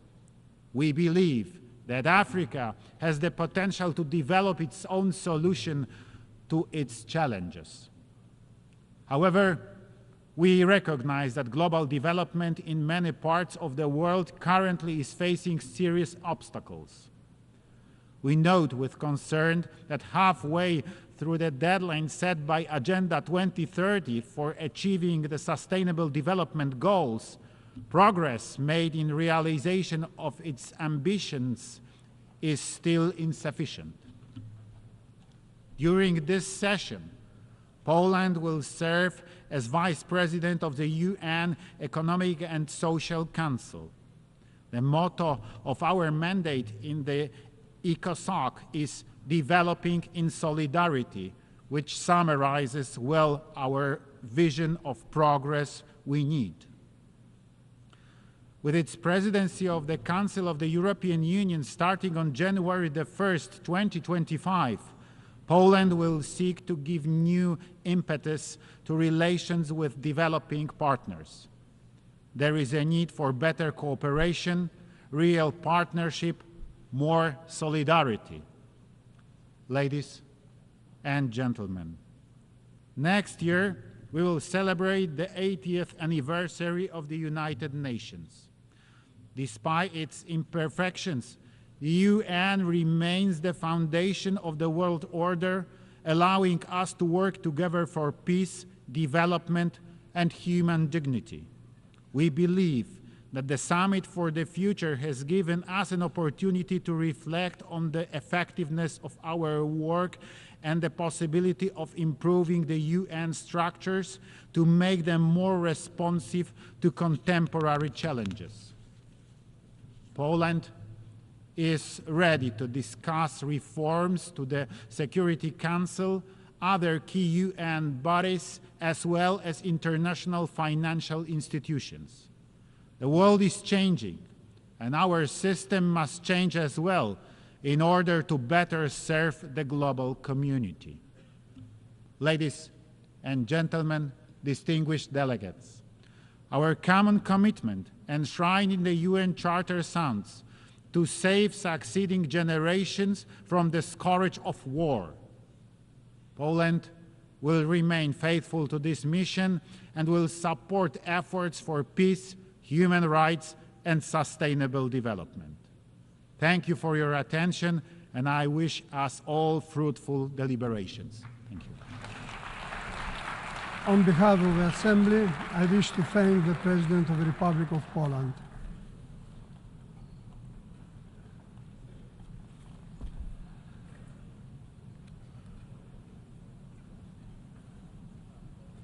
The Assembly will hear an address by His Serene Highness Prince Albert II, Sovereign Prince of Monaco. I request protocol to escort His Serene Highness and invite him to address the Assembly.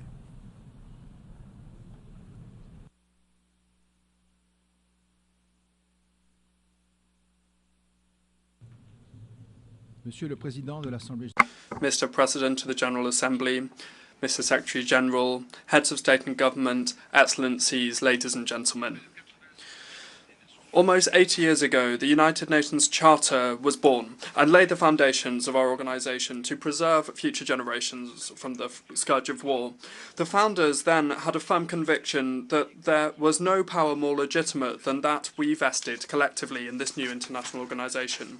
Over the last 2 days, I have participated, alongside many of you, on the initiative of the Secretary-General, Mr. Antonio Guterres, in the Summit to the Future.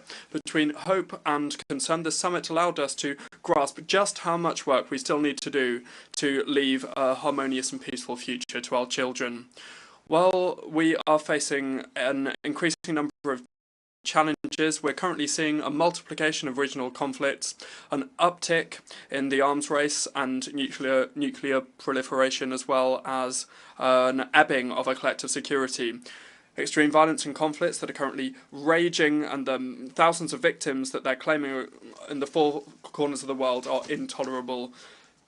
Targeted attacks against civilian infrastructure that don't even spare schools or hospitals are flagrant violations of the fundamental principles of international humanitarian law. Similarly, the use of famine as a weapon of war is an odious crime. These acts must not go unpunished. Whatever the conflict or the continent that it is taking place on, international justice must establish the crimes and prosecute those responsible. This is absolutely essential to build a just and lasting peace. The partition of the world that we're seeing currently is very concerning. Now should not be the time for war or division, but rather for building coalitions, for concrete actions, ramping up cooperation, solidarity, helping each other, and engaging in dialogue. My country's conviction has always been that the way of multilateralism is the only way possible. The UN is at the heart of multilateralism, and it's incumbent upon us to do everything we can to implement the roadmap that we adopted collectively.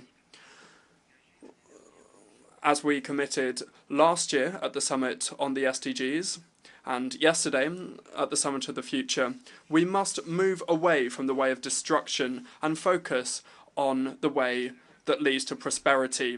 The new agenda for peace is blazing a trail for us to show more solidarity and to establish trust. The milestones that have already been put down, and they are showing us the way to go. The 4th UN Conference on Financing for Development that will take place next year compels us to rethink the international financial architecture and to help countries to undertake more sustainable and inclusive development. The World Social Summit that will also take place next year should give us the necessary driving force for more social justice and to contribute to fighting poverty, which is number 1 of the Sustainable Development Goals. Sustainable development as a whole will not be achieved, and it will not achieve the desired results if we do not include women and girls. While we're celebrating in 2025 on the 125th anniversary of Resolution 1325 of the Security Council on Women, Peace and Security, and on the other hand, the 30th anniversary of the Beijing Declaration and Programme of Action, it must be recalled that gender equality has still not been reached insofar as rights, responsibilities and opportunities. It is only by guaranteeing their rights in all of the SDGs and in the actions of the Pact for the Future that we will be able to achieve more justice and inclusion. Step by step, and whatever the cost, we must hold true to our efforts to promote the rights of women and to ensure gender equality. Mr. President, let us make no mistake. The most threatening challenges for humanity on the long term are, without a doubt, the multi-dimensional environmental crisis that we're going through, and must I recall, we're responsible for that. Climate change, the erosion of biodiversity and ecosystems, as well as the huge amount of pollution that is affecting both the land and the ocean, the cradles of life, are turning upside down the daily lives of millions of people and causing considerable economic loss. We in the face of this tragedy of the commons, we cannot show any doubt or dejection. We must be clear-headed when it comes to all of the things we must do, and we must be optimistic when it comes to the future. Indeed, we now have several international instruments, major ones, that must guide us when navigating this storm. We have the Paris Agreement, the Global Framework for Biodiversity of Kunming-Montreal, and the BBNJ Agreement, and I hope that a new international agreement will come about as well on plastic pollution in the world. These crises require coordinated response, and when we participate in the different international fora over the next few months, let us bear this in mind and engage in unified and concerted action. In Colombia, first of all, we have the COP16 of the UN Conference on Biodiversity, where we have high hopes to deal with the challenges, to implement the plan for biodiversity and to deliver our 2050 vision, living in harmony with nature. Finally, at the end of the year, at the COP29, we have the UNFCCC conference in Baku, and we will establish a new collective goal for climate financing for developing countries that should be up to the needs and be realistic and operational.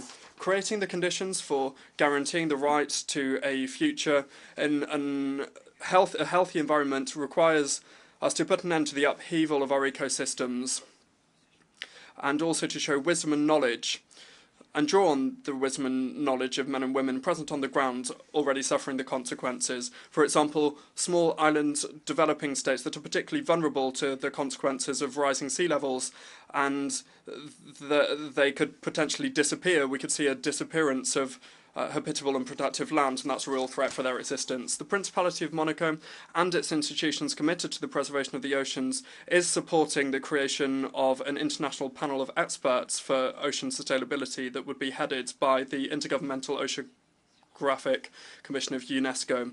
In this regard, we call upon all states to ramp up the process to ratify the BBNJ agreement coming into force in 2025, which is an important year for the planet, with France hosting the 3rd UN conference on the oceans in Nice.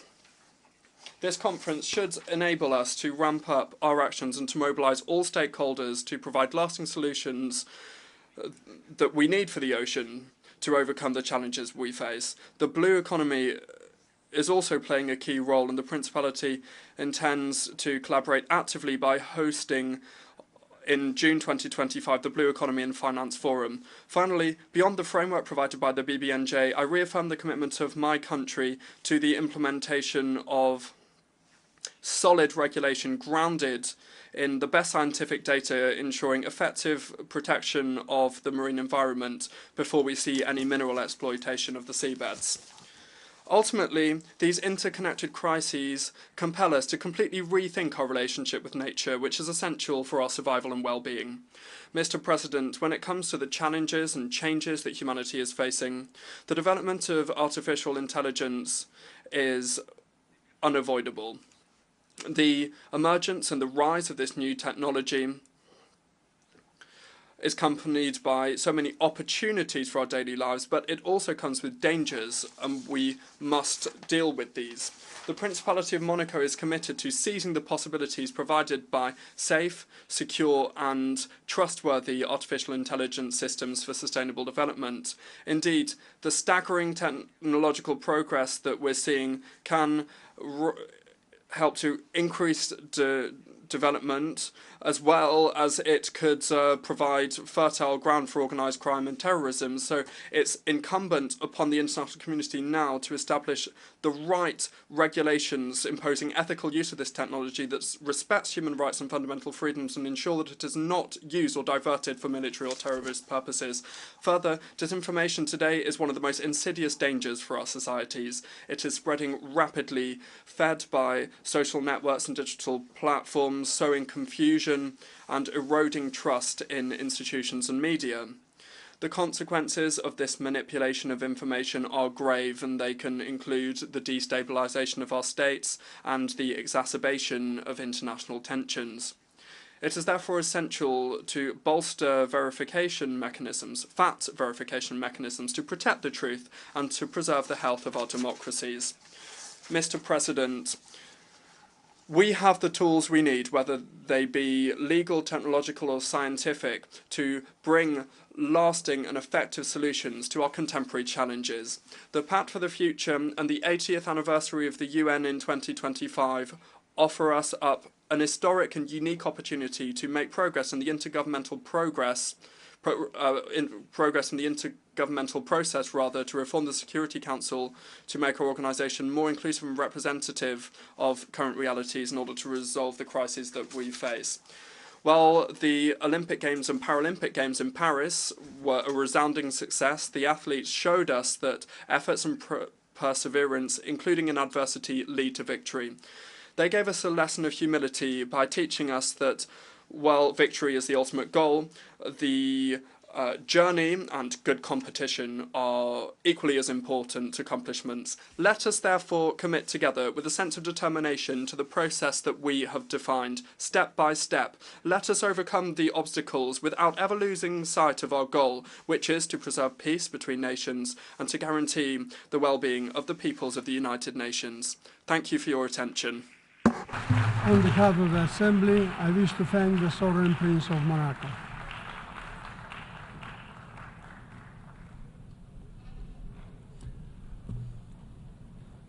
The Assembly will hear an address by His Excellency David Renbok Adeg, President and Head of State of the Republic of Nauru. I request the protocol to escort His Excellency and invite him to address the Assembly.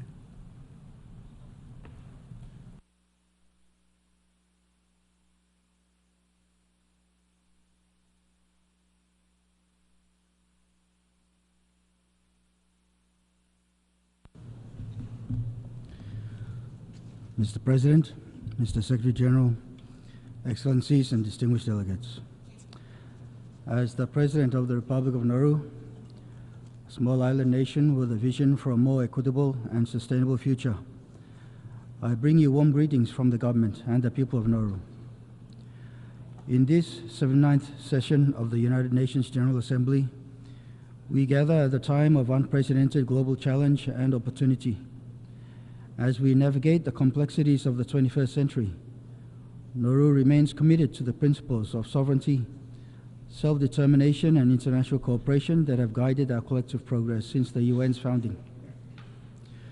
Mr. President, as a nation surrounded by the ocean, Nauru has a vested interest in the responsible stewardship of the ocean's marine resources.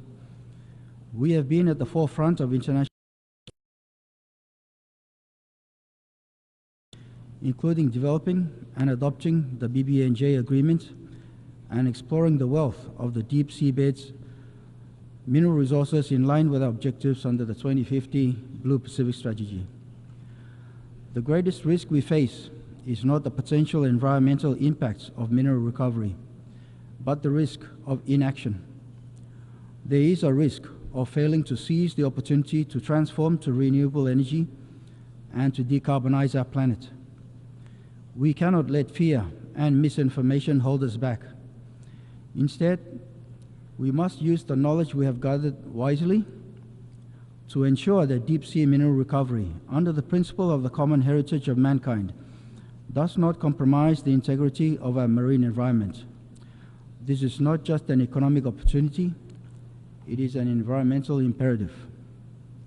We therefore call on the international community not to ignore the science and progress we have made. Instead, we urge you and the International Seabed Authority Council to work with us to establish and adopt robust regulations necessary for the conservation and sustainable use of marine resources. We have the science, we have the technology, and we have the imperative. Let us rise to the challenge and opportunity before us, employing our investments for the good of all, and let the time for action be now. Mr. President, Nauru's story is not one of despair, but of resilience. Our people have thrived for centuries, living in harmony with the land and the sea. Today we adapt, we innovate, and we persevere. We are exploring new frontiers because even as we fight against the effects of climate change, we must also adapt to the reality that is upon us.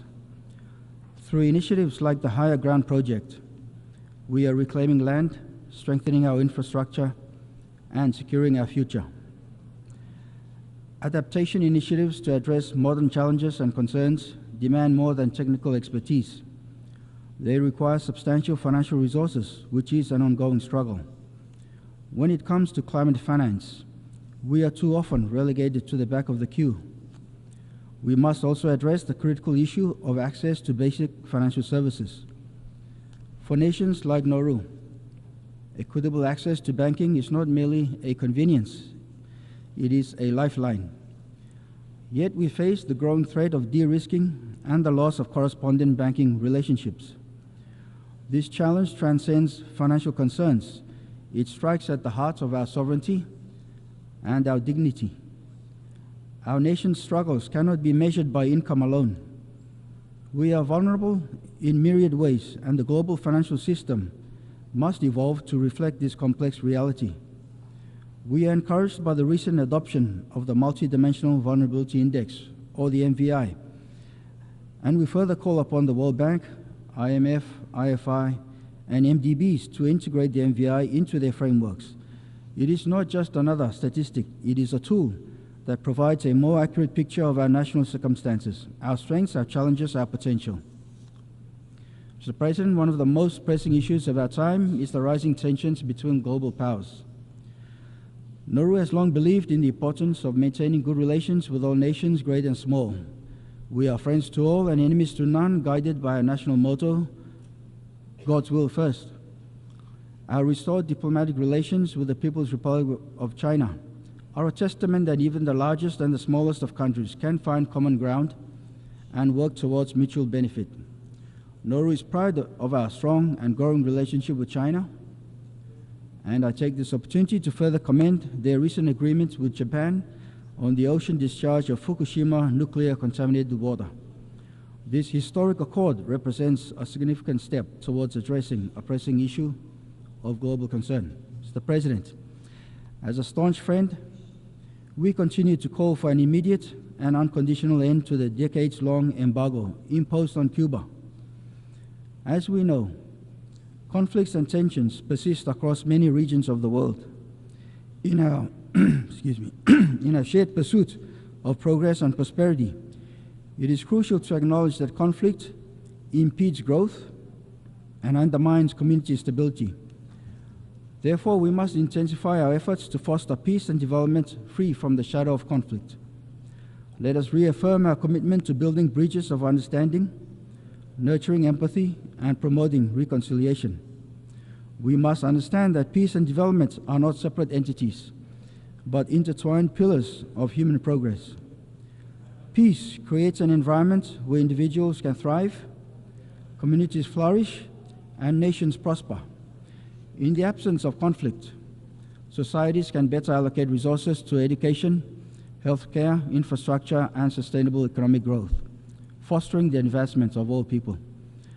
Let's work together towards a future where everyone can live with dignity, harmony, and opportunity, leaving behind a legacy of peace for generations. By prioritizing conflict resolution, we pave the way for resilience, progress, and shared prosperity. We must focus on building bridges, not walls, and work towards a more integrated, connected world.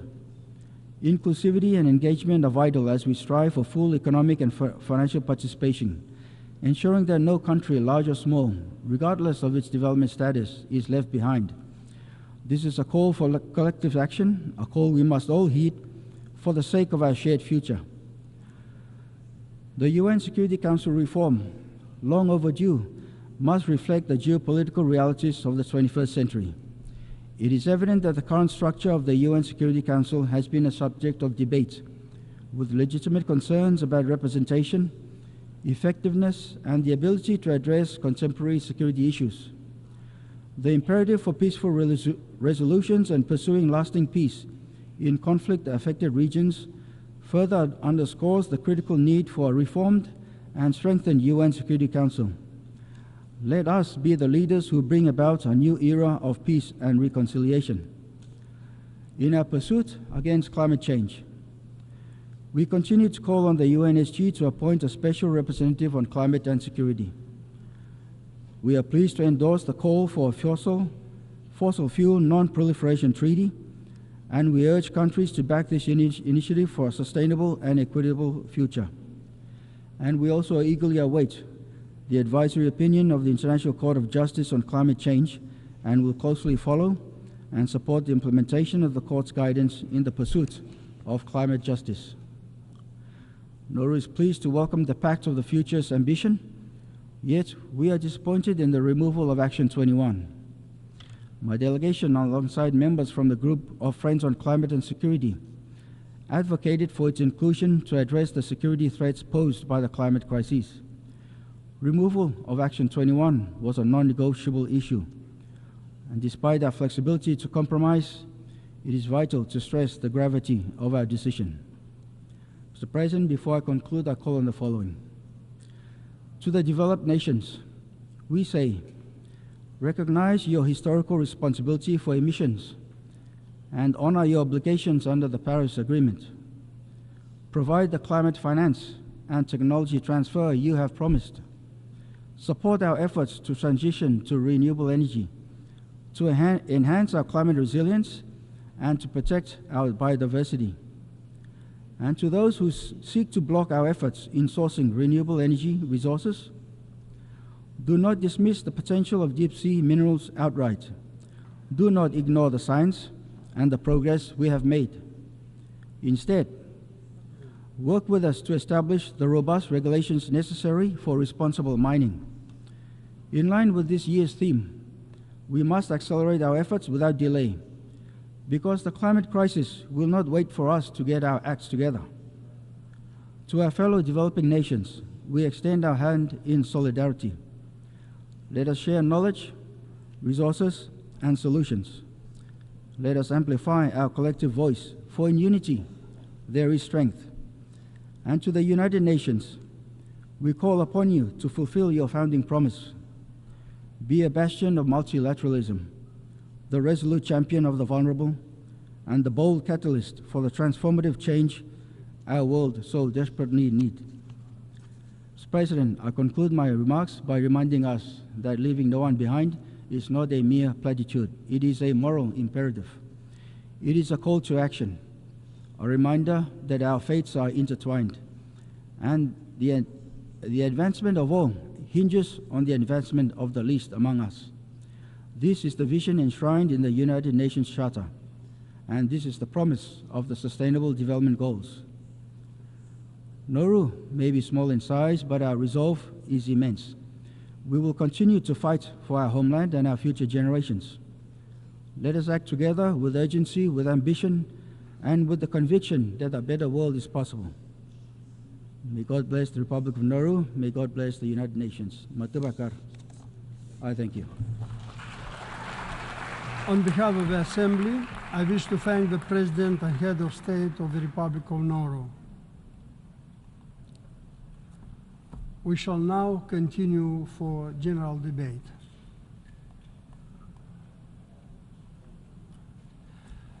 The Assembly will hear an address by His Excellency Kashim Shatima, Vice President of the Federal Republic of Nigeria. I request protocol to escort His Excellency and invite him to address the Assembly.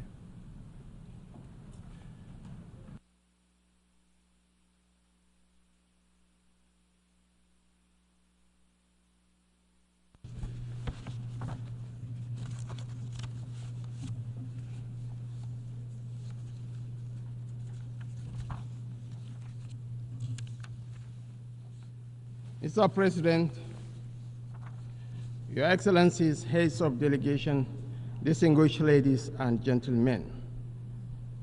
Mr. President, as you assume the leadership of this august assembly, our world is confronted by profound moral questions that will require more than the habitual remarks from this elevated podium to resolve. These are questions about the ultimate purpose of our organization, the United Nations itself, and how it can remain relevant and resilient. It is with this sentiment that I convey to you the warm and fraternal greetings of my countrymen and women, and to congratulate you on your assumption of the presidency of this assembly. Let me assure you of the full cooperation of my delegation in discharging your onerous responsibilities during your tenure. In the same vein, I wish to extend my appreciation to your predecessor, His Excellency Dennis Francis, for the many remarkable achievements recorded during his stewardship.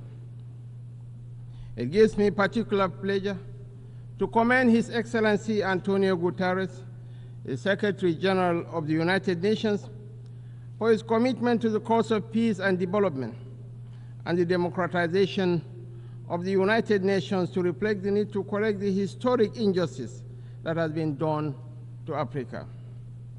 I am also delighted to note the steadfast support given to the Secretary General by our own sister and compatriot, Amina Mohammed, Deputy Secretary General, while sharing the burden of leadership and responsibility in leading a complex organization like the United Nations. Mr. President, the theme of this year's General Assembly leaves us in no doubt that there is still work to be done to bridge the gap between the aspirations and the realities confronting our world today. It also underscores the need to remind ourselves that the United Nations stands for inclusiveness, anchored on the tripod of peace, sustainable development, and human rights. Today, these pillars of our organization are threatened. They risk being broken by the relentless pursuit of individual national priorities rather than the collective needs of the nations that are assembled here today. While commitment to multilateralism offers us the surest guarantee of global action to address the existential challenges we face, singularity and nationalism are undermining the aspirations towards a peaceful and collective resolution of such challenges. From last year's summit, and indeed from previous years, we have carried over the numerous challenges of terrorism, armed conflict, inequality, poverty, racial discrimination, human rights abuses, food crisis, hunger, irregular migration, piracy, global pandemics, hyperinflation, nuclear proliferation, grinding debt burden, climate change, and a host of other vexations. The continued manifestations of these challenges testifies to our failings rather than to any lofty achievements on our part. Billions of dollars are being committed to the prosecution of wars and the planning of the embers of conflict. Yet, we always recoil from bringing out the resources we need to build peace and to deliver life's necessities to people. The question of governance is at the heart of our problems and also the solution to them. We recognize this in Nigeria when on 12th June this year, we celebrated a quarter of a century of unbroken democratic rule. We are no less proud of this achievement than the fact that during the last 2 decades, a sustained process of democratization has swept over Africa. However, the return of unconstitutional changes of government and forceful military takeovers in some countries of the Sahel underscore the fragility of democracy when it is not backed by economic development and sustained peace and security. It is this fragility, rather than the milestone that democratic governance has achieved in Africa, that should matter most in our deliberations at this and other high-level segments of the 79th session of the General Assembly. While we abhor all possible changes of government, we can also recognize the impatience in cities and villages as a sometimes slow and grinding turn of the wheel of democracy. Our people need employment. They need decent livelihoods. They desire good and affordable education and health care for their children and families. They need to live in healthy, safe, and secure environments. They need hope, and they need opportunity. They desire to live in peace and tranquility, to pursue whatever gives them happiness and contentment. When governments fail to deliver, the people are bound to question the utility of democracy and other ideals like rule of law. The global debt burden undermines the capacity of countries and governments to meet the needs of their citizens. Creeping trade barriers and protectionist policies are destroying the hopes for prosperity of peoples and nations. Unbridled competition Rather than cooperation, is discouraging incentives driving our investments. Above all, insecurity is driving people into unprecedented hardship and misery that in turn affect the people's confidence in democracy. It is the duty of the international community to bring back confidence in democratic rule and constitutional order by paying more attention to the needs and aspirations of the people, rather than paying lip service to human rights, sustainable development, and peace. We need the sustenance of democracy, not just the form. We cannot build durable societies with the threats of terrorism, banditry, and insurgency growing in our countries and regions. Indeed, violent extremism remains an existential threat to both national and international peace, security, and development. We are making concerted efforts to contain and roll back this threat. The high-level African counter-terrorism meeting hosted by Nigeria in April 2024 and its outcome, the Abuja Declaration, promises to provide solutions to the challenges presented by terrorists and insurgents. Your Excellencies, distinguished ladies and gentlemen, climate change is a driver of insecurity, which also poses a veritable challenge to sustainable development. A few weeks ago, large areas of my country were inundated by seasonal flood waters, including one of our largest cities, Maiduguri, in the northeast. Other parts of Nigeria also experienced similar tragedies, occasioning the loss of lives and property. We need not remind ourselves to remain faithful to the implementation of the commitments that we all gave voluntarily at the various COP meetings. Failure to do so is merely to postpone the inevitable. No country is immune from the effects of climate change.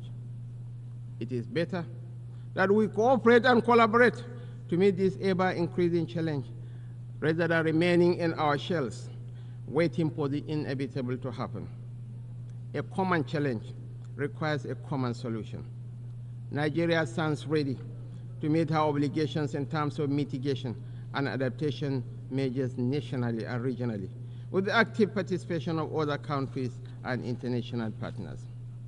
Mr. President, conflict resolution is the main reason why the UN exists, but the task of prevention becomes all the more difficult when conflict becomes normalized, when even the condemnation of violence and civilian casualties and calls for a ceasefire are somehow regarded as controversial.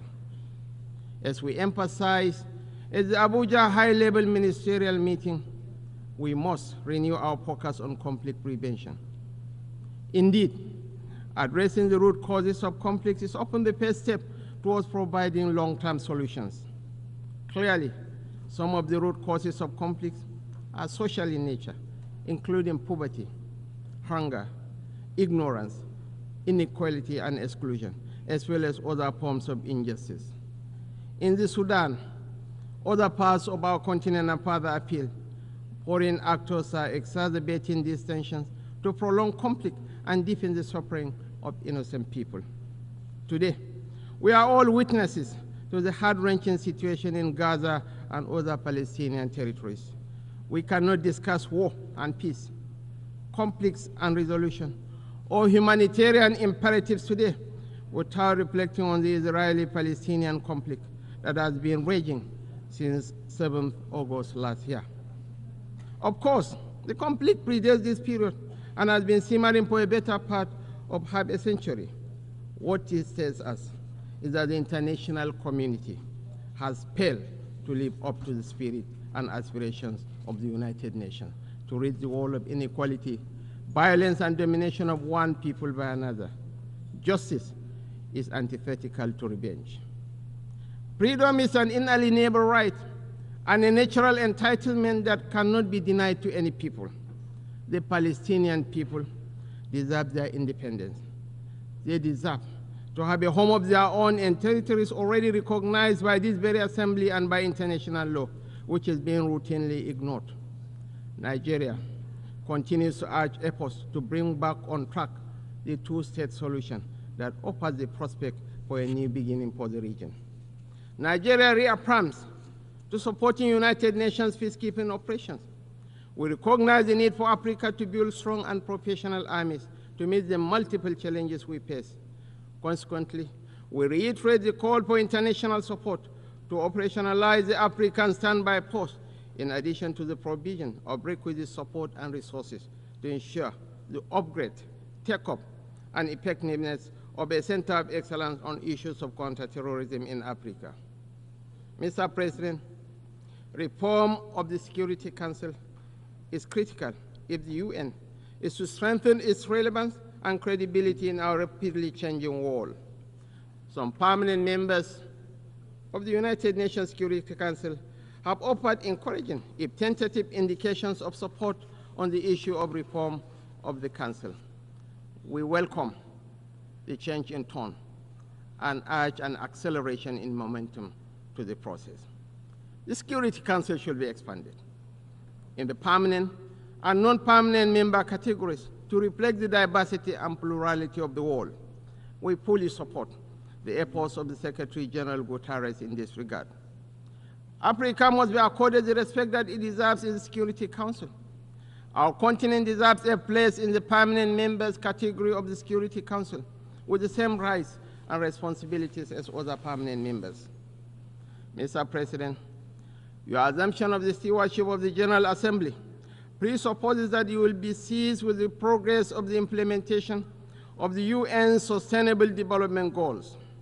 We note that most developing countries are significantly lagging behind in the achievement of these goals, largely due to a lack of resources available to finance their implementation and the burden of unsustainable external debt. It is our expectation that the adoption of the Pact of the Future for the Future will change the narrative, reposition economies, and translate into concrete measures that provide solutions to the challenges faced by developing and least developed countries. This is particularly significant in our region and the Sahel, where human development indices are low and depressing. It is for this reason that we reiterate the call by countries, especially of the Global South, for reform of the international financial architecture and promotion of a rules-based, non-discriminatory, open, fair, inclusive, equitable, and transparent multilateral trading system. We are aware of the debilitating impacts of corruption on global prosperity and national progress. Process of corruption and illicit financial flows constitute a huge chunk of resources needed for sustainable development. The recovery and return of such funds to states of origin is a fundamental principle of the United Nations Convention Against Corruption. Therefore, the international community must promote practical measures to strengthen international cooperation to recover and return stolen assets and to eradicate safe havens that facilitate illicit flows of funds from developing countries to the developed economies.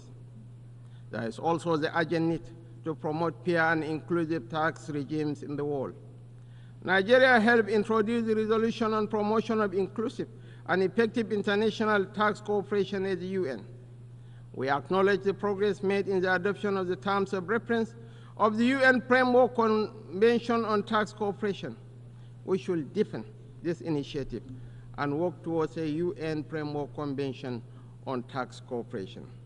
Similarly, we must ensure that any reform of the international financial system includes comprehensive debt relief measures to enable sustainable financing for development. Countries of the Global South cannot make meaningful economic progress without special concessions and a review of their current debt burden. The present administration pays due regard to the imperatives of creating a conducive national environment for investment and the ease of doing business. Last year, President Bola Ahmed Tinubu signed 4 executive orders to curb double taxation. The government also established the Presidential Task Force on review of fiscal policy and tax reform. These measures are geared towards not only boosting investor confidence in Nigeria, but also to ensure investors make reasonable profit from their investments. Mr. President, Your Excellencies, distinguished ladies and gentlemen, while the world is transitioning into the 4th industrial revolution Africa remains energy deficient. The push for the accelerated implementation of SDG 7, affordable and clean energy, therefore, must take into account Africa's precarious situation. Nigeria believes that natural gas remains central to the search for solutions to the energy challenges that Africa and the international community face. Access to affordable, reliable, cleaner sources of energy is more than an environmental or developmental issue. It is a key factor in social peace and international security. Mr. President, Nigeria remains unwavering in its commitment to SDG 13, climate action, including the net zero ambition and transition from fossil fuel energy to clean energy. As a demonstration of this commitment, the government established the Presidential Committee on Climate Action and Green Economy Solutions and appointed a special presidential envoy on climate action. We will redouble our efforts to address the challenges posed by climate change, including the urgent need to transition from fossil fuel energy. Yet, such commitments must be juxtaposed with the principle of common but differentiated responsibilities and the relevant provisions of the Paris Climate Agreement back in 2015. The Paris Agreement provided for developed countries to take the lead in the quest to achieve net zero and to offer support, including finance, to developing countries for the actualization of the climate change goal. Worthy of note is the loss and damage funding for vulnerable countries secured at COP27 in Egypt and expanded in COP28 in the United Arab Emirates. It is our expectation that this year's 79th session of the UN General Assembly and the upcoming COP29 in Azerbaijan this November will go a step further by providing developing countries, especially African countries, with access to the loss and damage funds, including the $100 billion pledged by developed countries to mitigate the negative impacts of climate change. Mr. President, in this age of digital innovation, we must address the emerging divide between the global South and the global North, which, with the evolution of artificial intelligence, risks becoming wider still.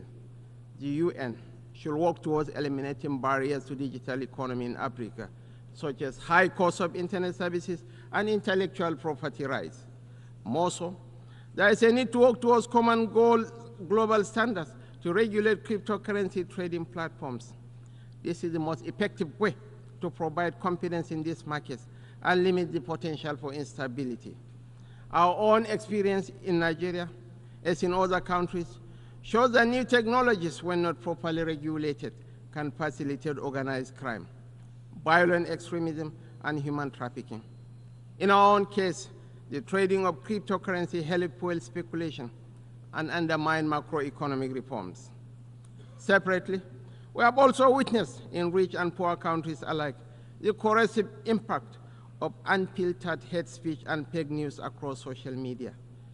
There is much more that we could and should do together to strengthen those guardrails that will help release the most progressive elements of the new technologies shaping our world and curb those more destructive tendencies. Mr. President, we are particularly mindful of the imperatives of achieving the advancement of youth and women as a factor in national development, peace, and security. Nigeria has developed its own national action plan on women and security, as well as a national action plan on youth, peace, and security to ensure the participation of both women and youth in the peace and security sector.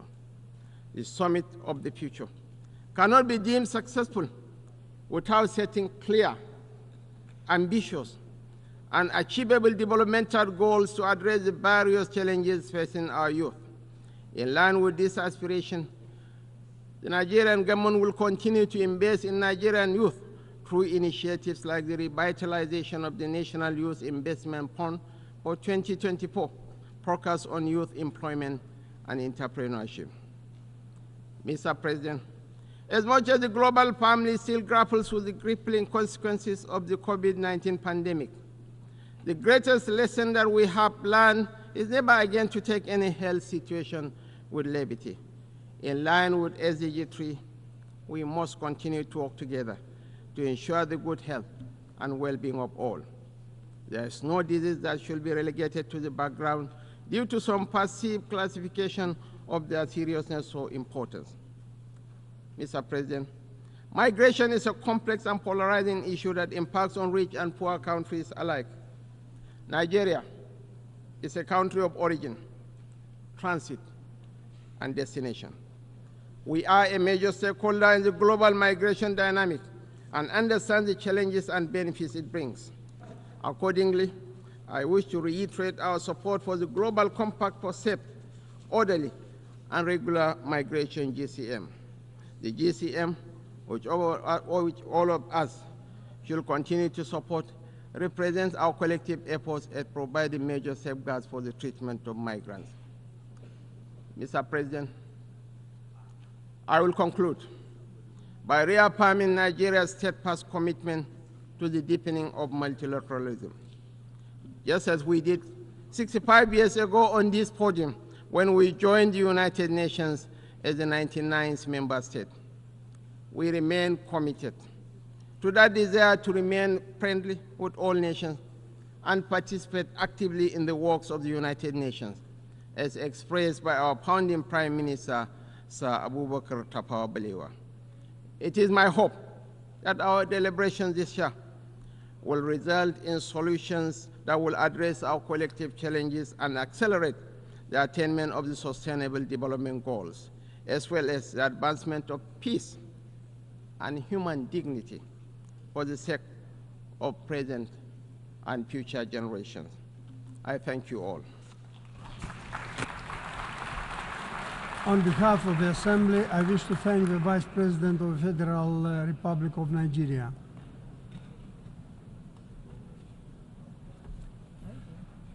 The Assembly will hear an address by His Royal Highness Prince Salman bin Hamad Al Khalifa, Crown Prince and Prime Minister of the Kingdom of Bahrain.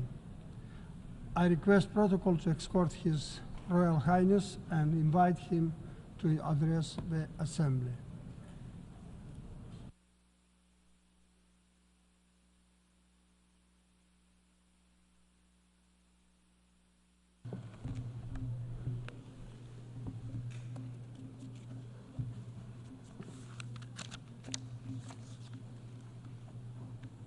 Bismillah ar-Rahman ar-Rahim. In the name of God, most compassionate, most merciful. And Excellencies, Your Excellency, Mr. President of the General Assembly, Your Excellency, Secretary General Guterres, it is my honor to be here today and to convey to you the greetings and best wishes of His Majesty King Hamad bin Isa Al Khalifa. And I would like to begin by offering my congratulations to you, Mr. President, on your election as President of the 79th session of the General Assembly. I wish you every success in guiding this important work. I also extend my deep appreciation to His Excellency the Secretary General for his tireless efforts in advancing the noble objectives of this organization across the globe. Mr. President, 8 decades ago, at the dawn of the nuclear age, humanity found itself engulfed in a devastating war, fraught with peril and uncertainty. The world was in desperate need of order and a system of accountability and governance. The United Nations was created to become a pillar of stability, a vital institution the world relied on to prevent unspeakable atrocities from ever happening again.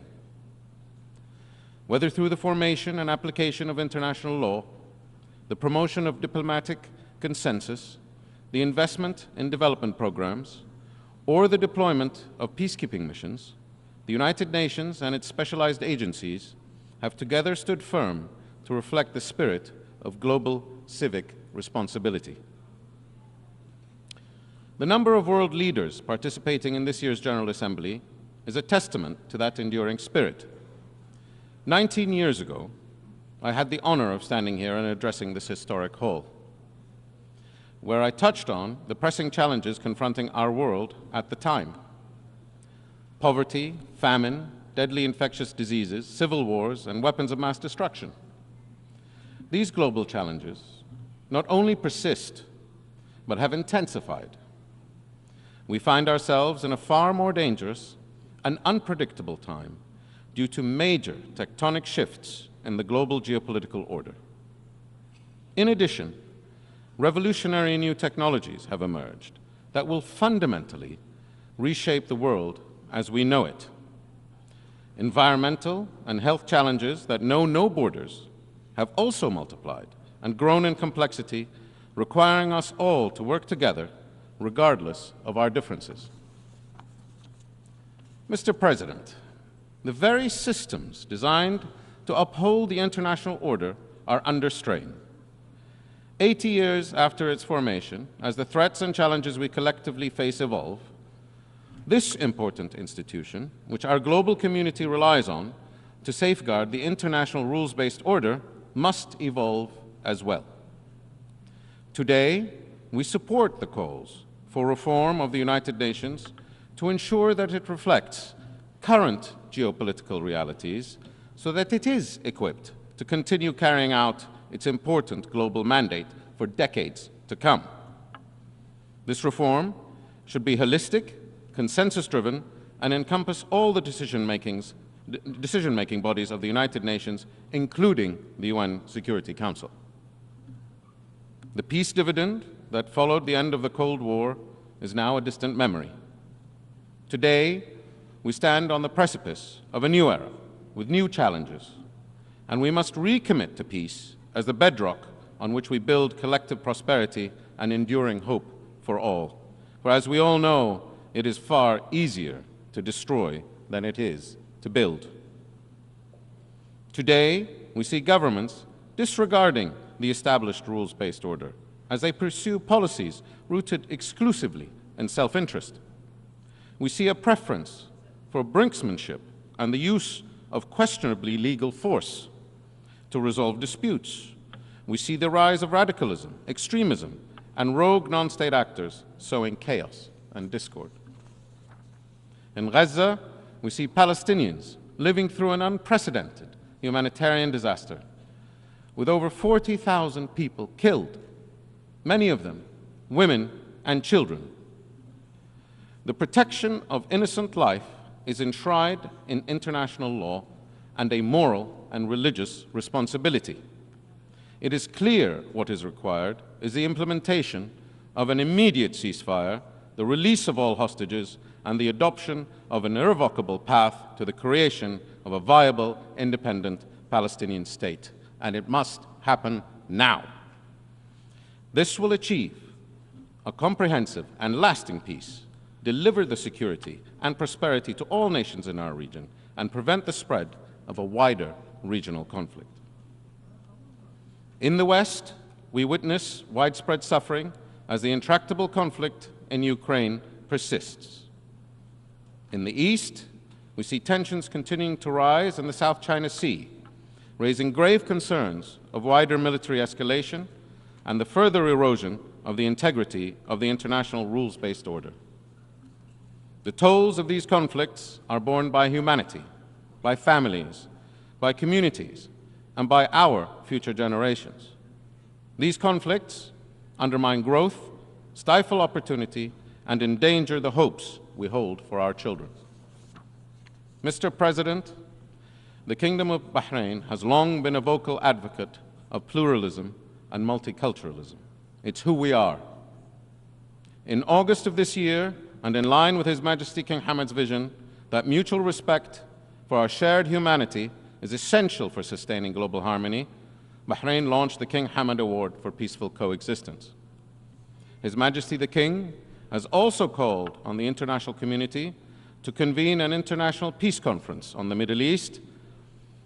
As current holder of the Arab League presidency, the Kingdom of Bahrain urges all nations to join us in this vital initiative, which seeks to strengthen efforts to achieve a just, comprehensive, and lasting peace in the region.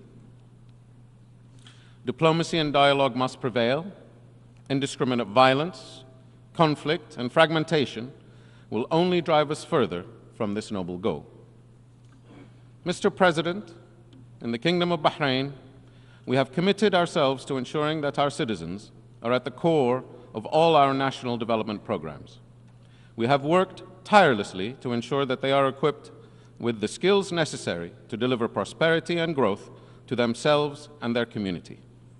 As we look to the future, we will spare no effort to provide our citizens with opportunities to connect with the wider world, to compete, innovate, and succeed.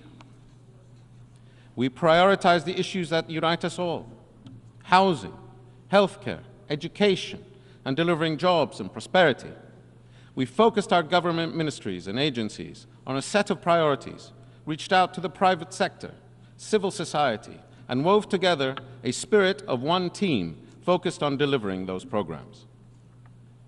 Mr. President, today's world is, in many ways, more fragile than the one that had emerged from World War II. This is because the global challenges today go beyond geopolitical conflict. We are seeing the devastating impacts of unsustainable development on the world's environment. And as a result of conflicts and fragmentation, we have seen a rise and a return of global hunger. We have also witnessed firsthand the alarming effects of diseases such as COVID-19, which showed how quickly the global order can be disrupted.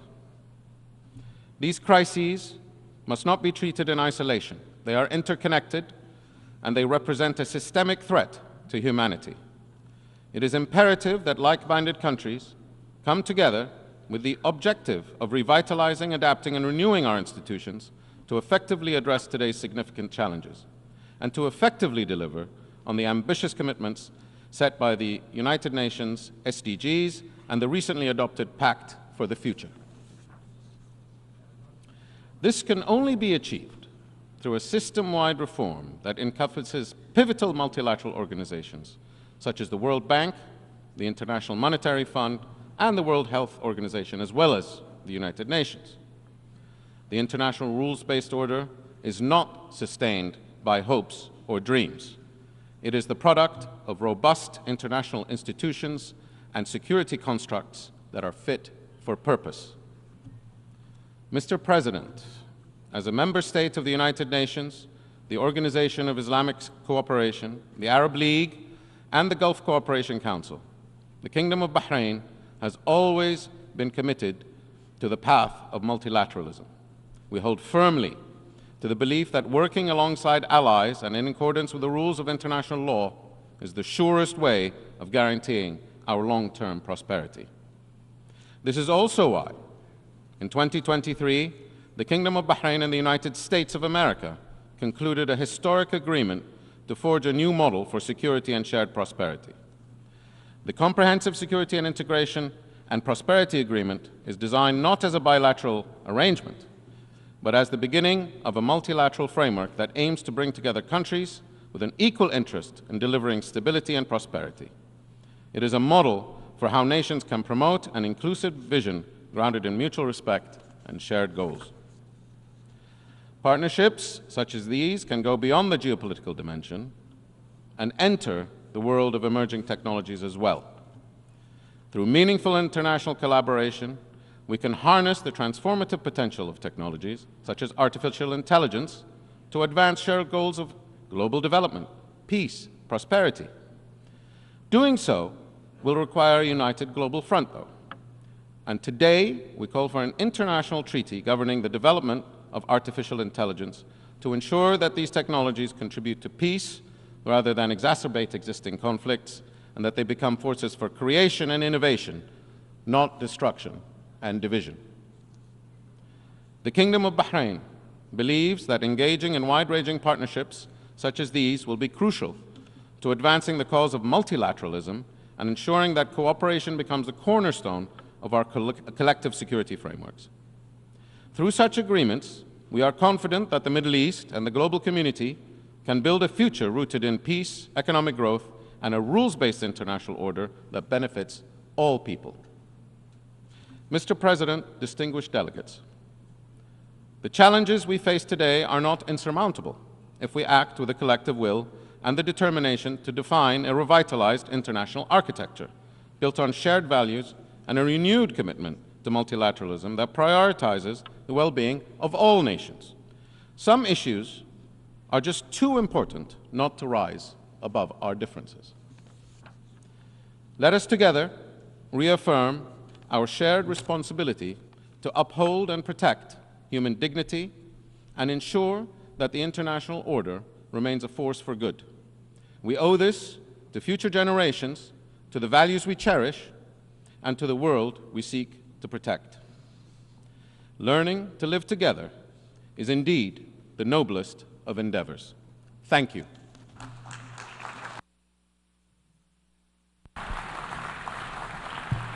On behalf of the Assembly, I wish to thank the Crown Prince and Prime Minister of the Kingdom of Bahrain.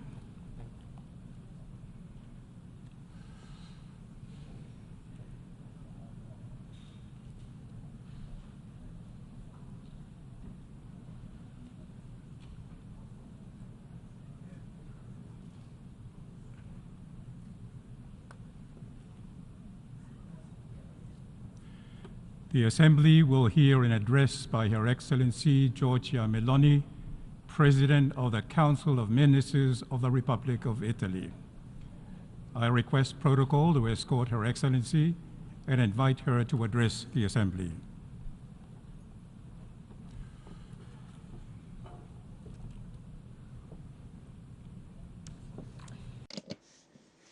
Mr. President, Mr. Secretary General, fellow delegates, ladies and gentlemen.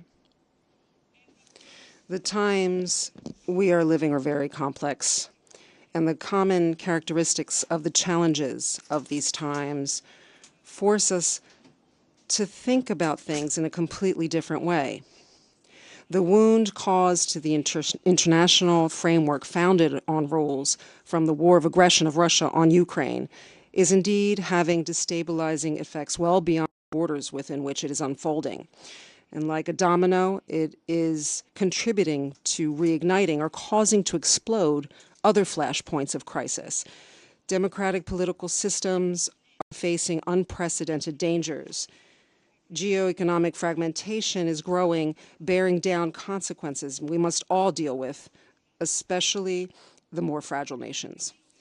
The path toward a reduction in environmental emissions is at a crossroad in between ideological approaches and scarce solidarity, especially from the major emitters of greenhouse gases. The scarcity of water and energy have an ever deeper impact on development, on food security, and the social stability of entire communities.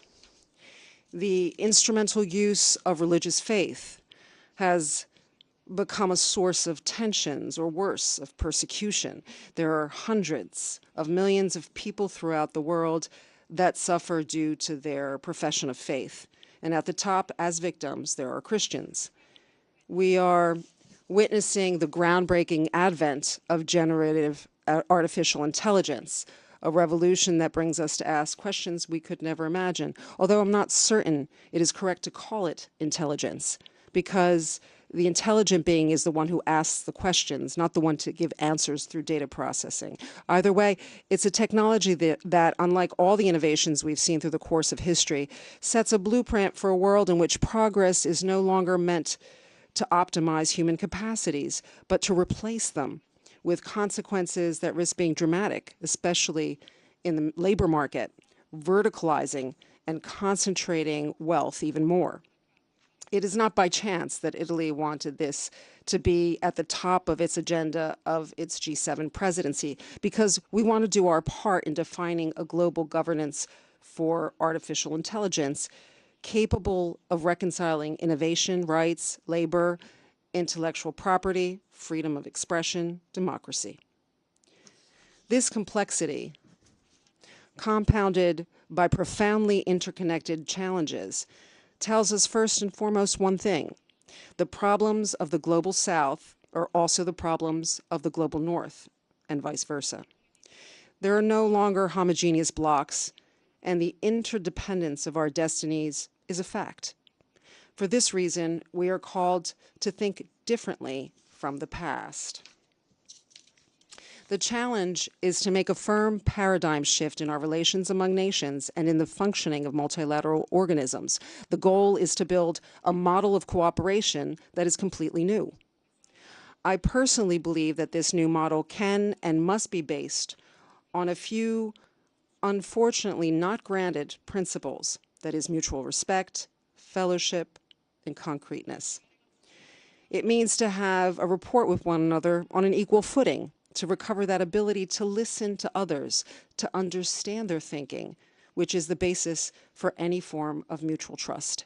Precisely because we believe in this approach, Italy set all of its events for its year holding the G7 presidency in an open format, with a very broad outreach involving all continents, the G20, the African Union, the financial and economic institutions, and the multilateral development banks. We have shown that the G7 is not an armored fortress that wants to fend off anyone, rather an offering of values open to the world. I think of the turning point Italy has reached in its relations with Africa. We have made operative at the bilateral level our investment plan for Africa, the MATE plan, with pilot projects in 9 African countries, creating strategic partnerships with each.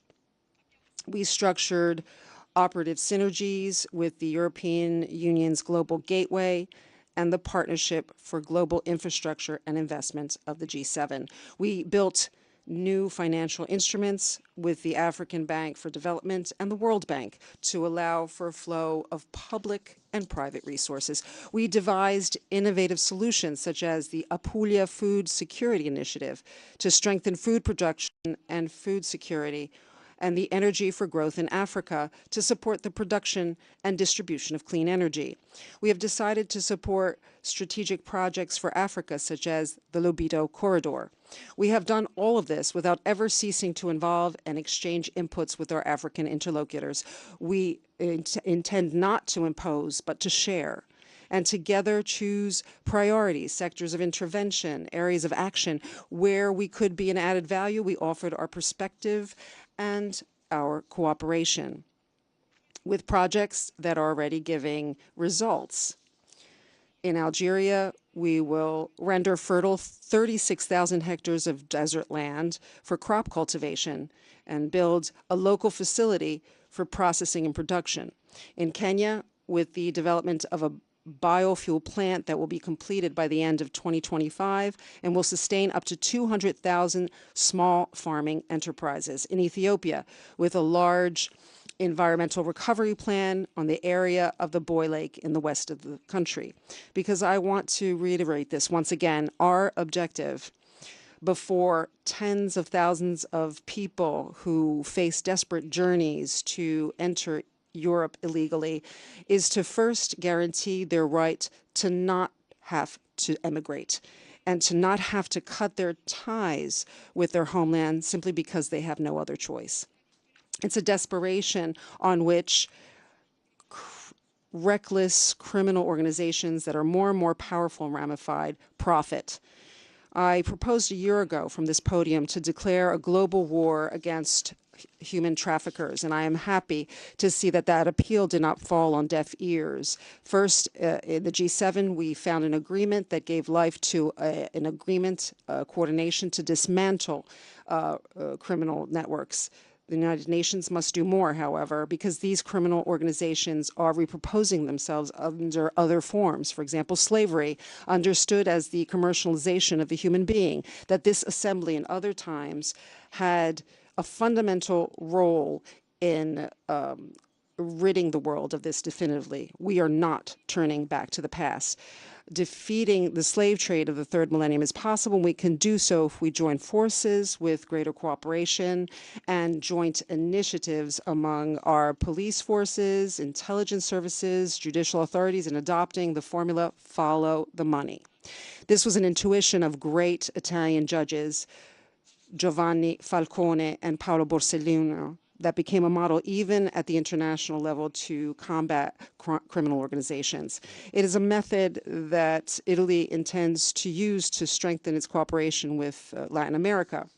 because there's a common denominator that ties organizations that profit on human trafficking in Africa and those who manage narco trafficking in Latin America, or the abominable act of abducting children to render them sex slaves of rich men, depriving them of their present and their future.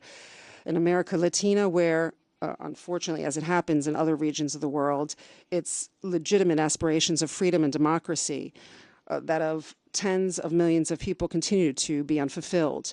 I'm thinking in particular of the Venezuelan people, to which we give our full solidarity and support. The international community cannot just stand there and watch, as already after 2 months since the elections on the 28th of July, the election results have not been recognized. And at the same time, there's been a brutal repression, the death of tens of protesters, the arbitrary arrest of thousands of political opponents, the incrimination and banishing of the presidential candidate of the opposition. It is our duty to raise our voices.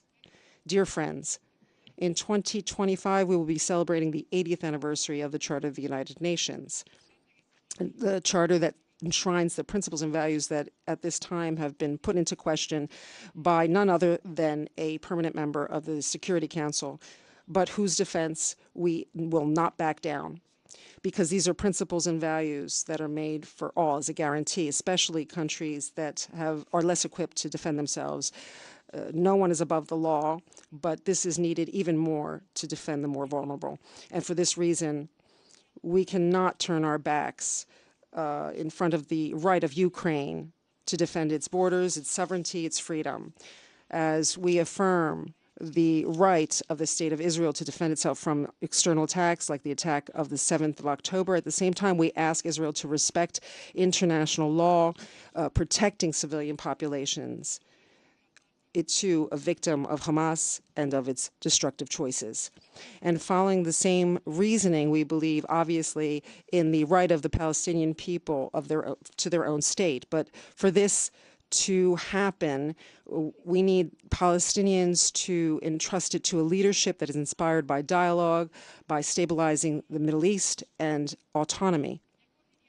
The Abraham Accords have shown the possibility of an advantageous coexistence and cooperation on the basis of mutual recognition. If this is the basis on which we all have to work, and it is, today the imperative is to reach without further delay a ceasefire in Gaza and the immediate release of Israeli hostages. We cannot witness any longer tragedies like we've seen in these days in the south and east of Lebanon with the involvement of helpless civilians, many of which children. That said, the anniversary next year gives us a historic opportunity to be finally aware, whether we like it or not, that the problems that we have involve all of us. And we must be able to question ourselves with humility and awareness. And this imposes also a serious reflection about multilateralism, on the capacity of international organizations to be up to task in this era to the challenges that we are facing. I'm talking about the United Nations and its capacity to reform, starting with what is useful and necessary and not from what is easier. Italy firmly believes that whatever reform of the architecture and the functioning of the United Nations, starting with the Security Council, cannot go without considering the principles of equality, democracy, and representativeness. It would be a mistake to create new hierarchies with new permanent seats. We are open to discuss the reform without prejudice, but we want a reform that serves to represent everyone better, not to represent better only a few. Colleagues, delegates, ladies and gentlemen, it's a difficult time, the one we have been called in to govern our nations. And around this, we see all changes. Everything is put into question. The very few certainties we thought we had are no longer the same. Destiny is challenging us, but in the end, it is doing that to put us to the test. In the storm, we can show to be up to task in the work that we have to do. We can show citizens that we govern and show our children. We can show ourselves, probably ourselves even more importantly, as a great Italian patriot, Carlo Pisacane, the protagonist of the Risorgimento, said, compensation every compensation will be found at the bottom of my conscience. We have to face problems instead of push them and kicking the can down, to look at what is important, what is useful. This is our duty. It's hard. It's a hard task, but it's necessary. And Italy, as always, is ready to do its part. Thank you.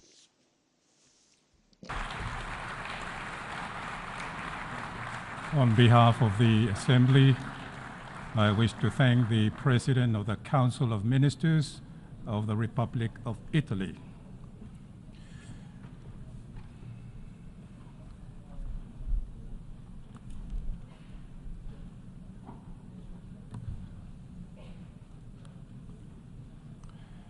The Assembly will hear an address by His Excellency Akhannouch, Head of Government of the Kingdom of Morocco. I request protocol to escort His Excellency and invite him to address the Assembly.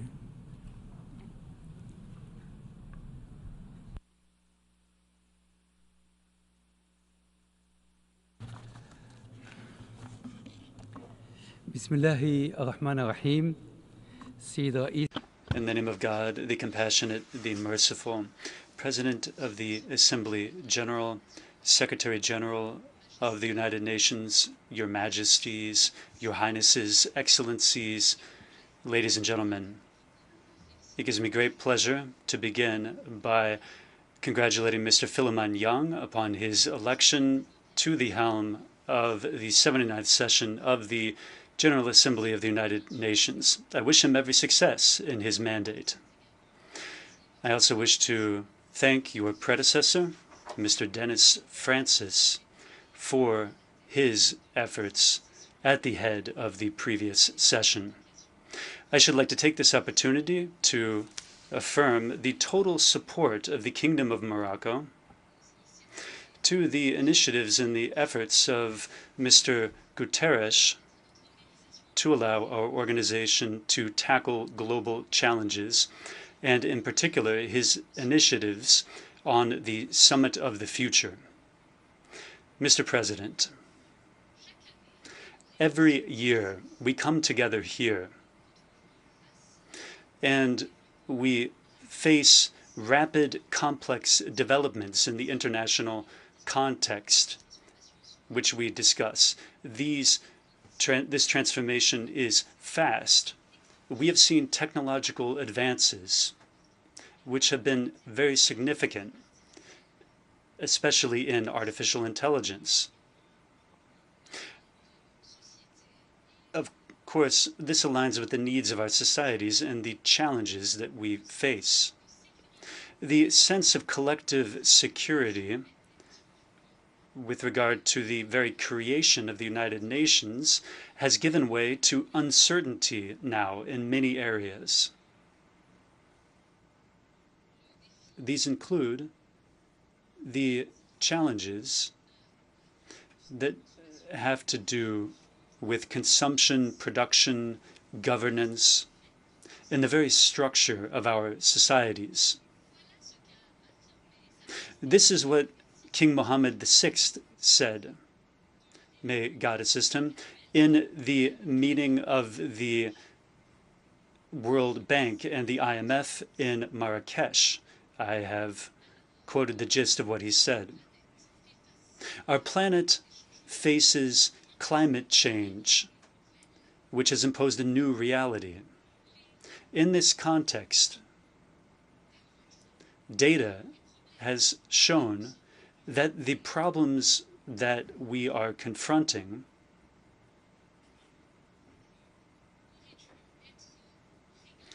should be overcome through multilateral organizations, those organizations that were created in the wake of World War II.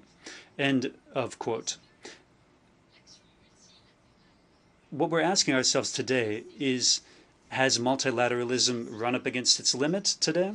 Do we need to to choose between multilateral action and the values and the principles that bring us together, the ideals, our ideals? Mr. President, the diplomatic doctrine of the Kingdom of Morocco is multilateral in its core. We focus on the ambition, clarity, and realism. We do this in order to achieve cooperation with our historic partners, a partnership that allows us to set up the necessary framework on the basis of effective solidarity and the sharing of experience. The goal of this being to tackle security and development challenges at the same time. The Kingdom of Morocco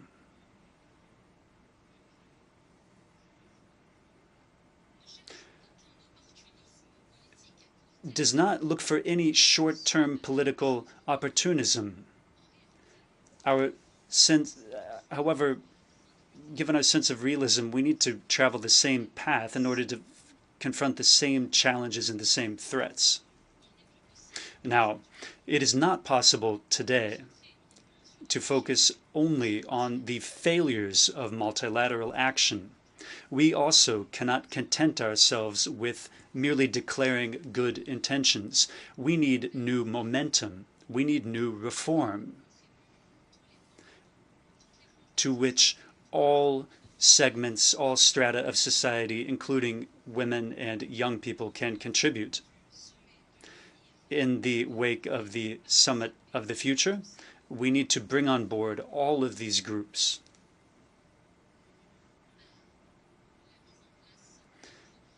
In order to implement a comprehensive multilateral program.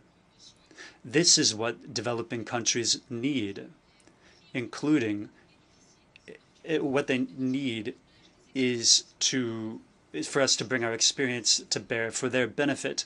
Climate change, Mr. President, is among the greatest challenges that our planet faces.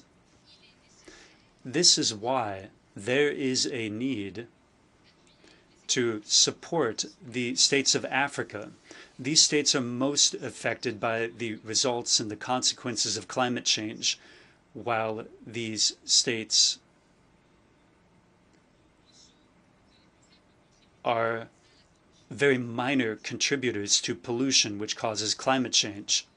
We also need to be aware of the problem of debt. We need to take into consideration the constraints imposed on African states when it comes to climate change adaptation.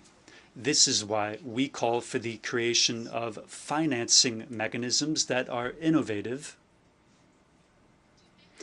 in order to allow for a resolution of debt crises. We also need to reform the international financial architecture.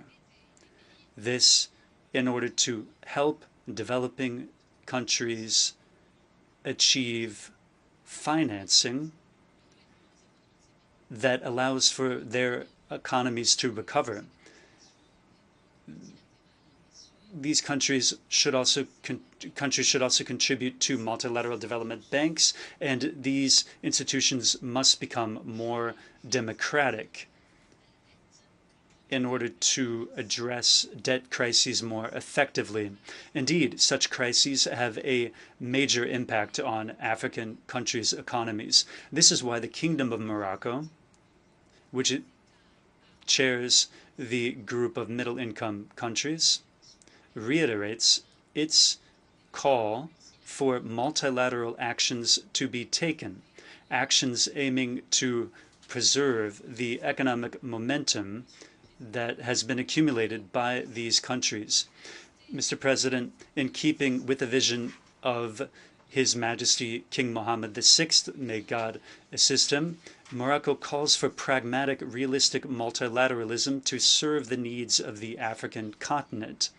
This through effective mechanisms as regards decision-making. This is the approach of the Kingdom of Morocco. And this is why the government of Morocco has applied this approach in various areas. These areas include climate change and combating terrorism, inter alia. We work to implement social justice through structural workshops, which we have provided major resources to. Millions of people can benefit from direct social aid through this push. Mr. President, Morocco has turned toward the Atlantic. This is why we want to make the Sahel region an economically integrated area, a truly continental region. This is why King Mohammed VI, may God assist him, has worked to bolster collaboration between African countries through the Atlantic Initiative for the Sahel. This initiative is in keeping with the cooperation between countries of the South and aims to show solidarity to make the Atlantic and African area an area of peace, stability, and development. Furthermore, His Majesty launched an ambitious initiative, an initiative that aims to facilitate the access of Sahel countries to the Atlantic, buoyed by the conviction that these countries have the right to participate in the global economy. This initiative is a pillar for development, peace, and prosperity in this part of the African continent. Furthermore, building on this same solidarity, we have worked to create an agreement linking Nigeria and Morocco in order to ensure regional economic integration, to promote the development of the Atlantic coast with 13 African states. The wisdom of our leaders and innovation that has been shown by our young people has allowed us to move forward, and we need further international solidarity in order to tackle all the challenges that we face. The Kingdom of Morocco is staunchly committed to the peaceful resolution of conflicts. We have thus been working in order to achieve a peaceful solution to the issue of Moroccan Sahara, and this on the basis of the Morocco Autonomy Initiative in the context of Moroccan sovereignty, which will allow for the development of this region. Indeed, we will continue, and we've seen the support from many countries to this autonomy plan. That sends a clear message to the states and to the United Nations. Indeed, it is time to act. It is time to put in place a political solution on this basis through the various roundtables that have been organized and in keeping with the relevant resolutions of the Security Council as well. We support the efforts of the Secretary General of the United Nations and those of his special envoy to relaunch the political roundtables with the participation of the 4 parties concerned in order to achieve a realistic, sustainable political solution based on consensus and based on the relevant Security Council resolution. His Majesty King Mohammed VI, may God assist him, has told the Secretary General that there can be no political process outside of these roundtables. The parameters of these roundtables have been set out by the United Nations with comprehensive participation by Algeria as well.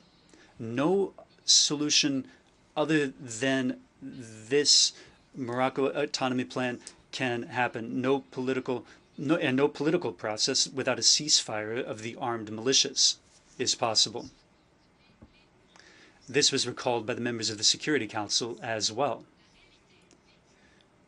Thus, the lived reality in Moroccan Sahara is reflected in unprecedented development in Morocco through the projects we put in place through our new development plan for the provinces of the south. This region has benefited from comprehensive assistance through people that are democratically elected through local councils at all levels and at all areas of political decision making. So this has contributed to the political, social, and economic life of Morocco. This shows the territorial integrity of Moroccan Sahara and the fact that it belongs to Morocco. Mr. President, His Majesty King Mohammed VI, may God assist him, during his statement at the 25th anniversary of his accession to the throne, recalled the tragedy lived by the Palestinian people, which is a brotherly people. So we join various other Muslim and Arab countries in expressing our extreme concern at the serious situation that is affecting the occupied Palestinian territory. Since the end of 2023, millions of civilians, millions of victims, mainly civilians, women and children, have fallen victim to this aggression against Gaza, which is a blatant violation of international law and of all human values. His Majesty King Mohammed VI called for setting aside the logic of crisis management to arrange for a sustainable solution that can put an end to the war in Gaza. This is an absolute priority. At the same time, we need a new political horizon, a horizon that allows us to reach a fair, lasting peace in the region. Second, the negotiation of a peace process between the Palestinian parties and the Israeli parties requires combating the extremist tendencies on both sides. Thirdly, the stability of the region is linked with the two-state solution. In the context of this solution, Gaza must be an integral part of Palestinian territory, a Palestinian state that must have East Jerusalem as its capital. In this regard, His Majesty King Mohammed VI, as a chair of the Al-Quds Committee in the Islamic Organization for Cooperation, called for the delivery of food and medical aid to our brothers in Gaza. The Kingdom of Morocco expresses its profound concern as regards the recent developments in the Middle East. Indeed, this situation is unprecedented, and it is leading toward an extension of the regime, which could lead to consequences that are difficult to anticipate. His Majesty King Mohammed VI clarified that the lack of a political horizon in the context of the Palestinian question is one of the most major factors in the resolution of this conflict in the Middle East. His Majesty has repeatedly warned that there could be serious consequences due to this lack of a political horizon. And he said that this could bring about a genuine tragedy, which could have serious consequences for peace and stability in the Middle East. This could also impact international peace and security. I wish here to express the total solidarity of the Kingdom of Morocco with the brotherly country of Lebanon, which is experiencing genuine aggression. We respect the sovereignty and territorial integrity of Lebanon. President, there are numerous global challenges that face us today. This is why we need to appeal to our collective conscience. We need to rethink our working methods. We need to rethink our fundamental values. We need to return to our fundamental values. Indeed, the United Nations has collective responsibility, which should encourage us to return to our values of humanity, the humanity that underpinned the very inception of this organization. Thus, reform is needed as we approach the 80th anniversary of the creation of our organization. The Social Summit to be held in 2025, the Sustainable Development Goals, the 2030 Agenda, these are all a vision and a roadmap for the work and for collective action to be done in order to avoid further delays in development. I thank you, and may the peace of God be upon you. I wish to thank the head of government of the Kingdom of Morocco,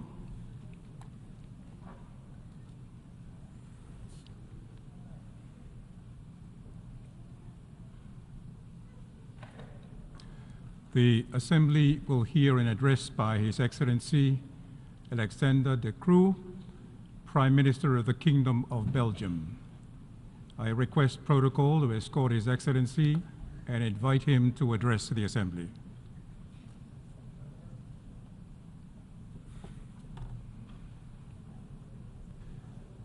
Mr. President, esteemed colleagues, ladies and gentlemen, as leaders from around the world flock to the UN this week, they should only have one ambition: find a way out of the conflicts in Sudan, the Middle East, Ukraine, and all too many other places. These conflicts are close to our homes and cities, bringing war and famine and terrible tragedies to families and societies. When we take a brief look back in time, history teaches us a lesson. Just after Andrei Sakharov had developed the first Soviet hydrogen bomb in 1955, the nuclear arms race and Soviet doctrine seriously troubled him, because he saw that human rights and human dignity were an absolute necessity, a precondition, not just for nuclear security, but for prevention of war. The fight for human rights defined him and turned him into an international advocate, culminating in the Nobel Peace Prize 20 years later. In its remarks, the Nobel Committee noted that Sakharov fought against the abuse of power and all forms of violation of human dignity. Looking at the world today, it is crucial to remember Sakharov's legacy. Across the globe, human dignity and the rule of law are receding, and in many cases, they are absent. And where the respect for human life and the promise of rule of law fades, armed conflict loom large. History might not repeat itself, but it surely rhymes. In the Middle East, decades of dehumanizing enemy has led to a vicious cycle of violence, resulting in the killing of over 40,000 people in less than a year. This man-made conflict has proven one of the deadliest in decades. And this conflict didn't start with a horrific terrorist attack against Israel, killing over 1,400 Israeli citizens almost a year ago. But on the 7th of October, Belgium immediately acknowledged Israel's right to defend itself, and we called for the unconditional release of all hostages. Early on in the Gaza war, my government warned against the lack of respect for international humanitarian law on both sides, and the disproportionate attack with the blatant disregard for Palestinian civilian life. Almost 1 year later, we must sadly acknowledge that the extremes on both sides still set the tone of this conflict. Fanatics believe that military power can end this conflict. This is a delusion. To achieve peace, we need a proper roadmap, political courage, not mere tactics to remain in power another day. We have been calling for an immediate and lasting ceasefire for many months, but today it seems more distant than ever. Hostilities need to stop before the whole region becomes engulfed in violence. Action speaks louder than words. Belgium has imposed a weapons embargo. We never ceased our support to UNRWA and other humanitarian organizations. Together with the EU, we have imposed sanctions on Hamas, but also on extremist settlers and settler organizations. For every innocent life lost in Gaza and every discovery of a dead hostage, the prospect of future peace may seem more distant than ever. Today, Gaza lies in rubble. Over 15,000 people need prosthetics because of lost limbs. 10,000 of these victims are children. Where is human dignity in all of this? However, there is a way out. I'm convinced that it starts with the recognition of the right to exist of both Israel and Palestine based on the 1967 borders. We should all engage with Palestinian and Israeli leaders who recognize these rights and who oppose both anti-Semitism and anti-Palestinian feelings. Only then we can start articulating a viable pathway for a two-state solution. Mr. President, dear colleagues, Vladimir Putin has been waging war in Europe for more than 2 years now.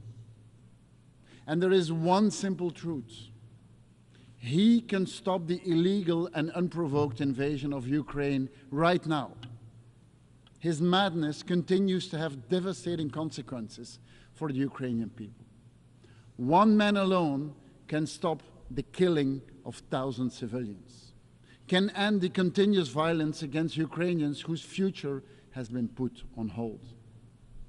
Only he can end the shelling, end the bombing, the indiscriminate attacks on bridges, on roads, on energy infrastructure, on hospitals, on schools, and on people's houses. Widespread and disturbing brutality has been established by various independent international inquiries. None of us can and should look away.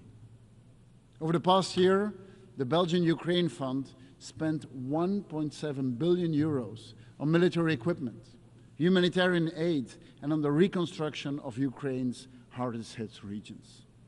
Belgium's development agency is helping Ukraine's recovery and is preparing for joining the European Union. The people of Ukraine will be battling against another cold winter soon. That is why we are winterizing energy provision in hundreds of hospitals. Over the past 2 years, we have often pronounced the words, "for as long as it takes." We do not take this promise lightly. As the Russians continue to bomb cities, Ukraine's call for more air defense is pure self-protection. How else can they keep their citizens safe? The buildup of a strong Ukraine F-16 force is an integral part of our support. We will transfer all of our fighter jets when they leave the Belgian Air Force. The total amounts to at least 30 over the coming years. We want to help protect the people of Ukraine. The aggressor shall not win. And it is why our support for Ukraine stands strong. To all of you who aspire for peace, it will only come about when we force President Putin to stop his aggression against Ukraine. Mesdames et messieurs, il est clair que nous vivons dans un monde polarisé et profondément divisé. Ce constat pourrait nous amener à croire que le multilatéralisme a échoué à tous les niveaux. Ce serait une erreur. Il y a 1 an, un traité qui protège la biodiversité en haute mer a été adopté. Cette initiative collective prouve qu'il est encore possible d'être unis face à l'urgence climatique et environnementale. La réponse mondiale au Mpox et la réaction du CDC africain à l'épidémie sont un autre exemple de progrès. L'Union européenne et la Belgique ont investi de manière significative dans la production et l'accès aux vaccins en Afrique. Nous avons besoin de plus de solidarité et de coopération. Et ces mots peuvent paraître idéalistes et naïfs, mais nous ne pouvons relever les défis communs qu'en travaillant ensemble. Partout dans le monde, les phénomènes météorologiques extrêmes se multiplient. Cette semaine dernière encore, de fortes pluies ont provoqué des inondations dans de vastes régions de l'Europe de l'Est et l'Europe centrale. Notre planète et toutes les formes de vie qui s'y trouvent sont confrontées à d'énormes défis. Ce n'est cependant pas le moment de désespérer et de revoir nos ambitions à la baisse. Bien au contraire, l'ingéniosité humaine, la concurrence durable et les changements de comportement bien ancrés peuvent atténuer les effets du changement climatique et nous aider à nous adapter.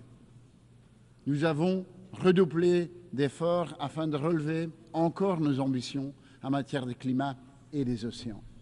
Nous sommes prêts à travailler avec nos partenaires, en particulier dans les pays d'Afrique les plus vulnérables, en leur fournissant du financement et en renforçant leurs capacités.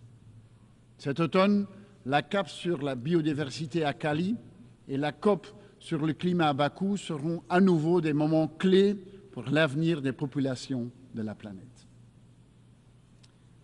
Ladies and gentlemen, in all those years, talk about conflict prevention, peace building and peacekeeping has multiplied. Unfortunately, this has not stopped conflicts from becoming more numerous, deadly and enduring. The number of aid workers killed has reached record highs. Number of refugees continue to rise year after year. Our common humanity seems to be in a deep crisis. Which brings me back to the lessons of Andrei Sakharov, which he taught us. Where human rights and human dignity are absent, conflicts loom large, and the most vulnerable bear the brunt. A new beginning, with the Pact for the Future, calls for, and must therefore start with our recommitment to the UN Charter, to the rule of law, and to the respect for human dignity. I thank you.